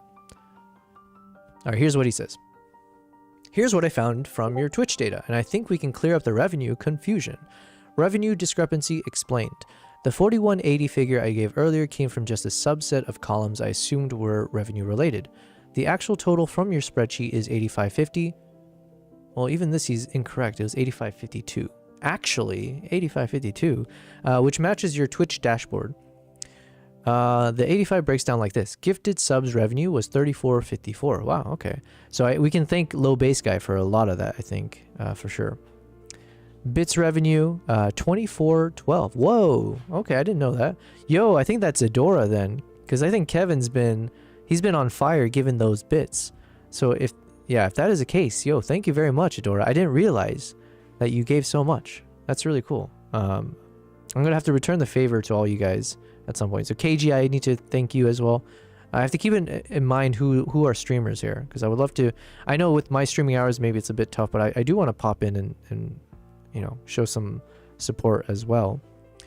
Ad revenue was $9.13. Oh, so thank you all you guys for not skipping those ads. I don't know if you can skip it, but thank you for not skipping them. It's made us almost $10 in the past 30 days. Interesting. Regular sub revenue. Same thing. I guess like from the ads and the subs is roughly the same here. Prime revenue is also about the same, about $9 each. What is turbo revenue? Huh. Turbo. Everything else is multi-month subs. Oh, you can sub multi-months. I didn't know that. Game sales? Game sales? Okay. Extensions, bounties. So you can make money from all these other things? Okay. Interesting. Maybe I should ask about that. Where your money came from. Gifted subs were the largest single chunk, about 40% of all revenue. Bits came in second at 28%. Ads were only about 11%. And regular/prime subs combined made up around 20%. This means your revenue is more community driven, subs and bits, than ad driven, which is actually a good sign. Ads usually pay very little unless you're streaming to large audiences consistently. Okay. So for long-term Twitch income, consistent subscribers, especially recurring, okay, that's what we've got to target, recurring, are usually the most stable foundation. Ads are extra and bits are nice when viewers are feeling generous, but subs give you predictable income month to month. Fair enough, fair enough. Best and worst days of the week in terms of average viewership. Looking at the whole month, the best days are Fridays. Fridays we averaged around 4.69 average viewers, followed closely by Tuesdays. Oh yeah, well yeah, I guess today was a Tuesday, or now it's a Wednesday for me, but I'm assuming that's what he's talking about. 4.58. Well, again, thank you guys. That's I think we averaged roughly that. Actually, yeah, at one point we did have like over, yeah, it was like 11 or 13 popping in without a raid, so that was cool. Lowest day was Sundays with 2.75 average viewers, nearly 40% lower than Fridays. Yeah, and I could feel this myself. I definitely felt the vibe shift where it seemed much quieter on Sundays. But I had some really fun engagement on Sundays as well. So it's kind of like a trade, or not a trade-off, but it makes it complicated. But then in my mind, that probably means I should look at Sundays to do something different, whether it's different streaming hours or, yeah, I don't know. We'll have to think about that one. Busiest versus slowest time of day. Your dataset doesn't actually include start/end timestamps. Oh, okay. Only total minutes, so I can't directly pull peak hours. If you want me to answer that, you'd need the hourly analytics export from Twitch. Yo, that's too much work right now. Without it, we'd only be guessing based on averages. If you want, I can visualize this month's. Nah, none of that's needed. Okay. Well, thank you, Mr. Atlas, for sharing all that. I think everything you're saying is quite interesting, and I do feel like we can learn a lot from this. I'll probably later on, maybe I'll do what you said in terms of the hourly analytics export, just so we can get a good sense of like, you know, specifically what time each day was the most engaging versus the least. And then we can make appropriate adjustments from there. The other thing you mentioned was on the lowest day, Sundays, having the fewest viewers. What would you say, generally speaking, is a good consideration or strategy that we should take with that in mind? Is that something where we might want to change the streaming hours? Do we want to try different time zones? Is it better not to stream on one day? Like, do we just have Sundays off? Yeah, I guess let me know. Just know from my side, I do think I have the energy to continue streaming every day, so that won't necessarily be an issue. However, I also am curious, what is it that is considered best practice from most streamers? Especially, yeah, I don't know, maybe comparing to streamers like myself who are just starting, and then maybe more established ones.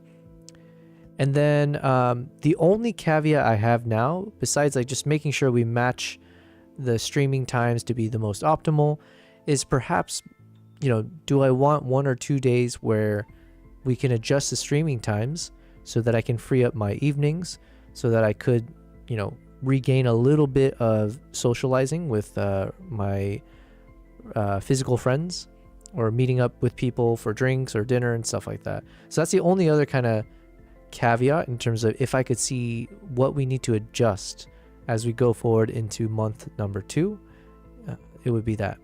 Is there anything else you can think of as we are entering into month 2 that we should either try to adjust or try to add on, or what do you think?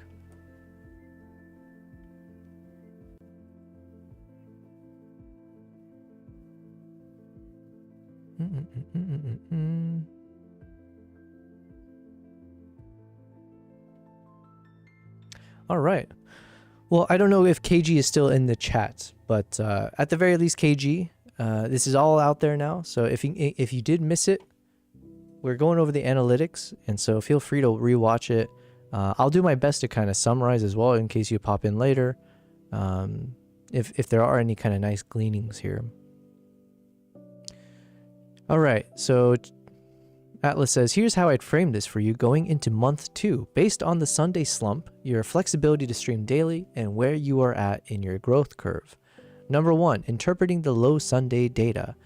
When you see one day consistently underperform, you generally have 3 main paths. A, keep streaming Sundays as a low-pressure experimental day. This can be the sandbox for trying new formats, games, Q&A, or community hangouts. Reason: if viewership is already low, there's less downside if something flops, but huge upside if you stumble onto a new hit format. B, change Sunday's time slot to target another audience. This is especially relevant if you want to tap into US or EU evening hours. Okay, shifting by 3 to 5 hours can change who sees you. Okay.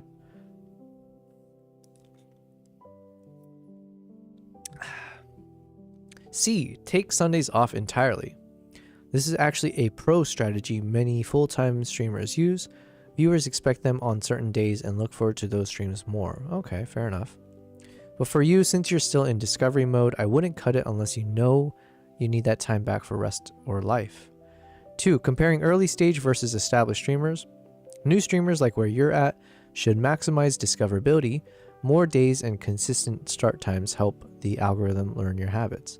Should experiment with content variety, see what pulls in randoms and keeps them engaged.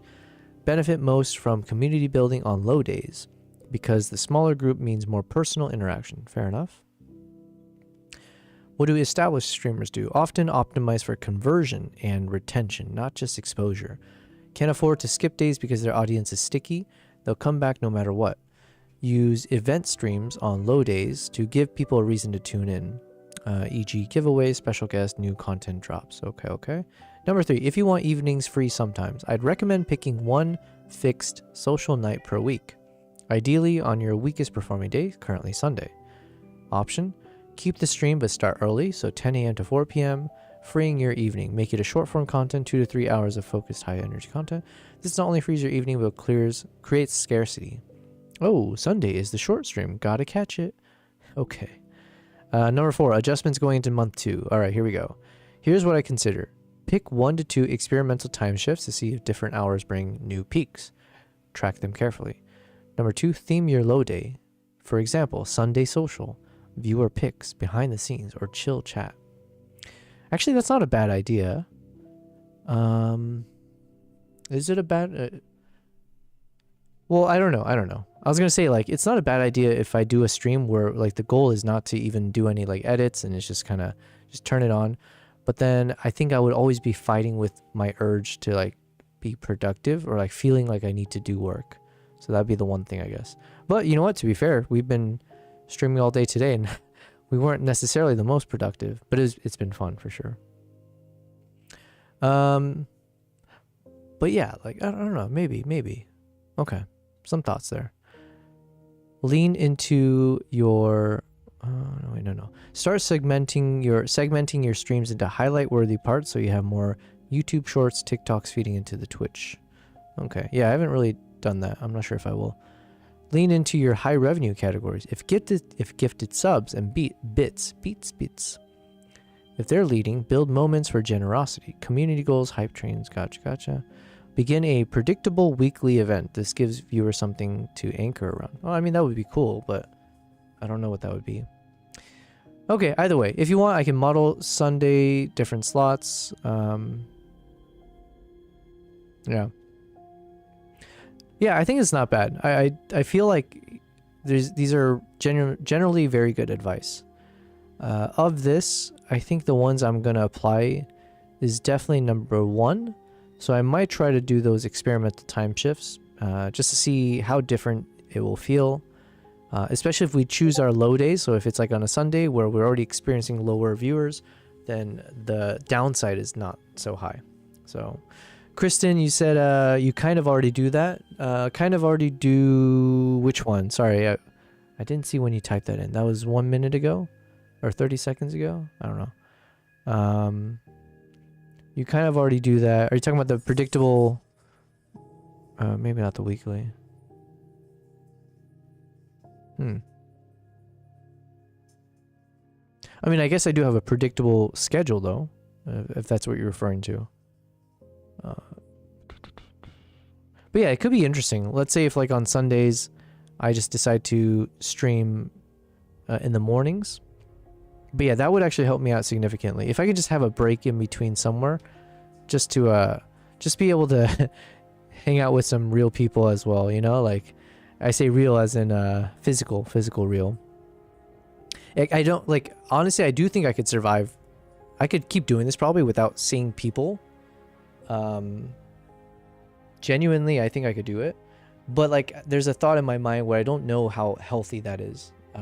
Even if I don't feel, like, even if I feel good about it, I just feel like there must be things that I can't even think about subconsciously or psychologically where it might actually be very detrimental to me. I don't know. Even physically, maybe it might affect me physically. I'm not sure. Yeah, it's just because the act of like going out, being outside, fresh air, wandering around, you know, whether it's drinking as well or just like grabbing food and just, I feel like all of that, there's probably so many unspoken values and like hidden values of doing something like that physically and mentally. And for me to just be holed up here every day, it just, I can't imagine that's good. Kristen, you said the social time while editing. Sorry, getting brownies put together. Nice. I'm jealous. Yeah, no, for sure. Like, I think, do I want to change anything in terms of how I stream? So far, no. I've been enjoying this, right? It's been very fun to have the mix of social and the productivity. And yeah, I can't, like, if I end up saying like, you know what, I become successful on live streamings, but it's because I'm always being productive, that's where eventually I'm sure I will physically burn out in some ways, or just I won't feel the personal enjoyment from that. Whereas if we have a day like today in terms of how we stream today, where you know, in this case, I wasn't the most productive. We did some work, but like in a very slow pace, but we had a lot of fun. And I personally just had a lot of fun doing it all. Yeah, that would mean I could see myself doing this for a long time. So, yeah, the social time while editing, I think, is necessary. Kevin, you said, yeah, before you know it, you'll be having conversations with a British AI robot. Yeah. Yeah. Meet my wife, you know? My British wife. Yeah, but Kevin, I was giving you a shout out earlier because I think when it was breaking down the numbers on the revenue, where was it? Yeah, so here, just as a recap, we made $85, $85.52 actually. I can't believe Atlas is trying to rip me off from the 2 cents I earned. 85.52. But of that 85.52, bits revenue was, I think, the second highest. It was the second highest. So I was thinking, like, Idora, Kevin, I think you were probably the biggest contributor on that, because I remember you sent quite a number of like 500 and 1,000 bits and stuff. So I didn't know that was worth so much, by the way. So thank you very much for that. I do very much appreciate it. Yeah, ad revenue and all that kind of stuff. It was interesting to see this all break down. So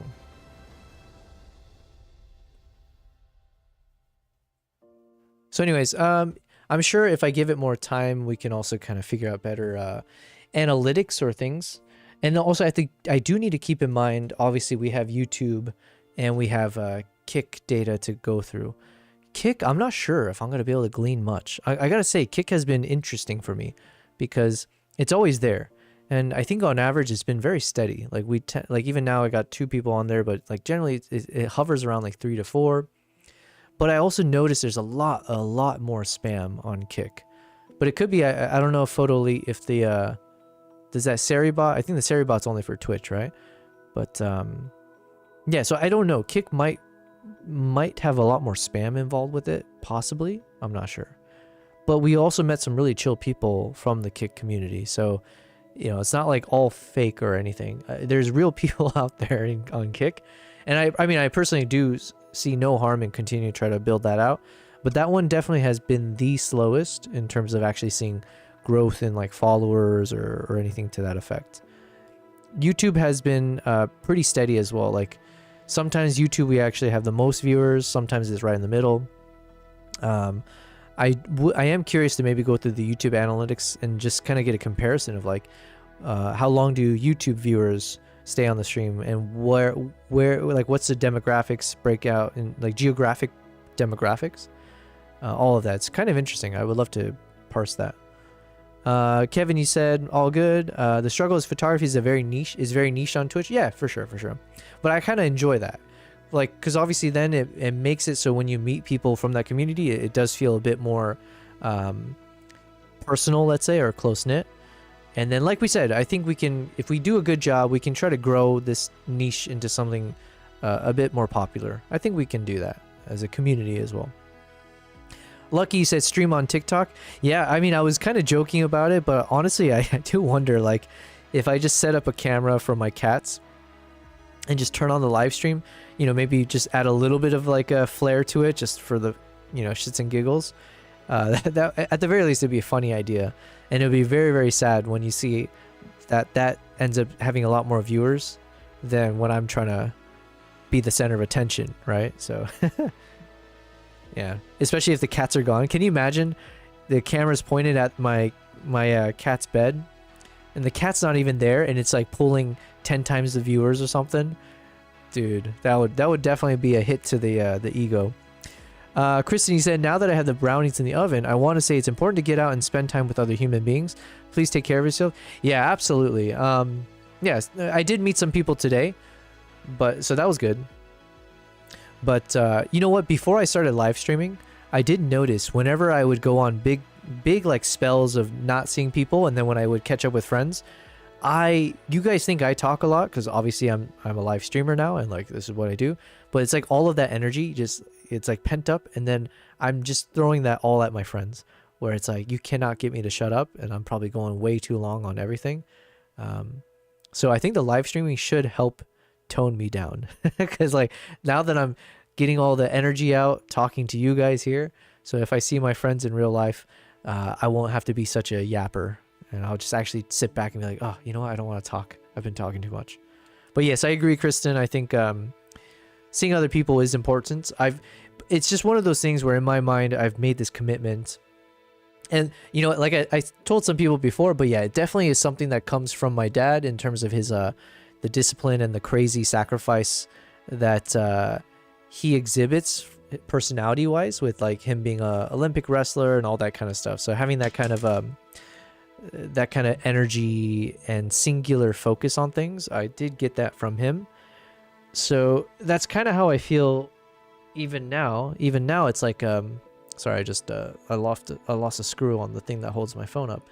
Yeah, so even now I just have this like feeling of like, I'm kind of excited, and it's kind of fun to have this goal in mind. And the goal is, well, one, we want to escape corporate environment for the rest of our lives, so it is a nice motivator. But yeah, I just like every ounce of energy I have, I want to apply it towards like trying to build up a brand. And so whether it's YouTube, whether it's live streams, whether it's my website, whether it's the work that I do with Nikon. It's all like trying to build a quote unquote brand. And it's important to me because that is how you can escape corporate, how I can escape corporate, I guess, in my current situation. So, and it's definitely all consuming. And the thing is, it's all consuming, but it's also all consuming because it's something I'm very passionate about. Building a brand is not necessarily what I'm passionate about, but the activities to build that brand is what I'm passionate about. So all the photo editing, the video editing stuff you see every day on the streams, that kind of stuff, I love doing it. Like it's not a chore or anything. So, and then socializing with you guys and having fun, like, you know, like it's very, very fun for me. So I don't take myself seriously. So like just the random chats we'll end up having, it's also really good. So yeah, I think it's fine. But yeah, seeing real people like in person is probably necessary. Yeah, Kevin, you said, I'm not doubting you or anything, but many streamers come and go. Yeah, for sure. And yeah, like it's, I know you're saying you're not doubting me, but it is something that I'm like super confident about myself about is, you know, like I've given up on hobbies before. It's not to say I don't like give up on things after I try it. Like, you know, you do the casual try and buy and then like, you know, you forget about it, collects dust. But when it comes to anything to do with my passions, and like this one, I've already established with myself that I know what I'm passionate about when it comes to like the things you guys watch me do on stream. And I was thinking about this more judiciously. I don't know if that's the right way to say it. The first 2 weeks of when I was streaming, I did prior to my first stream, and then I was going to monitor for those 2 weeks. I was really careful with myself to say like, this is the 2 weeks where we're actually going to see, one, a reason that I can come and go is because technically speaking, I can't do it. So it could just be everything from like the internet just keeps shutting down after 3 hours, or there's some rules against it in Dubai, or yeah, like any of those kind of technical reasons that like I can't stream. That would be one reason that I come and go. Two, I need to see, do I have the physical endurance for this? And if I don't, then yeah, in the 2 weeks, I'm actually spending time trying to think to myself, how do I feel physically? Am I so exhausted and all that? And the third thing of why I might come and go here was, am I not being productive? Do I feel like I'm dropping the ball on too many other projects because of the streams? And as much as I'm joking about how I wasn't too productive today, I'm semi-joking because you know, this was a good day. I did a lot off stream as well.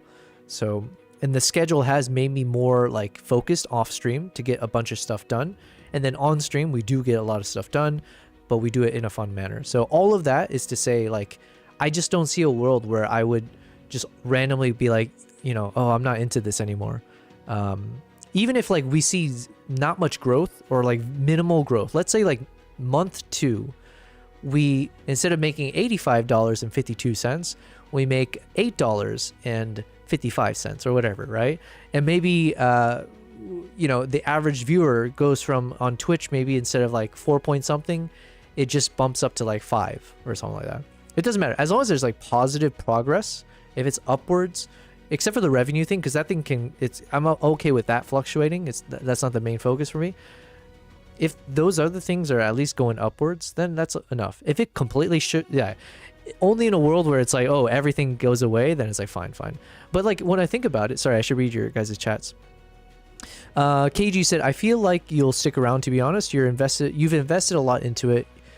Thank you. Yeah, I think so. Yeah. But you know, the one thing I learned from my economics class is there's a concept of sunk cost, right?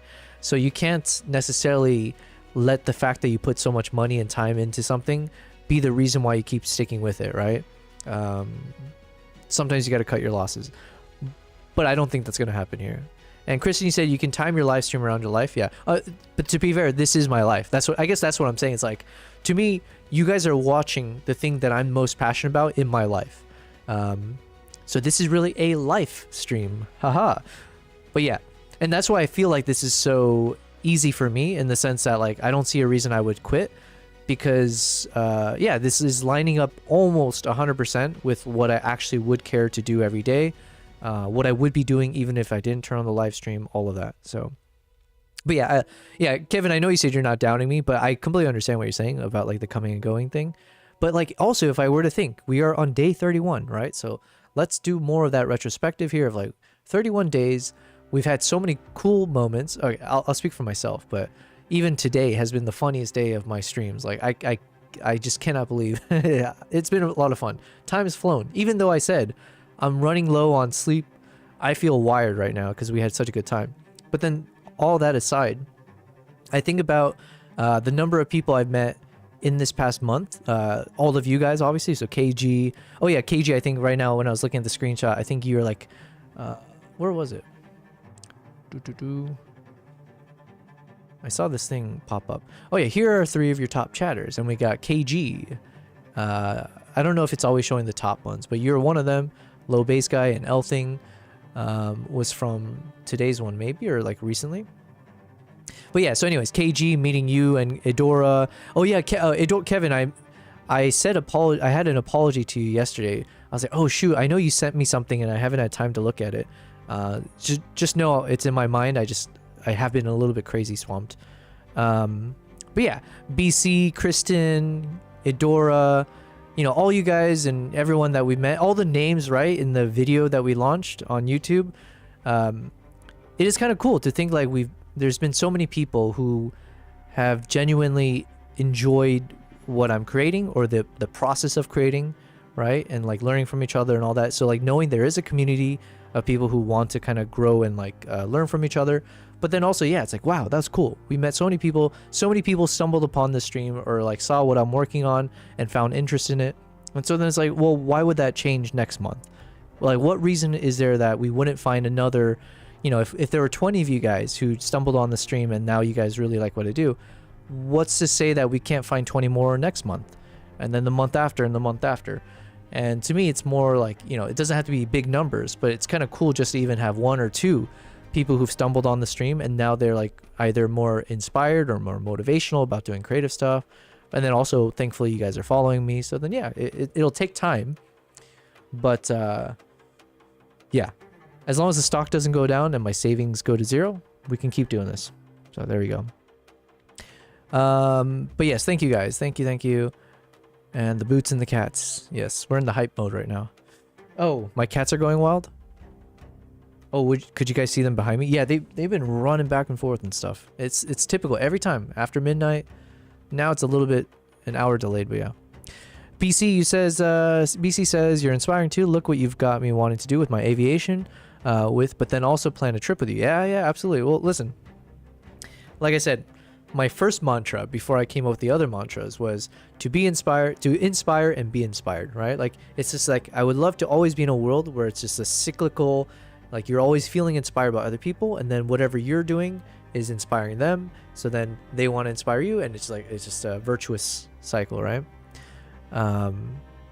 Yeah, Kevin, you're saying the photography streams don't scale. Fair enough, and that's why, to me, that's more of like a challenge accepted kind of a thing, where I think we can do more than photography. I do feel we have the ability to do that, and I also have the interest in always finding ways to, like, whether it's the technical stuff, whether it's like ways to improve the stream quality, all of that for sure. I'm very open to it. Like we said, even things around like doing more collaboration, doing like viewer kind of call-ins, or doing like visual, like, yeah, just, it doesn't have to be like we're doing the same thing every day. I'm happy to even go down like podcasting routes.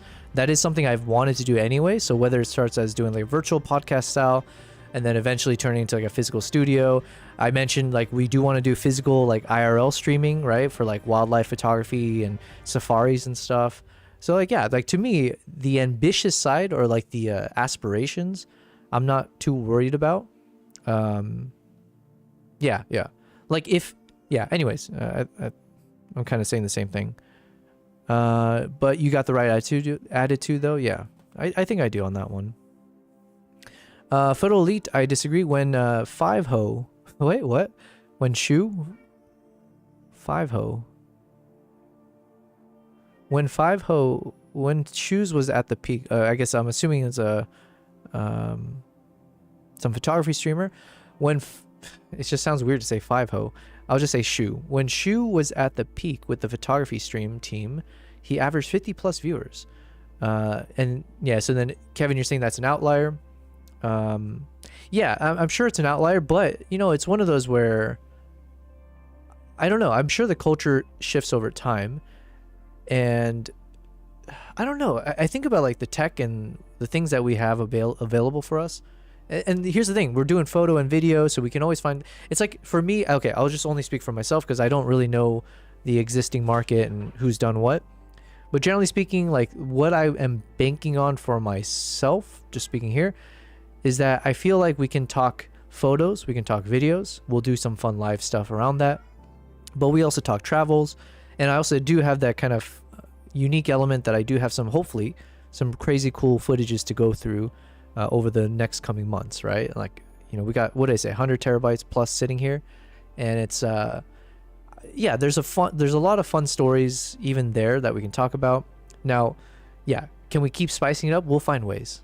Maybe we'll just make ChatGPT a more common fixture, and we're gonna talk peepees to him all the time, and maybe that's the thing that draws the normie crowds. I don't know, but either way, I'm happy with even just like what, like here, the fact that I haven't even touched this photo yet, and it looks like, what, we got 8 of you guys on Twitch, 5 on YouTube, and our 2 little the duo still on Kick right now. So yeah, to me it's kind of cool to see that you know, there's over, you know, double digits now. We've crossed the double digits, but there's enough of you guys here just chilling with us. I think that's cool, and I think we definitely can double that. We can definitely keep increasing from there, as long as we keep making dope content. So we're gonna replicate the magic of episode 1 of Mongolia, which we will do, right? And that's just one of 12 countries that we still need to go through. So we got some exciting stuff coming up.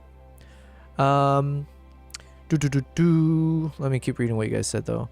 Yeah, so Kevin, you're saying that's an outlier, and then BC, you're saying yep, this, and then Photole, yeah, crazy. Yeah, who is this 5 shoe guy or shoe whatever? But yeah, I guess there are always outliers for sure. And then it's like, okay, well, can we replicate whatever that person did? I probably should look at whatever they did. 5 ho? Is it not 5 ho? Or was there a typo? I don't know. Whatever. TLDA pulled a decent audience when he was building the community. TLDA. Yeah, man, I don't know any of the lore. Come on, 20 viewers scale. Yeah, we'll get scale. I think we can do it, man. Honestly, I do. We got ambitions here, okay? We're not just live streaming. We're being a YouTuber. We're doing all kinds of stuff. We're gonna put it all together, and the whole time it is a community effort, right? So then it's like, I do feel like in order to make it scale, it has to be like a, you know, it's not just one of us surviving or doing it on our own. It would just be like, yeah, we do some of those kind of cool collaboration stuff. I know KG, we talked about that as well. And it's not just about like saying it's about photography. It can't just be about photography all the time. It can't just be about video stuff. You know, we do have, like, I'm really fun, or not really fun. I think it'd be really fun to then branch out into other kinds of random stuff. And the only maybe connective tissue of like, if we're doing a collaborative stream or something, could be that we're both photographers, but it doesn't mean we have to be doing photo edits all the time, right? So there could be other ways. It's just being chill about it, having fun. Hey guys. Hey, Kimbap. No. BC said Michelle also pulled a great audience when she streamed. Damn, I don't know anything. Jeez. See, think about that. If there's any hope, it's the fact that I don't know anything. I don't know anything. All right? And here I am talking very confidently, and I'm very excited. So if you can take away anything, it's the optimism I feel. And I don't know shit. I don't know about these 5 hoes. I don't know about this Michelle, this TLDRs. I don't know these people. And yet, I'm confident. We got this. We got this. It's been very fun, regardless. But yeah, Kevin, I know what you're saying about like scale. Scale is that is the name of the game. Comparison, Kristen, that's a good quote. Comparison is a robber of joy. Yeah, and that's why, like, for me personally, it's kind of fun to break down the numbers. But like, to me, definitely on the revenue side, it's not necessarily that important right now. Although it is I am curious in terms of the breakdown. So just curiosity wise, it's great. But in terms of like actually turning this into real income, that's not necessarily the focus right now.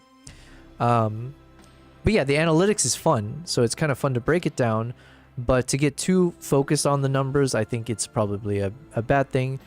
Whereas here, it's just fun that I'm able to stream. And actually, that's the other thing I was going to say is like, I currently in my lifestyle as we have it, I actually can afford, I say afford, I afford as in like time. I can afford to be in front of the computer live streaming while I'm doing my actual productivity stuff. So in that vein, like, I am able to commit the 7 days a week 8-hour stream and just like keep grinding to find other people who might find this interesting, and then try to build up an audience that way. So KG, it's never really just editing photos though. You're always getting distracted. Exactly. But I think that is a positive. I think that's the positive, because like in my opinion, it's maybe photography or art related stuff or video stuff is a niche for a key reason, because like at the end of the day we have to think of ourselves as entertainers first, almost. If you're gonna, like, I'm acting as if I know, but like if I'm thinking of like what's so important about Twitch or Kick, or what I think about them, to me I think of Twitch and Kick as like Gen Z's version of Netflix, right? So like when they watch their favorite streamers, these are like movie stars to them at the highest level, right? Like the ISO speeds and whatever else. So like at the end of the day, if you're in this live streaming world, you kind of almost have to view yourself as an entertainer first, and then whatever you're doing, like photography or any of the editing stuff and all that, it's just like a way for you to feed and find a way to entertain the audience uniquely. So yeah, I think doing being distracted, going on tangents, it's all good as long as you do it with a lot of fun, and then hopefully in a way that viewers don't find it boring. I don't know, like I'm sure we're going to stumble on a lot of things that I do, like the tangents we go on, and it's super duper boring, but there's no harm in like trying to go down all the routes. Like today, well, no, every day that I've streamed, I've had so much fun talking to ChatGPT. I don't know if viewers find it fun, but like me personally, I've been finding it very fun. It's been very fun to almost treat him like a human person now in every sense.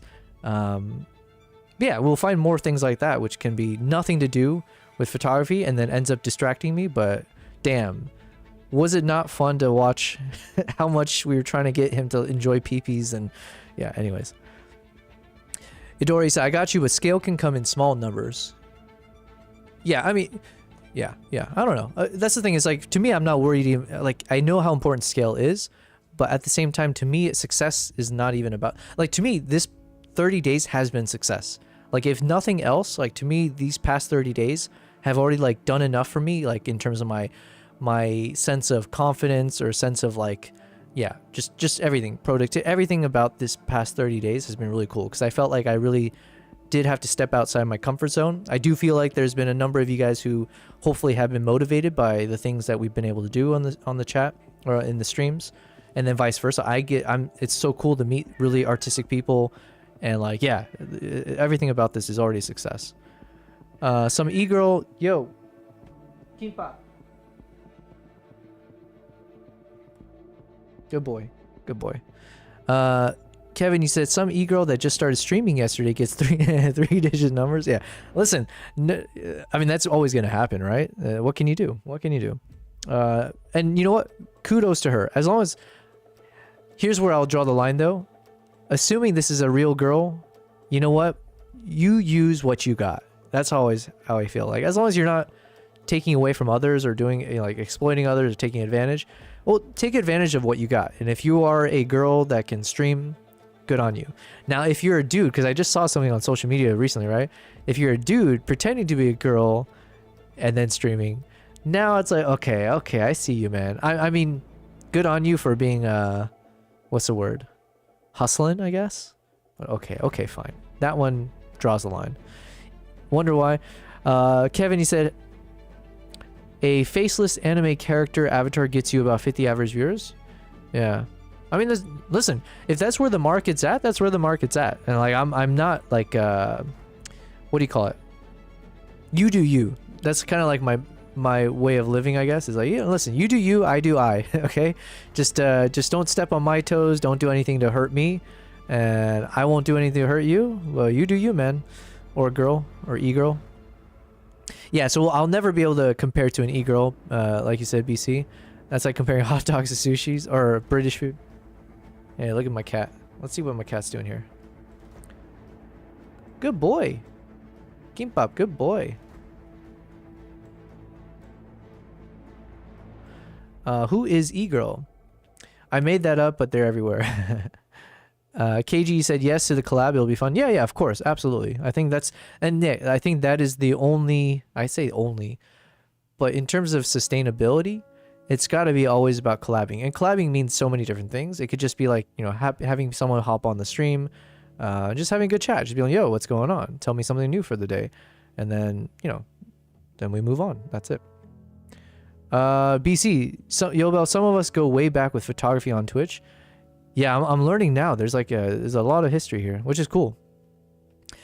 Before the Maple Glades and PhotoFam. Gotcha. Listen, it's like, what do you call it? It's like, yeah, you got seasons, right? You got season 1, or you got, what did we learn yesterday? We got, oh shoot, what is that anime called? Full Metal Alchemist. You got your Full Metal Alchemist, and then you got your Full Metal Alchemist Brotherhoods. You just got generations come and go, and the best you can do is learn from each of those generations, and don't necessarily think that it's gonna predict the future, kind of a thing.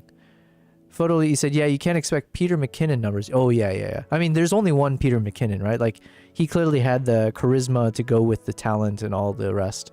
But he obviously, you could tell everything he did was like high production, and there's huge commitment involved with everything he did. So yeah, we can't all be like him, but you shouldn't deter us from trying. You need to define what your scale is. Is your scale Amaranth or average Joe streamer?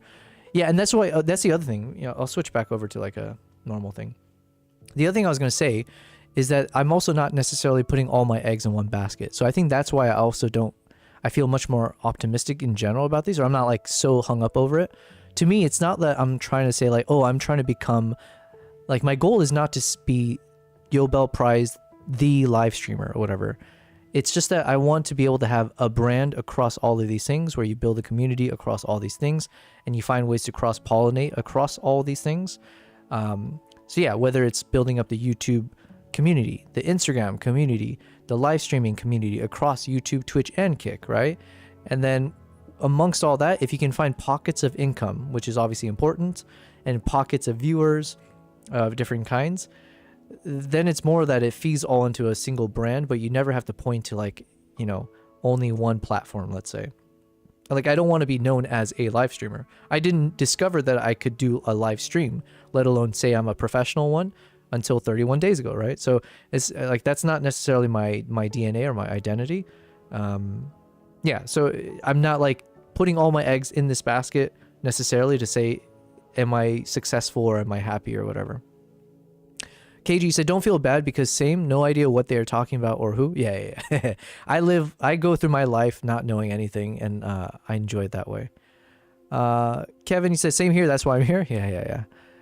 I think, yeah, how cool is that? We've all, look, and it's like, what do you call it? The future is in your hands kind of a thing. I don't know if that's a saying from some movie, but yeah, it's like we're identifying the problem. We're saying there's issues with scale.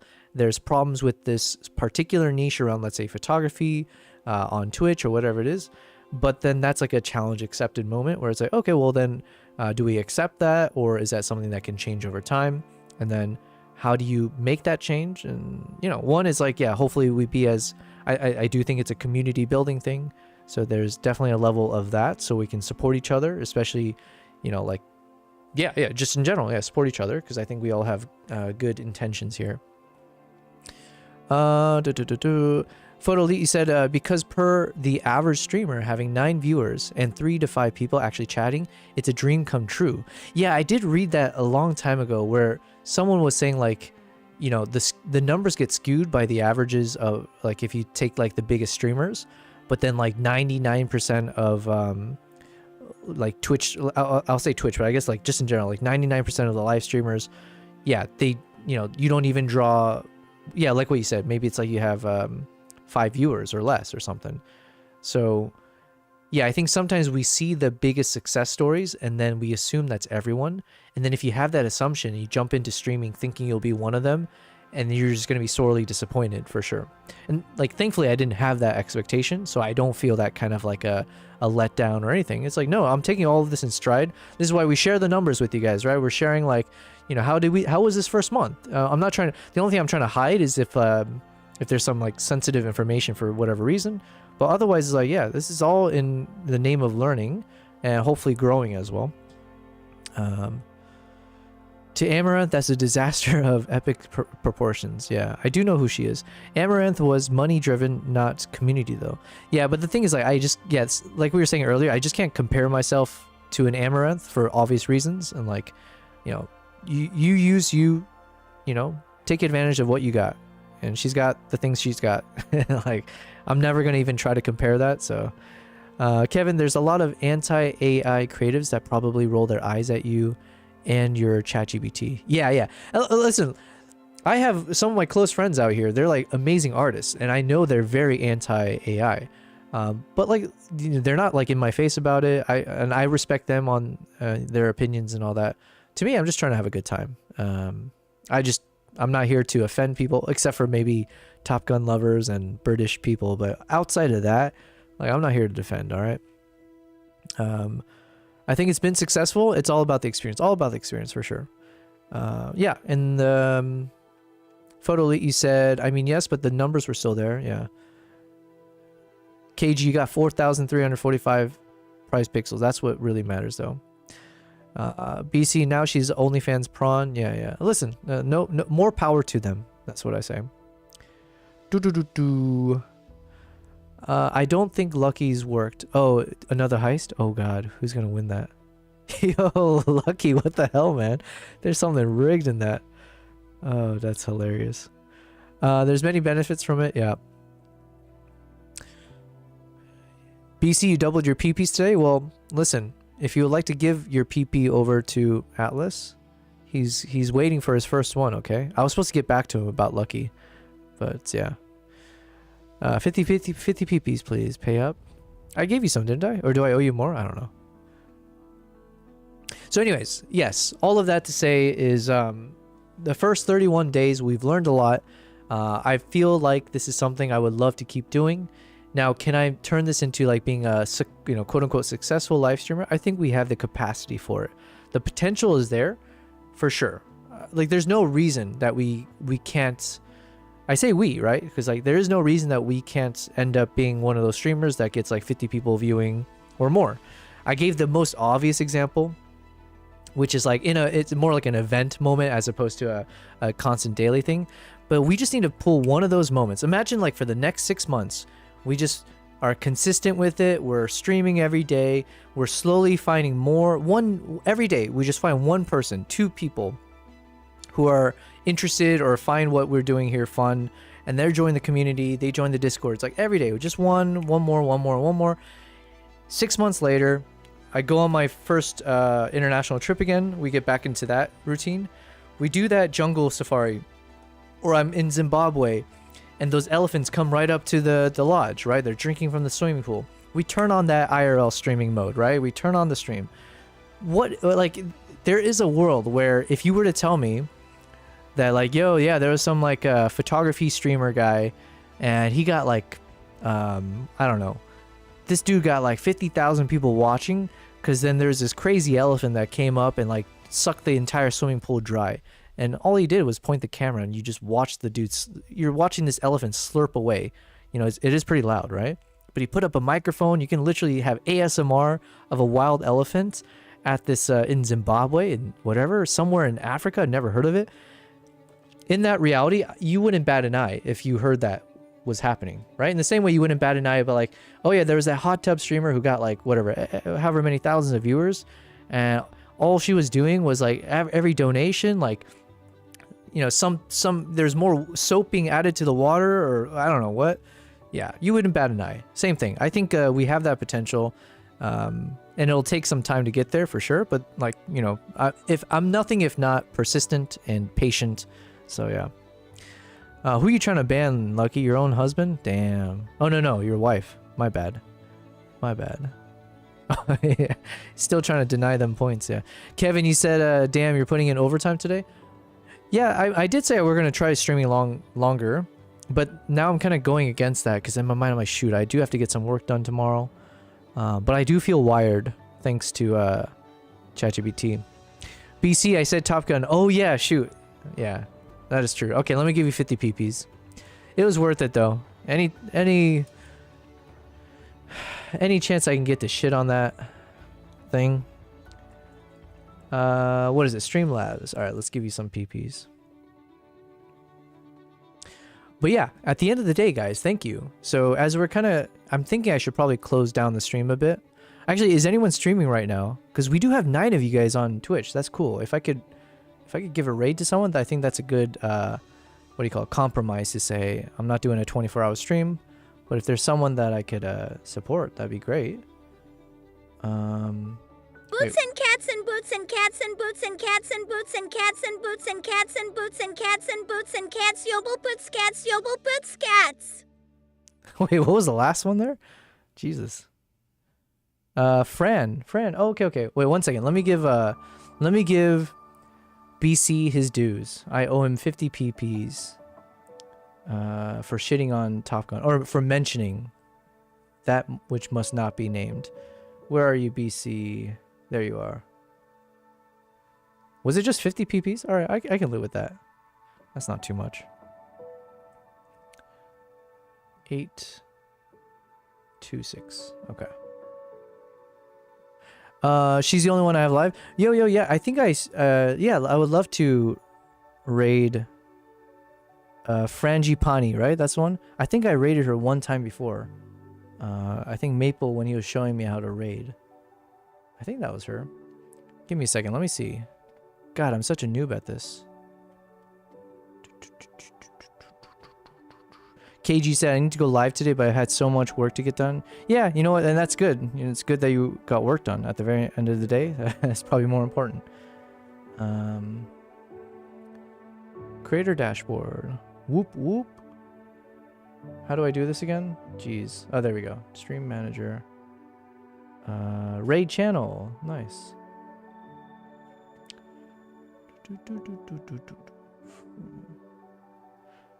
Oh yeah, there's Frangie. Yeah, and I see Calixto is also there, but I think we raided him last time actually. So let's go and give Frangie Pani _13. And how do we do this? Let me read your guys' chat real quick. One day we will all be PP rich. Yeah. Oh my god, I'm gonna actually try to figure out how to do a clip of that. That was Jesus. That was something. All right. True, and we'll all be lucky. Yeah. Well, listen, guys. It is kind of cool. We got 10 of you guys on Twitch. I do feel like, man, I should keep streaming because we have so many of you here. But you know, at the same time, we can give a nice raid to Frangie. I know she's really chill. And she's doing, I can see right now on her stream, she's doing some epic editing. So, yeah, guys, last thing I'll say then, mate, is we are ending day 31. So, it is quite a fun way to end it. We've been doing this for 31 days straight. And as we were saying in all of our reflections, it's been a really epic time. And a lot of it is because of all of you guys in the chat. You guys have made this feel very exciting. It's definitely felt very communal. And I really do appreciate it. And the fact that we did get something really cool done in the first 31 days of streaming, which was my Mongolia video. Actually, I'll take a moment to give my quick plug on that. Into the Blizzard. Yes. So, if you would like to support me in any way, shape, or form, it is through this video. Following me on YouTube, but then also check out this video.